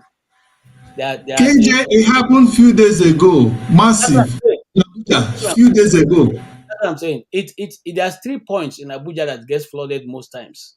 Okay? Behind the legislative quarters, in Gwagwalada, and in that part of Lugbe, and that part of Lugbe that runs all the way to Gwagwalada, to Kubwa. This thing carries people every day. It's not new. So when they come out and they are shouting and shouting, I'm just wondering, are we still human beings? Because it will still happen next year. Now, the people who come out to say, oh, these people are building on waterways. To build a house doesn't take one day. It takes time. So you people have been passing and seeing it being built. Now, on the issue that it may not be true, the traders spoken to before this video that Dr. Damages played said just a few days ago, they came and collected 27 million from them. Okay? They came and collected money and they never even told them they were going to come back to break the place. So if you came to collect money from them, why then do you come back and break these shops? And criminal acts. Yeah, there's an adage in Yoruba language that the witch cries at night and the baby dies in the morning. Who does not know, what happened? Okay, the main fact that this has been happening, and I want to trace back the demolition, exercise so far since after this election. They've gone to UTC in Abuja to demolish it. That is predominantly also owned by Igbos who print. In fact, if you're in Abuja, you know Area 10 UTC. That is where the majority of the printing are done. Majority of the people are Igbos, and in fact, Igbos mostly, and the rest are from the south. Okay, they do the printing work. They sell the machines. They sell those materials. That place was pulled down without any justification, and it's in a central place. The buildings are not even weak, so you can say it is weak. It is well built. Those are one of the first buildings that were built by Mama Vasa in Abuja. They are very solid. You can hardly drive armored nail through it. I can say that more because I live there. I know those houses. Okay, and the other one is built like how this warehouse style that the Americans have here. The warehouse style that is so strong and well built, and everywhere is open, so it's not as if it's blocked. So each of them have a demarcation. They went and pulled it down. Okay, in the same sense that those buildings are now becoming a danger, to the people. Now, this one now is being done. Remember that when El-Rufai came also, he pulled down places, and I'll call them. And then when I was serving, the place I used to live, it's called Karamajiji. It's along the airport road. Once you pass the city gate, okay?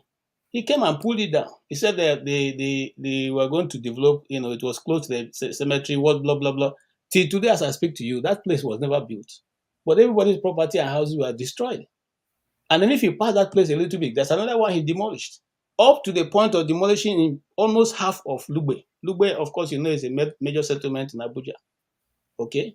Now, this has been the trend of how things are done.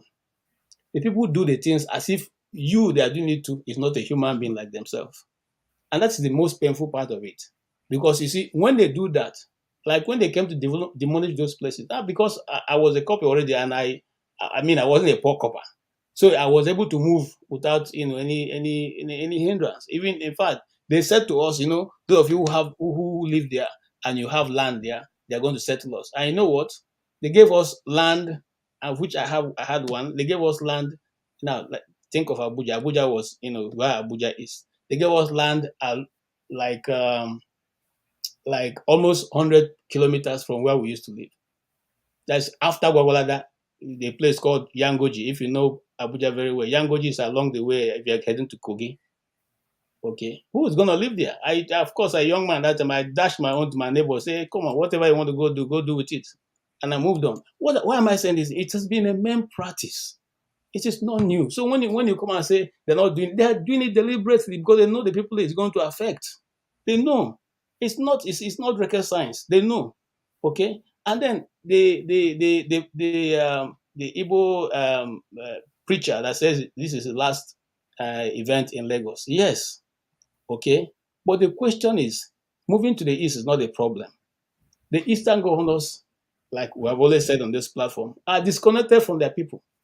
Now, each of them that went, Soludo went, the governor of Abia State went. What was the solution? Did they call a press conference and say, this is what we have discussed. This is going to be how the people are going to be settled? Nothing.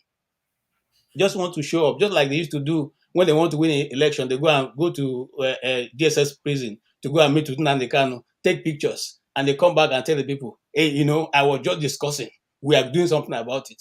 And it's always been like that. And nothing's going to come out of it. So what we should learn, from this, that our government should become more responsive to the people they are governing. Because governance is about people. It's not about you just having siren and 100 cars following you up and down. It's not that. It's about people. Why is it that an American is ready to sacrifice his life for America? Because America will go all the way for you. And then somebody asked the other day, don't ask me, if I was ready to do this for Nigeria. Say for what? For what reason? Come on, don't say that. And I won't, because I don't see anything coming. I don't see even the people who are governing if they are ready to even make a difference. And that's the truth. Thank you, sir. I get. Thank you. I get where you're coming from. But I'm sure you will agree that it's a reasonable thing to find out whether it's an operation that's going on in the entire Lagos, where they are destroying some buildings, and because if I knew about it, it means that they knew that something was going to happen, and in short, it was online. It was online days before it actually happened.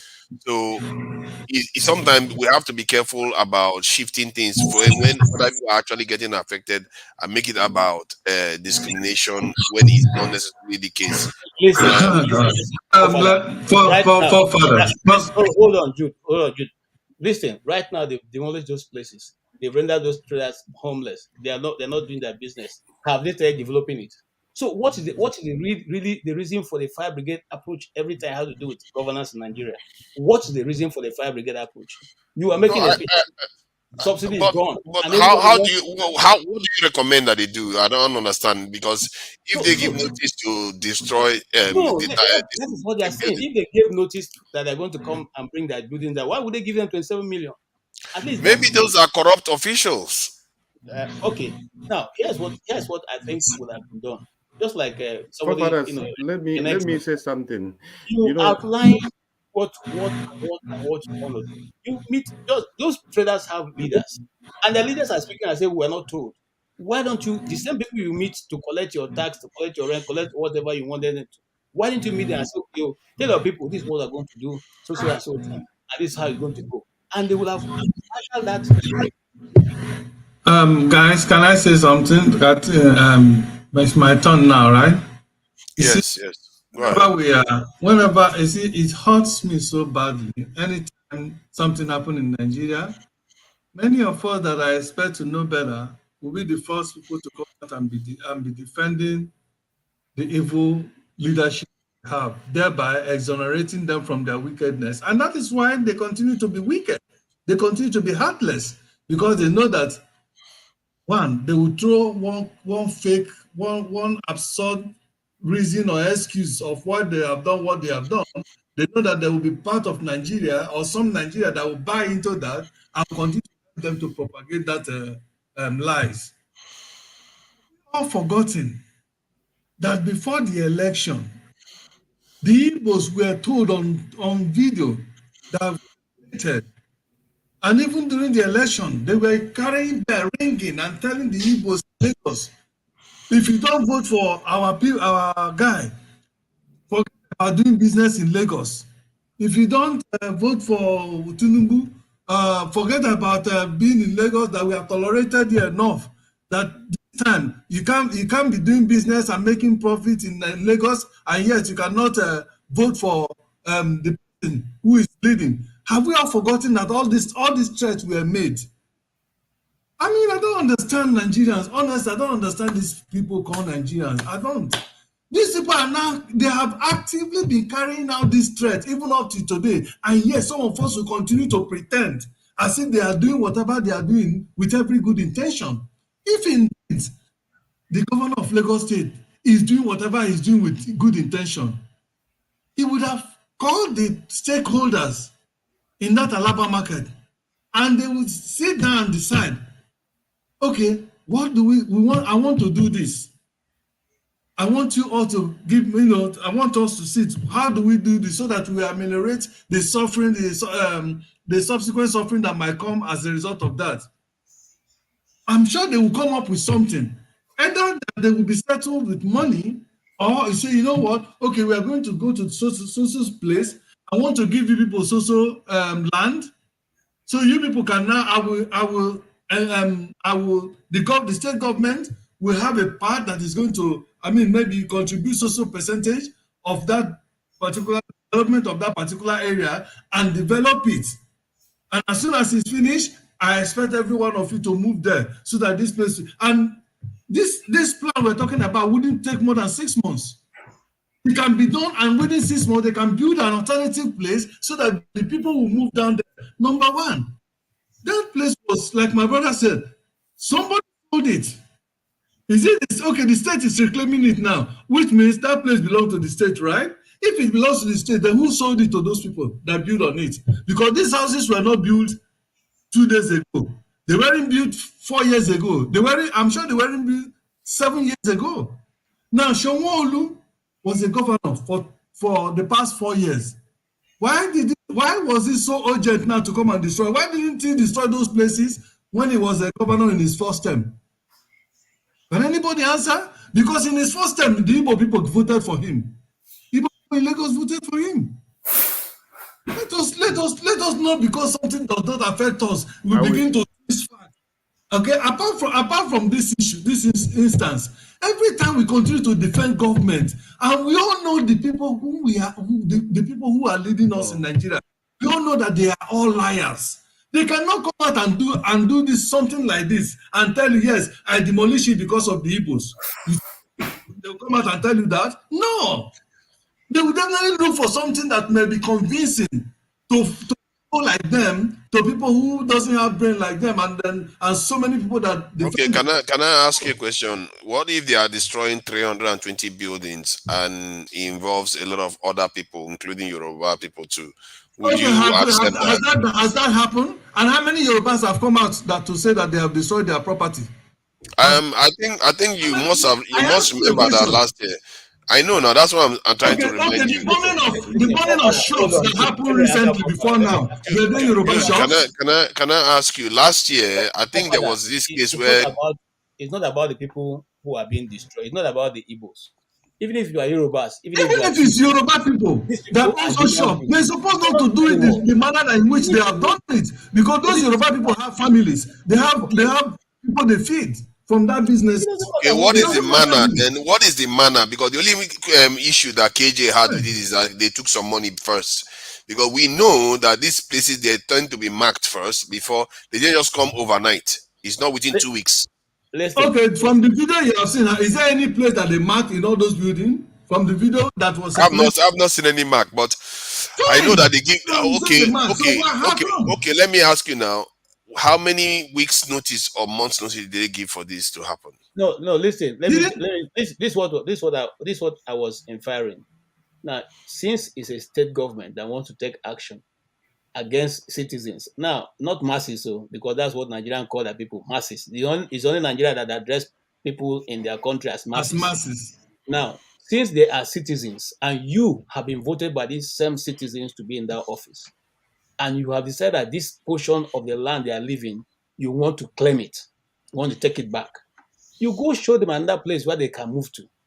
You make that place ready and then let them move to that place. Then you demolish the old place. Is that not how people do in other countries, in other countries? Is that not how it's done?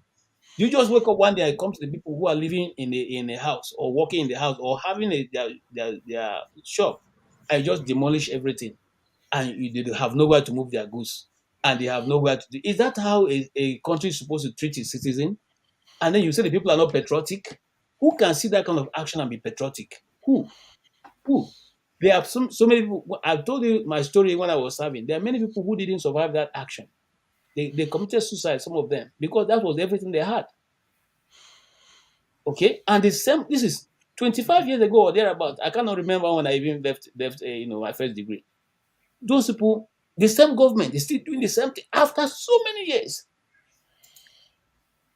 After so many years, forefather, is that how a people behave? So What makes us different from the animals? thing is that you have asked so many questions here that have not been answered. I remember Maskin was asking, what is it that Igbos has done to deserve all that they have gone through? And I have to answer him now to say that the Igbos had committed some sins in that country, and that is the sin that is following them. That is the sin that is following them. And what is that sin? The Igbo sins in Nigeria is being Igbos. That is their sin. Being Igbos in Nigeria. And when you talk about ethnic coloration, you have it everywhere. You have it everywhere. Now, I will tell you something. Maybe you've heard about it, or maybe you haven't heard about it before. About before the election, shortly before the election, PDP had hosted some dignitaries in his house, and he was showing someone. I think Ubu was saying to a group of people that voting P2B is opening seaports in the south, in the southeast. Is opening the seaports. So yeah, that, what Tinubu does that said say? that. Yes, what does that say? Thank you, you heard it. What is that saying? It's saying that the lockup of all the seaports, the One Was seaport, the one in deliberate. River State, the one Deliberate. they were deliberate. They were deliberate. Were You deliberate. see, And people will come and be saying defending all these that indefensibles. here you see. So all of these things are just what it is. Someone said that Nigeria is a zoo, and I said no. In the zoo, animals are kept in Zoo is even more compartments according to organized. their habitat, according to Okay, where they were monkeys I in the think that monkeys and we have to it's exercise a we have to jungle. exercise some this It's a thing, jungle. some So restraint here. Some of the way we are talking is just making it painting this victim this thing kind of situation is not healthy. What we should be no, doing is checking data, it's not. because It's the truth. if we just see this thing that we What do do you mean? when it applies to Godfather, us. what do you Hey, mean hold on victim now, now? you just said your piece. See, Jude, you said your piece. Let me It's say not. mine. It's Last not. year, I know that there was an incident where Lagos government destroyed a lot of buildings, and I think it was something that was national news. Even they were destroying a lot of buildings. I think it was this. I think it was some kind of a Yoruba settlement area or something. That place has been No, around no, for a no, long no, no, time. no. No, no. What area was that? You know, I think you know It what I'm was talking around about. Mafoluku. It was still Igbo property at Mafoluku. I'm Igbo probably Like Mafoluku. No, I don't think Mafoluku, that's It's close the to the always no, airport. no, been. that's not the one Let I'm me talking conclude. about. Let That's not the one I'm talking about. It doesn't sound like in, Mafoluku. in This one one is Okay, a big. sentence. It maybe was a except big if it's story. another place. If you if you're following the demolitions, you would the way that it's been shown, you could see how it's been analyzed and the areas that were marked. But I must say that the Igbo people, sometimes when it comes to these demolition issues, anywhere they don't listen. Sometimes those demolitions, those houses are marked for demolition for a long time. Even this particular demolition, there were some cases that were said to have, since 2016, they've been asked to vacate those places. It was marked. But you see, that's not just only the matter, because this recent demolition, some of new buildings that were demolished, and they were told that those buildings were old. All the buildings that they were for demolition were old buildings that are risks for habitation, and some of them are new that were built. Why would that be? And I want to answer Jude on what he was talking about, that why should that happen was Sanwo-Olu, and would never forget the Igbos for losing Lagos presidential election. Just take note of that. It will never happen. And even for him losing, because Sanwo-Olu knows that he lost Lagos to Gbadebo because of the Igbos. Yes, so what you see now is a reaction. And listen, and I close with this. This is just a beginning. A whole lot is going to happen. That is correct. And we say that Igbos are being victims. When you victimize somebody, it's just that can't be a child that shouldn't cry. More will come, and it will be done so openly. So when you look at the demolition, you could see some people saying that the canal is far away from the places they are demolishing, even new buildings. Why is that? But anyway, the Chinese are coming also to take over, to build new buildings and all of that. Anyway, like I said, the place is more than a zoo. It's a jungle. My brother, it's left for the Igbos to go. It's even good. I like it. Let them go. Let the Igbos leave. I don't know what they are doing in Lagos and in other cities in Nigeria. Let them go. How long will they not wanted in Nigeria? Let them go. You always say you always say one Nigeria. You always say one Nigeria. One Nigeria is always just a mirage. You never hear one America. You never hear one United Kingdom. You never hear one Zimbabwe. You never hear one Ghana. It's only one Nigeria. Why? Because they are not one. Because they are not one. They just want to pretend. I think there's another. There was another one that they demolished again. I think they were condemning him for demolishing it. I think this one it's in Badagry that they demolished sometime in January. They said Lagos residents condemn Governor Sanwo-Olu, other officials for unlawful demolishing estate, deploying policemen to harass occupants. And this is in January this year that this one happened. So I think repeatedly we've been hearing Lagos government demolishing buildings.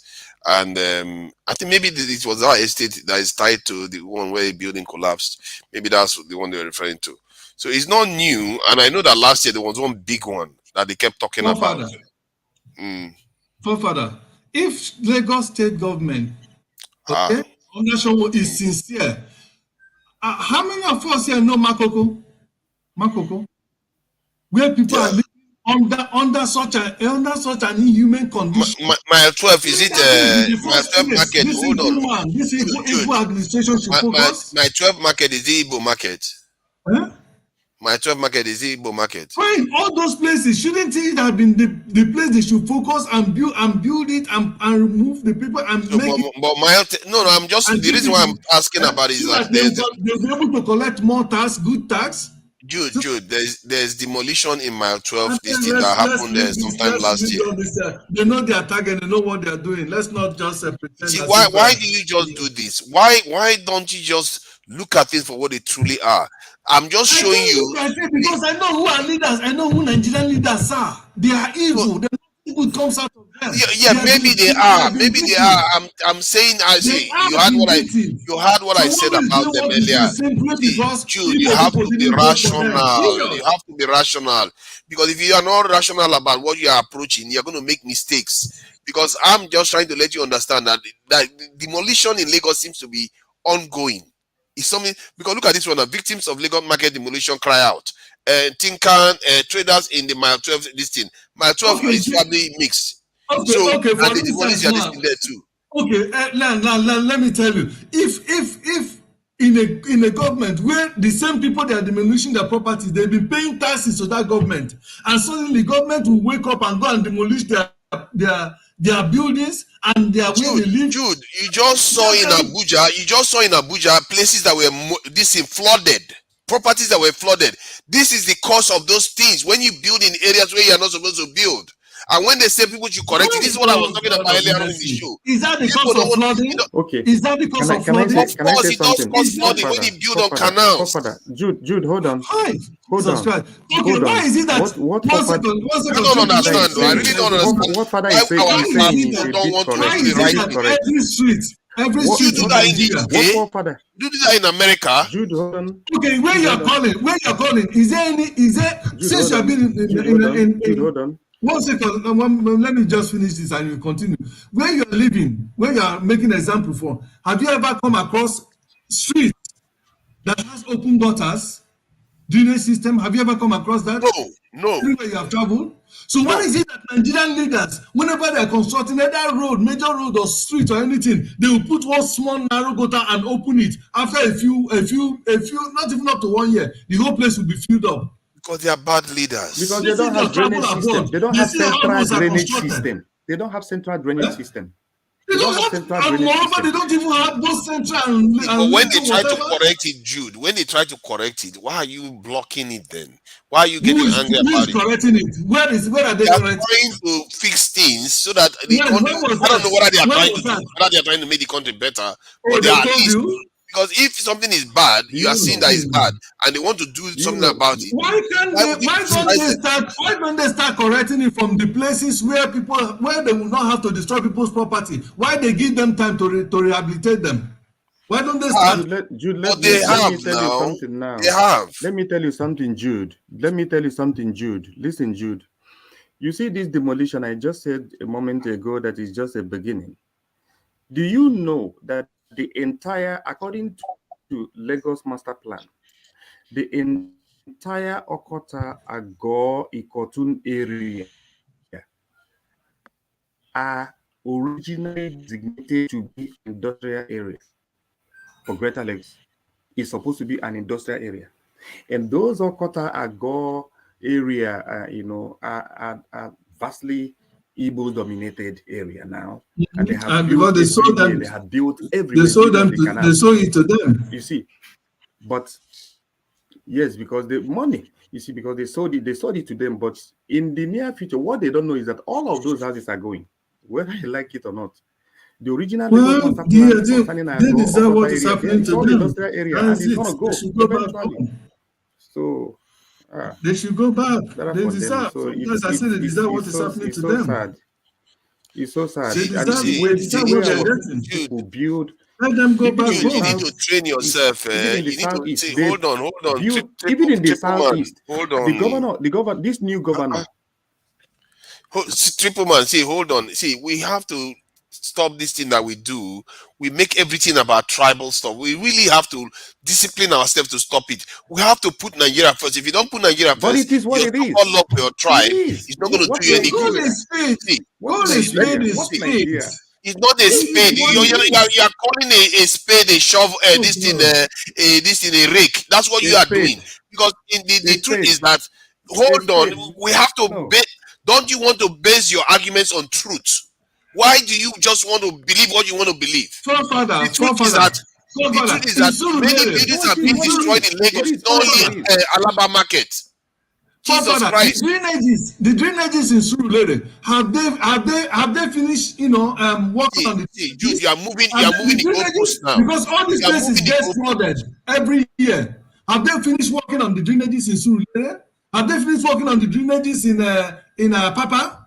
Have they working on drainages in you are saying that they have to work on all the drainages before they go and move buildings from the canal or buildings that are already compromised. Who said they are already on the canal? Were you there? No. And a Southeasterner I was on the channel when a Southeasterner went there and was standing on the canal where they destroyed the building. He said, "Our people build this thing here. This is not good." Okay, who owns that property? Who owns the property on where they build? Who owns it? It's Lagos now. It's because it's on the canal now. Okay, who sold it to them? It was corrupt officials, of course. Who approved the building plan? Who approved the building plan? Corrupt officials. Of which government? Lagos. Let me. Okay, so why are you not blaming the people? Let me. Why are you blaming the people? Come on now. When it is corrupt, it's not legal. It's not a legal document. Let me correct something. Now. The issue with regards to building on canals and everywhere, especially by the Igbos, when we talk about ethnic colorations and things like that, it's not just ethnic colorations like that, because even the Igbos themselves build the same way in their own land.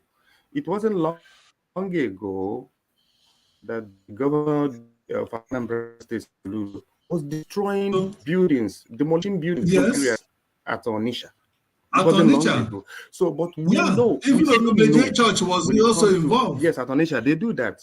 If Yes, you see, so it's like that. But you see, when you begin to make certain demolitions based on ethnic colorations, it can be seen. It can be seen, and there's nothing like that. So our the Igbo people does build houses everywhere and all of that. But like someone was saying, people collect money, people sell those places to them, and all of that. So the issue with like demolition has a very serious ethnic coloration to it. And the truth, to be honest with you. But how is So it ethnically it is what it is. connected when? How is it ethnically tinged when clearly it's 320 properties or so that are due to be demolished? They are demolishing about 12 or 17 in the Alaba market alone. Well, how about the other 300 something? Where are they going to come from? It's not all based. See, this thing that we do, we need to really ask ourselves serious question what we are doing to our country. When we keep making everything about tribe, I know that I saw what happened in the election. There was a lot of they used tribal divisions to cause problem, and I saw the attacks that they were attacking southeastern the market that they attacked. They killed the security official there. They attacked some youths on the street. And we were on this channel that day when Igbo Basics was in tears about the attack they were attacking the southeasterners. But it's not everything that is based on that. That is what I'm trying to highlight. We have to try to see. So, Father, give me a reason why I shouldn't think that way. Even when they burned markets, when they were burning markets, show me one. Did the governor come out and say anything? Market that were burnt in Lagos. Yeah, Lagos, the governor ran to the market and gave them, I think, 1 million naira. I don't know how many for how many shops? No, it's not 1 million naira. Don't hold me to that. I don't know the amount again, but it was millions upon millions. Who's on those now? Who's on those now? Let me say something. Can the affected people say that they received that 1 million? Judah, let me say, look, I hear you. My brother. Yeah, thank you. Welcome. Man. Now they come late, now we be the elders. Now we be the come out. Look who's here now. Look who's here. What's going on in Lagos is like sometimes you look at who the people like known as the world's factory. Who is that? It's just when it comes to the Western world, they say Nigeria are the ladders. All right, not that other countries are not doing stuff. When it comes to the world, they say Nigeria. Nobody will tell you the Igbos or Yoruba, everybody is ladders. They will tell you Nigerians are the ladders. All right. Now, when it comes to Nigeria, now Igbos are the ladders. When they destroy property in Lagos, not only Igbo they destroy property on. I've seen one of my boy. This boy is from Okreka. I know how many of these they demolished, but he doesn't talk about it. He keep quiet. That's the problem we have. Problem is that when something been done, he keep quiet. Then he will continue repeating himself. Not only both shops that are being affected, as I said, not only people that own shop in a particular place. You will see few Yoruba people, other tribes. But as I tell people, if they come to a place, all right, as far as they see 1, 2, 3, 4 Igbos, everybody that is Igbo, whether you're from Bini, you're from Calabar, you're from any place, nobody will tell you is like Alabama or this or this. Everybody is referred to the same these Igbo people. Not only Igbo, that particular Igbo that everybody destroyed. And coming to Nigeria State, guy, I know Nigeria State very well. That's my territory. I can tell you what's going on there is not good, all right? Now, I know so many of my friends that are like, they serve Udumota, Mandalas, where they have a little money. You go see one of Molile will just walk to them. Hey, Omoibo, money they land there for sale. He stay here, he stay there, Okafa. Okafa, you know the story of Okafa. When doing the bomb blast, people that know Okafa, it's like a canal. They can't drain it, nothing. The thing is worse that it's not even good for human being to leave Okafa like 5 miles. See the smell, see the nature of that canal. You live all the way from live all the way from Okota, Ejibo. So all those Momoile just say, hey, land there, stay close to Kafana, my grandfather land. The evil guy will just he's busy with his market. He doesn't care. He paid the agent fee, everything. They give the agent. You got this your food. Don't even know your food. What you know, you have about the land. He built mansion there. Tomorrow they will demolish it. Then you start crying. They would to blame. I blame the person that built the house, not anybody that demolished the house, because we know that this canal in real time is going to overflow. overflowing, and your house is on the way. It's going to cause damages. So sometimes I don't blame when the government starts demolishing some places, but there's a place you don't like what happened in First Stack on top of a gas pipe. People are start building estate on top of the gas pipe. You know, the government woke up one day and start destroying it. Like the whole of the whole of Igbo, Okota, all those areas, they're all gas pipe in there.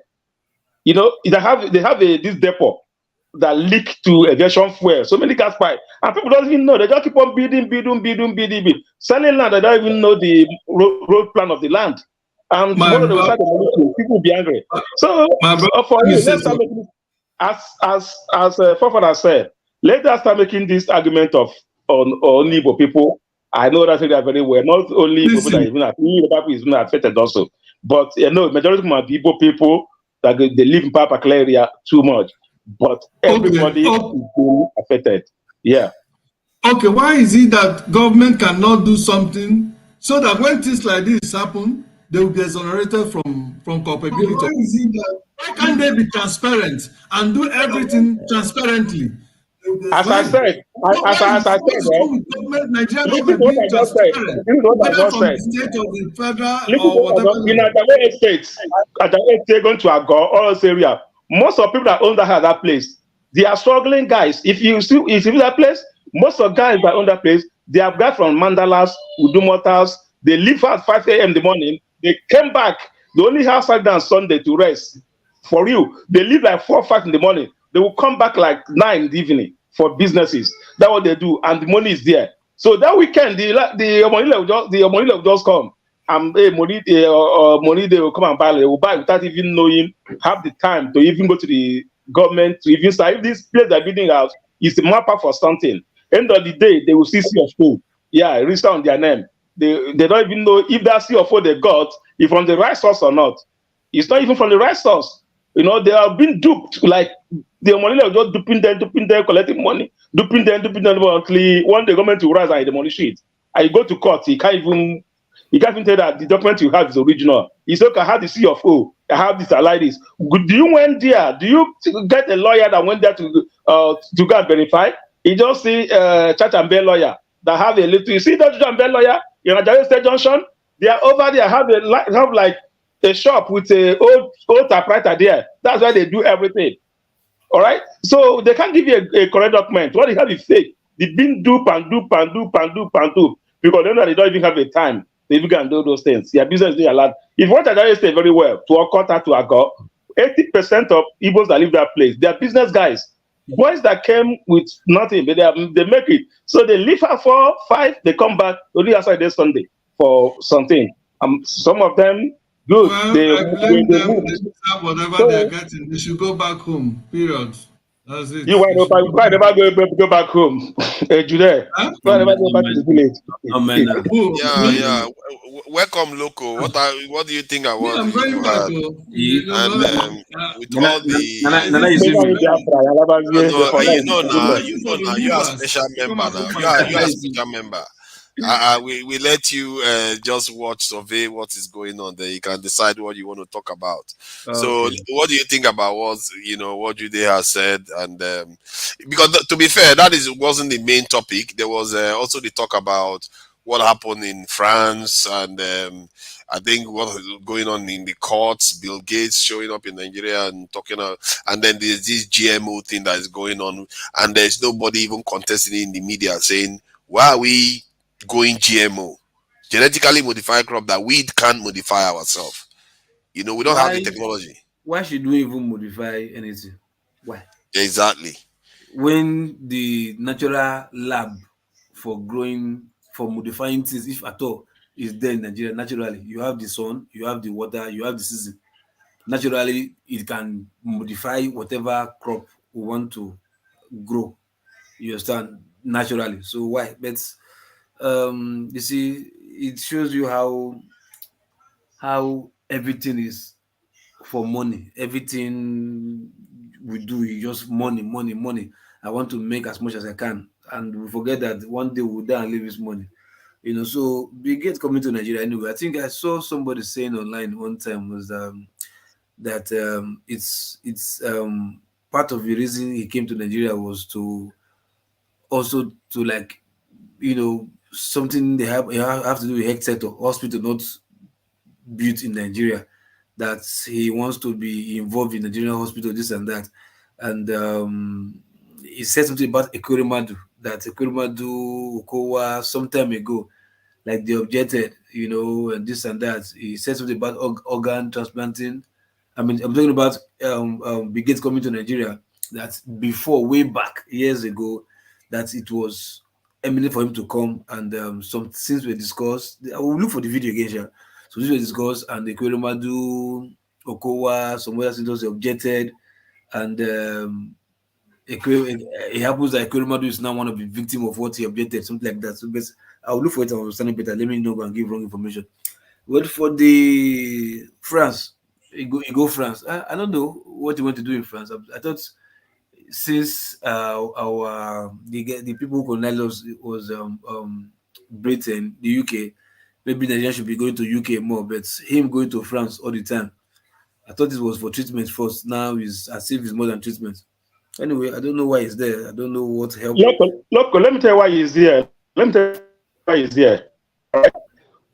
Is that when Tinubu was the governor of Lagos State, Emmanuel Macron was toying between Fela Shrine. You know that guy? He lived in Nigeria. He was enjoying a nightlife with Tinubu. You see how happy Tinubu is when he saw him. He said, "You boy, we meet again after so many years." Where he used to drink Pami and. It's a disgrace on his part. Somebody that you call a boy is now the same meat. It's not your mate. In fact, he even have more level than you. Somebody you're calling your boy, he even have more level than you in terms of what. Sorry, I missed what Uzo said. What did you say Macron was before to Tinubu? Don't you know that Macron was in Lagos? Tinubu was governor. He was. I know he was Nigeria. I knew it was in Don't you know that? Yeah, I knew. Yeah, he was. He came to Fela Shrine 3 years ago. Yeah, 3 years ago, he visited Fela Shrine. As even as when he come to Lagos, Nigeria. When he come to Nigeria, he went to Fela Shrine to pay homage. You don't know that?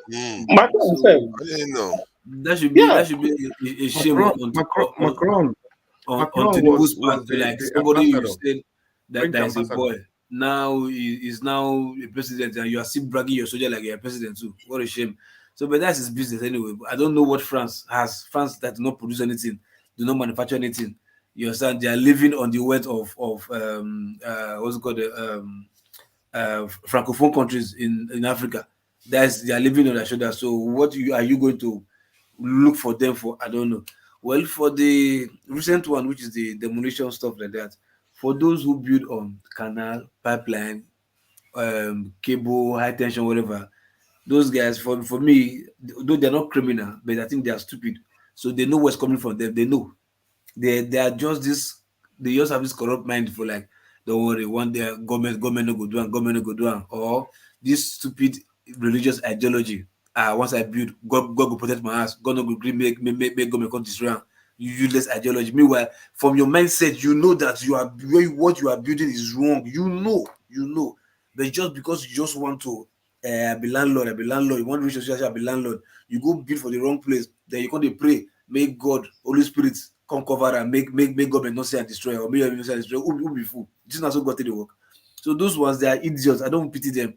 The only ones I pity for is those who are renting properties. You understand? And say they want to destroy because of structural failure or this and that. But if you want to do that, first thing first, government is for the people, by the people, and the people. So to the people. So if you want to do that, before you take such step, I mean, it should be seen that you have a temporary place for them to go and use to do their market.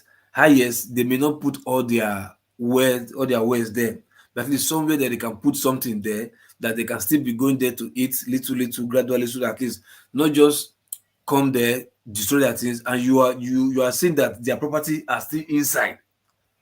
At least you are okay. Now I want to destroy.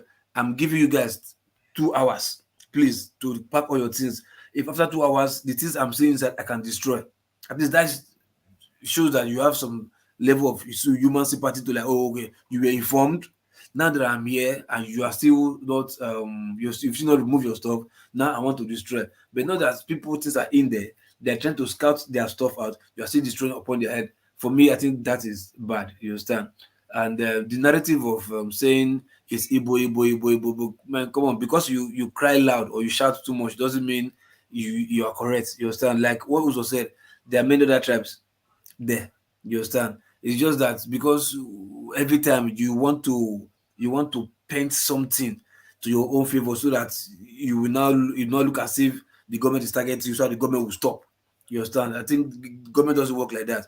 If there are other tribes there, don't say they're targeting Igbos. That's one or two or three tribes that's also involved. Will you say they're targeting them? No, they're not targeting them. So if they're not targeting them, they're not targeting you. It's just that maybe the way the government is doing it is the way we know how government works in Nigeria. Sometimes they don't use their head. You understand? And in the case of what Father was trying to say, that there's 300 and something structures to go down. These same Igbos now that are crying foul right now to say they're targeting Igbos, have they brought out any proof to, like, I think government said they have 300 something. Now you've started with this one. Okay, this one that are marked for destruction. What is happening to them? At least you first of all give like a month, 2 months, you understand? Maximum 2 months to see if those said structure will go down. If they don't go down, then you can start, you raising one or two idea of not painting targeting Igbo. Just start talking about injustice. Like, come, government, you destroyed. You said you had some property marked for destruction. Why would you start with this few shops or structures and leave the rest? Is it politically this and that? So before you know, you start holding up a question. But by the time you start crying for under tribally, whatever, it will take you nowhere because everybody knows the game. It's what you are crying for. That is what the government is also crying about. You understand? The government is using tribal, whatever, against you as you are thinking. You too, they're shouting tribal attack. You are still also using tribal one thing against the government. You understand? So I think, then, sorry, the one last thing. For those saying, for those saying, go home, go home, go home, go home, go home. See, this Unaibo guys, sometimes they vex. I'm telling you guys, but they annoy me sometimes. When people come to say attack Igbos or they come Nigeria this, Nigerian that, sometimes I look at you, I just laugh. See, you can't. Sometimes it's not everything you can attack in a macro way. Sometimes you attack them in a micro format, as in little by little by little by little. All you guys now saying Igbo, Igbo, Igbo, Igbo, Igbo, that they're attacking you guys. How many of you have come up together because of this nonsense that's happened that we think or believe is happening? Let us try and see how we can jettison out this government that is this in our state, that is their ally. Because you can't tell me you have 5 state governors, and all of them is keeping quiet, working with the federal government to sabotage you guys' effort for growing. You understand? To backstab you guys. You understand? If that's what you believe, no problem. Okay, now put yourself together. Let's start with states or from one state to state. Oh, who is this governor? Governor Soludo. We gave you 2 years and you're not doing something that's favoring us as major Igbo. Next year, you're not coming back. I mean, majority of you will come, vote these people out. What the politician can die for is they want to win the election. That's what they can do it to win the election. Then you are the people who are doing the voting. So you can come together. Since they can do anything to win the election, we can also do anything by voting them out and make sure not to win the election. By the time you get one governor out, get second governor, get third governor, get fourth governor, one of them will like these people are now waking up. Then they don't know our weak points. I think for us to get into power, we have to be doing their bid. But you will say this governor is not doing anything. Election will come. They will still win the election. And you can't tell me you have majority of everybody that is against Southeast governor, and yet the minority will still win the election. And you are telling me maybe INEC is rigging this and that. Man, that's bull crap, man. That's bullshit. You understand? If your numbers are much, it's clear. There's nothing INEC will do that can upturn the result. Whether I know somebody will tell me the court did Opus Odima turn number 4 to number 1. Those are whatever. If you have overwhelming defeat of you Igbos, majority that are clamoring for this, we want to go. If you have 80% of votes in any election, which INEC they want born, we want John, or which court they want born, we want to the case saying that the other person win. It's not possible. But you have some of you still voting for these same people that you are calling the bad governors, that they are working with the federal government. You have majority of you still voting for them. So who you go blame? You know, so that's what I have to say, bro. Local, thank you, and I want to respond. Thank you. My and also. I think Loco made some good points now, because we just have to get to solution for your people. You have to be accurate, because you have to use quality information so that you can reach better solutions for your people. Can I say something before you round up, Forefather?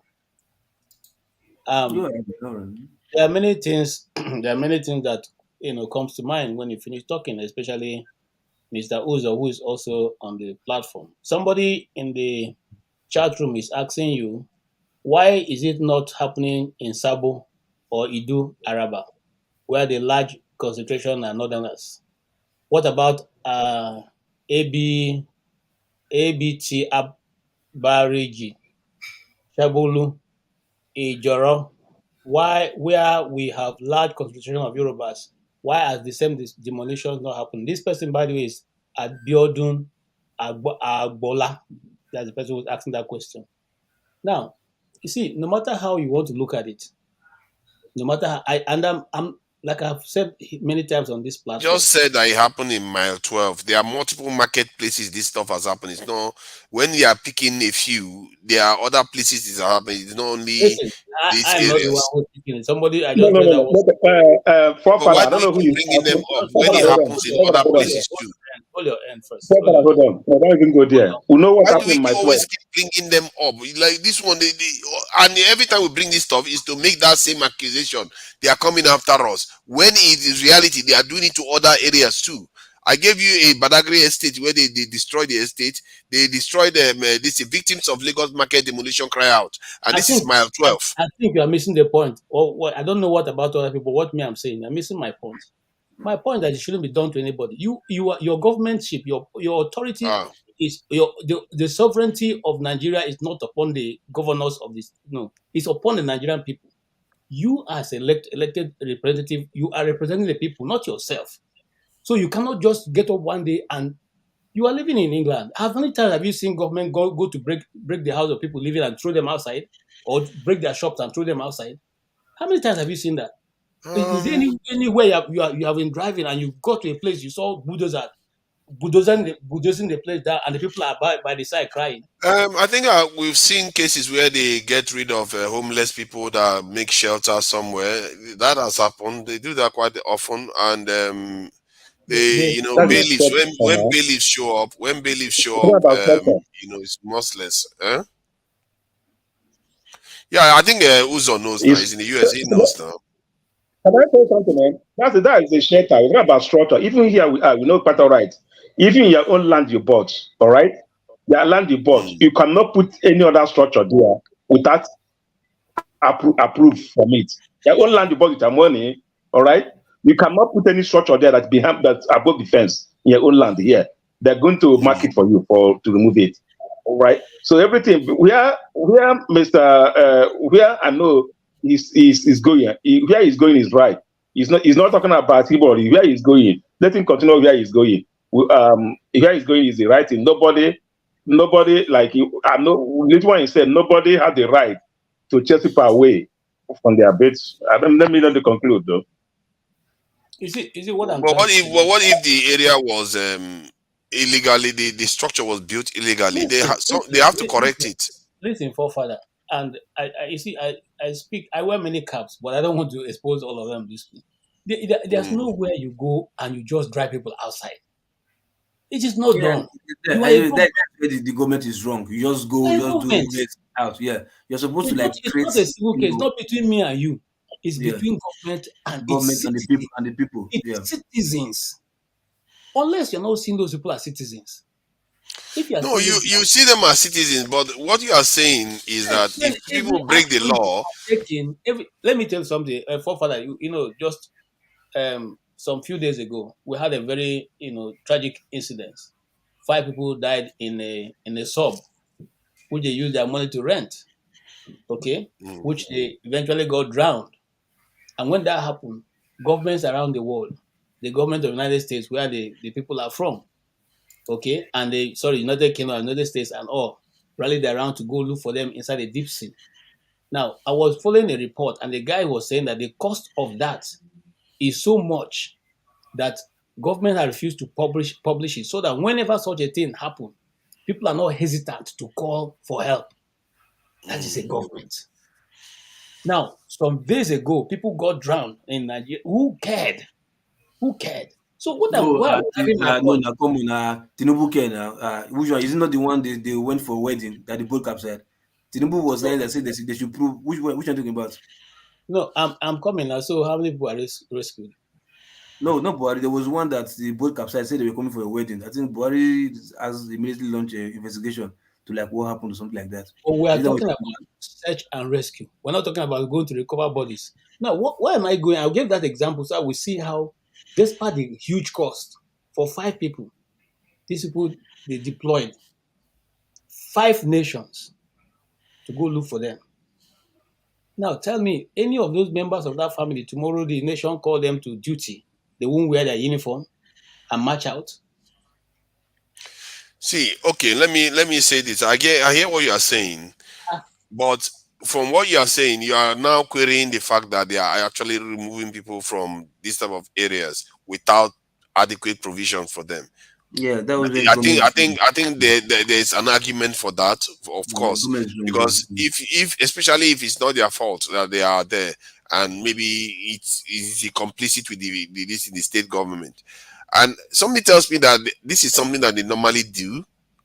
When they want to demolish property, they go through a process where they do consultation, they talk to people and have some kind of agreement before they go ahead and demolish it. And even then, some people still refuse to move because maybe they feel like the compensation or whatever they are going to agree on is not good enough, or sometimes they don't even offer them anything. Maybe because the Lagos government felt like, okay, some of the properties are not even supposed to be there. But this stuff seems to be very, very like a lot in Lagos. It's happening a lot, and when you search for it, it's just coming out all over. There was this is property owner been mown illegal demolition. It's like it's happening very often, and this may be a case of either it's a mixture. You know how the Nigerians are; they will use one law to use it to enrich their friends. Real estate moguls may come and say they want some areas cleared so that they can move in. They will use that to come and remove people. But there is also the aspect where they are also trying to correct things because they are trying to make Lagos a more metropolitan city, a more modern city. If that's what is going on, then you can't fault them from doing that. But the provision that they put in place is the only one you have to query. Like this one now in Alaba, somebody tells me that it's not zero-sum game. They are not just destroying the building and just leaving them fallow. I don't think that's what's going to happen. Okay, so let me put down something. This will happen now. Let's give them 6 months, and let's send somebody back to that place to see what has happened, what is going on there, and if that place is going to be given back to the same people it was taken from. In Alaba, what is going on? All right, this is what is not like show of force. Let me tell you what is going on in Alaba. They pay 6 million to the government, all right, for whatever. Now, what's going to happen is this: they have let's use a building for a test run. Now the market union will go back to the government now and give them almost 100 million. They will stop. Even Ladipo, they just treated them like Ladipo own is the wall. They will treat them 1 month. They treat them 1 month. Now market own all those marketplaces. They treat them 1 month. The union will put more together and give that. That is the end of it. This is not the first time they are doing that. It's not the second time. All right. Because of people are looking at it, because of the new acts they want to be in Lagos, that is where it's coming from. They have been doing this for a long time. But that is a part of what they do. As I said, I used to tell people that thing. When they bomb market, if the particular shop they bomb now, maybe that shop is one shop that sells something that everybody in that community need. Igbo, Yoruba, and everybody. You burn the shop. The person that owns the shop will lose. Then people that live in that community will lose more. Because now when they burn the spare parts, during the election. All right, people in that area will be going 2 hours to go and bypass. Then you that have motor in that area, everybody will be affected. So that people understand. Everybody is affected. If you burn shop because if these particular people own the shop, behold, people use car that sell bypass. You go to Ladipo or go to traffic to go and bypass, and that is not a joke. You that are going to pay a car, they're going to charge you more doubles to it. So everybody is, whatever they do in marketplaces is affecting everybody. Not only, it's not like when they have riot in my 12 only just, they're only just Alkada man hit one Aburu.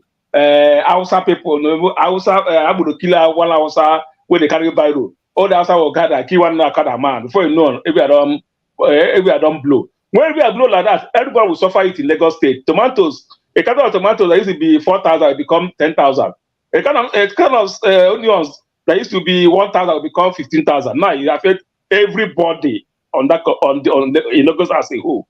So nothing even that happen affect everybody, not only one person. Somebody said in the comment section, is it Macron went there 3 years ago? Macron was the ambassador to Nigeria when Tinubu was the governor. So he's not, the relationship didn't start because he was there. He was ambassador to Nigeria when Tinubu was the governor. So he goes to try. Uzo, that's one that I wanted to push back on. You see? Yeah. Macron would have been there and probably knew Tinubu. But he wasn't. Yeah, you know Tinubu. No, don't you say how Tinubu is? The settlement in Tinubu face is not just narrow. Hold on. He didn't give him the presidential listing accorded other presidents. He sent his Minister of External Affairs, to go receive him. Whereas which picture was the one that they were hugging each other, snapping together, and this and that? That was not at his coming. That was later.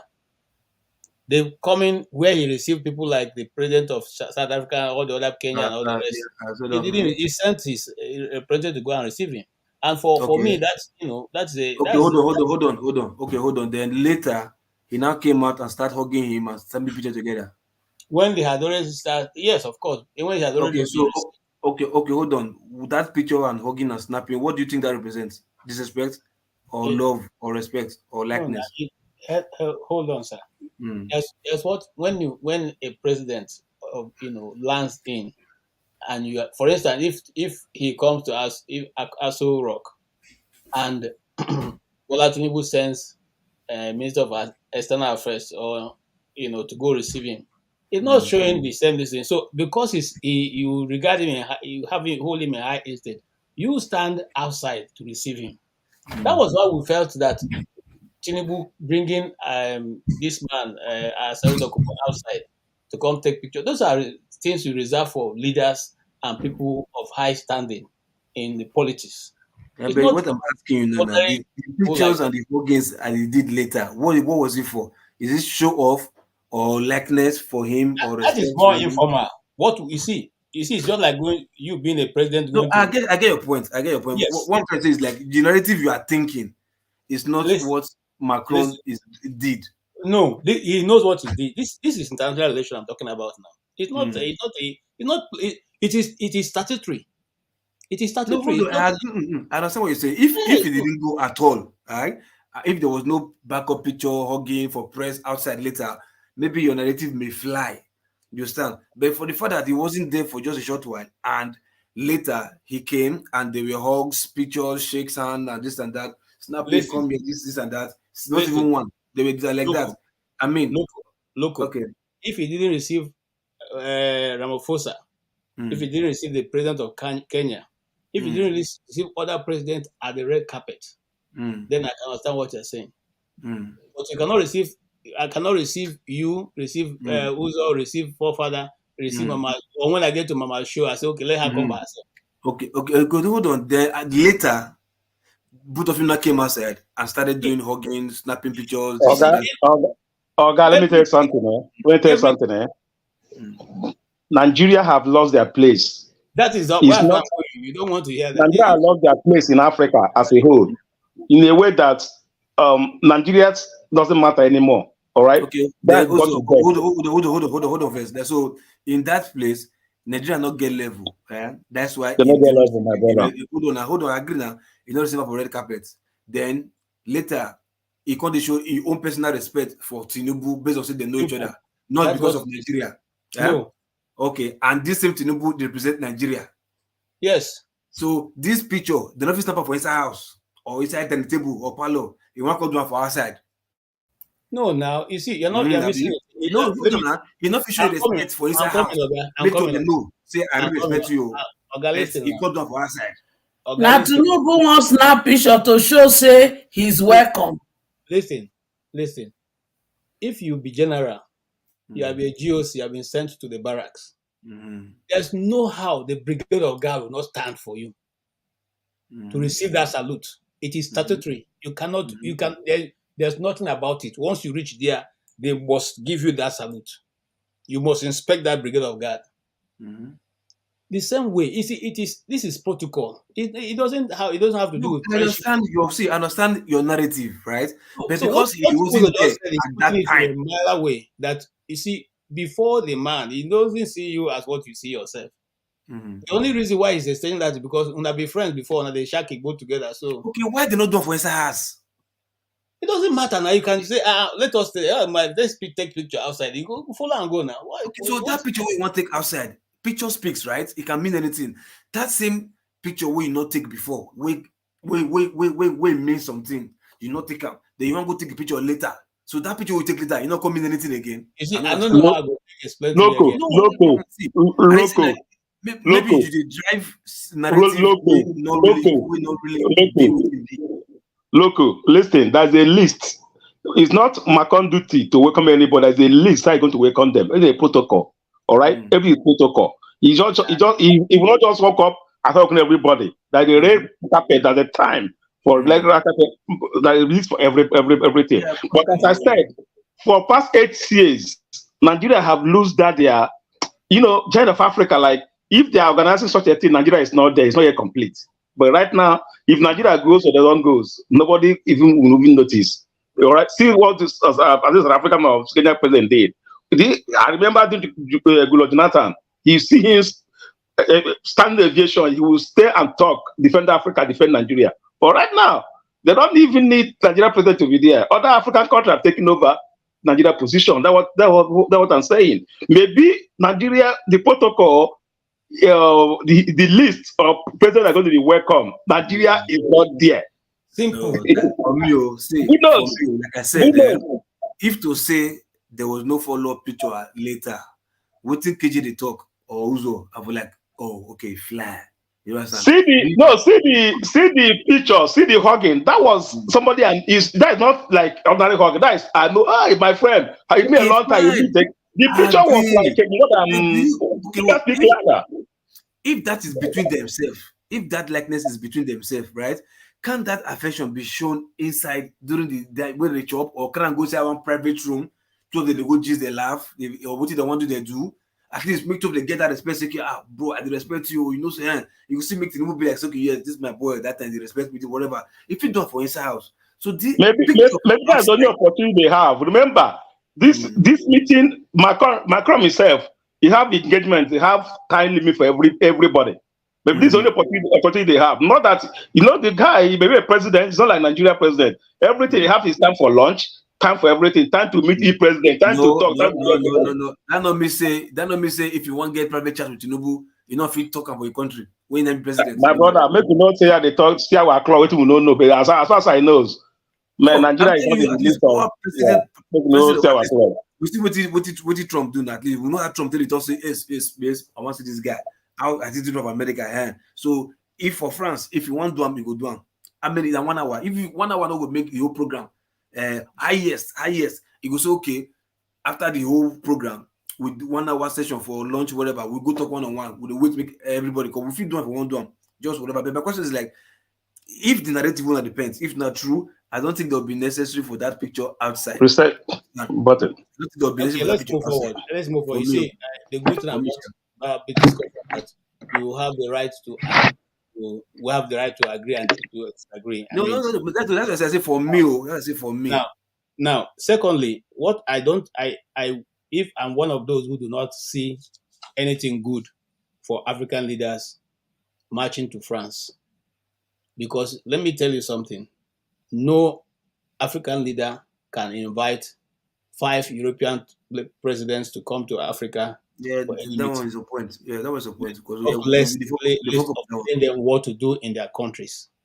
So it's And always did you notice that it was only one this European leader that was there, which was basically this thing to France, and they were represented by the EU. Why? And the Kenyan president was talking about this earlier on this month, that African leaders have already agreed that in this type of talks, the African Union should go and represent Africa. But whenever they invite Africans to this thing, they would invite the countries, and if the countries refuse, consequences. So can you imagine if an African leader saying that if they refuse to go as this thing individuals, that there will be consequences for them? It's like they're house boys. Yeah, These people don't have any control over anything. It's just pathetic, really. Instead of them to be doing the hard work to put themselves in a strong position, I must say, Nigeria is a linchpin of ensuring that there's no progress. Nigeria is the one causing most of the problem on the continent. And until we start recognizing it and we start dealing with our leaders, you start seeing progress. That's why many African countries are crying that they're saying they're waiting for Nigeria. They keep waiting for Nigeria. Look at the way South African president is sounding. They are challenging the paradigm constantly. But Nigeria are like, oh yeah, they want to make nice. Every time they want to make nice. You can make nice, but you have to show a sense of independence before they can respect you. This is what India is doing.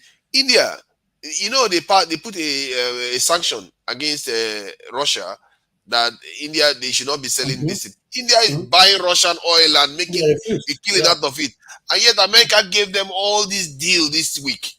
They tell them they're going to be building the jet fighters engines in their country. They're not going to be sharing. They're going to be sharing space technology with India. They're going to be sharing this advanced technology, including quantum technology, with India. Everything they are sharing with India because they need India for free. Are they sharing for free? No, because they need India now. Because India, they want India to at least because they know they need India. If India decides to go with India, China, Russia, they go together in BRICS. America is done for. So they need to pull India back from that BRICS. That's what they are trying to do. So that my anger now is, what is Africa's fear? Fear of fight or fear of the money they stole and hid in Western countries, that they're going to lose the money, right? Because I see no African leaders, all of them just scared to like stand against the West. I don't just understand. They are too cowardly now. That's the and I don't think it's only cowardly. They are also brainwashed. They are also conditioned to be like. They are scared to lose something. No, they are scared to lose something. Look, can I say something? Can I say something?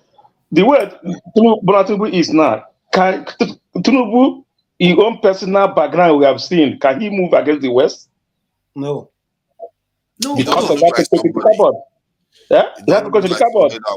No, hold on. It's not. It's all. If you say the only Yoruba leader that has moved, that has spoken strongly, I'm not talking about Nigeria. Not other Yoruba leader has ever done that. No, that you can say they are standing against the West. One thing about even Africa, I'm not even including Nigeria, because I know Nigeria, the stupidity and the thief criminal mind behind their head. You also have to assume it's always there. So that's why I'm not counting Nigeria. Nigeria not your joint for country where I'm talking about like other African countries where the citizens can really rebel their government. Like which one? No, like which country? No, many day. Count one now. Many day. Call one. Many day. Call one now, because okay. If you call you a point hand. Now I'll tell you this. You see, country like South Africa. Okay. They can, right? Country like Zimbabwe. Can do what? No, as in the fit rebel. Zimbabwe that's waiting for Nigeria to feed them follow up. No. See what I try to tell you. If you look up to Nigeria, say if Nigeria better or feed them, you understand? Not be say the one trend is like the way our mind they criminal for our government, because most of us don't even like make our government better because we benefit from them. Many other African countries not be like that, so to speak. So those ones that even have more chances to even rebel their government past we. Because we want rebel government, we get people many for inside among us. We know what made the country even good at all because we benefit from this useless government. And If, we if you know that if you remove South Africa, remove not Africans, every other African countries, Nigeria is better than all of them from beginning to the end. See, you might say better than the lifestyle. I mean the mind, the will to stand like, hey, we die here to follow government fight. That's what I'm saying. It don't be poverty or say maybe no. I mean the mentality to say what government do is bad. Let's just come together. If you even listen to this guy in South Africa, he's even proud of Nigeria. That if they can have mentality like Nigeria, now you see, man, they can have the smartness, the sharpness, but not the boldness. So many people they look for the smartness of Nigeria, but we don't get the boldness. They get the boldness. So that boldness, that's very interesting. Why is that all of a sudden Nigeria don't have the boldness? If Nigeria was among the first in the black world to move for independence and to fight the Europe to a standstill, it then means that something happened between the time that happened to this time. And I remember it is a systematic thing. Today I was coming back from, like I said, I went to an event, I was coming back, and I was thinking, how come that we have so degenerated from where we went when we were children to what it is now? Exactly. And the true factor is that it is a systematic thing. Yes, it was systematically being, your over 20 years was being devalued. I remember the very first time that IBB came into power. I remember one of my uncle then who was in the army. He said, "You see this thing this guy introduced is going to kill Nigeria." And that was when they did the IBB windfall. Every major had a 504, and every corner had a 504, and every major had a Passat, Volkswagen with a 200. Is it 200, 2,000 that time? Or 2,000 naira that time. Each person to fuel a car. That was the first official corruption that Nigeria witnessed. Okay? And I have people who benefited from it. Why? Because he wanted to stabilize the army from looking at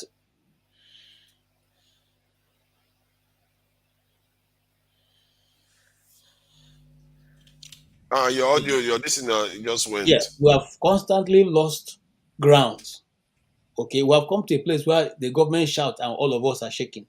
Before you could question. No, I don't agree with that. No, we're not shaking. The government shouts, and we're looking for how much I want to make for this shoutness. This is not your fear. No, Is that money? Money? How you want to assume? It's money. Trust me, it's money. It's not about making money. When I was in the university, which was the time of Abacha, two of my friends were picked up by the SSS at that time. Okay, what was the reason? Because they protested. At that time, it was not allowed for you to protest in University of Abuja. Who are you? And these two guys were able to stand out. They took them to Aso Rock and they dealt with them. One of them is here in the US. I don't know where the other one is. Okay. Now, what am I saying? That was when radicalism. Those of us who, some of you went to military secondary school, you find out. You are asked to, in fact, then we have something, grumbling is allowed. So if a forefather is my senior, I give me an order, I can grumble. I can say, no, I won't do it. Why are you sending me? Why are you doing that? And the next thing you tell me is grumbling is allowed. At the end of the day, you have to do it. Now you can't even grumble in Nigeria. You can't even grumble. Okay, you now even question. I'll tell you why. I'll tell you why. See, remember if there is transport hike, hike in transport, right, where everybody is going to work in the morning, then you see bus driver coming out and decide to add like maybe 15 naira or 100 naira fare in their price. Some people will like, too much now, too much, but we're not going to enter, we're not going to enter, right? 1 or 2 or 3 idiots will now come that he knows what these drivers are doing is wrong, you understand? But they were like, if I bet driver enter, I bet we give you game and I bet driver come and pay more to go. He always wants to go his way. He doesn't care what the general population thinks. You understand? Because he wants to show that yes, maybe he has money more than them, or what people are arguing for, it doesn't affect him. Nigeria does that a lot, and that is where this problem is starting from. There is mind your business, all man for himself. Mind your business, mind your business. So that is where this transformation you're talking about, like, how did you go to this place that when we were young, we were like this? How did we become careless like this? Not that we are afraid, nobody's afraid. You understand? There are people who are pained with what is happening. They're like, if you speak, your own brother that you discuss it with will won't go behind you and collect money and even sabotage you.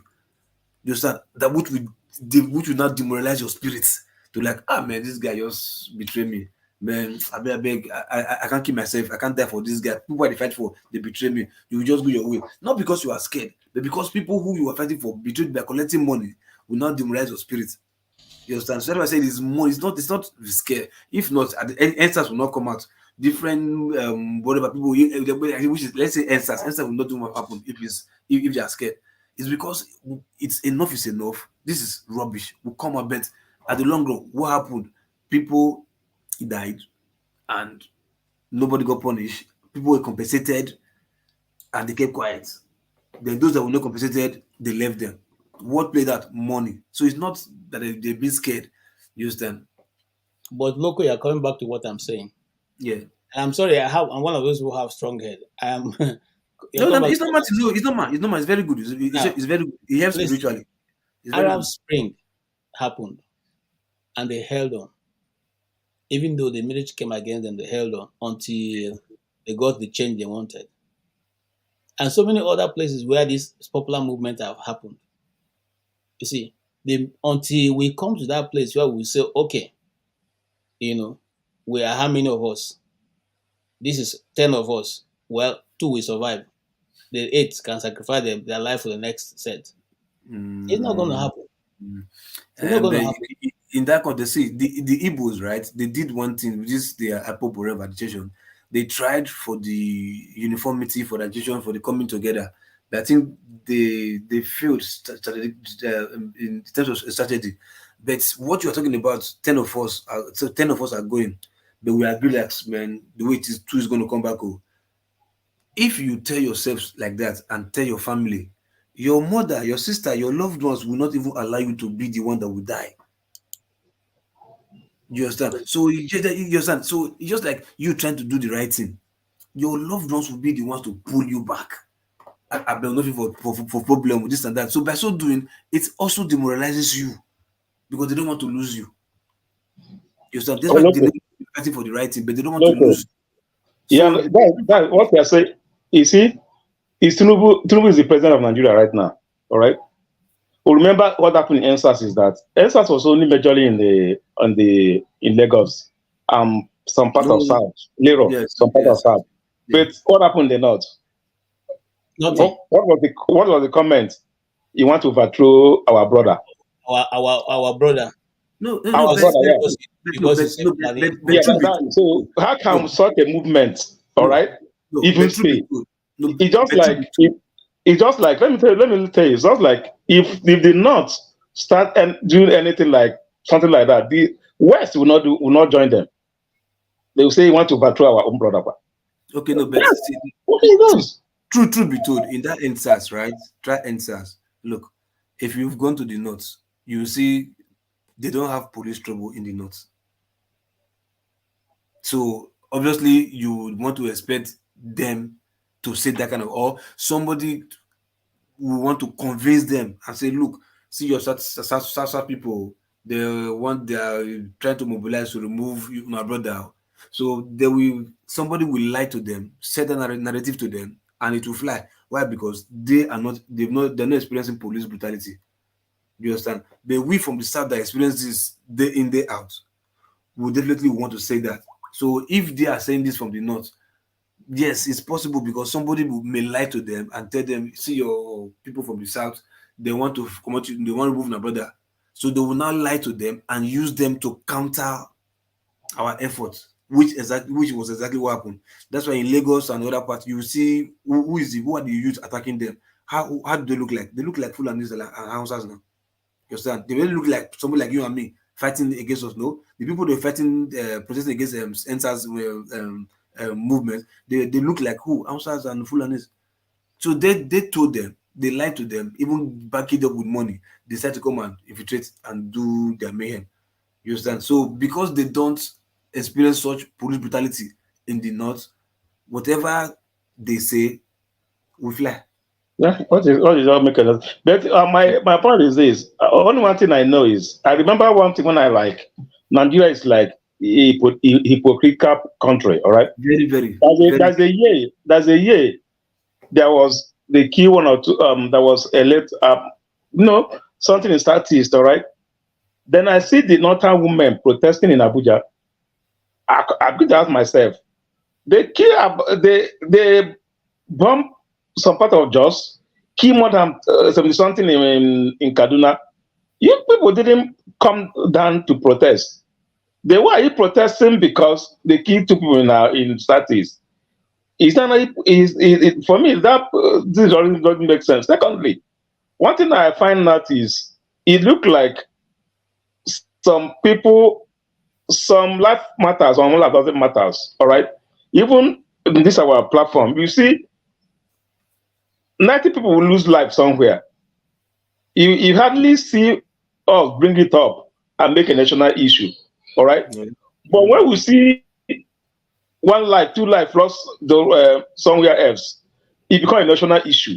As if those ones that lost their life on particular place are not human beings. All right, who doesn't take it serious or anything. It's just like most Nigerians are living in IDP camp right now. As me are speaking, in Benue, so many people are in IDP camp. In your own country, there's no. We will say there's no war, and they have IDP camp for how many years, and nobody is even talking. Instead of that, we will come out and start blaming other states as if what is going on in your own state is nothing.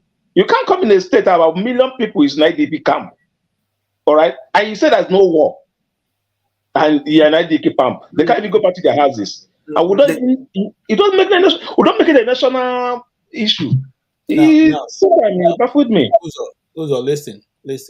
What really sometimes you see, I got fed up really, actually, because I would have become another Asari Dokubo if I didn't leave.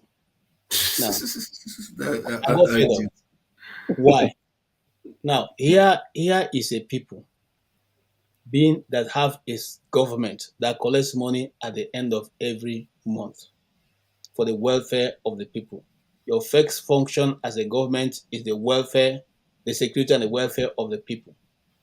And you are in your state almost on weekly basis. 50 gone, 100 gone, 120 gone, villages burnt, farmland destroyed. And you just see it, you go there, you sympathize with them, you do mass whatever, you come back. The next week you do, and then you now render primary school children classless, you move those people to that place. You don't move them there and then you even provide food.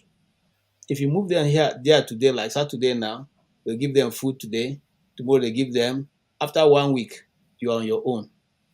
Those places are still there. I'm not talking about stories I had done, stories from these places. And these people are left in the middle of nowhere, no farm, nothing. All their properties lost. They have. Do you know why? Do you know why? I'm coming. Now, these same people who are supposed to be representing these people still go around in very mighty SUVs, maybe more than 10 or 20, extra following them with over 50 vehicles, fuel all from government money. These same people still live in the government house, feed on the government food, clothe themselves on government food, train their children on government food, travel first class on government food, everything, entertainment on government food. At the same time, they still get over 200 million monthly as security allowance. My brother, no be wicked people be that. No, okay, nobody ever asks. Now which be that? Now which issue? Do you think what do we do to these people whose livelihood for the past 8 years have been subjected to living in primary school? No, KJ, do you think Nigeria? KJ, do you think there will be ever IDP camp in certain part of Nigeria? Eh? Do you think there will ever be IDP camp in certain part of Nigeria? There will have been IDP camp now in Wait. Nigeria. In Ogun State, and what of Ogun State? That's Ogun People that State. were chased out, they are in this state now. Some what do you call itself? Border. What of the Ogun State? Yeah. Ogun State. There is. Huh? There is. No, There I is. said, what happened there? Who chased them? Yeah, I thought they were before the Igbo came now. Before the Igbo came. No, so then after Igbo left, they didn't come back. No, never. I don't think they return. Some of them, I mean, I think Togo or this neighboring country. Why So would they it's their security? because they find that that they better went there. back to Olufalaye's farm. No, They went maybe back they to didn't Olufalaye's return farm. because they find life better there than where they were staying. Because if you say, hold on, if you say, hold on, if you say IDP camp in Ogun State, right? Igbo chased them. Who did he chase? Yoruba people. No. The killer. I don't know what they call them. Can't call killer. I don't. Yes, man. Yeah. No, okay, hold on. Hold on. Wait. Why was there IDP camp in Ogun State? Who was Because then living there? remember Ogun, I don't know Ogunka, what they call that community. I think it's Ogun something, all right? That they invaded and kill people, and people have to start. No, I don't keep why I call that. When you keep on invading people, killing people, people will start leaving their village, leaving their sort of income to find shelter somewhere else. Because there are a lot of attack coming on, all right? Some Igbo chase them up to their. He chased them a lot. We all know, the story. Okay, hold on. Wait. The people that were perpetrating these evil acts in the land in the place in Ogun State, those were the people that Igbo chased out, right? Yeah, so many two state that time was that 3 years ago. It was even some of them. No, if he chased criminal out, then where did IDP camp come from? If he chased criminal out? No. There was they keep on coming. No, they keep on coming. All right. They keep from Ogunko. I think we are that village that they invaded and keep people on the go when they are. He was coming stronger. Even Adams, Gani Adams. I think Gani Adams from OPC had to even intervene. Had to even come in on the board. But they were running riots. They are running riots then. Okay, so the place that you say there is IDP camp in Ogun State, right? Those places, they are placed, No, when I said that, is it going to be an ID camp in the south? Okay. When I'm fine. What I was trying to tell you, hold on. What I was trying to tell you was anybody from southern part of Nigeria that stays in the southern part of the indigenous southern part of Nigeria, right? Can he be in IDP camp in his own state? That was my question. Yeah, that was they have been done, but if they resettled, I don't think they resettled back. There was, yeah. Exactly. So it's normal, just like this village in Imo States, where the indigenous were killing other people in the same their brothers and sisters, and they ran out of and they left the village. They went somewhere else and camped. Probably by now they should have been back or whatever, but it's not as IDP camp is normal. It's a temporary thing. But from what KJ is saying, like in the way it is done in the north, you understand? That's what I'm comparing with. We can't have what is done in the north done in the south. It's not possible. In Benue, in Benue, it was Benue for 8 years. I said in the north. I didn't say. So Benue, Benue is not part of the north. It's not because you know what I'm saying. So, because what KJ is saying that a governor will be feeding and clothing and moving around whatever, and his people will be this and that. A certain governor, I know, say even if he tinker, force must come from nowhere and give him problem, and he will look for solution and take of those people. Why I said, do you know where? Why I was asking, do you know where? The way those people are being groomed from birth, how to the religion issue, naivety, being naive, illiteracy, and all that. So those things are part of what shapes them to be like that. That's why they can be there, because IDP camp is just like the way they are living before. It's the same thing. If you come to the south, if you see those places where they say this is Ansa for selling yam, if you go to Ansa quarter, how do they live? They sleep on the streets, put mat on the ground, lie down on the ground, and lie beside their yam that they want to sell. They have this small way they say Indomie at night. They live. What kind of life do they live? They don't live the kind of life you and I live. They had 3 wives. So this will have 3 wives. Yeah, children.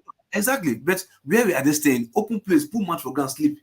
Cold not the catch them. And maternal, they don't say malaria. Mosquitoes don't buy them. I don't know why. So those are the kind of how they live. So being in IDP camp, it not be like problem anything to them. That's what I'm saying. You know why? Thank you, Blessing. Blessing just corrected us. He said the IDP is in Oyo State, not on the Oyo State. Okay. Yeah. So, but maybe the Ogun State, they were chased. That they moved to Togo. Didn't about them stay between Seme, not Seme. This border. No, there's one between Seme. Yes, that is in Eju Pelu, like that area. Yeah, they were chased out of that place. Yeah, there is. I remember There. You know, but here is where I'm going with all that. How much does it cost to relocate these people and put them in a proper accommodation? Even the 200 million that this guy collects as allowance. Where's the money? There's the money. No money. Able to do this. But yet, as wicked as their hearts are, they will sleep comfortable in a government house with AC blowing them, 24 hours light, cold water, and wine. Like Governor Rivers of God told us. He was 40 years old. 40 years old wine. 40 years old wine. He was drinking at the expense of the people's money. You know? So until we the people, that's why we keep going back to the constitution, say until we the people come and say we have written this is how we want it to be, we're not going to get these people to change because it's them against us. Okay, wait, KG, hold on. Let me ask one question. Well, I always like to use the Southeast as an example. Now look at the IPOB issue when you see as at that time the heat of IPOB issue. I'm talking about 2018, 2017 to 2019. No, 2017. No, 2016 to 2019. At least let me give the first Buhari one. I know Buhari from the second month Buhari entered. The country started throwing fire. So, but the fire lasted. But when the heat started, when they were demonstrating around the whole Southeast, blocking road, millions of people, right? That number. Do you think if that number face any election in any state, do you think the government or INEC or anybody can obtain that election? No, it depends on ideology, though. Depends on ideology. No, I didn't hear what you said. Go ahead. Okay, listen, I'm saying during the heat of the IPOB agitation, right, where all IPOB members or all Nnamdi Kanu sympathizers, Nnamdi Kanu lovers or IPOB lovers, where they were demonstrating in millions because I witnessed it in Nigeria, in Port Harcourt then, in millions from states to states. I see the millions of people like they were ready to even die for Nnamdi Kanu if something like that exists. You understand? Do you think if that number, the way they so much believe or the passion they were put in closing their shops to fall out in the street to do that demonstration from state to state, do you think if that population votes, goes to any election and votes in the ideology of Nnamdi Kanu, has it been he has a representative in the election? Do you think any courts or any INEC office or any whatever can overturn that result against those numbers of people if assuming they vote? Okay, thank you. And I like history, and history sometimes provides us the answer. The Igbos, after God, the Igbos, majority of the Igbos respect Ojukwu. Not for anything, especially the people of my father's age. Okay, and even below, they respect him. They give him reference. After, if you cannot say anything bad about him, because they believe in that cause. And when he came back from exile, the whole of the Igbo land rose up in total support. Okay? But you know what diminished Ojukwu? The MPN deceived him to join their party and run for Senate seat. And Ojukwu could not win Senate seat. I didn't say president. No, I'll tell you. Okay. So it's a way, and after that, you see, he was like a deflated balloon. He felt like, What happened? He failed once now. Why didn't he run over and over again? It was rigged now. It was killed against him now. It was killed against him. There's nothing else. It was killed against him. Okay? It's just like now, this guy who has won in Abia State. This is not the first time of OT winning. It's about the second time also. No. See, no. I'm talking about. I'm coming. Hold on. So I don't lose my when you have a land grant. What I'm trying to say is this: if Nnamdi Kanu had gone into politics, maybe not. Maybe somebody else. The same thing will have happened to him. Now, the Eastern governors realize that he's going to use somebody. If he's okay, since they've said go to politics, and he's probably going to say to you know what, Loco is my man. Everybody go and vote for Loco. So in order to stop him from taking that action, they prevented him from even seeing the election at all. I don't know if you understand what I'm saying. So now, this first and foremost, there was this campaign of calumny that the way he was speaking to people is not right. They have a better understanding. The intellectuals in Igbo land are not involved. The book writers are not involved. The soothsayers are not involved. The hunters are not involved. He's going it all alone. Okay. You know? And I can say that much because it may be about one or two of his brokers I didn't hear. I listened to everything because I wanted to understand what his mindset is. Yeah. Now, when eventually they arranged and local between you and I saying it categorically again, it was not the Nigerian government, whatever Malami is saying. He probably provided the vehicle in the logistic, but it wasn't the original, plan didn't come from him. It came from the east. Because Yoruba say that the kokoro that each the vegetable is in the kokoro. So now, when they did that out of their own fear. That as long as this guy walks the streets, if he says Dave Omahi, since he's already having a running battle with Dave Omahi, let us raise forefather to contest against Dave Omahi. He doesn't stand a chance. So they decided to put him in a dungeon where he cannot be heard or spoken, or give directives. No, I wasn't saying he should contest, right? Because only him cannot contest in 5 states. Yeah, but I'm saying that even so, he was caged. Once you cage him, now you can't. Look, even right now, he doesn't even have any. What happened in Ojuku's case? What happened? Why did Ojuku lose? What happened in Ojuku's case? They want to demystify him. They wanted to demystify him. They not really. I'm coming, sir. They didn't really bring him back to become, get into normal life. No, MPN was not having a lead way into the east. And they needed a strong man who would give them the open door into the east. And so when they brought Ojukwu back, Ojukwu opened a space for MPN to come into the east, which brought people like Jim Wobodo, Ono, and the rest, into the east. So it was that MPN and Ojukwu that lead that part. But even Ojukwu himself was not given the senatorial seat. Okay, even from where you're coming from right now, is a party that is in other states, even in the northern state and this and that. Let's use like maybe a party like ABGA. You understand? If ABGA was there, like where Ojukwu founded, if ABGA was there, and the people that believed in Ojukwu, so that ABGA was there, and ABGA wouldn't have been where it is right now. If from what you are saying, they didn't give him chance and they decided to break him down wherever. If not, ABGA would have still been in other states. Because what I'm trying to say is, like you said, what is the kokoro? Whatever I say is inside the kokoro. What I'm trying to say is like this problem is coming from you people also. It's not local. Listen. If Nnamdi Kanu comes out today, want to go election, man, you see millions of people following him. All right, he can only get 100,000 are going to vote for him. Why? Because the ideology that following him is different from what he presents later on. He can happen to look at it.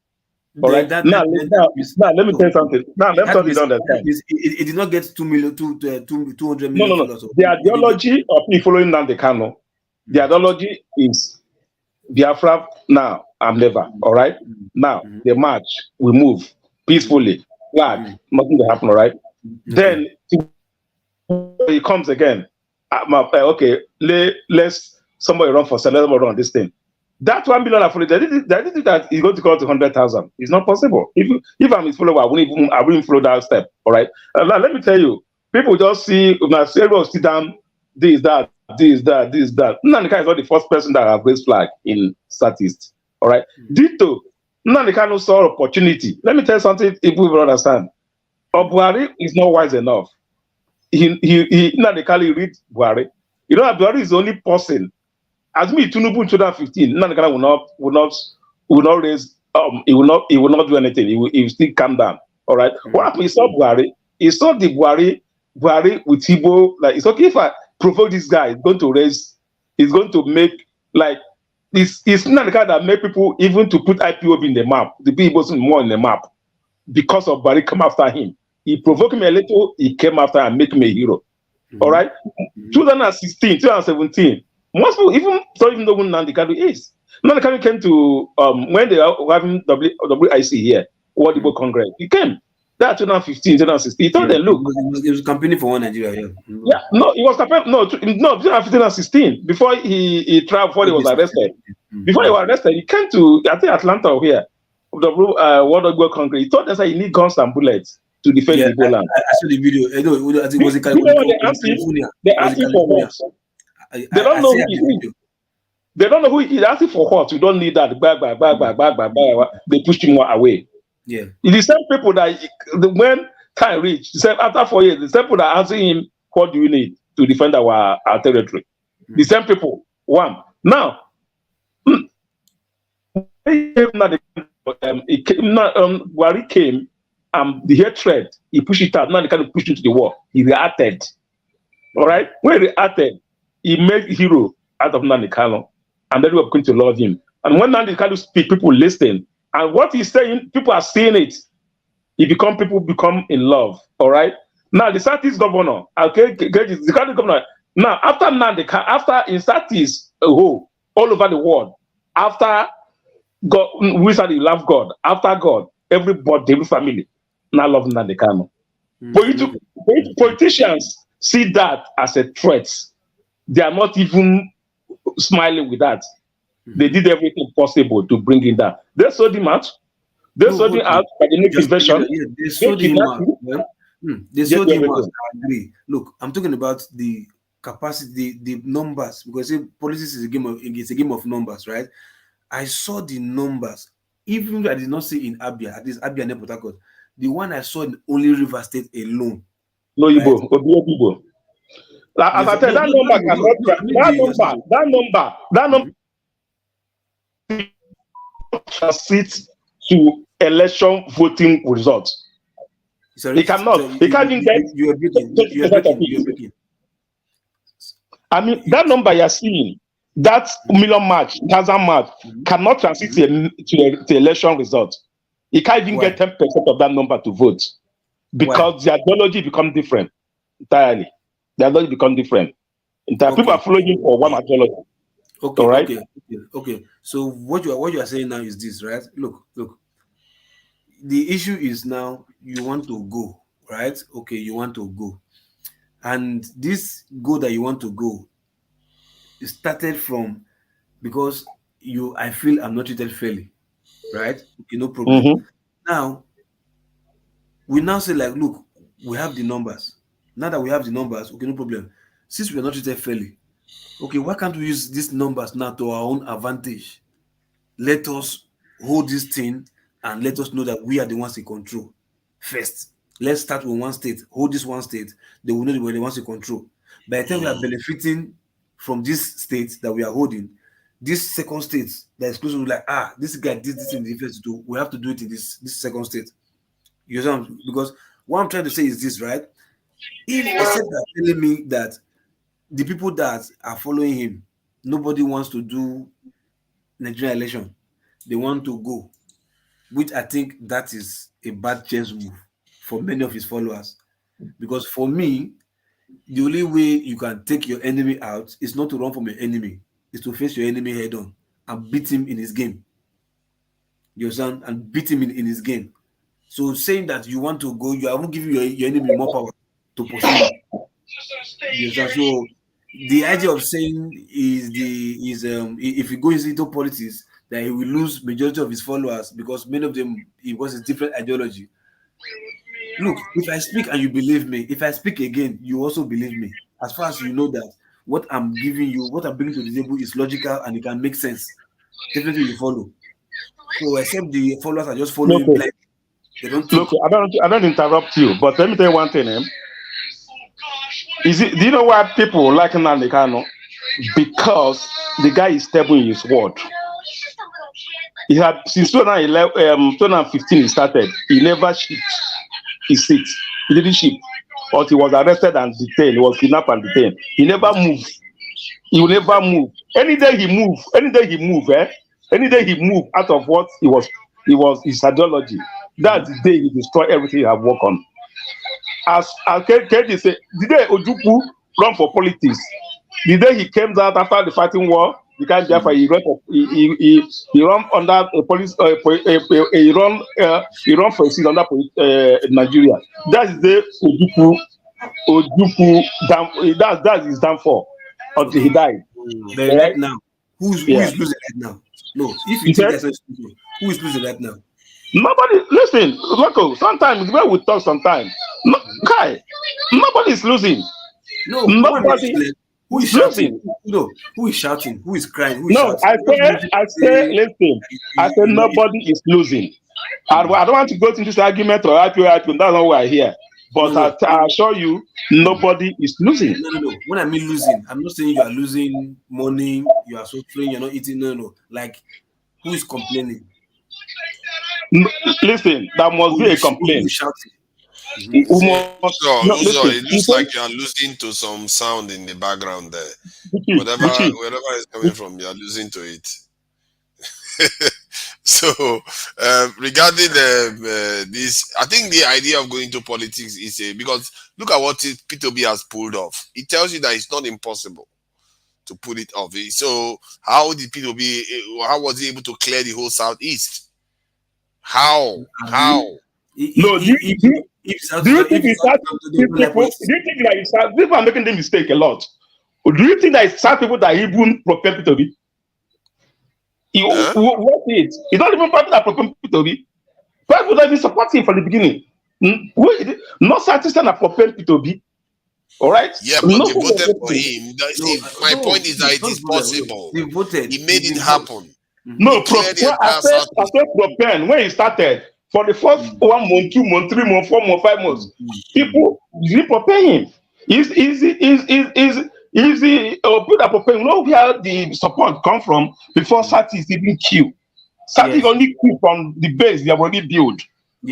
Sati didn't even build the base for him. The only kill from the base they already got. Okay, now check if you had prepared him, what do you think the result would have been? Because let me tell you, all right, most people in the Southeast doesn't believe that that it's possible for him to even go the way he goes for the beginning. I agree. Now imagine if the belief was there.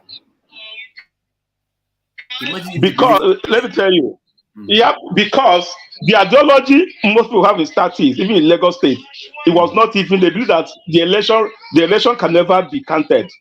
Start from time. Nobody will tell you that election will be counted, and that's what. How can it not be? Hold on, though. But that is a very weird way of looking at it. It's not weird. This election is happening in the South. You never Let me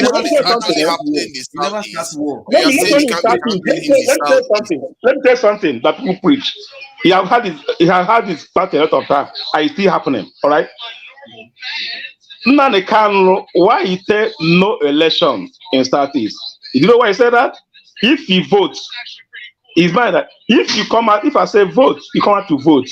Your vote will not count. If you don't vote, why do you say that? Why do you say that? They literally control the entire Southeast. It's wrong. No, listen. Let me tell you something. He has his followers. He can broadcast if he wants to broadcast. He's not even in Southeast. Everybody has what they want to say. It depends what you want to believe. All right. If you vote, you no vote. You don't want to believe. Personally, Uzo, I'm thinking that maybe the people are worried that he doesn't have as much support as you want. That like his supporters. Exactly. Because if he has as much support, I don't see any reason why. Then maybe he should modify his ideology. you have to modify your ideology to be able to actually walk into the corridors of power. You can modify your ideology so that you can get into the corridors Because of you power. don't want listen, you don't understand. If we try to fight for your people, you don't leave that thing you are fighting, other death or nothing, and you start contesting for election in the same place. Man, we are look. I'm not understand to do that. See, you can change. People have there are rebel leaders that have become. After all, Mandela was one. What are we talking about here? You can switch. Before You can't say just because you are in one direction, you can go in another direction. He can easily change it by now. So let's not, He I'm not probably will have listen, I'm not entire the Southeast Kano. in his Listen, pocket. you see what I tell you? I'm not the Kano, all right? Local bring this issue up. I'm not the Kano, all right? I'm not the one, I'm not the one that I don't need by POB, all right? I blame the followers. Anyway, you see now the Kano, anyway, you see now the Kano, anyway, you see now the Kano. Are you Audios or Carlos, brother? You know? What I mean, anyway, you see now the Kano. Look, I will assure you this, I will assure you this, You keep on breaking this issue every time, all right? Anyway, you see now the Kano, or IPOB leaders. You ask any question, I mean, keep on bringing this issue. Why you don't? It's not the first time I'm bringing this. We don't. I think because local feels And I assure strongly you, about it. you're asking the wrong people. Every day it's not the Kano. Ask them now. No. See,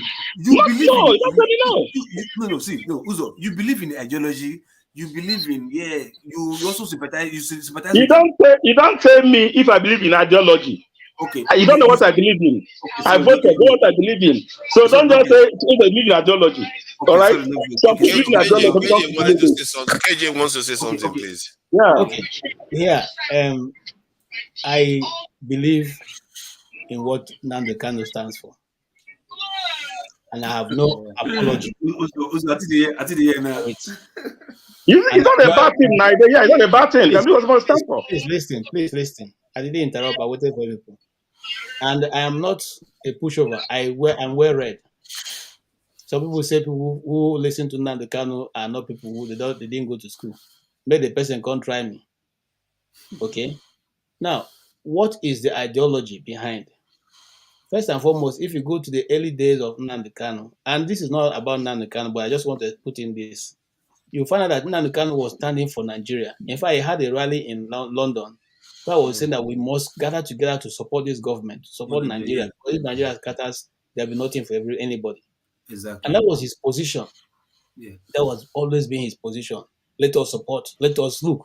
Do this. Where is those videos even? I've never seen those videos ever. I can send them. I get plenty before. I get plenty of those videos. So you have seen some of those videos where he was preaching let's support the government. One Nigeria, I'm surprised. Yes, I've never seen that. He was. And then eventually, during the Jonathan's era, he even came back and tried to speak to the Southeast governors. He spoke to them. They had a series of meetings.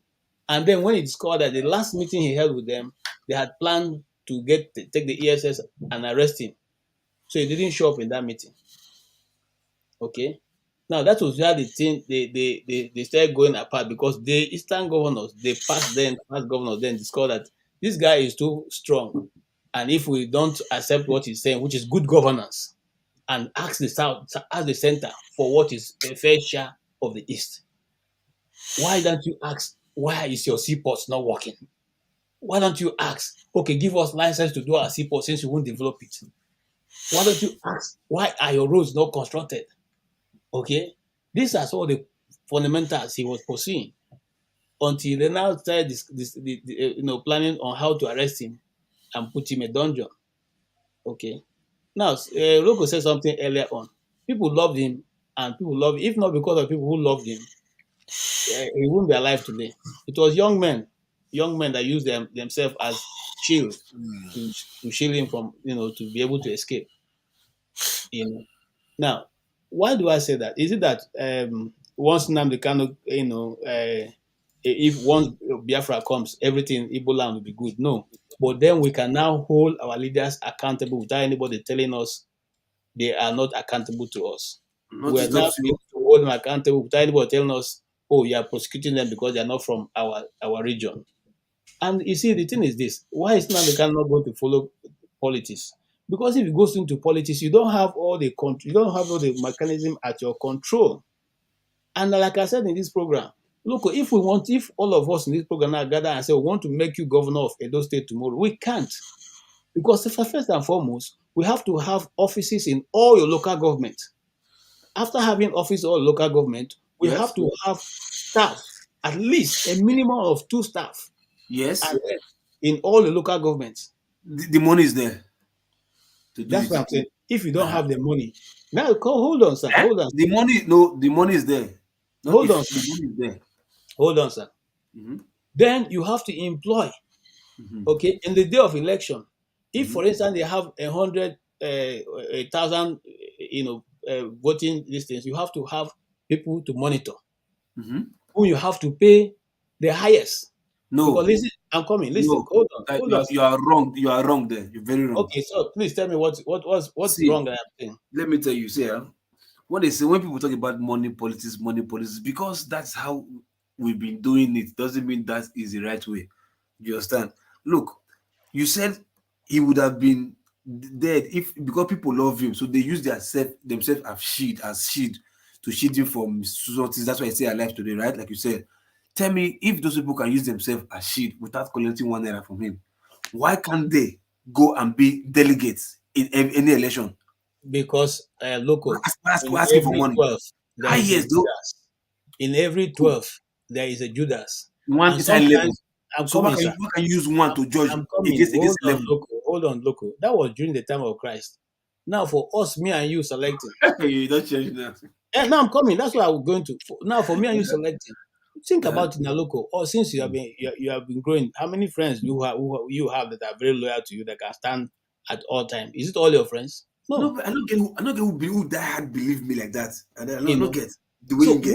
What I'm saying, SS, is this: you don't have control of the apparatives you're working with. You don't have control. And see, now look at what happened in the case of P2B and Labour Party. Remember in this program, it was in this program I told people that now we are moving to the second stage of the Northern Play, which is what? They are going to plan people who will destroy a Labour Party. I said it on this platform. And before that, after the next week, we saw this other charlatan who came in and eventually brought even one Igbo guy who came in. This is the standard play. No, that one is different from IPOB. It is not different. In a place where you have abject poverty, brother, let us face fact. Okay. Even me, when I say I be in Nnamdi Kanu,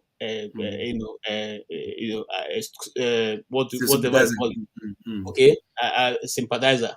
You think now, as I dey here now, just the kind of money they'll give you. You drop that kind of one when they drop for what do they call them, Mahmoud. I no go. You know what I'm saying? So now you don't see where the problem is coming from. It is the truth. You don't see where the problem is coming from. Okay, it will take the whole of God. The problem is within. So that is how they have breaking down the society into segments of hunger and abject poverty. The problem is within. In the midst of abject poverty, there is no morality, and that's what I'm trying to preach. In the midst of abject poverty, there is no morality. Local. I know. I agree with you. And they are using it to the max. They are using it to the max. I agree with you. Now you see a man, you have a wife, and you have 5 children, and they've not seen what to eat. Maybe they're just gathering where you make. Then you walk out from where you did. Go somewhere. Somebody say, oh boy. Oh, sorry. When is this? Because I'm just looking back in time when Nnamdi Kanu was like one Nigeria. Because I'm looking at a video that was 9 years old. That's 9 years before now. And he's saying that if they fail to give us Biafra, Somalia will look like paradise. Nnamdi Kanu. No, that was later. Oh, this is 9 years ago. No. That was before. 2011. So when was the Nnamdi Kanu attack? When did the turn happen? You should be looking at videos of 2012, 2011. Yeah. 20, exactly. Yeah. That was during this period. Now. It was during that period. Nobody. No. 9 This year, days ago, so now is now in around Buhari 20 time. to 13. No. So, Is it? any Nobody video even know of him that Nnamdi time, though. Kanu, Nobody even know him. any video of Nnamdi But Kanu this was against, before he was attacked, though. This was before he was attacked. see, foreigners, any video of Nnamdi So Kanu, if he was already sounding like before he was attacked, what are we talking? He's saying no. Hold on. When was he attacked then? also during Buhari period, though. Buhari. What?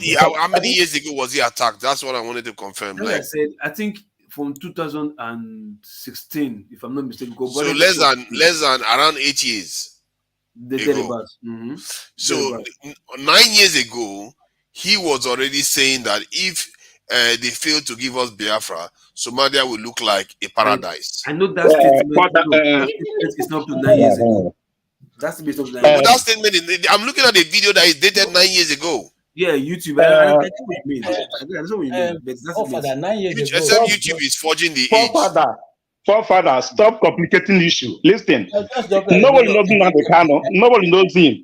2011, 2012, 2013, 2014. Exactly. We only know Nnamdi Kanu 2016. That was 2016. But that was just about the same time. My point is that when Buhari came in, all right. When Buhari came in, Nnamdi Kanu has started preaching, all right. Yes, it started that way. It started, all right. Before he was arrested the first time by Buhari, he was arrested. He was not attacked. That time he was arrested, all right. This thing is after he was released. After he was released, they started getting tariff from different. When he was arrested, the Fofara is saying is like the video is even before Buhari entered. That's what Fofara is trying to say. That he says 9 years ago. I think it's Rudolph that was actually interviewing him even in that. No, that's after Buhari. Yeah, that was after Buhari. Yeah, after Buhari. 2014. Buhari is not around 2014. The video is dated for 2014. That's what I'm saying. Fofara, listen. The years that you are seeing YouTube saying 9 years posted, right? That video is done in Buhari's tenure. It's not before Buhari. I know when he made that statement. That's why sometimes some years in YouTube. I don't know. This is Sahara TV. I know what I'm talking about. So it means Sahara TV will go and put a newer video on top of an older video. When the Sahara TV come in place, how old? No. It's Sahara. Okay, Sahara TV. So if it is Sahara TV and it's showing that it's March 25th, 2014, being interviewed by Rudolph himself, of all people. Okay, yeah, but you're making, you see, listen. The video is I put the video in the private chat so you can see it yourself. We will not ask Rudolph this question. My concern with people is that they try to rewrite history to make it look like that is what happened didn't happen. And this is what I said it before on this type of topics. We act as if the truth is not the truth. We bend it and change it, mangle it as hold on. Because earlier on they were saying it was the Nigerian government that changed him. But we are seeing here that he was already like that before the Nigerian government changed him. What you're looking at wrong video. What are you saying? By 2012, 2011, nobody knows that they can't 2016. Nobody knows it. Yeah, but I'm talking about 2014. No, let me tell you, between 2011 and 2012, Nnamdi Kanu was preaching one Nigeria already. But they haven't shot him. They haven't gone and nobody didn't know him before he changed. Nobody didn't know him. Listen. Uzo. Whenever I speak to people, you know what they tell me? They said it's because when the Nigerian government attacked it, that's when it changed. But the change happened before that. Now, what happened is this. He started broadcasting. Nobody even listened to him.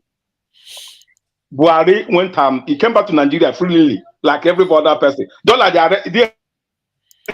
the people. You know, when you talk to me against government right now, you go to Nigeria, they will raise a questioning. He really went to Nigeria, they caught him and put him without judgment, put him in the detention. That's when he started getting more sympathy. The one was too cutty, one was too the sympathy was too much that no judgment. He made that. That's where he became hero he is. All right. Now after the whole thing, Shanega, he was granted bail. Which link he placed? You fall for that. Which link you paste? Now stream like the no. Is this stream here? Maybe I didn't. Sorry Sorry about that. No, I think I posted. Let me confirm it. Did I post stream here? That was weird. Let me see. Oh, sorry about that. I didn't copy it. Let me press it now again. yeah. Sorry about that. I got it now. No, but truth be told, that video you said, I know that video is during Buhari's tenure, not before. So, but why it is 9 years? Easy, local. Yeah, Local has come again. Local has come again now. Before Buhari, that's what is telling us now. Before Buhari, before Buhari, I don't even know who he is. Why do you keep saying that? Look at the video. Ask everybody here. What the comment section? Who don't know the before Buhari? Nobody even know him. See, what does it even matter? The point is that 2014, he was saying that if they fail to give us Biafra, Somalia will look like. He was saying this before any time before he was attacked online on Sahara TV. It was not even attacked. He was arrested in 2016. He was arrested. He was only attacked 2018. He was attacked. So listen to that. That's what people tell me. People always tell me that it was because of that attack. That's why it turned violent. Nobody people tell you go and look. Hello, sir. I don't want to get turn this into Nnamdi Kanu's issue. But Nnamdi Kanu, the attack in Oparuku in Umuahia was done in early September 2017, and the Operation Python dance started dancing from 2015, 2016. One of those dates. I don't know the exact dates. But it was when the Python went to dance that they decided to dance to his house and, mold down 28 young men plus other people who drank gutter water and all that. I don't want to go into that because it's a gory thing I don't want to talk about. But you see, before this time, if you go back, and Uzo keep making a mistake, say by 2012, Nnamdi Kanu has always been known, but he was not the leader of, at that time, there was no IPOB. What you had then was the Masop movement, which was Rike. Yeah. Okay. And then before was Rike, they said it was Rike. I don't want to go into all that story. But eventually they all departed, and all went their various ways. Now, if you go to search, if you are searching for the video, search for the video of Nnamdi Kanu speaking in a protest in London. Okay. That is what you search for. I'm trying to search for it, but I can't find it. He was talking. Okay. It was KJ, hold on. I know what further that is coming from. That's 9 years, which is 2014, before Buhari entered, right? But he's already, to me, he was already radicalized to an extent before Buhari even came to office. That's the point I'm making. Because people are saying that it was because of Buhari. That's why he became radicalized. Hold on. Let me make my point. This guy, what's his name? Oh my God, I say what's his name? P2B didn't go about saying if they don't give him Biafra, they are going to, before he even started anything. If you want to win office, and if he's this talented, he should have, or he's the follower, he's a leader for in the Southeastern, he would have won. The fact that he was saying all this sort of thing before they even that is the reason. That's the reason why I didn't want to get at all. The reason why I didn't want to get into this in the first place, forefather, is what you have said now. Because if we start talking now, you say we always exempt, but you have mentioned if it was P2B, and he said, look, why do you always hold a different standard with the Igbos than other people? Erufai, listen to what I'm saying, and you go look for the video. Erufai said, if those election observers, let them come here, they all go back in body bags. They want to come and tell them what to do. Who has held him responsible? What year was this? Sorry. Oh, you didn't hear that statement? I don't know now. I just want to know. You are right. If I'm you doing a kind of double standard, I will get it for you. Want to know. It is the last election observers that Erufai was saying that he's waiting for those who will come and tell them what to do here. They will all just this last election. Just this last election. 2015. 2019. Okay. Yeah. They will all go back in body bags. That was a threat to the international community. Why has anybody not held him? Because it's international community, not Nigeria. No, maybe that's what it is. And to be fair, I've said it before. Erufai is unusually powerful. I don't understand it myself. El-Rufai is unusually powerful in Is Nigeria. he the only But one? the statement that man has Is made he has the gotten only away one? with it. I Excuse don't me. know You why. see, hold on. You see, I don't want to go because I have Loco, this thing. I'm coming. Hold on. Loco, Hold on. Hold on. The northern Loco. people, Let the me northern just youths, say the this. Let northern me just say this. Arewa youths that gathered together and gave Igbo speak notice from the north. Who has held them responsible? We have said that if Igbo don't leave, whatever happened to them, they will take. What has happened to them? Why do we always think that Igbo man should be careful what he says? Other people can say whatever they want, and there's nothing. You know, No, I'm not saying you should be careful what you say. It's not about being careful. It's about saying that all these things you said, but even if all these things were true, what Nnamdi Kanu said is even more consequential. He's saying he's going to turn Nigeria to something worse than Somalia. Wait, let me tell you something. Sometimes I don't like I love your fun of doing this. When we are on this show, I'm not here for IPOB. I'm not a IPOB member. Let's maintain what we are doing. Don't make an example. You bring in IPOB no dues. Try to create like for I would just fall into it and start discussing what I don't even know. I would not move out and start discussing what I don't even know. As I said, any day you saw, listen. I said the truth. I said the truth. Any day you saw Nnamdi Kanu, you saw BOS, you give them this question directly. See, you know what? Don't come here. Let me finish. Don't come here. Don't come here and start bringing can't be doing this. or this issue or this into a platform. Can't be accusing me like this. No. Listen. I like to be straightforward. If I say something, I like to be. I don't mind who you come from. I tell you how it is. All right.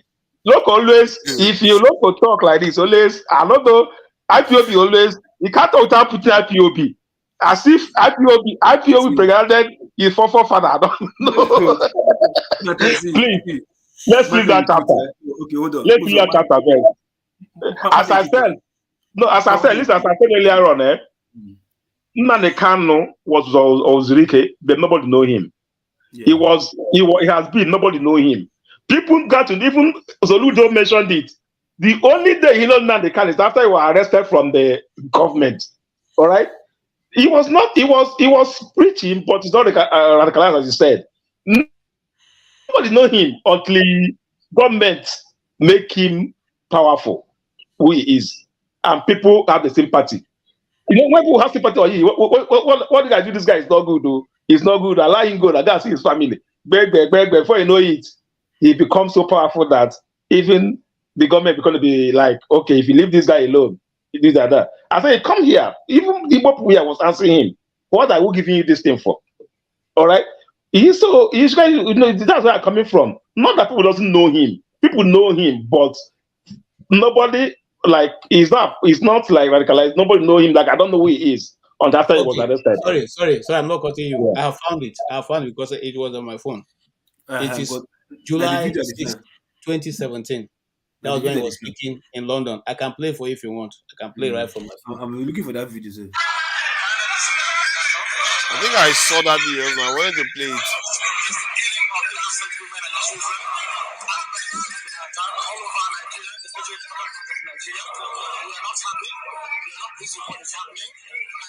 is why we're here today. As you can see, there are a lot of Nigerians who are protesting about the killing of families. Yeah, the video was against Boko Haram terrorist attack in Nigeria during Jonathan's era. That was when he did that video in UK when the other people were protesting. That was when he did that video. It was during Jonathan's era in the UK. Nigerians were protesting in the UK. Yeah, this one is 5 years ago, London protest. I don't know whether there is one London protest against Boko Haram. It's funny, I saw that just now and it just went again. Then when I think it was Nnamdi Kanu that was doing the recording, something like that. They had been long gone. He now gave the person the phone to so that he can speak. Yeah. He was wearing the blue long sleeve, carrying one small purse or handbag of I don't know, something like that. Playing guy at time where he never the job money. Okay. That was like I said, July 6th, 2017. That was when this broadcast was made in London. He was in London at the protest in the embassy, protesting the killing of people in the north and the IDP camps that are coming up. And was saying we cannot continue in this way. How do you build a country where you're killing people and nobody is saying anything? That if you finish killing anybody, where would that be in Nigeria? So that this cannot continue. If we continue this way, Nigeria is going to be like Somalia. That's what you're saying here. But you see, he was saying it from the context of putting a threat on Nigeria. That you have to understand. Nigeria. He was saying that he was giving an example of what happened in Somalia. This is how it started. The one Papa is talking is different. When Come on, man. Don't do that, man. Let's be truthful. See, 9 years before that, 9 years, the one you said is more recent, but 9 years ago, he was saying that if you don't give us Biafra, so your context is not representative of what he said 9 years ago. The context was if you don't give us Biafra, Nigeria is going to be like this. So now, if you say, hold on now, let me see this Uzokalo, you need to stop this. No, you need to stop this. I don't want to be going. I don't want you guys to feel like Uzokalo is not harassing me attacking everybody a tribe. I'm not attacking him. I'm just trying to, like I said, we have to be accurate. We just see the South is created Peter Obi, and I want leaders like that to be emerging. South is created Obi for information. We never created him. Peter Obi was created, even prepared by the You see, it's only Uzokalo that will say that. No, you see, no, that is not. That's why they voted him blanket. 98% of votes. People was even hey guys. Oh yeah, they voted for him. He gets 98% of votes there. No, they supported him as the vote, but they didn't create. Why I say create? You say create. Wow, Anambra said he created Anambra said he didn't create Peter Obi. Listen, forefather, and this. He was governor of Anambra State, for crying out loud. You are openly disowning Peter Obi here. How? No, we're not. Listen, forefather. Sometimes you interpret me. I don't know. You support how. You are disowning I'm saying this. You are saying this. No, you are saying Satis created Peter Obi. Yes. I say you said no. Satis did not create Peter Obi. They only joined the moving train when you already been created. All right. Peter Obi have already been prepared by the other regions. I remember they are people telling us here, hey, support your brother. No, say they bring her down. Satis are even like, what are you going to You mean when he was a governor? When he was a governor? No, this presidential election, Satis was against him. But I'm talking about the governor. The people who created Peter Obi. Peter Obi was created by the greedy politicians in the PDP and the few patriotic Nigerians youths who saw something good in him. This is not right. He was a governor of Anambra, not even in PDP. Oh boy, wait now. Oh boy, wait. He had been governor since he became governor. Somebody has already become governor after him and served 8 years. And yet the Igbo didn't present Peter Obi as their candidate. Even when he Yes, no, I'm telling you, he didn't. We never no, you mean in PDP? Yeah, because there were other candidates that they considered better. But what gave Peter Obi this was the governorship. It was his achievement. It was his achievement, man. It's not the governor's achievement.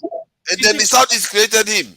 No, he created himself. No, he's not only governor. He's the only one. He's the only one that run for governor. What is the difference? He emerged. Okay, if I say he emerged from the South, is that okay? Uzokalo. Yes. Wait. He wrote as not a governor. Was he not for president? Yes, he did not. I asked you. He did not. Well, what does not for president? You see, all my Southeast friends, you see, Uzokalo is trying to disown Peter Obi openly here in public. No. I'm not trying to disown him. No, listen, forefather, I try to say one thing is this. Peter Obi stand because of his achievement, what he has done. All right? And that other people, other regions saw it in him and, supported in this presidential election, not even the Satis. Satis knows he's a good guy, but they tell him, hey, guy. But it was Anambra that allowed him to shine, to make that happen. No, they didn't allow him to shine. What is history now? They didn't allow him to shine now. What is history? They They didn't allow him to voted shine. him now. How is he going to shine without voting him? Eh? This type of stuff you are doing, Listen. That They guy. decided to believe him. Now, They voted forefather. him in. Forefather. Peter B is the only governor that went to that they have impeached 2 times. They like to shine. They come out to 2 times. Let me tell you something, forefather. You see, they tried. They failed. Let me tell you. And when I say we, I mean we, the Igbos. We're not trying to take credit for what we didn't create. We didn't create P2B. P2B came through the greed, like I said, of the PDP people who push him out in the first place. And the honest and tired Nigerians, youths, who saw something good in him, especially those people who are, the end part of NSAS. They were the ones who created P2B. So who created Nnamdi Kanu? No, Nnamdi Kanu was created by the Nigerian system. The injustice. Nigeria government created Nnamdi Kanu. Now, you know what? Now I'll rest my case. I agree. Now, because I thought you were going to say Nnamdi Kanu was created by the Southeast. No. But as I said, if Nnamdi Kanu was not arrested when he came back to Nigeria, if he was not arrested, all this wouldn't have happened. Yes. The Nigerian government allow him. There was that arrest. They hadn't allowed. They didn't arrest him when he was already declared that he was going to touch Nigeria. No. Nobody didn't know him before the arrest. Nobody even know him for the arrest now. Why is he? How do you do this? First, you said if he had not arrested him. It didn't know what I'm saying. It didn't know what I'm saying. Okay, James Brown. Do you know James Brown, the cross-dresser guy they caught? They didn't caught me. What make him famous today? Because I don't know. Because they arrested and they didn't cut me. They didn't cut me. He was arrested for nothing. They didn't cut me. Send him to jail. From there, the guy said, okay, you can arrest me. Now they didn't cut me. They cutted James Brown for who he is. They make him popular. The video was everywhere. That's what I'm still saying. Now the kind have been with Wazirike, all right, being that PO based off. Nobody noticed him. But the government catch him, just like he's sitting against government. They catch him and jail him. All right, that's when he become more popular. But Uzo, you are playing a shuffle game here. 1 minute Uzo say it was the Nigerian government that arrested Kanu, otherwise he wouldn't have been what he is. But I just gave you evidence. For real. Ask anybody. They will tell you that.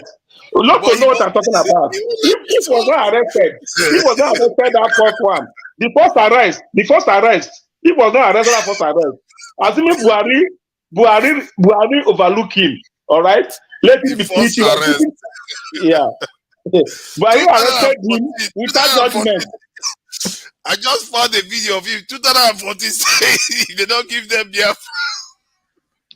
That video is wrong. It's wrongly dated. Okay, YouTube. No, serious. No, for that, serious. Wait, I'm gonna ask you, I'm gonna ask you now, What let me blow you now. I will ask Dr. Rudolph when he can I ask you something? How many in Somalia? How many is IDP camp? I was asking that question, Forefather, in Somalia, how many people is IDP camp? Quite a lot, actually. Almost your countries. In Nigeria, how many people? You know that the people in IDP camp is more than people in Somalia. You know that? Not going to age well. I can't believe I was laughing about IDP. You know that people in IDP camp in Nigeria are better than people in IDP camp in Somalia. Man, I can't believe I'm laughing about IDP camp. Jesus Christ. Yeah, but I'm telling you, when he was saying it, that if Nigeria doesn't careful, Somalia is better than Nigeria. It's not happening. They return Nigeria to IDP camp. Is it a good thing? Your own country, your own country. You're not fighting war. He said he's going to turn Nigeria to that. No. Is this going to turn? Is this going to turn? Is this going to? Why are you trying to country to IDP camp? IDP camp is not in Nigeria. Okuzo, see, Okuzo, see. Do you know why I sometimes? You know why sometimes I bring the issue? Now let's start with this issue that we don't even understand. What is this issue here? We are going to ban you not to come to this platform anymore. Wait, let me explain. Let me explain. See, see. Let me read the statement again, just in case Uzo Carlo fails to hear it. If they fail to give us Biafra, Somalia will look like a paradise. That was the terms. You know why? Today, in Somalia, didn't look like a paradise today. I'm going to make Somalia a paradise. Somalia. Okay, fair point. That's why he's saying it. He didn't say he's gonna do it though, but he said, but it's a threat. Now, when somebody says something like that, that's a threat, and that is before any of the hot, heavy debate started. This was Has that happened now? Yeah. No, but that's not the point. That's not the point. It's the point he's making. It's the point he's making right now. During the time of Buhari, during that time, we have Boko Haram anyway. Hold on, sir. We have lost 111,014 people. 111,000 minus the count of last 2 months. 111,000 people.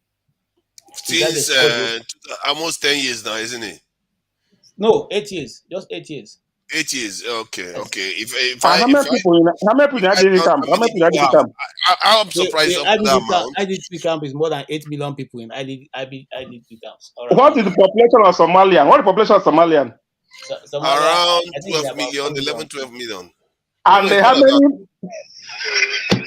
Somalia is more than that. What's wrong with you? KJ, you want to kill Somalis? Are you after them doing it again? Somalia is they are 17 million. Jesus Christ. KJ, you want to kill them? What is that all about? Somalia is about 17 million. They have a very high birth rate right now, and big land. Do you know Somalia even has more oil than Nigeria? But nobody's invested in that. Nobody is drilling it, because of all the kerfuffle that has been going on. This is why I like to 17 million 361. Yeah, 17 million 316 486 people. Yep. They are quite, and the country is big. I think the country landmass may even be bigger than that of Nigeria. Yet they have a small territory, but that's their own problem. But in my own case is that this is why I always say that we should be using accurate information, so that people. I didn't know of all this. I didn't even know that Kano was talking like this even in 2014. I didn't know until I checked it now. But if my Igbo brothers were telling me this information, I would have known. All I know was that Kano turned because Nigerian government harassed him. But 2014, they hadn't started arresting him. And he was saying this is already. I said that video is not for 2014. I just showed you. He couldn't be talking like that in 2014, and then he's talking like this in 20. Exactly. No, but what he said in 2017 is not opposite what he said there. No, what he said is nuanced. You go and listen to the video. It's totally different. He wasn't even talking about Igbos here. He's even talking about the northern people who are. Because he's in London. Maybe he was worried that if he said such a thing in London on the streets, they could carry him and put him somewhere. The UK, because UK, they don't support advocating that kind of talk. But say you want to turn Nigeria to Somalia.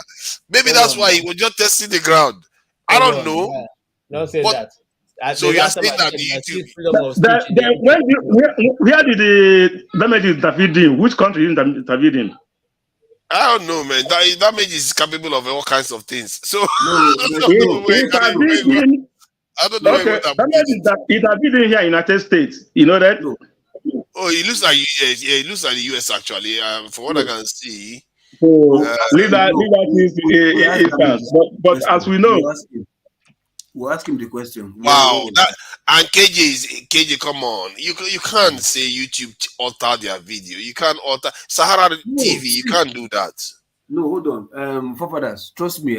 If not for the fact you said 9 years, I would have argued with you, Sha. Let me not lie. Because I knew before Buhari came, this guy was advocate for one Nigeria. It was after Buhari, was it 2015? Yeah, But seeing this, your proof of video saying 29 years ago, for me, it shocked me, man. It shocked me. You see, that's the thing, because that's the impression I was left with too when I was informed about this. I looked at it from the point of view that, okay, yeah, it was the Nigerian government that radicalized him. But in reality, he was sounding like this in 2014. And Dr. Damages knows. He knew it. Dr. Damages could have just said, you know what? But he knows that most people will not listen to him. Even if he tells them, they will not listen to it. That's why he didn't bother to correct them.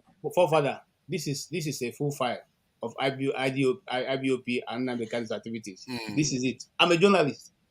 I know they tell you what I know. This is a full, complete file. I have. Why do you want me to expose myself now? And they tell you something, they talk your uncle. I know what they make you open yourself up. I'm just saying what I see. Except you are telling me YouTube videos are false. Forefather, say one creator and the cannabis. If you expose yourself, you don't airport, they will carry them. Exactly. Who asked you to it? Don't protect your privacy. Or don't expose yourself in any way. Nobody wants any hair on your head to fall off. You know, go back. Exactly. Exactly. What I'm simply saying is that video doesn't have the right date. Here is the reason. I can take this video now and I post it after today. When I post it to the YouTube, it will only pick the date for which I posted it. It cannot come back and say pick the date of which it was recorded. And no, you cannot go. What you are not going to see is that shows up at 2012. Yeah, it cannot show up as 2012 video, no matter how you try to do it. That's what I'm saying. It shocked me. That's why I say shocked me. Listen now. The video you posted was on YouTube, Abby. Yes. Somebody that posted it. Is it a station on YouTube that posted it? Yes, Sahara TV. Sahara TV posted it. No, if it's Arise TV, no, Arise TV. Local is talking suspicion here. Because you know why, forefather. Like I said here, majority of the issues in Nigerian politics, the politics in Nigeria is caused by the media because they tell half truths and they mix up the truths. And I'll give you a clear example. I stated this before when I came here. I said the issue of saying headers farmers clash is the worst lie ever told against the Nigerian state. Because that is where the international media also picked their news. And they said headers farmers clash. But you have never seen anywhere where they finish clashing and you see some headers on the ground. Only farmers. Only farmers. Only farmers. In the view of Nigeria.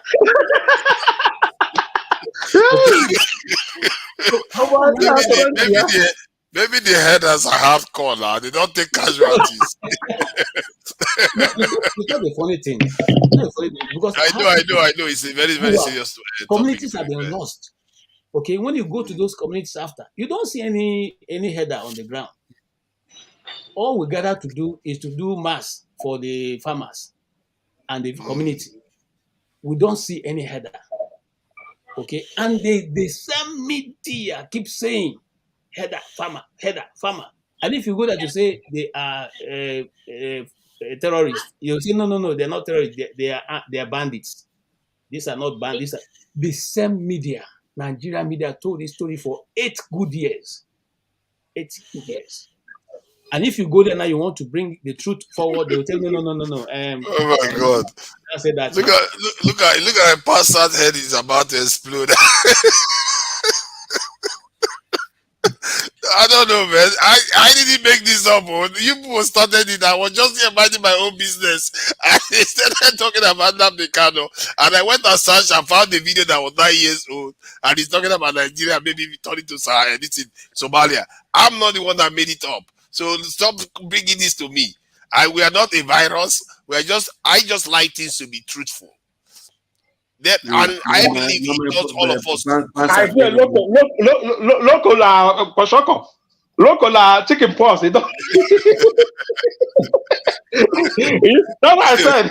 Local like this, we go carry IPOB like this, scatter the whole floor. Hold on. With the Nigerian media, I want to say something. When you are hearing, especially NTA, please cross-check the news with other items before you even carry it, because some of them have perpetrated this evil against the Nigerian people, and it is not stopped. They are still going on with it. Oh yeah. That's sad. There's a lot of things we don't know. There's a lot of things we don't know what's going on in Nigeria. These unknown gunmen and all these weird incidences. In case of, say, sometimes why they try to drop them in, I believe, say, politics. I don't like politics, right? They say politics is a game of numbers. Uzo, are you hearing me? They say politics is a game. Yeah. So I believe, at least from what I've seen, that this guy, Nnamdi Kanu, or people from Southeast, they have the numbers already. So that's why it pains me when I hear one Igbo person doesn't not support Peter Obi. I look that person like animal, because I was looking for opportunity whereby another bomb. Hold on first now. Another bomb. We're talking about virus. We don't put another virus again. First now. Oh my God! Look, let me tell you. Look, can I tell you something? We are in the wrong platform for this. Samueleta get platform. Let Samueleta have a platform. They have about 50 platform of IPOB, BSN. Mercy and tell them now. They tell us IPOB. Still not IPOB group media chat now. How can they get media chats? They get IPOB media warrior. They get IPOB that go there and they tell them now. They come here. Wait, hold on. Where is this guy? Samueleta is there. Samueleta gets on our platform like this. Exactly.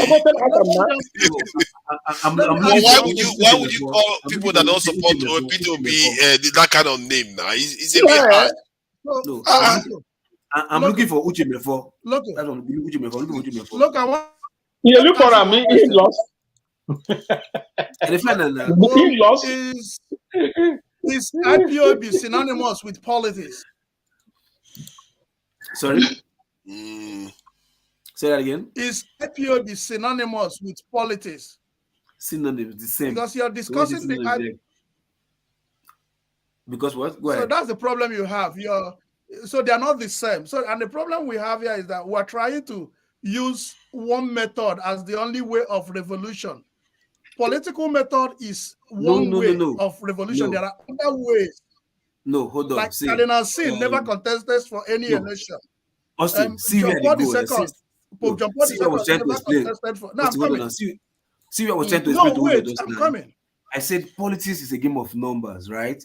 And Southeast, a game of interest first. No, politics is a game of interest first. No, which is numbers now. Interest and numbers, same thing now. If all wait. If all the interests are more in numbers, who go win? You understand? If all the interest, that's is numbers, because now numbers they don't count interest, they count numbers. You understand? So hold on. Politics is a game of numbers. You understand? If you say interest, numbers, they win vote, not be interest, they win vote. You want to get that local rabbit hole. You're not going to come out on the other side. You see, my problem in Ethiopia is that Biafra have a prime minister. Oh my God. Biafra here. Go there. I'm telling a question to them now. Why did you stop us here now? When I go down, you go come out as you be. If you go that place, they go treat you finish. You go come out, you go start differently. You can't retaliate, you can't learn anything. That means the question. And I'm looking for where we can use that numbers, the Southeast numbers, to change the way Nigerian government is being run. Just because, as I said, I'm looking for where the Southeast number, because I believe the the togetherness is there because of whatever the media is peddling that Nigeria is against the Southeast, right? Okay, so Southeast now should become one, right? And they have the numbers. Then gradually, now they get the power to change the way Nigerian government think because they have the numbers. That is where I'm coming from. I think he has a point. These are road block where come from the block. No way. Okay, can I shock you? Wait, I want to talk about this last election. That is give it to Obi. Now the 5% of total vote. Where the vote? No. Where the vote? See, that is macro. I'm talking about micro. You're talking about macro. Macro no go fight. You this I think KJ say the kokoro wey dey shop kokoro abi we say that from inside, right? So inside na internal, which is micro. So you are talking about Peter Obi. Don't go there. Let's start from the states first. Now then, let the From your state, you don't start for your own state. Okay, Why must fine. you start it? Okay, hold on first. You know why? You know why? Why? If Why? my state, hold on now, my state, Uh-huh. you know what my state do for this OB election? You know they deliver badly because my state don't they play with what don't make sense. You understand? Even when Obaseki did for APC, you see also when they come go Shomole one try. You see what in my state do? They do Shomole and do Tinubu. Why man not propel one person has to become president like Shomole? Because we not get the numbers. Don't you get? We don't have the numbers. Who get the numbers? Who get the numbers? Imo State. Your state is one state. Imo State is one state. Anambra is one state. South is No, South but is they have a region. Why not South South? Why not every one person? So South brought Jonathan once. South brought Jonathan once. South brought Jonathan once. Carlo. Then who prepared Jonathan? Who prepared Jonathan? Who prepared Jonathan to the entire South and Southeast? This what South Uzo is trying to say. What Uzo is trying to say is that you see, So can if the whole of the South is just coming, okay, after that, yeah. If the whole of South is come together and give 100% to South to P2B, we will still no. Leave Peter Obi from state. But we already have a state. Over the entire Southeast, you are going to have House of Assembly members as senators. Exactly. If IPOB had done that, they will have governors too. Exactly. They could have gone to Abuja and made it. Forefather. Go to Tamoneta show. Go and tell him to do that. Not here. Road no dead there. You know why? We're just suggesting very good example. You see the labor man. The labor man who just got in yesterday. Is not going to listen. Listen. Then why are you telling me? Am I Prime Minister of Biafra? You are Carlo now. You can make this happen. You can go and talk to your elders. Biafra had a Prime Minister here in Finland. They have a Prime Minister. Sorry, let's let Augustine say in Finland. Let's Augustine add something to it. Augustine, please. Sorry for this thing. You know this. Okay, it's frozen. No, Augustine is frozen. Hey. Your image is frozen. Okay, it's back now. It's back now. It shakes more. What's going on with them? No. Your screen, your camera off before, so it will make your screen pause. So the first thing I wanted to add is let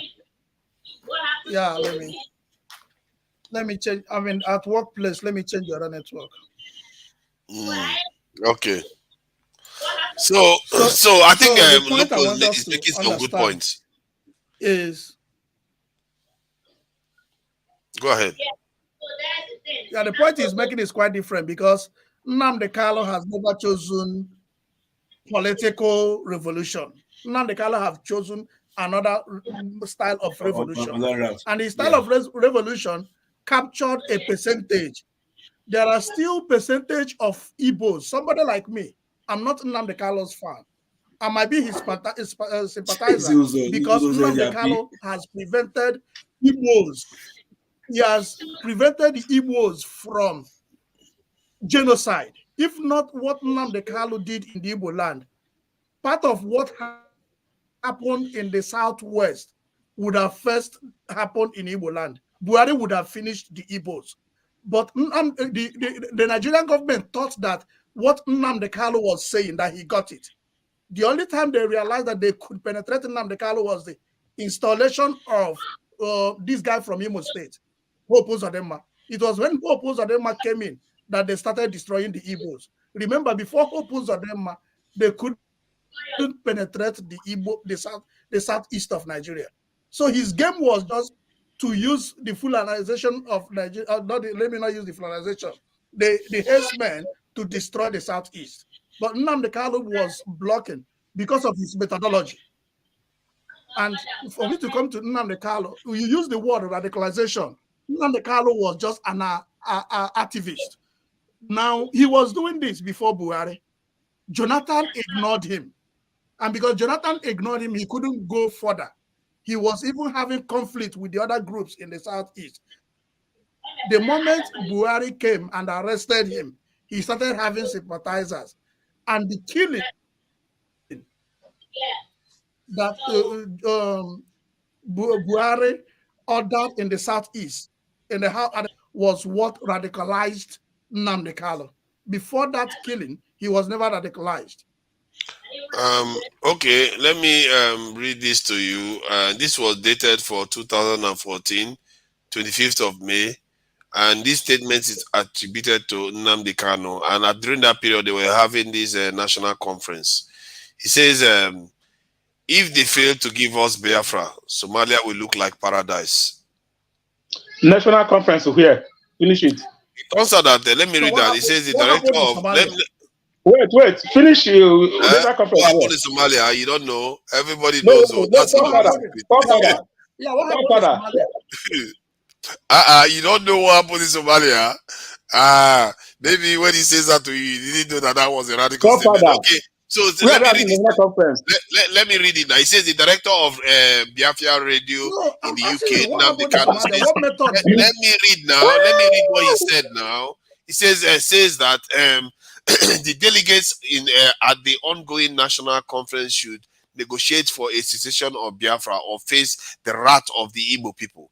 He said, inasmuch as he respects the freedom of people to converge and speak their minds, the right of the people of the southeast Nigeria to form their own nation should also be respected. Read full this thing. So this is where this in the report is coming from. So they were having this type of talk could even sabotage that conference, because now when they are trying to have a conference with who? Conference with who? Now national conference now. People's national conference. Now, which people? Everybody. Which everybody? No. You just that's a POB conference. National conference. Of who? Here is of who?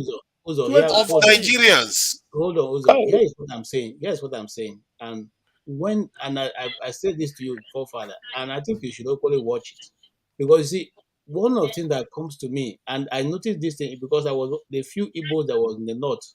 I went to school right from primary school, and each time I make a challenge, I'm always we have to say about it. He said that I think I know all the answers, or I'm always showing myself. Now, why is that there is always being picked? If once Igbo person says something, is picked upon. But people have said worse things in even people in government power, and yet nothing happened to them. And then, I think I agree with you. I agree with you to an extent. No, it's very correct. Especially I agree with that to an extent, because you have to. Sorry, Loco. You have to see that the difference between them and anybody from the southeast is slightly different, because the threats from the southeast tends to be historically have come to fruition. So it's like somebody in Germany now saying something about, you know what, I'm looking at those Jews funny. People are going to take that person more seriously than when somebody in France says the same thing, because Germany has a history. That means that there's Ibophobia, whatever they call it, is real. Oh yeah, phobia. They are afraid now. They say you use your tongue to count the number of teeth in your mouth. They are, because I can say something to you right now, but some other person say that same thing, you will not find it acceptable at all, because the context matters. And for him to be saying that kind of stuff, knowing the context Nigeria is in, he must know how they are going to read it. It means that what he's saying is correct. The Igbo man is not free in Nigeria, and if you don't want me to be free, then why don't you let me go? It has nothing to do with freedom. It has something to do with the way you talk to people. Peter Obi look at Peter, what Peter Obi accomplished. What did he accomplish? Was he not an Igbo man? Let me tell you, I used to work with one of my, when I finished service, I worked with Opa Williams, and I helped him set up shows in the north. And one of the things he told me one time, we had a show in Abuja, and there was hitches here and there. And I said to him, I work so hard. I made sure I doubled around this thing. And he told me, don't look at me and say something. He said, you know what? Once your effort does not prove the result, all your effort is nothing. All the effort is nothing. It doesn't show how much work you have put. So whenever you end to work, you must show that KJ, you get the No, desired I result. agree with that, but P2B's effort is not zero results. It's not zero results. There are some results to show. Forefather. So you see, the other day when we had Masker. So Forefather, you see, the other day when I had Masker here, there were certain questions I was asking him. So do you with the statement you made now, Southeast is part of Nigeria, and yes, Southeast have never produced a democratic president in Nigeria, and Peter Obi did this, and everybody is hailing him. But the Northerners, the Southwest have produced president in Nigeria, and everybody is seeing what Peter Obi has done as extraordinary. That means within 8 months. Within 8 months, I think that is quite an achievement for somebody that didn't have a structure. If he was in PDP, he probably would have won. What is that telling you? What that is telling you is that a Southeasterner can win an election. It's just that he didn't have the appropriate vehicle. If he was in PDP, PDP would have campaigned for him. All the other states, all those little states that he didn't get in this current result, maybe we don't even know the real result. What if the real result indicates that he wins? What do you do then? Father, listen. The mere fact that you can put that qualification attached to the Southeast means there's a problem. So of course there is a problem. Are you going to erase history? You can't erase history. So we either, let me tell you something. I'm one of those who don't believe. You see, when I used to grow up, that time in Nigeria, half bread is better than none. People used to go about and say, "Oh boy, take it." Half bread. I said to people, I don't take half bread. You either give me the full loaf or you take it away. That is me. Half bread better than none. What do you mean? Who is going to have the other half? Give it to me or take your bread and go away. Okay. So the thing is, it's not a question of the Southeast can. No, that shouldn't even be there, because you don't say to a Hausa man, you can win the presidency. You don't say to a Yoruba man, you can win the presidency. Why is that when he comes to South, he say, what Obi has done, the Southeast can. No, yeah, he can win the presidency because the reason why we put in that context, because many Southeasterners often say that no, they will not let them win. They will not let them win. But people are saying that no, they can. Why? There's no reason why. When you look at it, there is really no structural reason why not. The only reason why is because the South is there's always hotbed of. See, the reason why we're not taking it from abstract. The North have said it numerous times that an Igbo man will never. That's what the North say. Yeah, you believe that. You keep believing that. Hold on. Today Bakari preached about it. Apostle Johnson Suleiman talked about it, and even some northern politicians have told us face to face what the agreement was after the end of the Civil War. Okay, so it's not a hidden thing. You've seen what in America what they do to black people, and you see how Obama emerged to win an election. The Southeast even has a higher proportion of the Nigerian population than what the black population in America is. And not to mention the South that is there, that they often vote like a block together. You can't dismiss them. When somebody emerges from there, and the character of that person, this thing is also admired by Nigerians, they will vote for him. I don't think the Nigeria of 1960 something, 1970 something is the Nigeria that we live in today. This is a totally new Nigeria, and the youths they are so large in population. If you notice this election, they depressed the vote. That's why you're not seeing those youth. The youth population increased significantly from when even Buhari was elected. So it's a totally different Nigeria that you're looking at today. If somebody that comes out and the person is very clean, no corruption, no nothing, and this guy seems to be very capable, they will vote for him, whether it's Southeast or not. Nigerians will vote for that person. Question is whether the person will emerge. I don't subscribe to this where people say, "Oh no, they will never vote for a Southeastern person." I don't believe it. I don't believe that they will vote for a Southeastern person. Forefather. My own argument is now is this. I beg a local next time, Kalaya this thing go Mr. Molepa. Better you go come back normal. If you want to ask question, Molepa, you know Molepa now. You see Biafra in exile prime minister. Go answer why not convert na votes. Convert your vote to political party. Don't go and ask that question again. Samuel Ekpa blocks people. That guy won't tolerate debate. He will block you immediately. He will not going to block you. He's not going to Yes, block he you. does Samuel Ekpa is block. not going to block you. He's going to give you the answer you deserve, not pity. He's not going to pity for you. If I will go, if that's what he wants, I'm willing to go there. I'm Go willing there to and go. wait. He's not going to let you. He's not going to let me. He's going to ban. He's going to block me. Okay, now me, you can't get power. Can I ask me why don't do this? Why they book up for my head? I mean, one thing that this election has taught everybody. When we are talking, we only use every Christmas and chicken everybody they chop. Why do you say every conversation when we talk about Nigeria, that Saturday they give you example for everything. Why? I mean, who go bring president? Another person go for president. Why? That is not the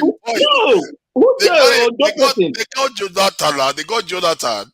What are you going on about? Jonathan entered there by even to today. Jonathan, they still feel that statistics will rule. They see that as an Igbo person. They give they him don't see him as that's how they do it. And if they give him as an Igbo person.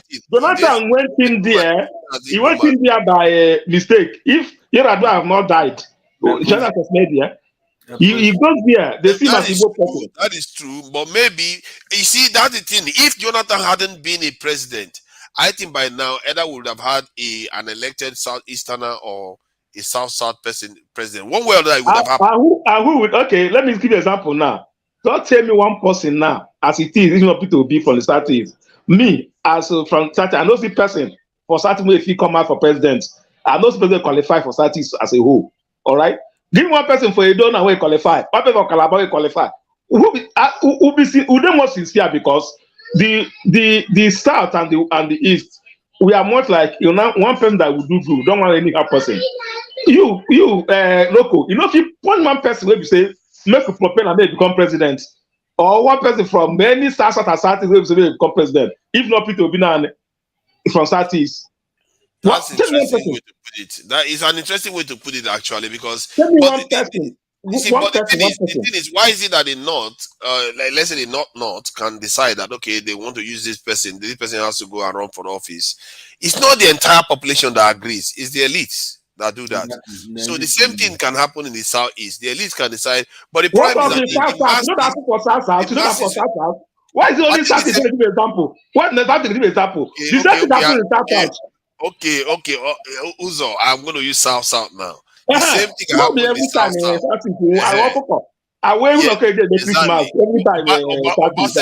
Obaseki and Oshomole can help select the people for their candidate for their parties. And they can go and run for office. They will support. And the people will follow. I don't know whether they will follow actually. No, it's hard to support like never. It's hard to support. So you don't hear now. They voted, but they voted people though. They voted all these people. They came.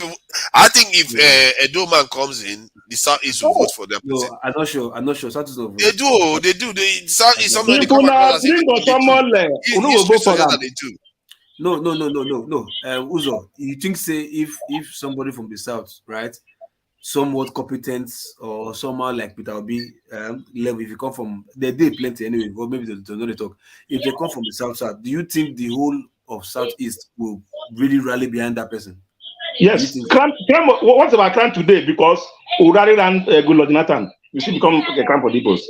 No. That's not true. Which is not true. Igbo getting the highest vote. PDP have given the PDP the best about crime. More. No, that's not no. We say Igbo, eh? Okay. Do you know that? Because people supported Godwin Akpobio as the Senate President of Rojokano. No. Why? Because they see him more better than Rojokano. No, but also because of he was already anointed first. Not anointed. Leave the anointing oil. I'm not going to work for that one. Not anointed. No. He was anointed first. If you put Adam Oshomole, put also kind to vote at the Moshomole. I don't say it's of everybody. Yes. If you put who I will call again, who corrupt again for Edo? So you are beginning to try to you want to compare that. Yeah. Go ahead, Pascal. Welcome. This is not interested where we're doing. Oh, no, you're muted now. Your mic is gone. No, best are freeze. You're freezing free safe. You get freeze. Can you hear me? Yeah, we can hear you now. Okay. I can see clearly Uche and KJ, they have taken a position that Nigeria, in quote, whatever that means, have decided that an Igbo man will not be a president. Now, the question I want to ask, what honestly do you think is the reason why Nigeria, whatever is purported to be Nigeria, that Nigeria has decided an Igbo man can be a president? Why do you think so? Who goes first? KJ. To answer, No, I think Uzo should go first because I think he's the primary custodian of that position. KJ is just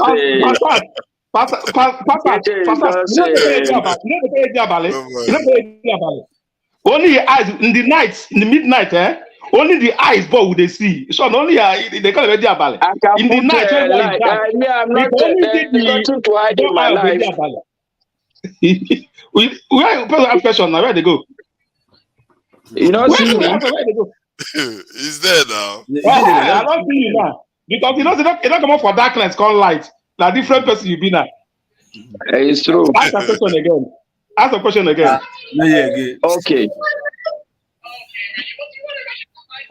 I see that you, Uzo, and KJ have taken a position that Nigeria as a country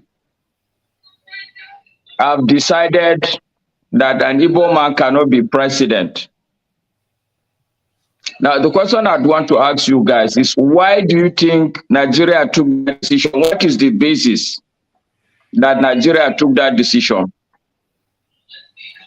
Because they are the dots in the circle. Now, me and you, they table. Now, me and you, they table. Want to the position, Abi? Because on my word, I've been listening to you. This panel, everyone can that local here. I never take any position that Igbo man can never be a president. My position is one must, every time we are talking something, Igbo man always use a Igbo man as an example as a Christmas chicken. Now, why Igbo man cannot present this? Why Igbo man cannot do this? Other states, why can't you bring somebody to be a president? Must Igbo man, that's my position. I've never seen a center with you tell you say Igbo man cannot be a president. So look, my position is this. Wait, Uzo. Wait. I'm honorable enough to apologize if I did not get you right. I will be very happy to apologize if you believe that an Igbo man honestly has a fair chance of being a president. I will be very happy. As much as an Igbo man can be the president, and a Doma can also be a president, a Benue person can also be a president. Not only Igbo, he must be a president. One thing I assure you is this: as far as me are you concerned right now, except Magolu house drop. Only people will be is only sister person you will see in Igbo land. Anybody with another person make it tell us that can come out and stand on his word to tell you go and verify. I will verify. We will not see stains like that. That's what I'm telling you. That's my own stand. All right. Okay, no, I agree with you, which is fine. See, Uzo, I apologize. My mistake, my bad. And I'm happy. Why would I apologize? Why would I call apologize? We'll kick it out to. At the end of the day, we are brothers here. That's what I apologize for. No. Apology doesn't mean anything. Now, what I'm saying is that, okay, I made a mistake. And so, my bad. Masca, let me weigh in your question. Okay, Augustine. There are two. Okay, so what I want to say here, there are two different things. When we want to say Igbo man being a president, we know that it's possible for Igbo man to be a president, but it is difficult for Igbo man in the first place to support a candidate the way they have supported Peter Obi. And the greatest discovery Peter Obi have shown us, or this last election have shown us, is that it is easier for a camel to pass the eye of a needle than for Igbo man to be a president in Nigeria. It is Okay, easier. Augustine, let me join you in this discussion so that I can shade my perspective on it. Okay. And I think that is part of the problem that people are having today, and that there need to be clarity. We are mixing apples and oranges in the same basket. Yeah. Peter Obi is having difficulties becoming a president in Nigeria today, not because he's an Igbo man. Mark my word, not because Peter Obi is an Igbo man. Peter Obi is having difficulties becoming a president today because he has made it very clear that he's going to go against the establishment. So this is the fundamental thing Igbo people need to understand. Thank you for It has nothing to do with Peter Obi being an Igbo man. And I gave the example of Buhari. Buhari contested several times because people felt that Buhari would go against the establishment. As a Hausa person, Buhari lost against Goodluck Jonathan. Yes or no? Mm-hmm. Yeah.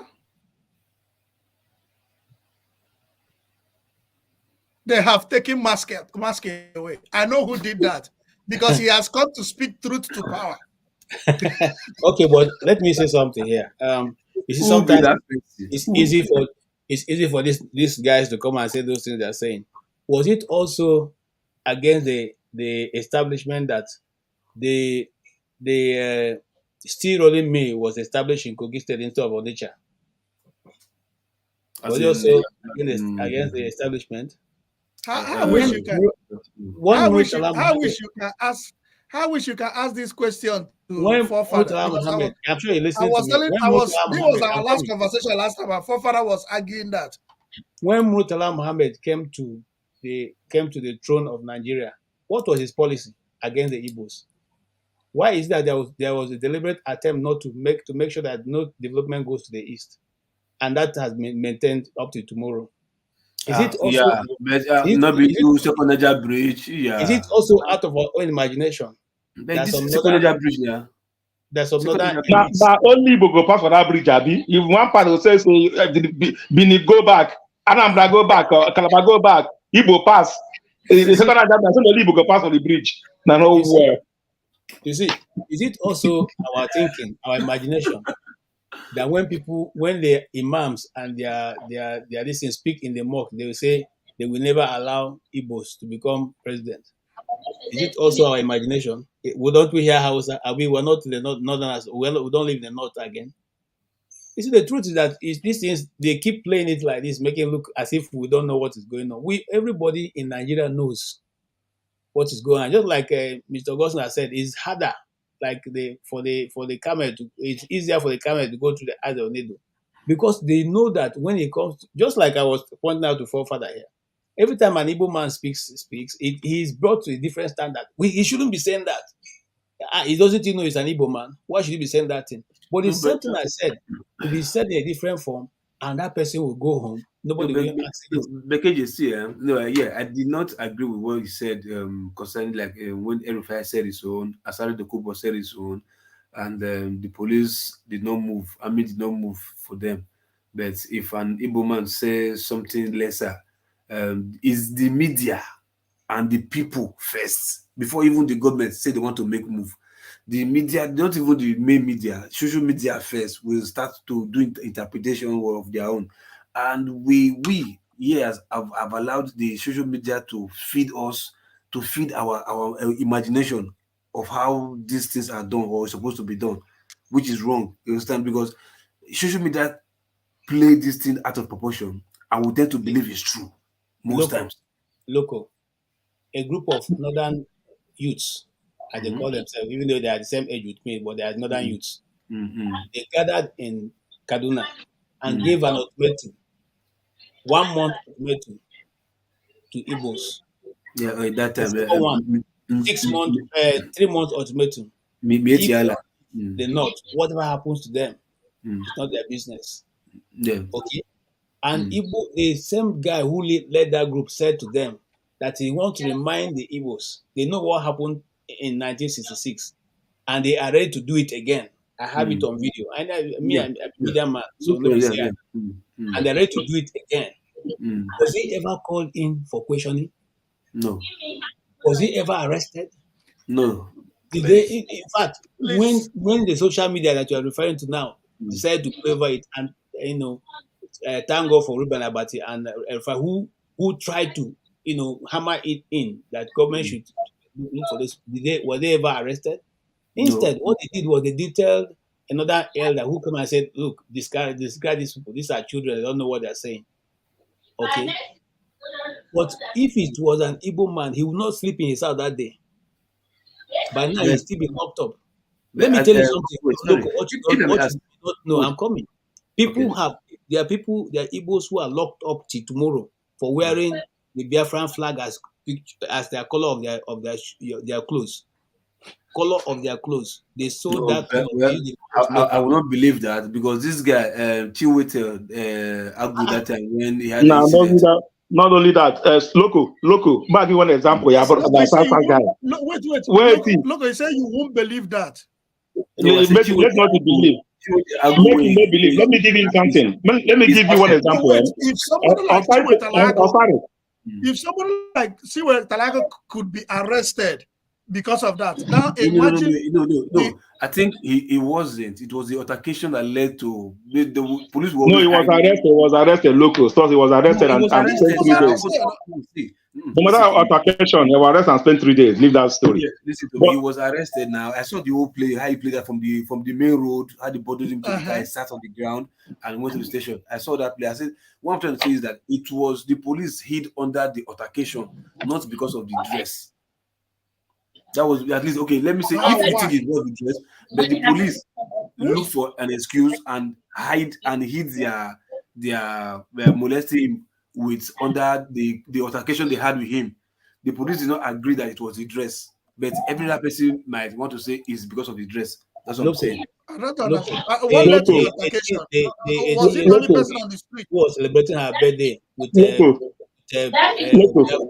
color and Biafran color of cake?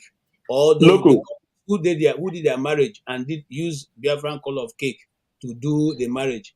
What is the offense? Is it an offense in Nigeria to wear those colors? Or why were they arrested and locked up? Look, let me ask you this. Let me ask you this thing.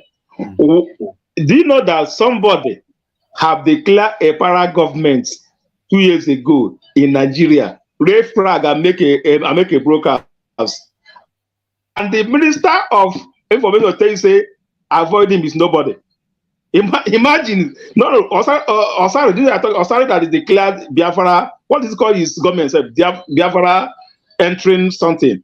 I make a national breakfast all over the place, and the government take their eye off as if it doesn't exist. Asari Dokubo. Yeah, he declared Biafra government. He declared government under a government in this Bayu regime. Okay.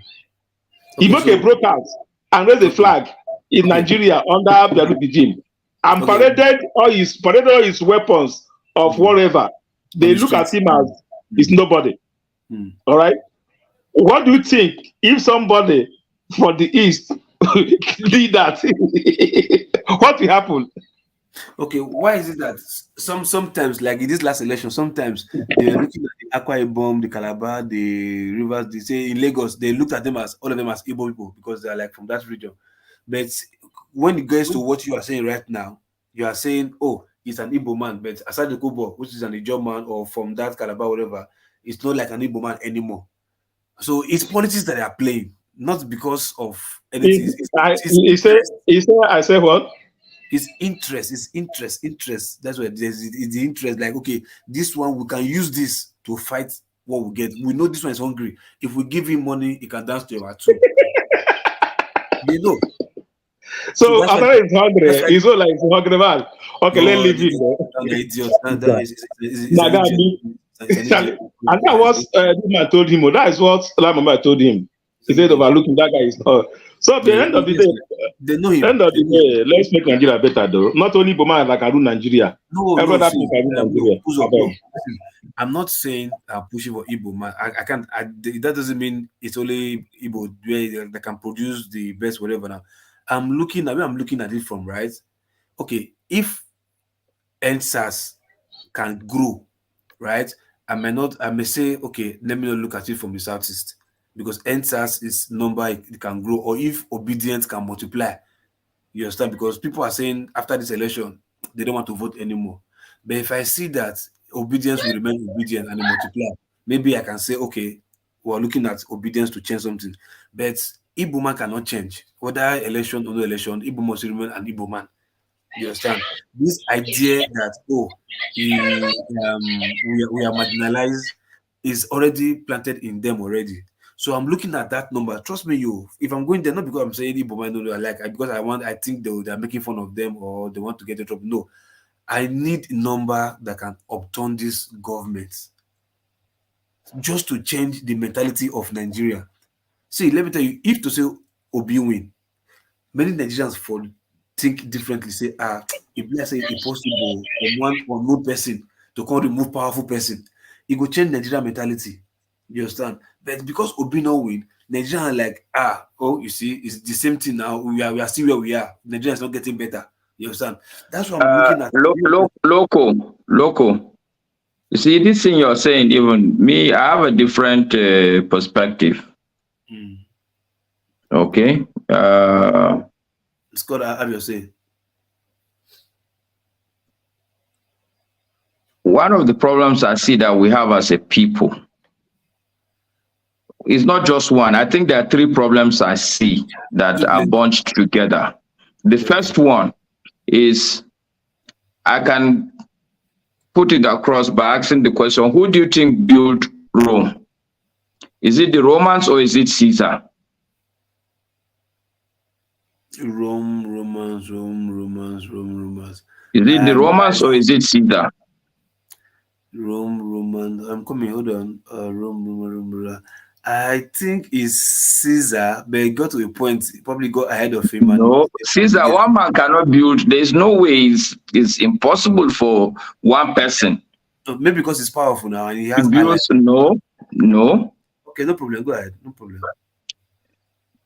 The point I'm making is that it is Romans that built Rome. Now, we Nigerians, we have what I call a Messiah complex. We're always looking for a strong man. We're always looking for one person that we believe will lead us to the promised land. Because nobody we need to first change that attitude. If Nigeria is going to change, it's not by one person. And it's not going to be a sprint, because what Peter Obi did with Labour Party is certainly what can qualify as a sprint. Yeah. What we need, yes, he has started a good movement, but if we are truly serious about changing the country, then it has to be a sustained movement, which is why I respect him for being where he is today and paying the attention he's paying to the process. A lot of people won't understand the value the man is adding to our country until way after. Because the significance of what he's doing today is not whether he will win or he will not win the court case. Yeah. But the idea now is like, look, you can't just play with people. There can be an election, you can rig it, but people are not going to just go home after the election. Yeah. Mm-hmm. So, Master, that is one lesson. People. Yeah, okay, go ahead, Augustine. To weigh into the question, who built Rome? Remember that without Caesar, the trajectory wouldn't have changed. So, for institution, when we see an accomplished institution, we cannot just see it as the people building it. We must know that there must be a foundation. You must have somebody to say, we need to build this structure, and somebody needs to start it. So why Nigeria is the way it is today is because people are not, we have not had somebody that is willing to build the institution. Imagine if Yaradua had completed his 4 years, and with what he was doing in electoral reform, if he had completed it and got it right in electoral reform, if you get the electoral reform right, and you have people that will come in, there are a lot of people that cannot come into politics because of the kind of thing Obi is going through. There are a lot of people that with politics you get Okay, it right.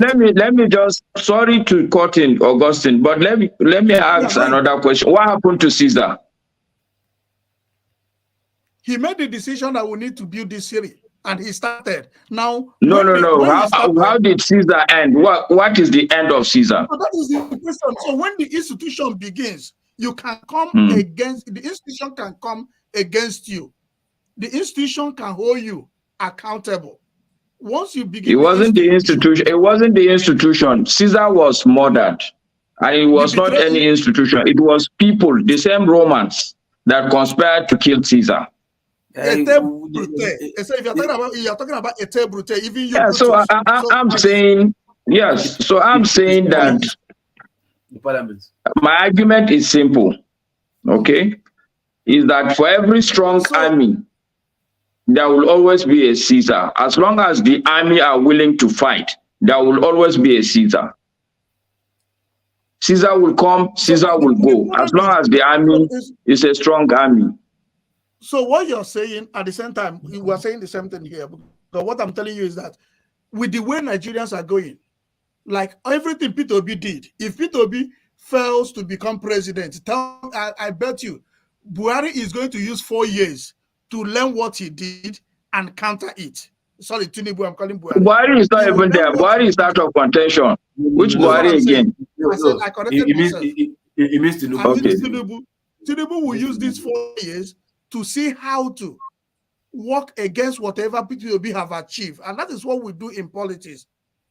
When they get in, they see that there is an avenue that somebody can use and change the scenario. They will do everything to change that scenario, to make sure that it doesn't happen. Until we have somebody that says, I am up, come and feel me, come and look at me. And the story you use about Caesar, correct here. Because even when you start that institutionalization of a place, your own people who felt that will kill you would have supported them will come in and destroy you. You have this is what I'm saying. So we need somebody to come in. So this is no, you see, so Augustine, now we have agreed, and I'm very happy.